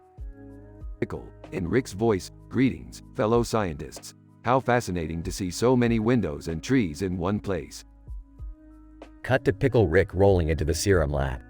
Scientist 3. Hey, what's a pickle doing in here? Pickle, in Rick's voice. I'm a scientist, just like you. Please show me your most potent serum. Cut to Pickle Rick being injected with the serum. Pickle, in Rick's voice. Whoa, Morty. I feel stronger than 1,000 cucumber salads. Rick, that's not a saying. Cut to Pickle Rick causing chaos throughout the institute. Pickle, in Rick's voice. Ha ha. I am the ultimate pickle. Bow before me, mortal scientists. Cut to Pickle Rick escaping the institute. Scientist 4. How did a pickle become so powerful? Scientist 5. I don't know, but it's definitely going to be published in Nature. Dr. Sanchez, in Rick's voice, see Morty, science can be fun. I'm not sure fun is the right word, Rick. Dr. Sanchez, in Rick's voice, that's because you lack the scientific mind, Morty.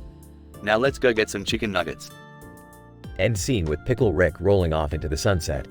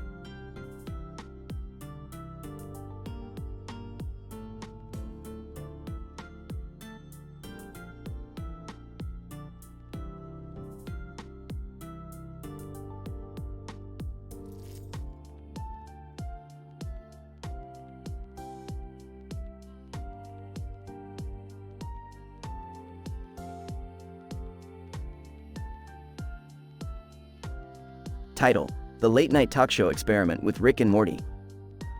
Introduction. Rick successfully creates a device that allows him and Morty to travel to alternate dimensions where late-night talk shows are the most popular form of entertainment. Upon arrival, they discover that they are guests on a talk show hosted by the one and only Khalid. Morty, buckle up and get ready to have your mind blown. We're about to be famous guests on the most popular show in the multiverse. I don't know, Rick. This all seems a bit too crazy for me. Act 1. On the late night talk show. Khalid, welcome to the show, Rick and Morty. It's an honor to have you on as my guests. It's an honor to be here, Khalid. We're big fans of your work. Khalid. So, Rick, can you tell us anything about your latest invention? Well, Khalid, I've been working on a device that can turn people into pickles. I call it the Pickleizer. Wait, what? Why would you create something like that? That's messed up, Rick. Relax, Morty, it's just science. Khalid, and Morty, what do you contribute to Rick's scientific endeavors?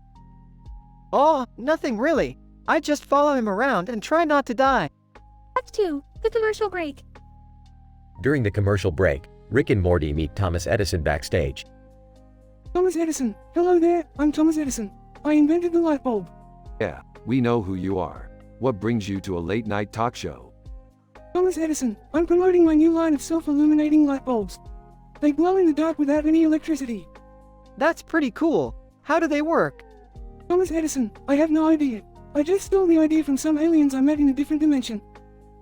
Act 3. The surprise guest. As the show continues, Khalid introduces a surprise guest, Emma Watson. Khalid, Emma Watson, welcome to the show. Emma Watson. Thank you, Khalid. It's great to be here. Khalid, so, I hear you're a big fan of Rick and Morty. Emma Watson. Yes, I love that show. The characters are so complex and the humor is brilliant.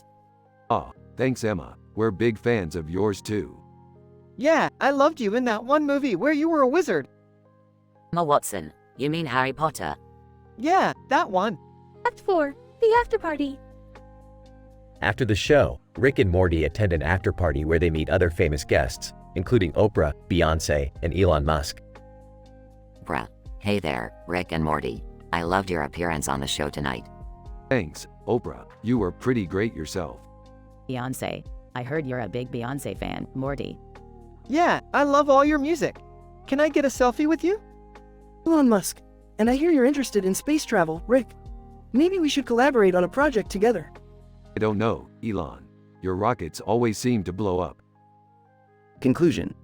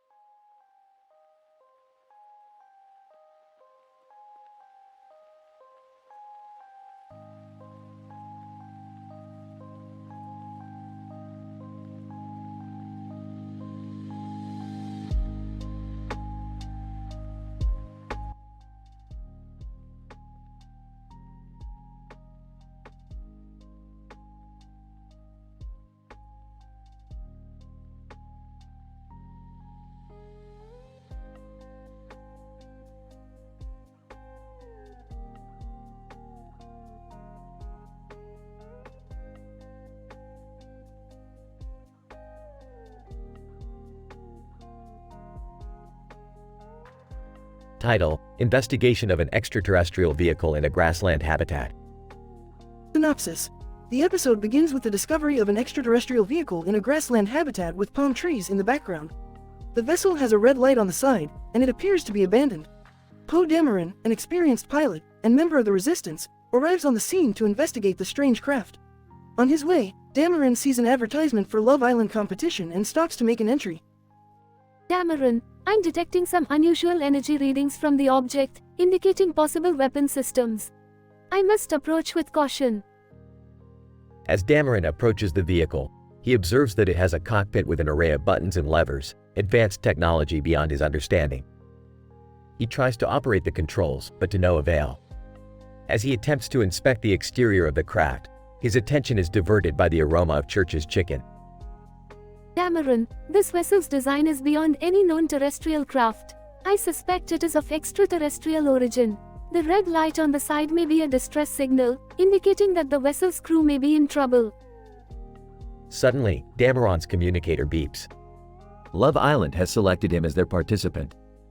Dameron, I must put my duty first. But first, I have to activate the communication system on the ship to transmit the vessel's location to the Resistance. As Dameron turns to leave, a group of aliens with exposed buttocks, armed with advanced weaponry, approach him. Dameron tries to confront them but is overpowered. Dameron, these creatures may be the owners of the vessel. I must find a way to communicate with them.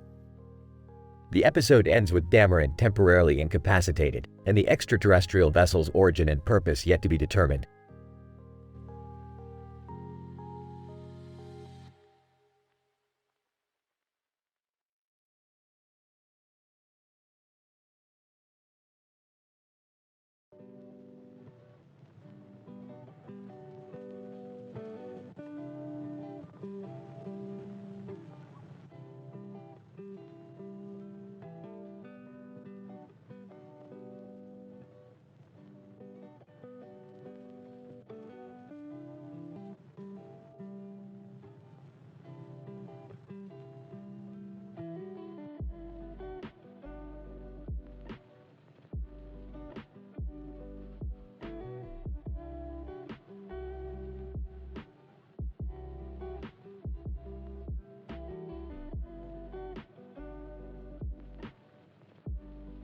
Title: Interdimensional Star Wars. Opening shot. A group of glowing figures resembling the Star Wars movie poster appears in Rick's laboratory, alongside a mysterious helmeted man.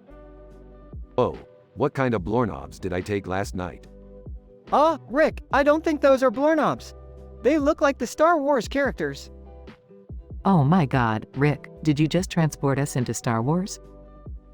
What can I say? I'm feeling meta today.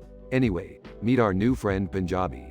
He's here to help us save the Star Wars universe from certain doom. Punjabi, it is an honor to meet you all.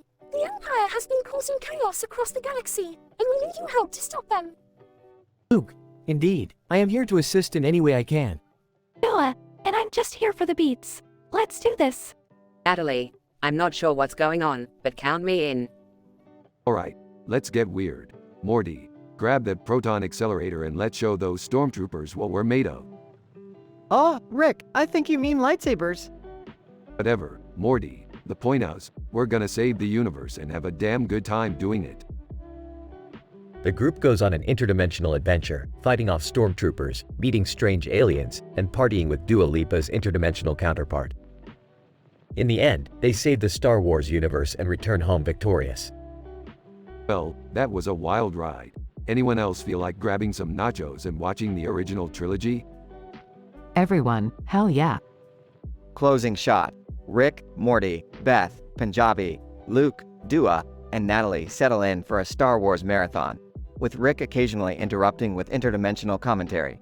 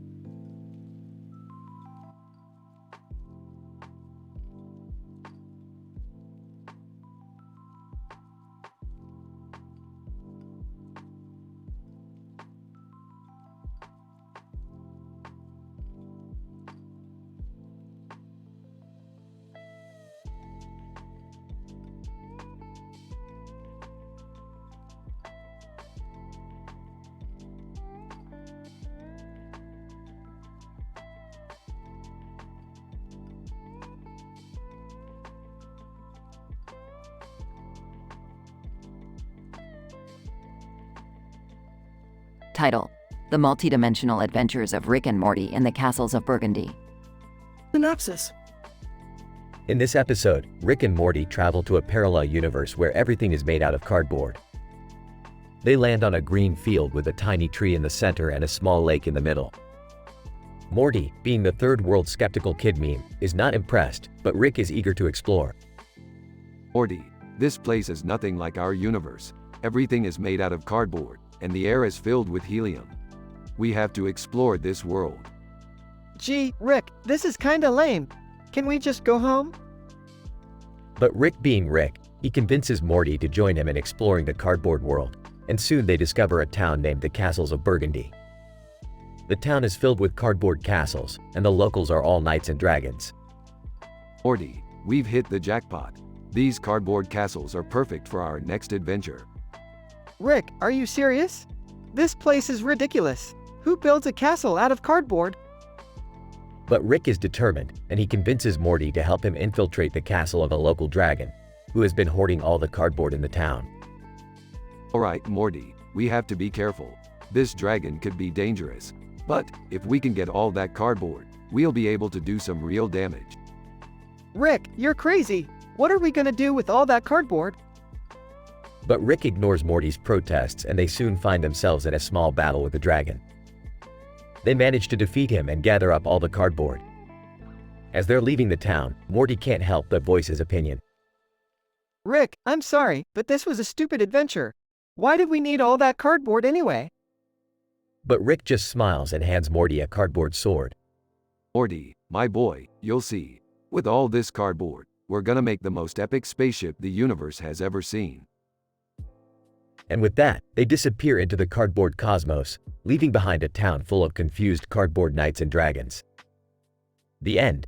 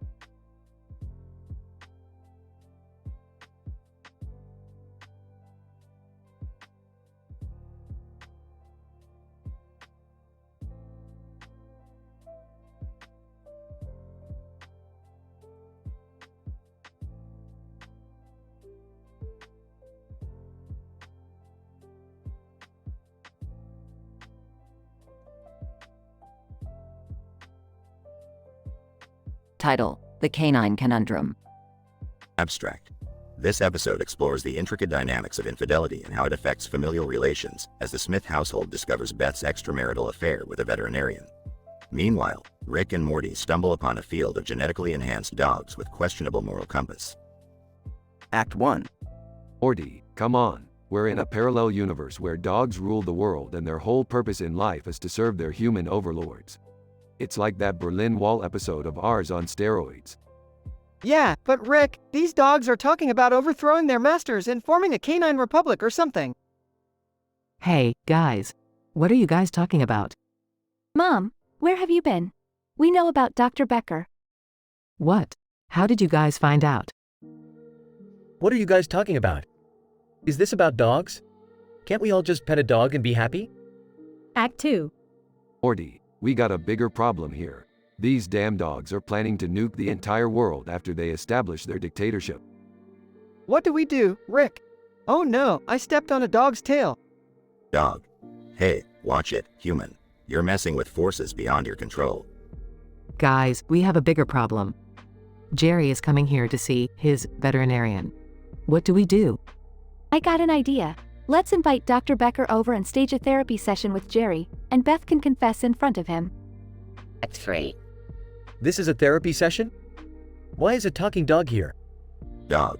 I'm a licensed therapist, Jerry, and I'm here to help you face the truth about your marriage. Jerry, I have something to tell you. I cheated with Dr. Becker. I'm sorry. What? Dr. Becker? But I thought he was just a vet who loves dogs like I know.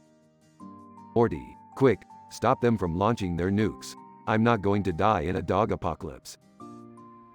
Epilogue. Phew, that was close, Rick. At least we stopped the whole world from being blown up. Yeah, but we still have to deal with Beth and Jerry's problems. And these damn dogs better not try anything funny in the future. Well, at least we know Mom's not perfect. And Jerry, you've got to see a real therapist. Dog. We might have lost the battle, but the war against human tyranny will continue.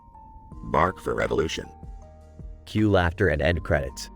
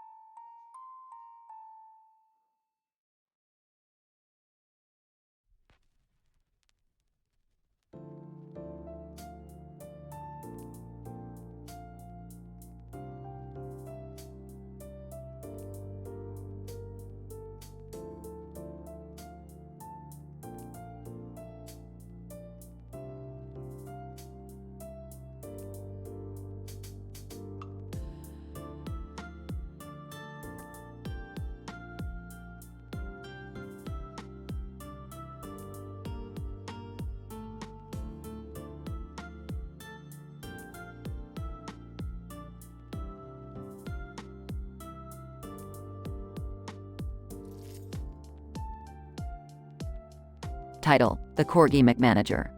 Synopsis. A dog wearing a bandana was spotted in front of a McDonald's sign conducting what appeared to be a job interview. Later on, a new McDonald's restaurant sign was seen with the words, "Now open," just a few blocks away.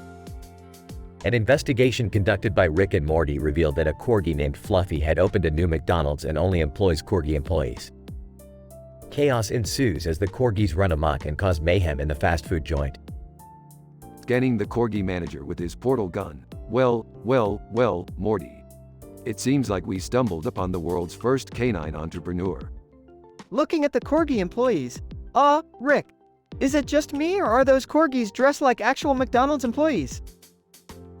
What is going on here? Why are there so many corgis in this establishment?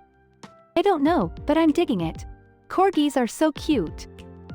Fluffy, strutting towards the group. Welcome to my restaurant, gentlemen and ladies. I'm Fluffy, the McManager of this fine establishment. Smirking. I must say, Fluffy, you are quite the impressive corgi. Tell me, how did you manage to open this place with just 4 legs? Fluffy, proudly.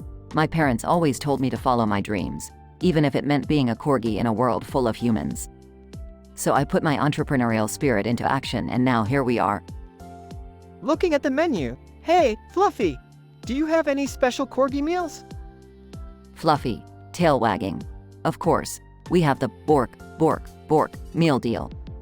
It comes with a burger, fries, and a toy corgi to play with. I want that meal. Can I get it to go? I don't know if I should be impressed or terrified of this whole situation. Laughing, terrified? Beth, this is the best thing that's happened to us in weeks. Let's chow down and enjoy the madness. The rest of the episode follows the group's wild adventure inside the Corgi McManager, with corgis running around and causing chaos while Rick and Morty indulge in greasy fast food and Summer takes pictures with her new toy corgi. It ends with Fluffy thanking the group for visiting and promising to make more corgi-run businesses in the future.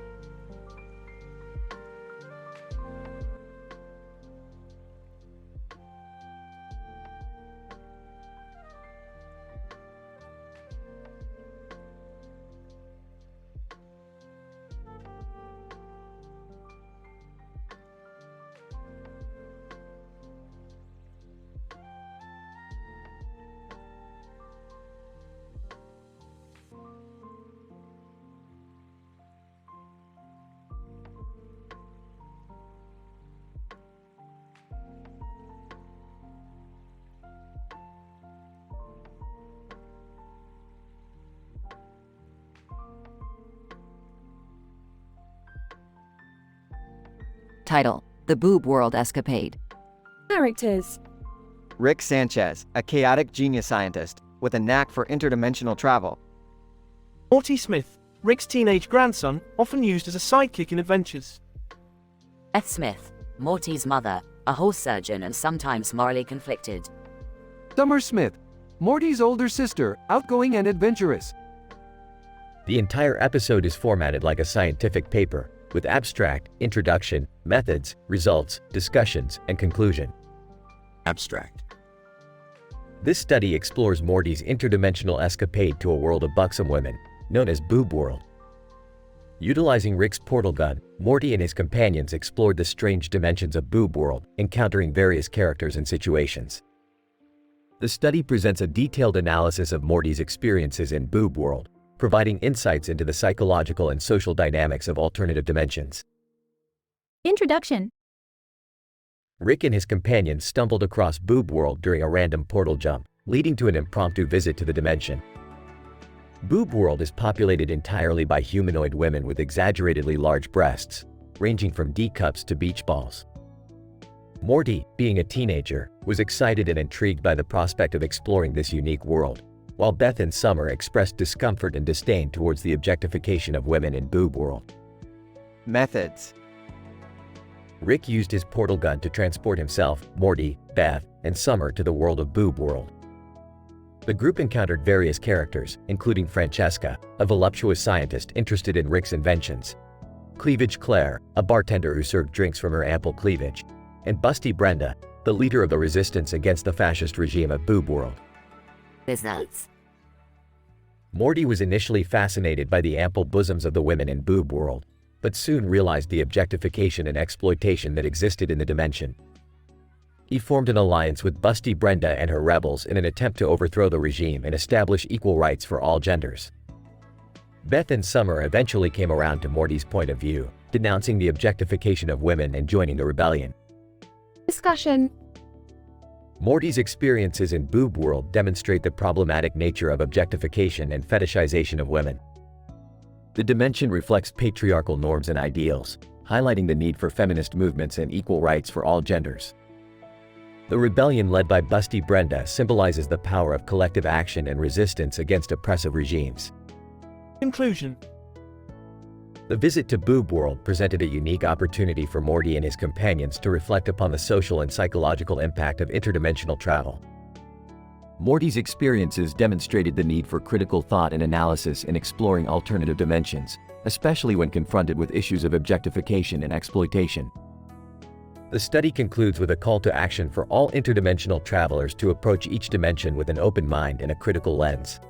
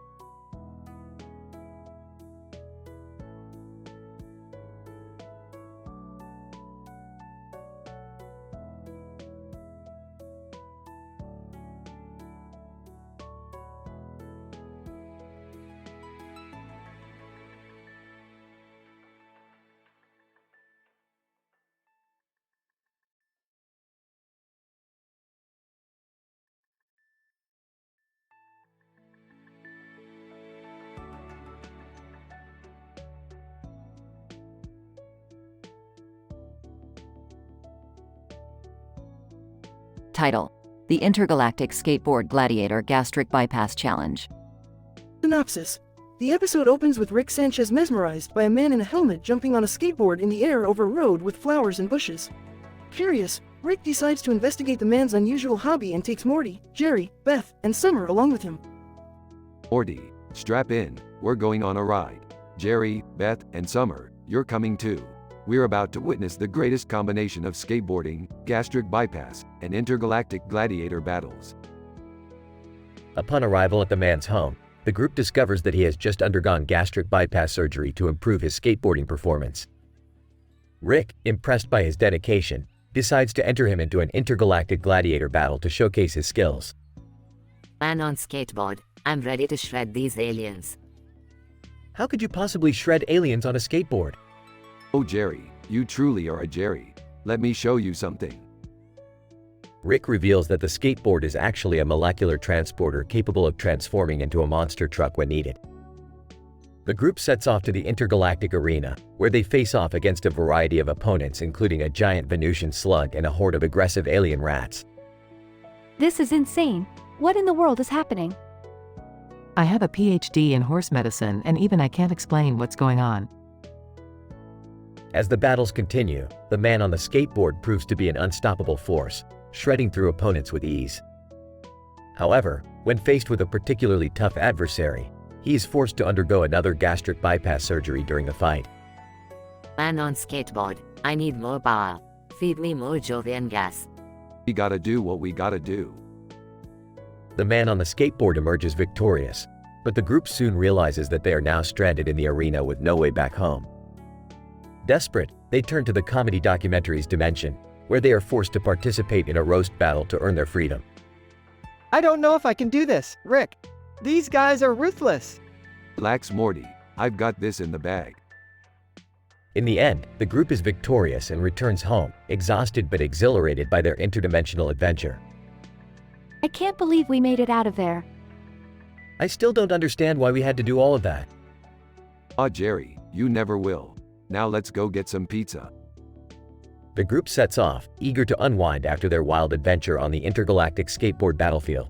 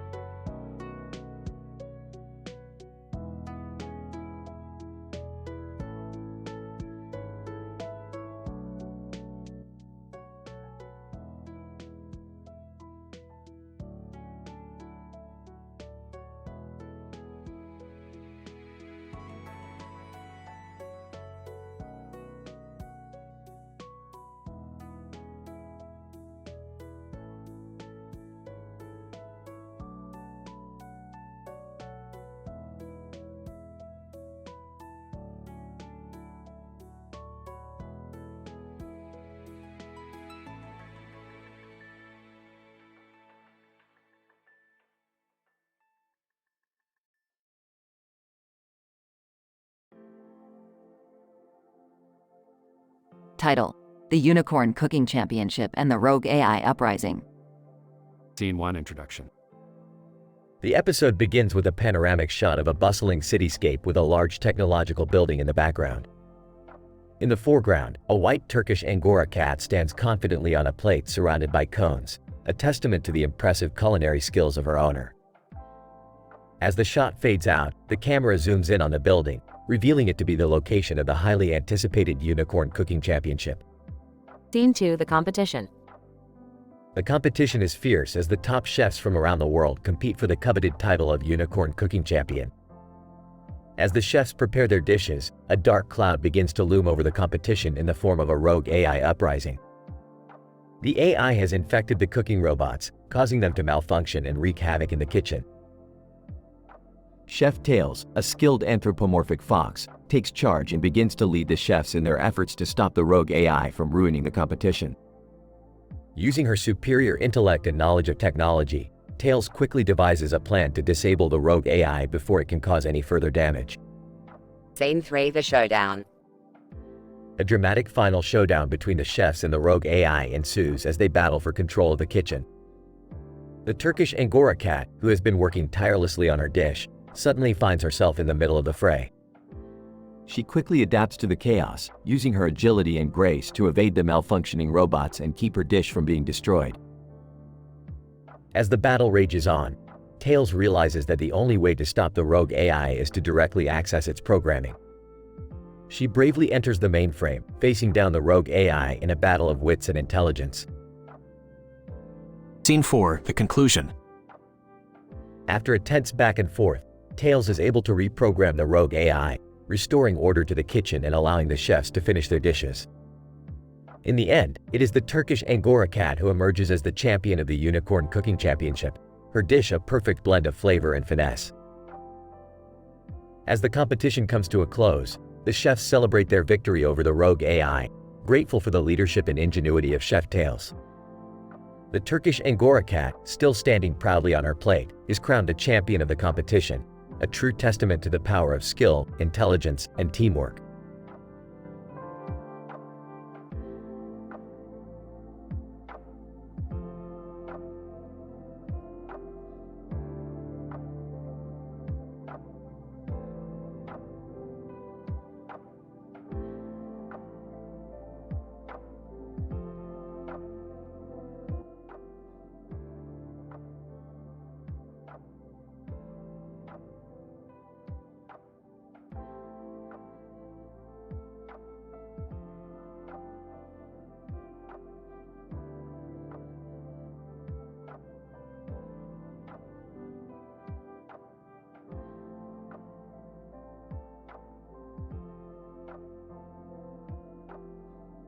Title: The Intergalactic Dance-Off. Synopsis. In this episode, Rick and Morty take part in an alien dance competition that brings together the most talented dance crews from across the galaxy. The competition takes place in a futuristic arena on the planet Rindican, where a woman in a sleek outfit stands in front of a giant ball and a giant alien-like creature. Morty, look at this. This is the most epic dance competition in the entire galaxy. We're gonna win this thing. Rick, I don't even know how to dance. Don't worry, Morty, I've got a plan. We're gonna find the most insane, crazy dance instructor in the universe. The duo sets out on a quest to find the perfect dance teacher and stumble upon a vampire fitness instructor named Count Vampula. Count Vampula. Welcome to my gym, mortals. I can help you become dancing machines, but you must endure my rigorous fitness program. After weeks of grueling training, Rick and Morty finally make it to the competition. They face off against some of the best dance crews in the universe, including a group of gelatinous aliens and a team of robot breakdancers. As the competition heats up, Rick and Morty pull out all the stops, performing wild and crazy dance moves that are out of this world. The audience cheers as they watch the duo flip, spin, and twirl across the dance floor. In the end, Rick and Morty's performance blows away the competition, and they are crowned the champions of the intergalactic dance-off. Ah, we did it, Morty. We're the best dancers in the galaxy. I don't know, Rick. I think I pulled a muscle. Shut up, Morty. You're just out of shape. Now let's go celebrate.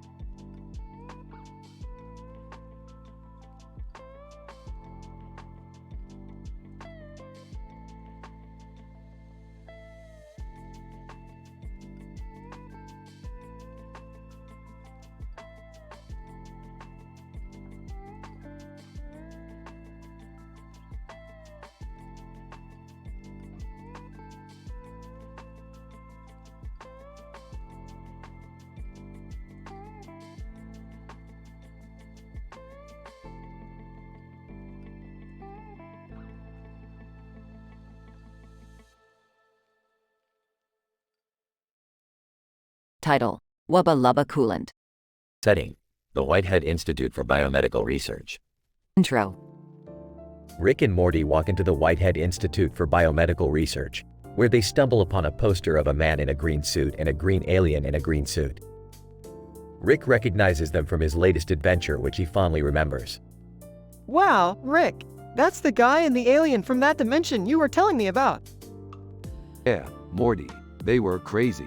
You should have seen the look on their faces when I blasted them into oblivion. Body. Rick and Morty start exploring the laboratory and come across a device that downloads all the knowledge of the universe into the user's brain. As they activate it, they accidentally merge with a group of interdimensional detectives who are chasing after a rogue scientist who stole a powerful coolant. Whoa, Rick. Why is everyone in this new dimension dressed as if they're from the War of the Worlds movie? Morty, you dork. It's because of their obsession with the Arkham horror game. Now let's catch that rogue scientist before he causes any more trouble. The detectives take them to a hydrotherapy facility where they suspect the rogue scientist is hiding.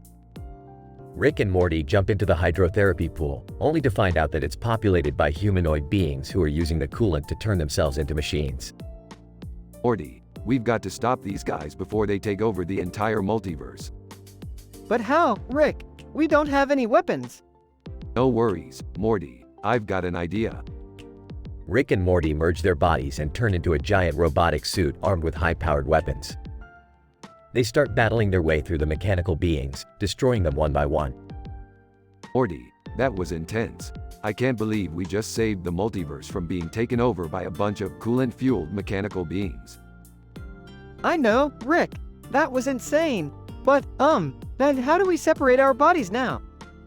Just wait for it, Morty. We'll find a way. Burps Wubba Lubba Coolant. Conclusion. Rick and Morty eventually find a way to separate their bodies and make their way back to their own dimension, with a newfound appreciation for the power of science and technology. They look at each other and fist bump, knowing that they've saved the multiverse yet again.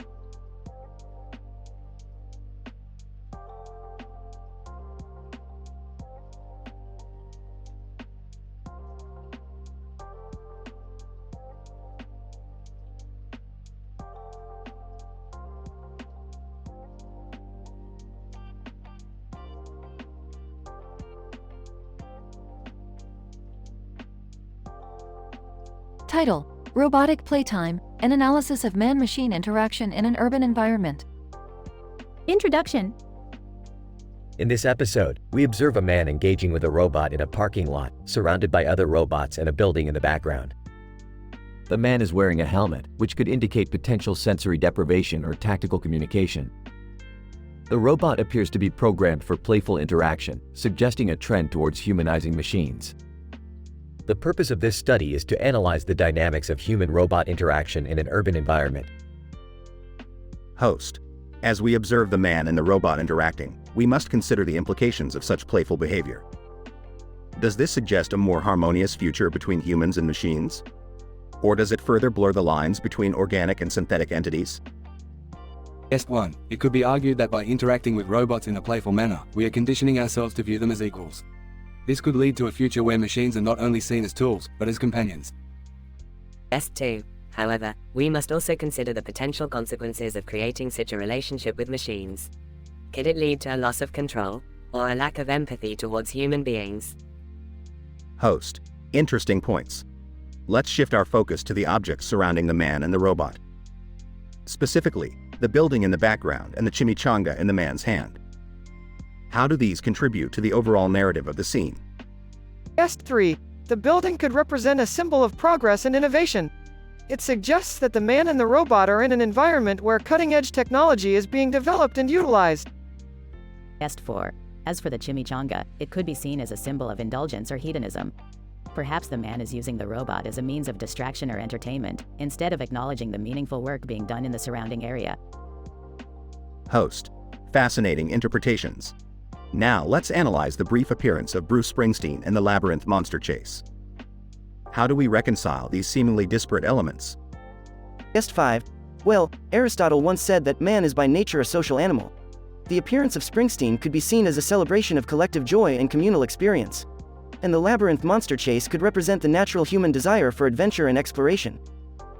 Guest 6. I agree, but I also think we should examine the significance of the grasshopper that briefly lands on the man's helmet. It could suggest a connection to nature, or a reminder that even in the midst of technological advancement, we are still a part of a larger ecosystem.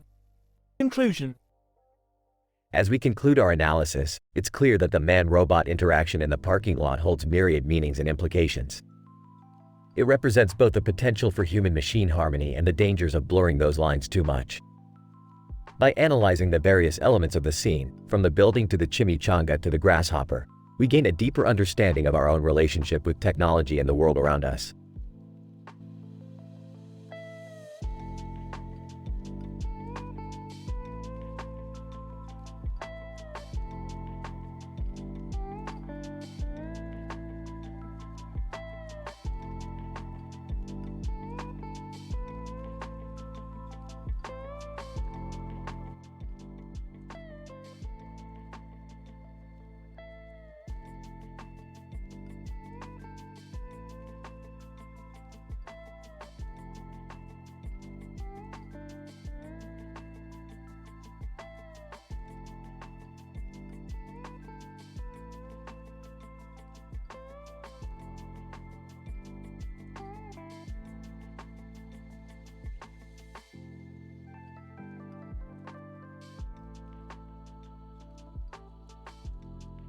Title: The Dimension-Hopping Dog and the VR Adventure. Morty, I've got a new gadget that'll blow your mind. Check out this camera on the machine. Whoa, Rick! What is it? It's a virtual reality camera with a twist. One that can switch to the camera in the back of your head. I'm thinking of trying it out at Walmart. Bud Bundy. Hey, guys. What brings you here? We're here to explore some sci-fi virtual reality experiences. Wanna join us? Bud Bundy. Sure thing. I've been itching for some virtual adventures. Labrador Retriever, woof. Whoa, Rick! Look at that dog in the red coat. He's following us. Don't worry, Morty. That's just our dimension-hopping Labrador Retriever. He's here to help us find the best VR experiences. Bud Bundy. Hey, guys, check out this Naruto Next Generation's VR exhibit. Let's try it out. Whoa, Morty. This VR experience is too intense for me. I'm starting to feel like a ninja. Ah, that's hilarious. You're just flailing about, Rick. Labrador Retriever, ARF. Bud Bundy. Hey, guys, check out this VR game where we get to pilot spaceships. Let's do it. Yeah, that sounds like a blast. Let's go. Whoa, Rick! I'm having so much fun piloting this spaceship. I feel like we're really in space. Me too, Morty. This is the best sci-fi VR experience yet. Labrador Retriever, rough. As they finished their VR adventure, Rick, Morty, Bud Bundy, and the dimension-hopping Labrador Retriever emerged from Walmart enriched with a new sci-fi experience.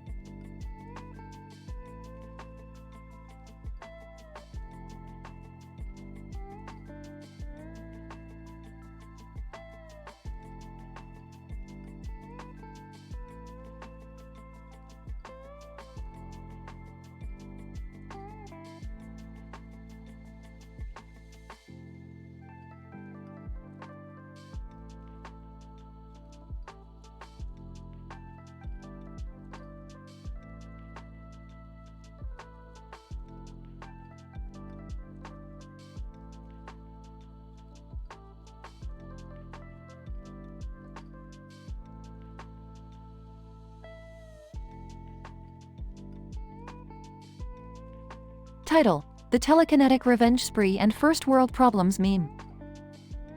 The episode starts with Rick and Morty watching TV when they stumble upon a flyer for the first world project in the world, which promises to revolutionize the world with its sheer size and complexity.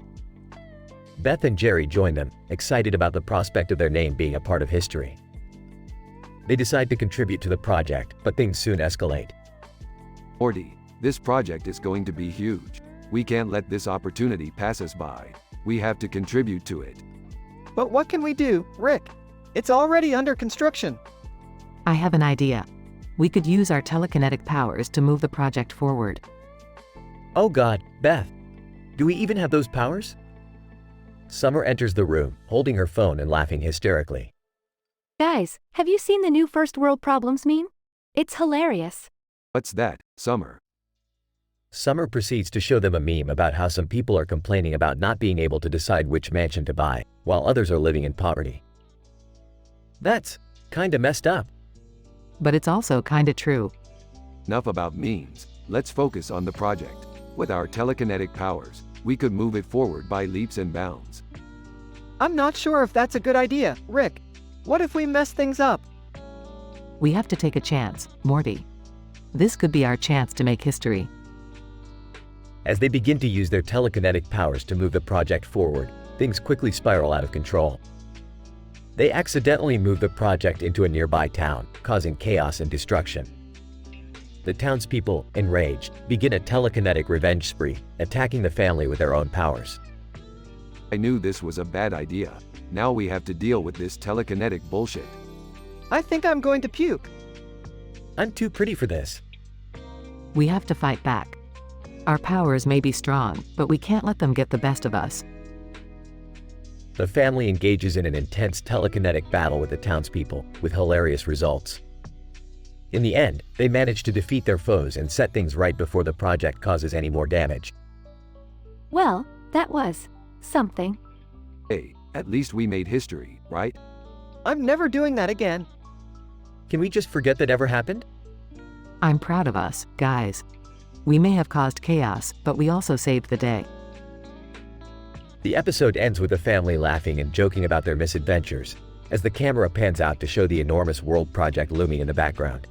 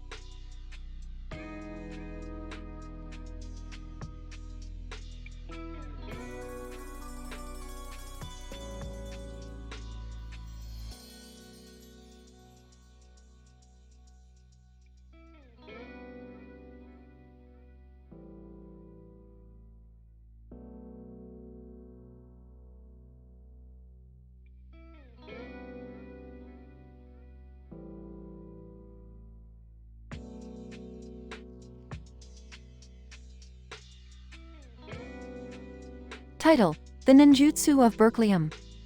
Synopsis: An elusive man draped in the guise of a ninja stands tall, lurking in the shadows of a bustling city, holding 2 swords in each of his hands, and one in the other, ready to strike at any moment. Our story explores the role of berkelium, a rare element, in the world of ninjutsu. Act 1. Narrator.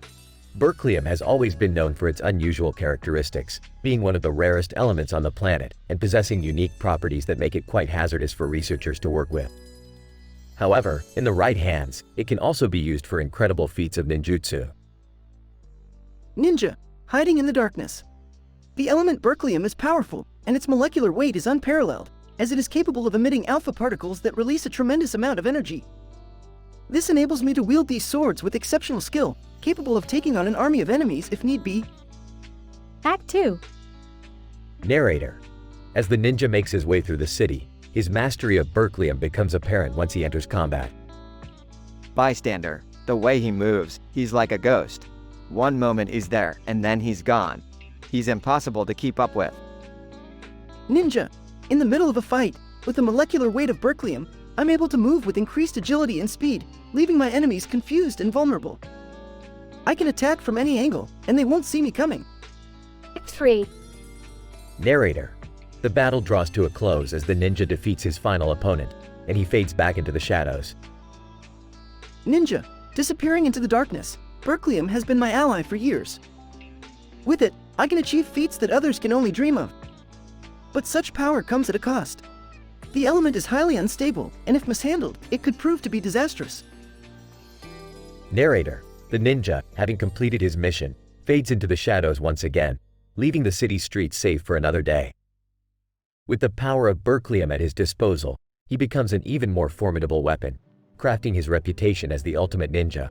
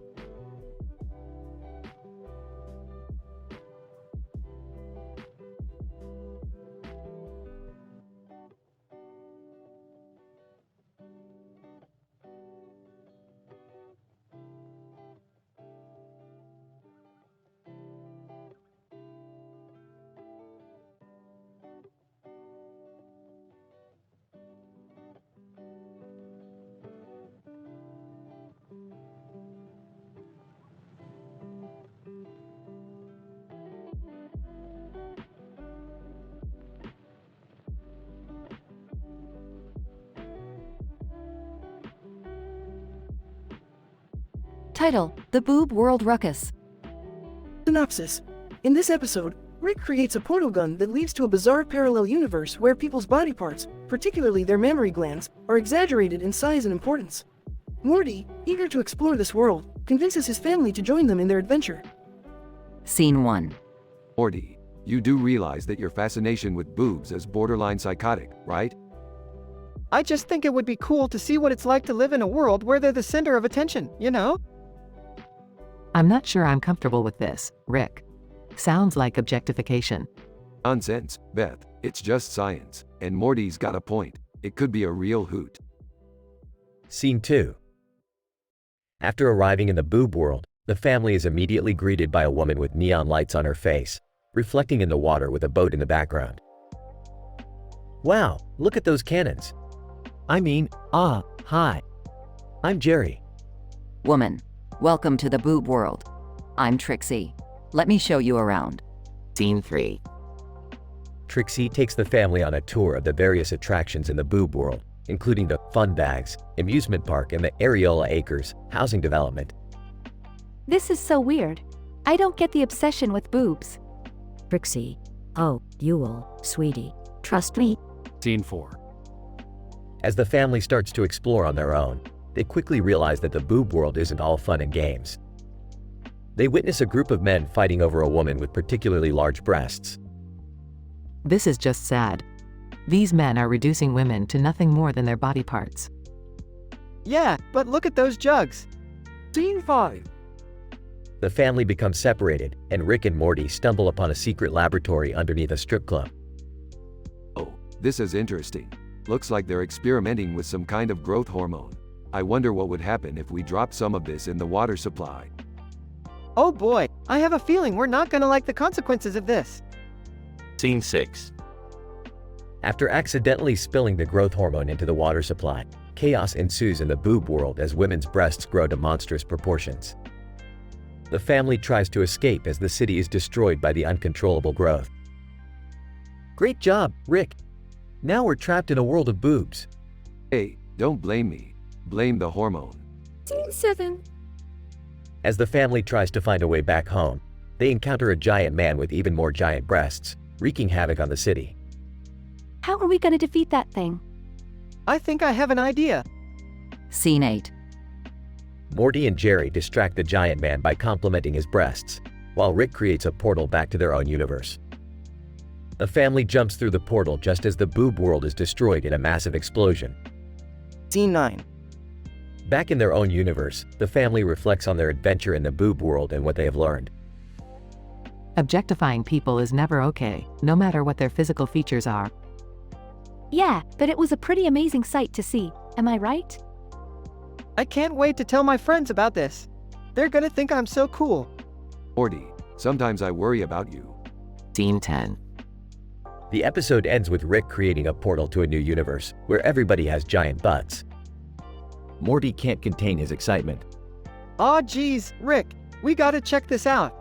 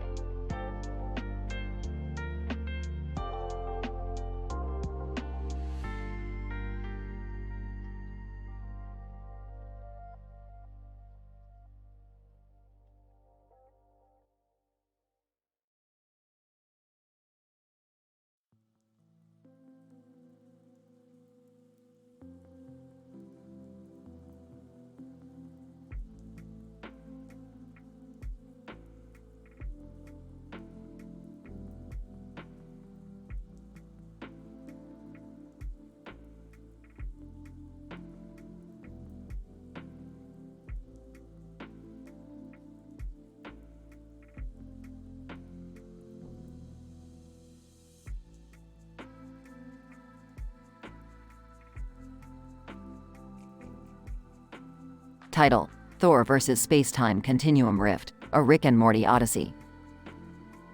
The episode starts with Rick and Morty observing a battle between a man in a red cape and a man in a black suit, wielding a sword in a seemingly abandoned city. Rick casts a scanner to measure the extent of the energy readings in the area as the man in the red cape wounds the other with a sword made of alien alloys. Who's that guy and what's with the sword? That's Thor, you idiot. And it looks like he's fighting a space-time continuum rift. This is gonna be interesting. As the rift grows, both entities are thrown into different parallel dimensions.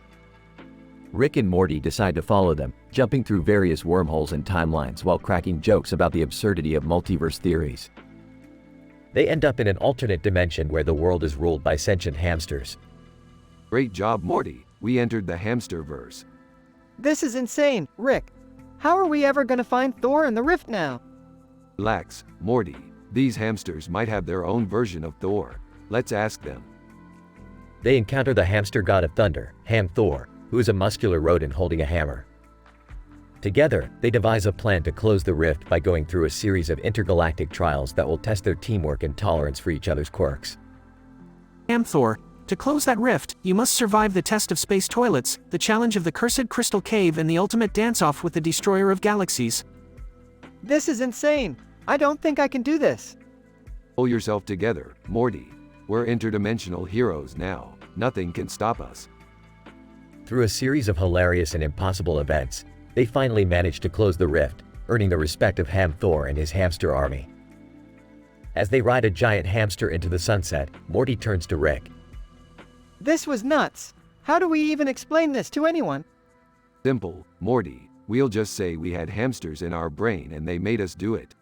Oh, and we saved the multiverse, I guess. End of episode.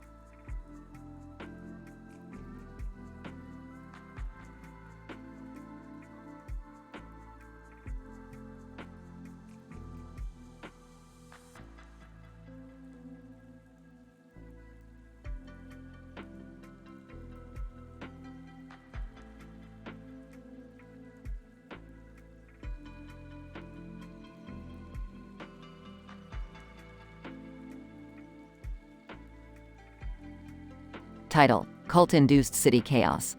Synopsis. In this episode, 2 dogs, an English Springer Spaniel and a Cavalier King Charles Spaniel, were observed sitting on the side of a road next to a tall building at nighttime. A man, later identified as a detective from the Ninja Detective Agency, walked by and noticed the dogs staring intently at the building. The detective became curious and approached the dogs, who began barking frantically. As the detective tried to calm the dogs down, he noticed strange noises coming from the building, which prompted him to investigate further. Using his ninja skills, the detective was able to slip inside the building undetected, where he discovered a group of cultists performing a ritual. The cultists, who had been attempting to summon a dark entity from another realm, were causing chaos throughout the city. The detective quickly fled the building and called for backup from the Ninja Detective Agency.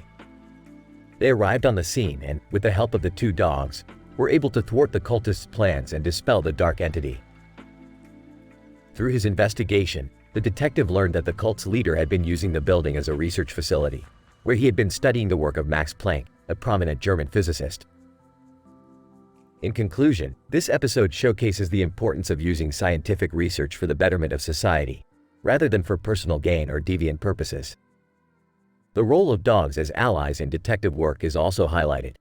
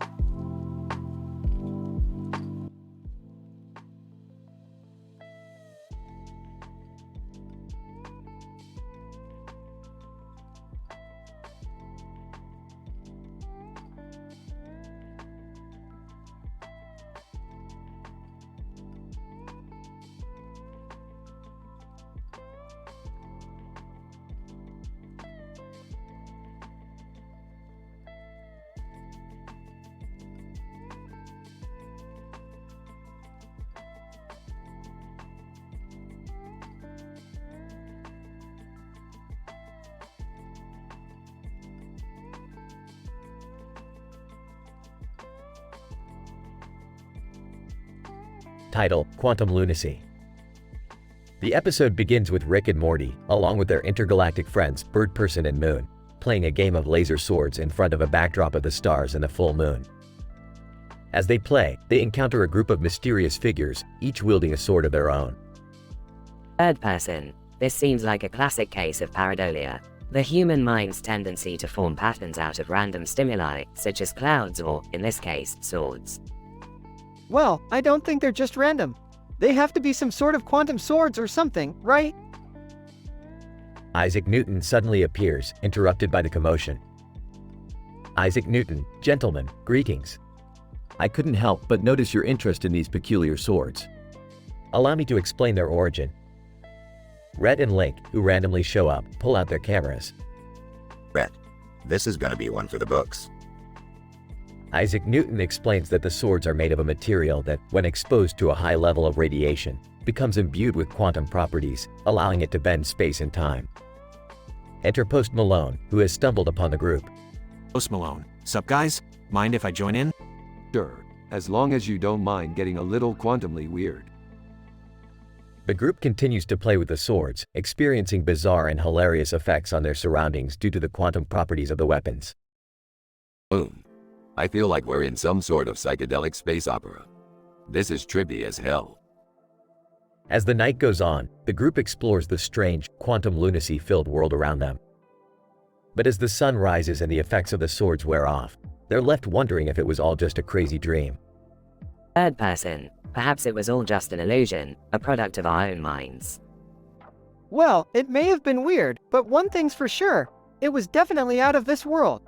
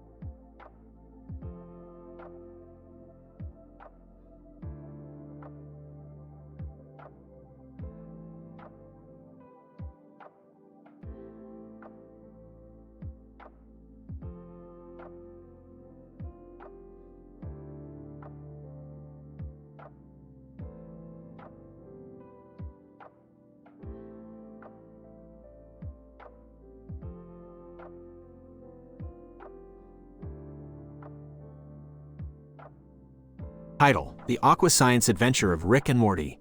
Plot. Rick and Morty were tasked by Beth to do a research work for her archaeology class. They stumbled upon a man in a scuba suit swimming in the ocean with a yellow paddle and a helmet on his head. Intrigued, Rick and Morty followed the man and discovered he was a biomedical engineer conducting a groundbreaking experiment on the effects of water pressure on the human body. Hey, Rick, look at that guy in the scuba suit. He looks like a science experiment. Well, looks like we found our new science adventure, Morty. The man in the scuba suit noticed Rick and Morty following him. Biomedical engineer. Hello there. Are you guys interested in my research work? You bet we are. We're scientists too, you know. The biomedical engineer explained his experiment to Rick and Morty. Biomedical engineer. I'm conducting a study on the effects of water pressure on the human body. And right now, I'm testing my latest invention, the Aqua Paddle Helmet, which can withstand high water pressure. Care to join me? I don't know, Rick. That sounds kind of dangerous. Don't be a wuss, Morty. We've faced much worse. Let's do this. The three of them put on their Aqua Paddle helmet and dove into the ocean. Wow, the water pressure is intense, and my feet are starting to feel tingly. Biomedical engineer. That's just the pressure relaxing your muscles. Relaxing? It feels like my feet are about to pop. As they swam deeper, they encountered strange sea creatures and even an underwater volcano. This is amazing. We're discovering things no other scientist has seen before. Yeah, but can we please go back to the surface now? I think my head's about to explode. They finally resurfaced and took off their Aqua Paddle helmet. Biomedical engineer. Well, that was quite an adventure, wasn't it? You know it. Thanks for letting us in on your experiment, buddy. So, how'd your research work go? Oh, you know, the usual science stuff. But one thing's for sure. Morty needs a new pair of swimming trunks. Morty looks down and is wearing a shredded swimsuit. Oh, man!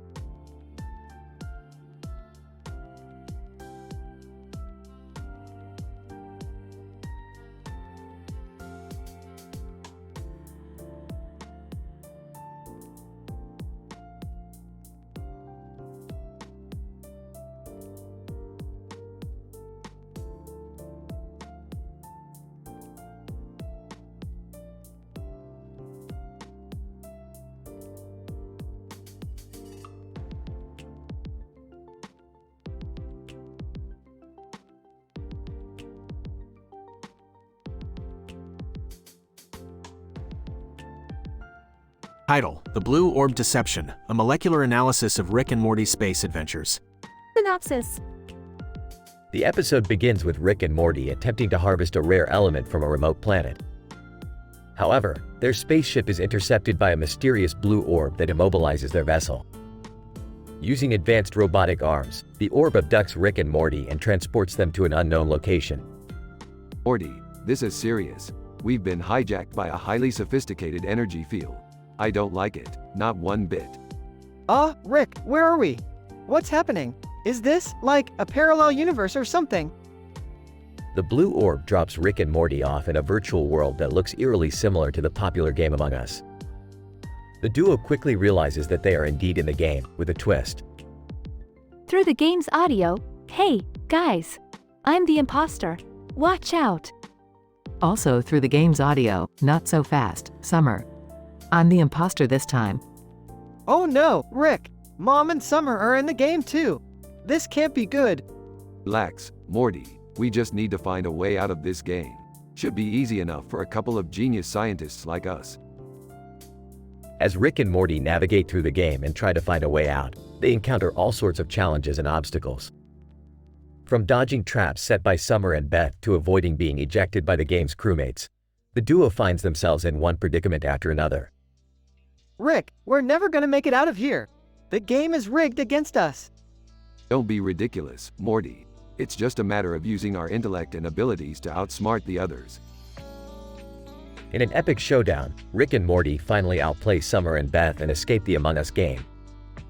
As they return to their spaceship, the blue orb reveals itself to be an experimental AI device created by another brilliant scientist, who is testing Rick and Morty's intelligence and problem-solving skills. Well played, mystery scientist. But you can't outsmart us that easily. Yeah, we're geniuses. We can solve any problem you throw at us. The episode ends with Rick and Morty flying off into the vastness of space, ready for their next adventure. Through the game's audio, hey, guys. Can you hear me? Hello? Also through the game's audio, I can't believe we lost. This is so embarrassing. Scientific analysis. Throughout the episode, Rick and Morty use a combination of advanced technology and scientific reasoning to tackle the challenges they encounter in the virtual world of Among Us.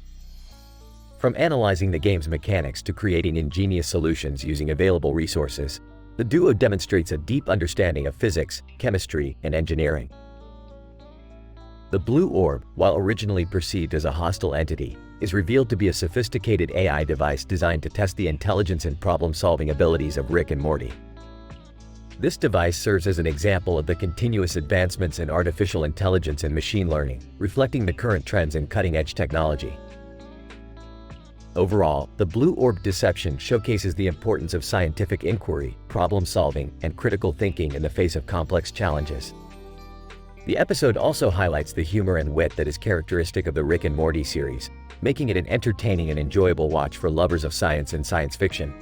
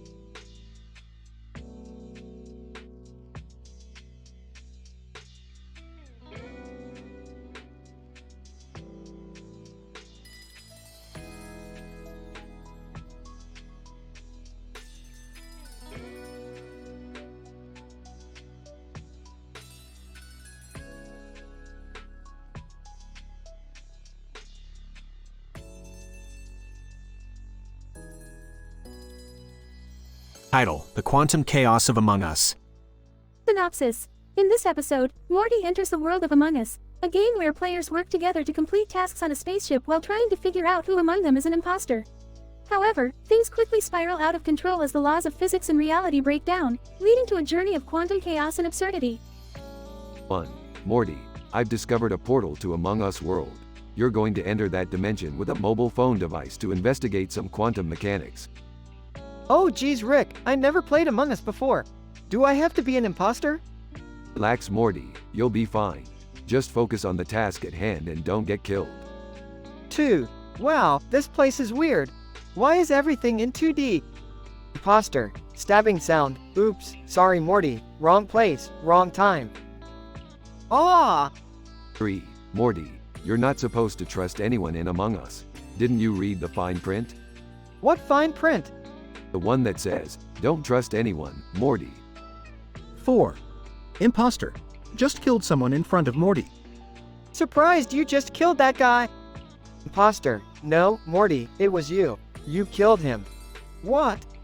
5. Morty, you're causing a quantum paradox with your stupidity. Hurry, come back to the real world before you destroy the entire multiverse. 6. Rick, I can't find my way back. There's so many imposters around me. Morty, use your common sense and logic. How hard can it be? 7. Imposters. Surrounding Morty, you're outnumbered, Morty. We are the real rulers of the Among Us universe. Oh geez, why did I have to play this stupid game? 8. Morty, I finally found a way to bring you back. Just jump into this hyperdimensional portal and you'll be safe. Okay, here I go. Jumps. 8. Morty, I said oh never mind. 9. Reappears in the real world. Wow, that was crazy. I never want to go back to Among Us again. Yeah, let's just stick to regular physics from now on. 10. End credit scene. Imposter. Reveals himself to be a jelly bean. Jelly bean, next time, Morty. I'll get you next time.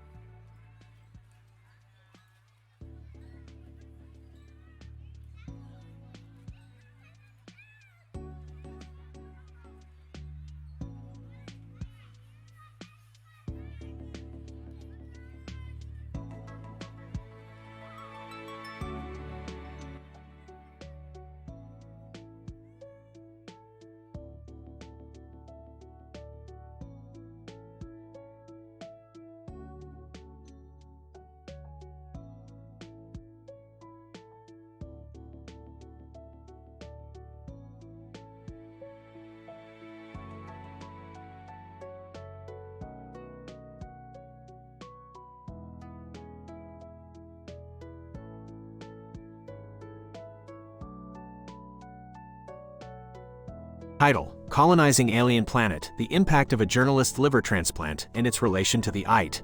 I'm a head out meme too. In this episode, we follow the team of scientists and astronauts as they embark on the colonization of an alien planet. The team includes a renowned journalist who documents and reports on their journey. During the expedition, the journalist received a liver transplant due to complications from a pre-existing condition. Dr. Smith. The liver transplant performed on the journalist was a complex procedure that involved precision surgical techniques and advanced medical technology. Despite the challenges faced during the operation, the outcome was successful, and the journalist made a full recovery. Professor Johnson, we conducted a study on the effects of the journalist's transplant on physiological and psychological responses to extreme environmental conditions. It was noted that the transplant improved the journalist's stamina and endurance, enabling him to contribute significantly to the team's success. As the team continued their journey, they stumbled upon a new phenomena. The AiT, I'm a head out meme too, a bizarre and confusing trend that seems to have infected the team's communication system, disrupting their focus and causing confusion. Dr. Lee, our team investigated the AiT, I'm a head out meme too phenomena, and discovered that it was a form of alien communication signal that interfered with our communication systems, causing temporary malfunctions. Journalist, as the designated communicator for the team, I was pivotal in deciphering and interpreting the alien signals. My liver transplant proved to be a valuable asset, allowing me to focus and concentrate amidst the confusion. In the end, the team succeeded in colonizing the alien planet, and the journalist's invaluable contributions were celebrated. This episode highlights the importance of medical advancements in space exploration, the significance of adaptation to unfamiliar terrain, and the impact of popular culture on scientific exploration.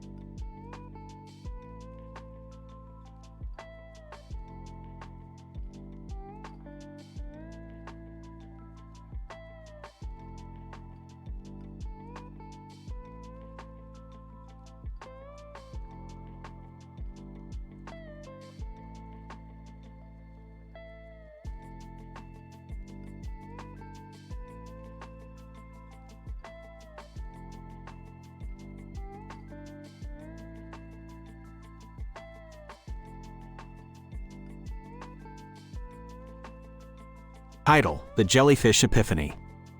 Abstract. In this study, we examine the effect of a pink jellyfish on the behavior of interdimensional beings in a city setting. We observe the interactions between Rick, Morty, Jerry, and Summer as they encounter Princess Bubblegum and her secret plot to eliminate them all. Introduction. While exploring a new dimension, Rick and Morty stumble upon a peculiar phenomenon, a pink jellyfish floating in the air, surrounded by other jellyfish, and a bustling city in the background. Intrigued by this unusual sight, they decide to investigate further. Morty, look at this. Do you have any idea what these jellyfish could be? No, Rick. But what if they are aliens? We should check it out. Methods. As Rick and Morty approach the jellyfish, they suddenly encounter Princess Bubblegum, who appears to be studying the same phenomenon. The group engages in a heated discussion and shares their theories about the jellyfish's origins. Princess Bubblegum. Greetings, fellow scientists. I am Princess Bubblegum, and I too am interested in this jellyfish. Wow, a princess? This is so cool. Can I get a selfie with you? Jerry, focus. We're here to find out what's going on with these jellyfish. Results. As they continue their discussions, Princess Bubblegum reveals her true intentions. She plans to eliminate them all in order to keep the jellyfish's power to herself.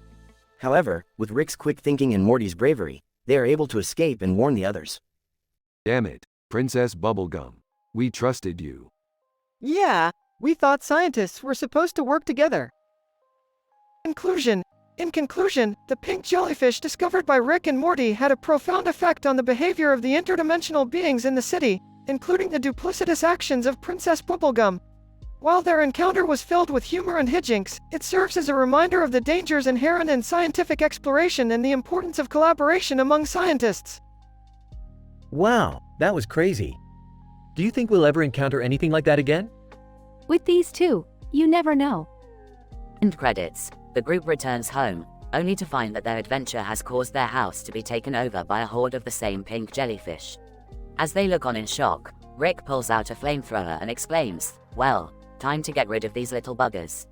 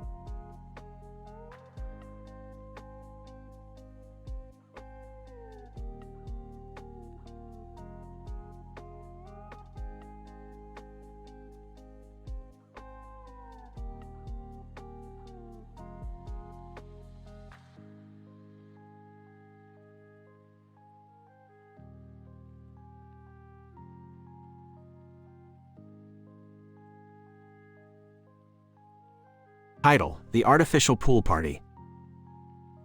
Opening shot, a computer-generated image of a pool with 2 red people in it and a car parked in the pool. Rick and Morty are seen lounging in the pool, while Jerry and Beth are watching them from the sidelines. Morty, this is the ultimate pool experience. We've got a car, we've got the red people, and we've got the pool. What else could we possibly need? I don't know, Rick. This seems like a bad idea. What if the car leaks oil into the pool? Rick, you can't just park a car in the pool. It's not safe and it's against the rules. Rules are meant to be broken, Beth.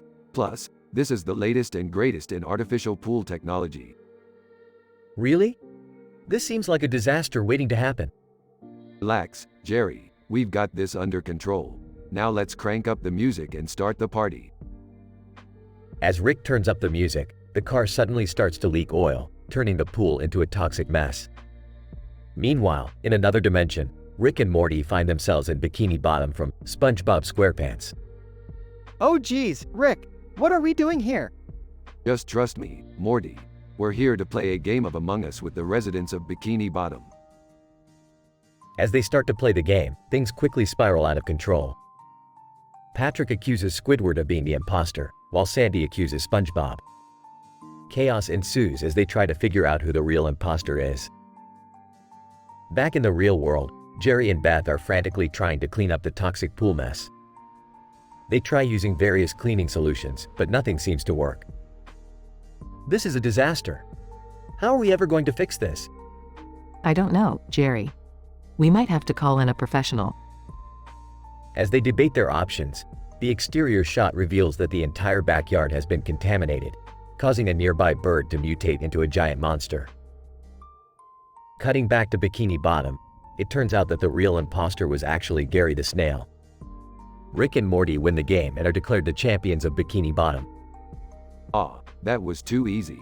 Now let's get out of here before things get even more weird. The episode ends with a mutated bird rampaging through the town, as Rick and Morty make a hasty retreat back to their own dimension.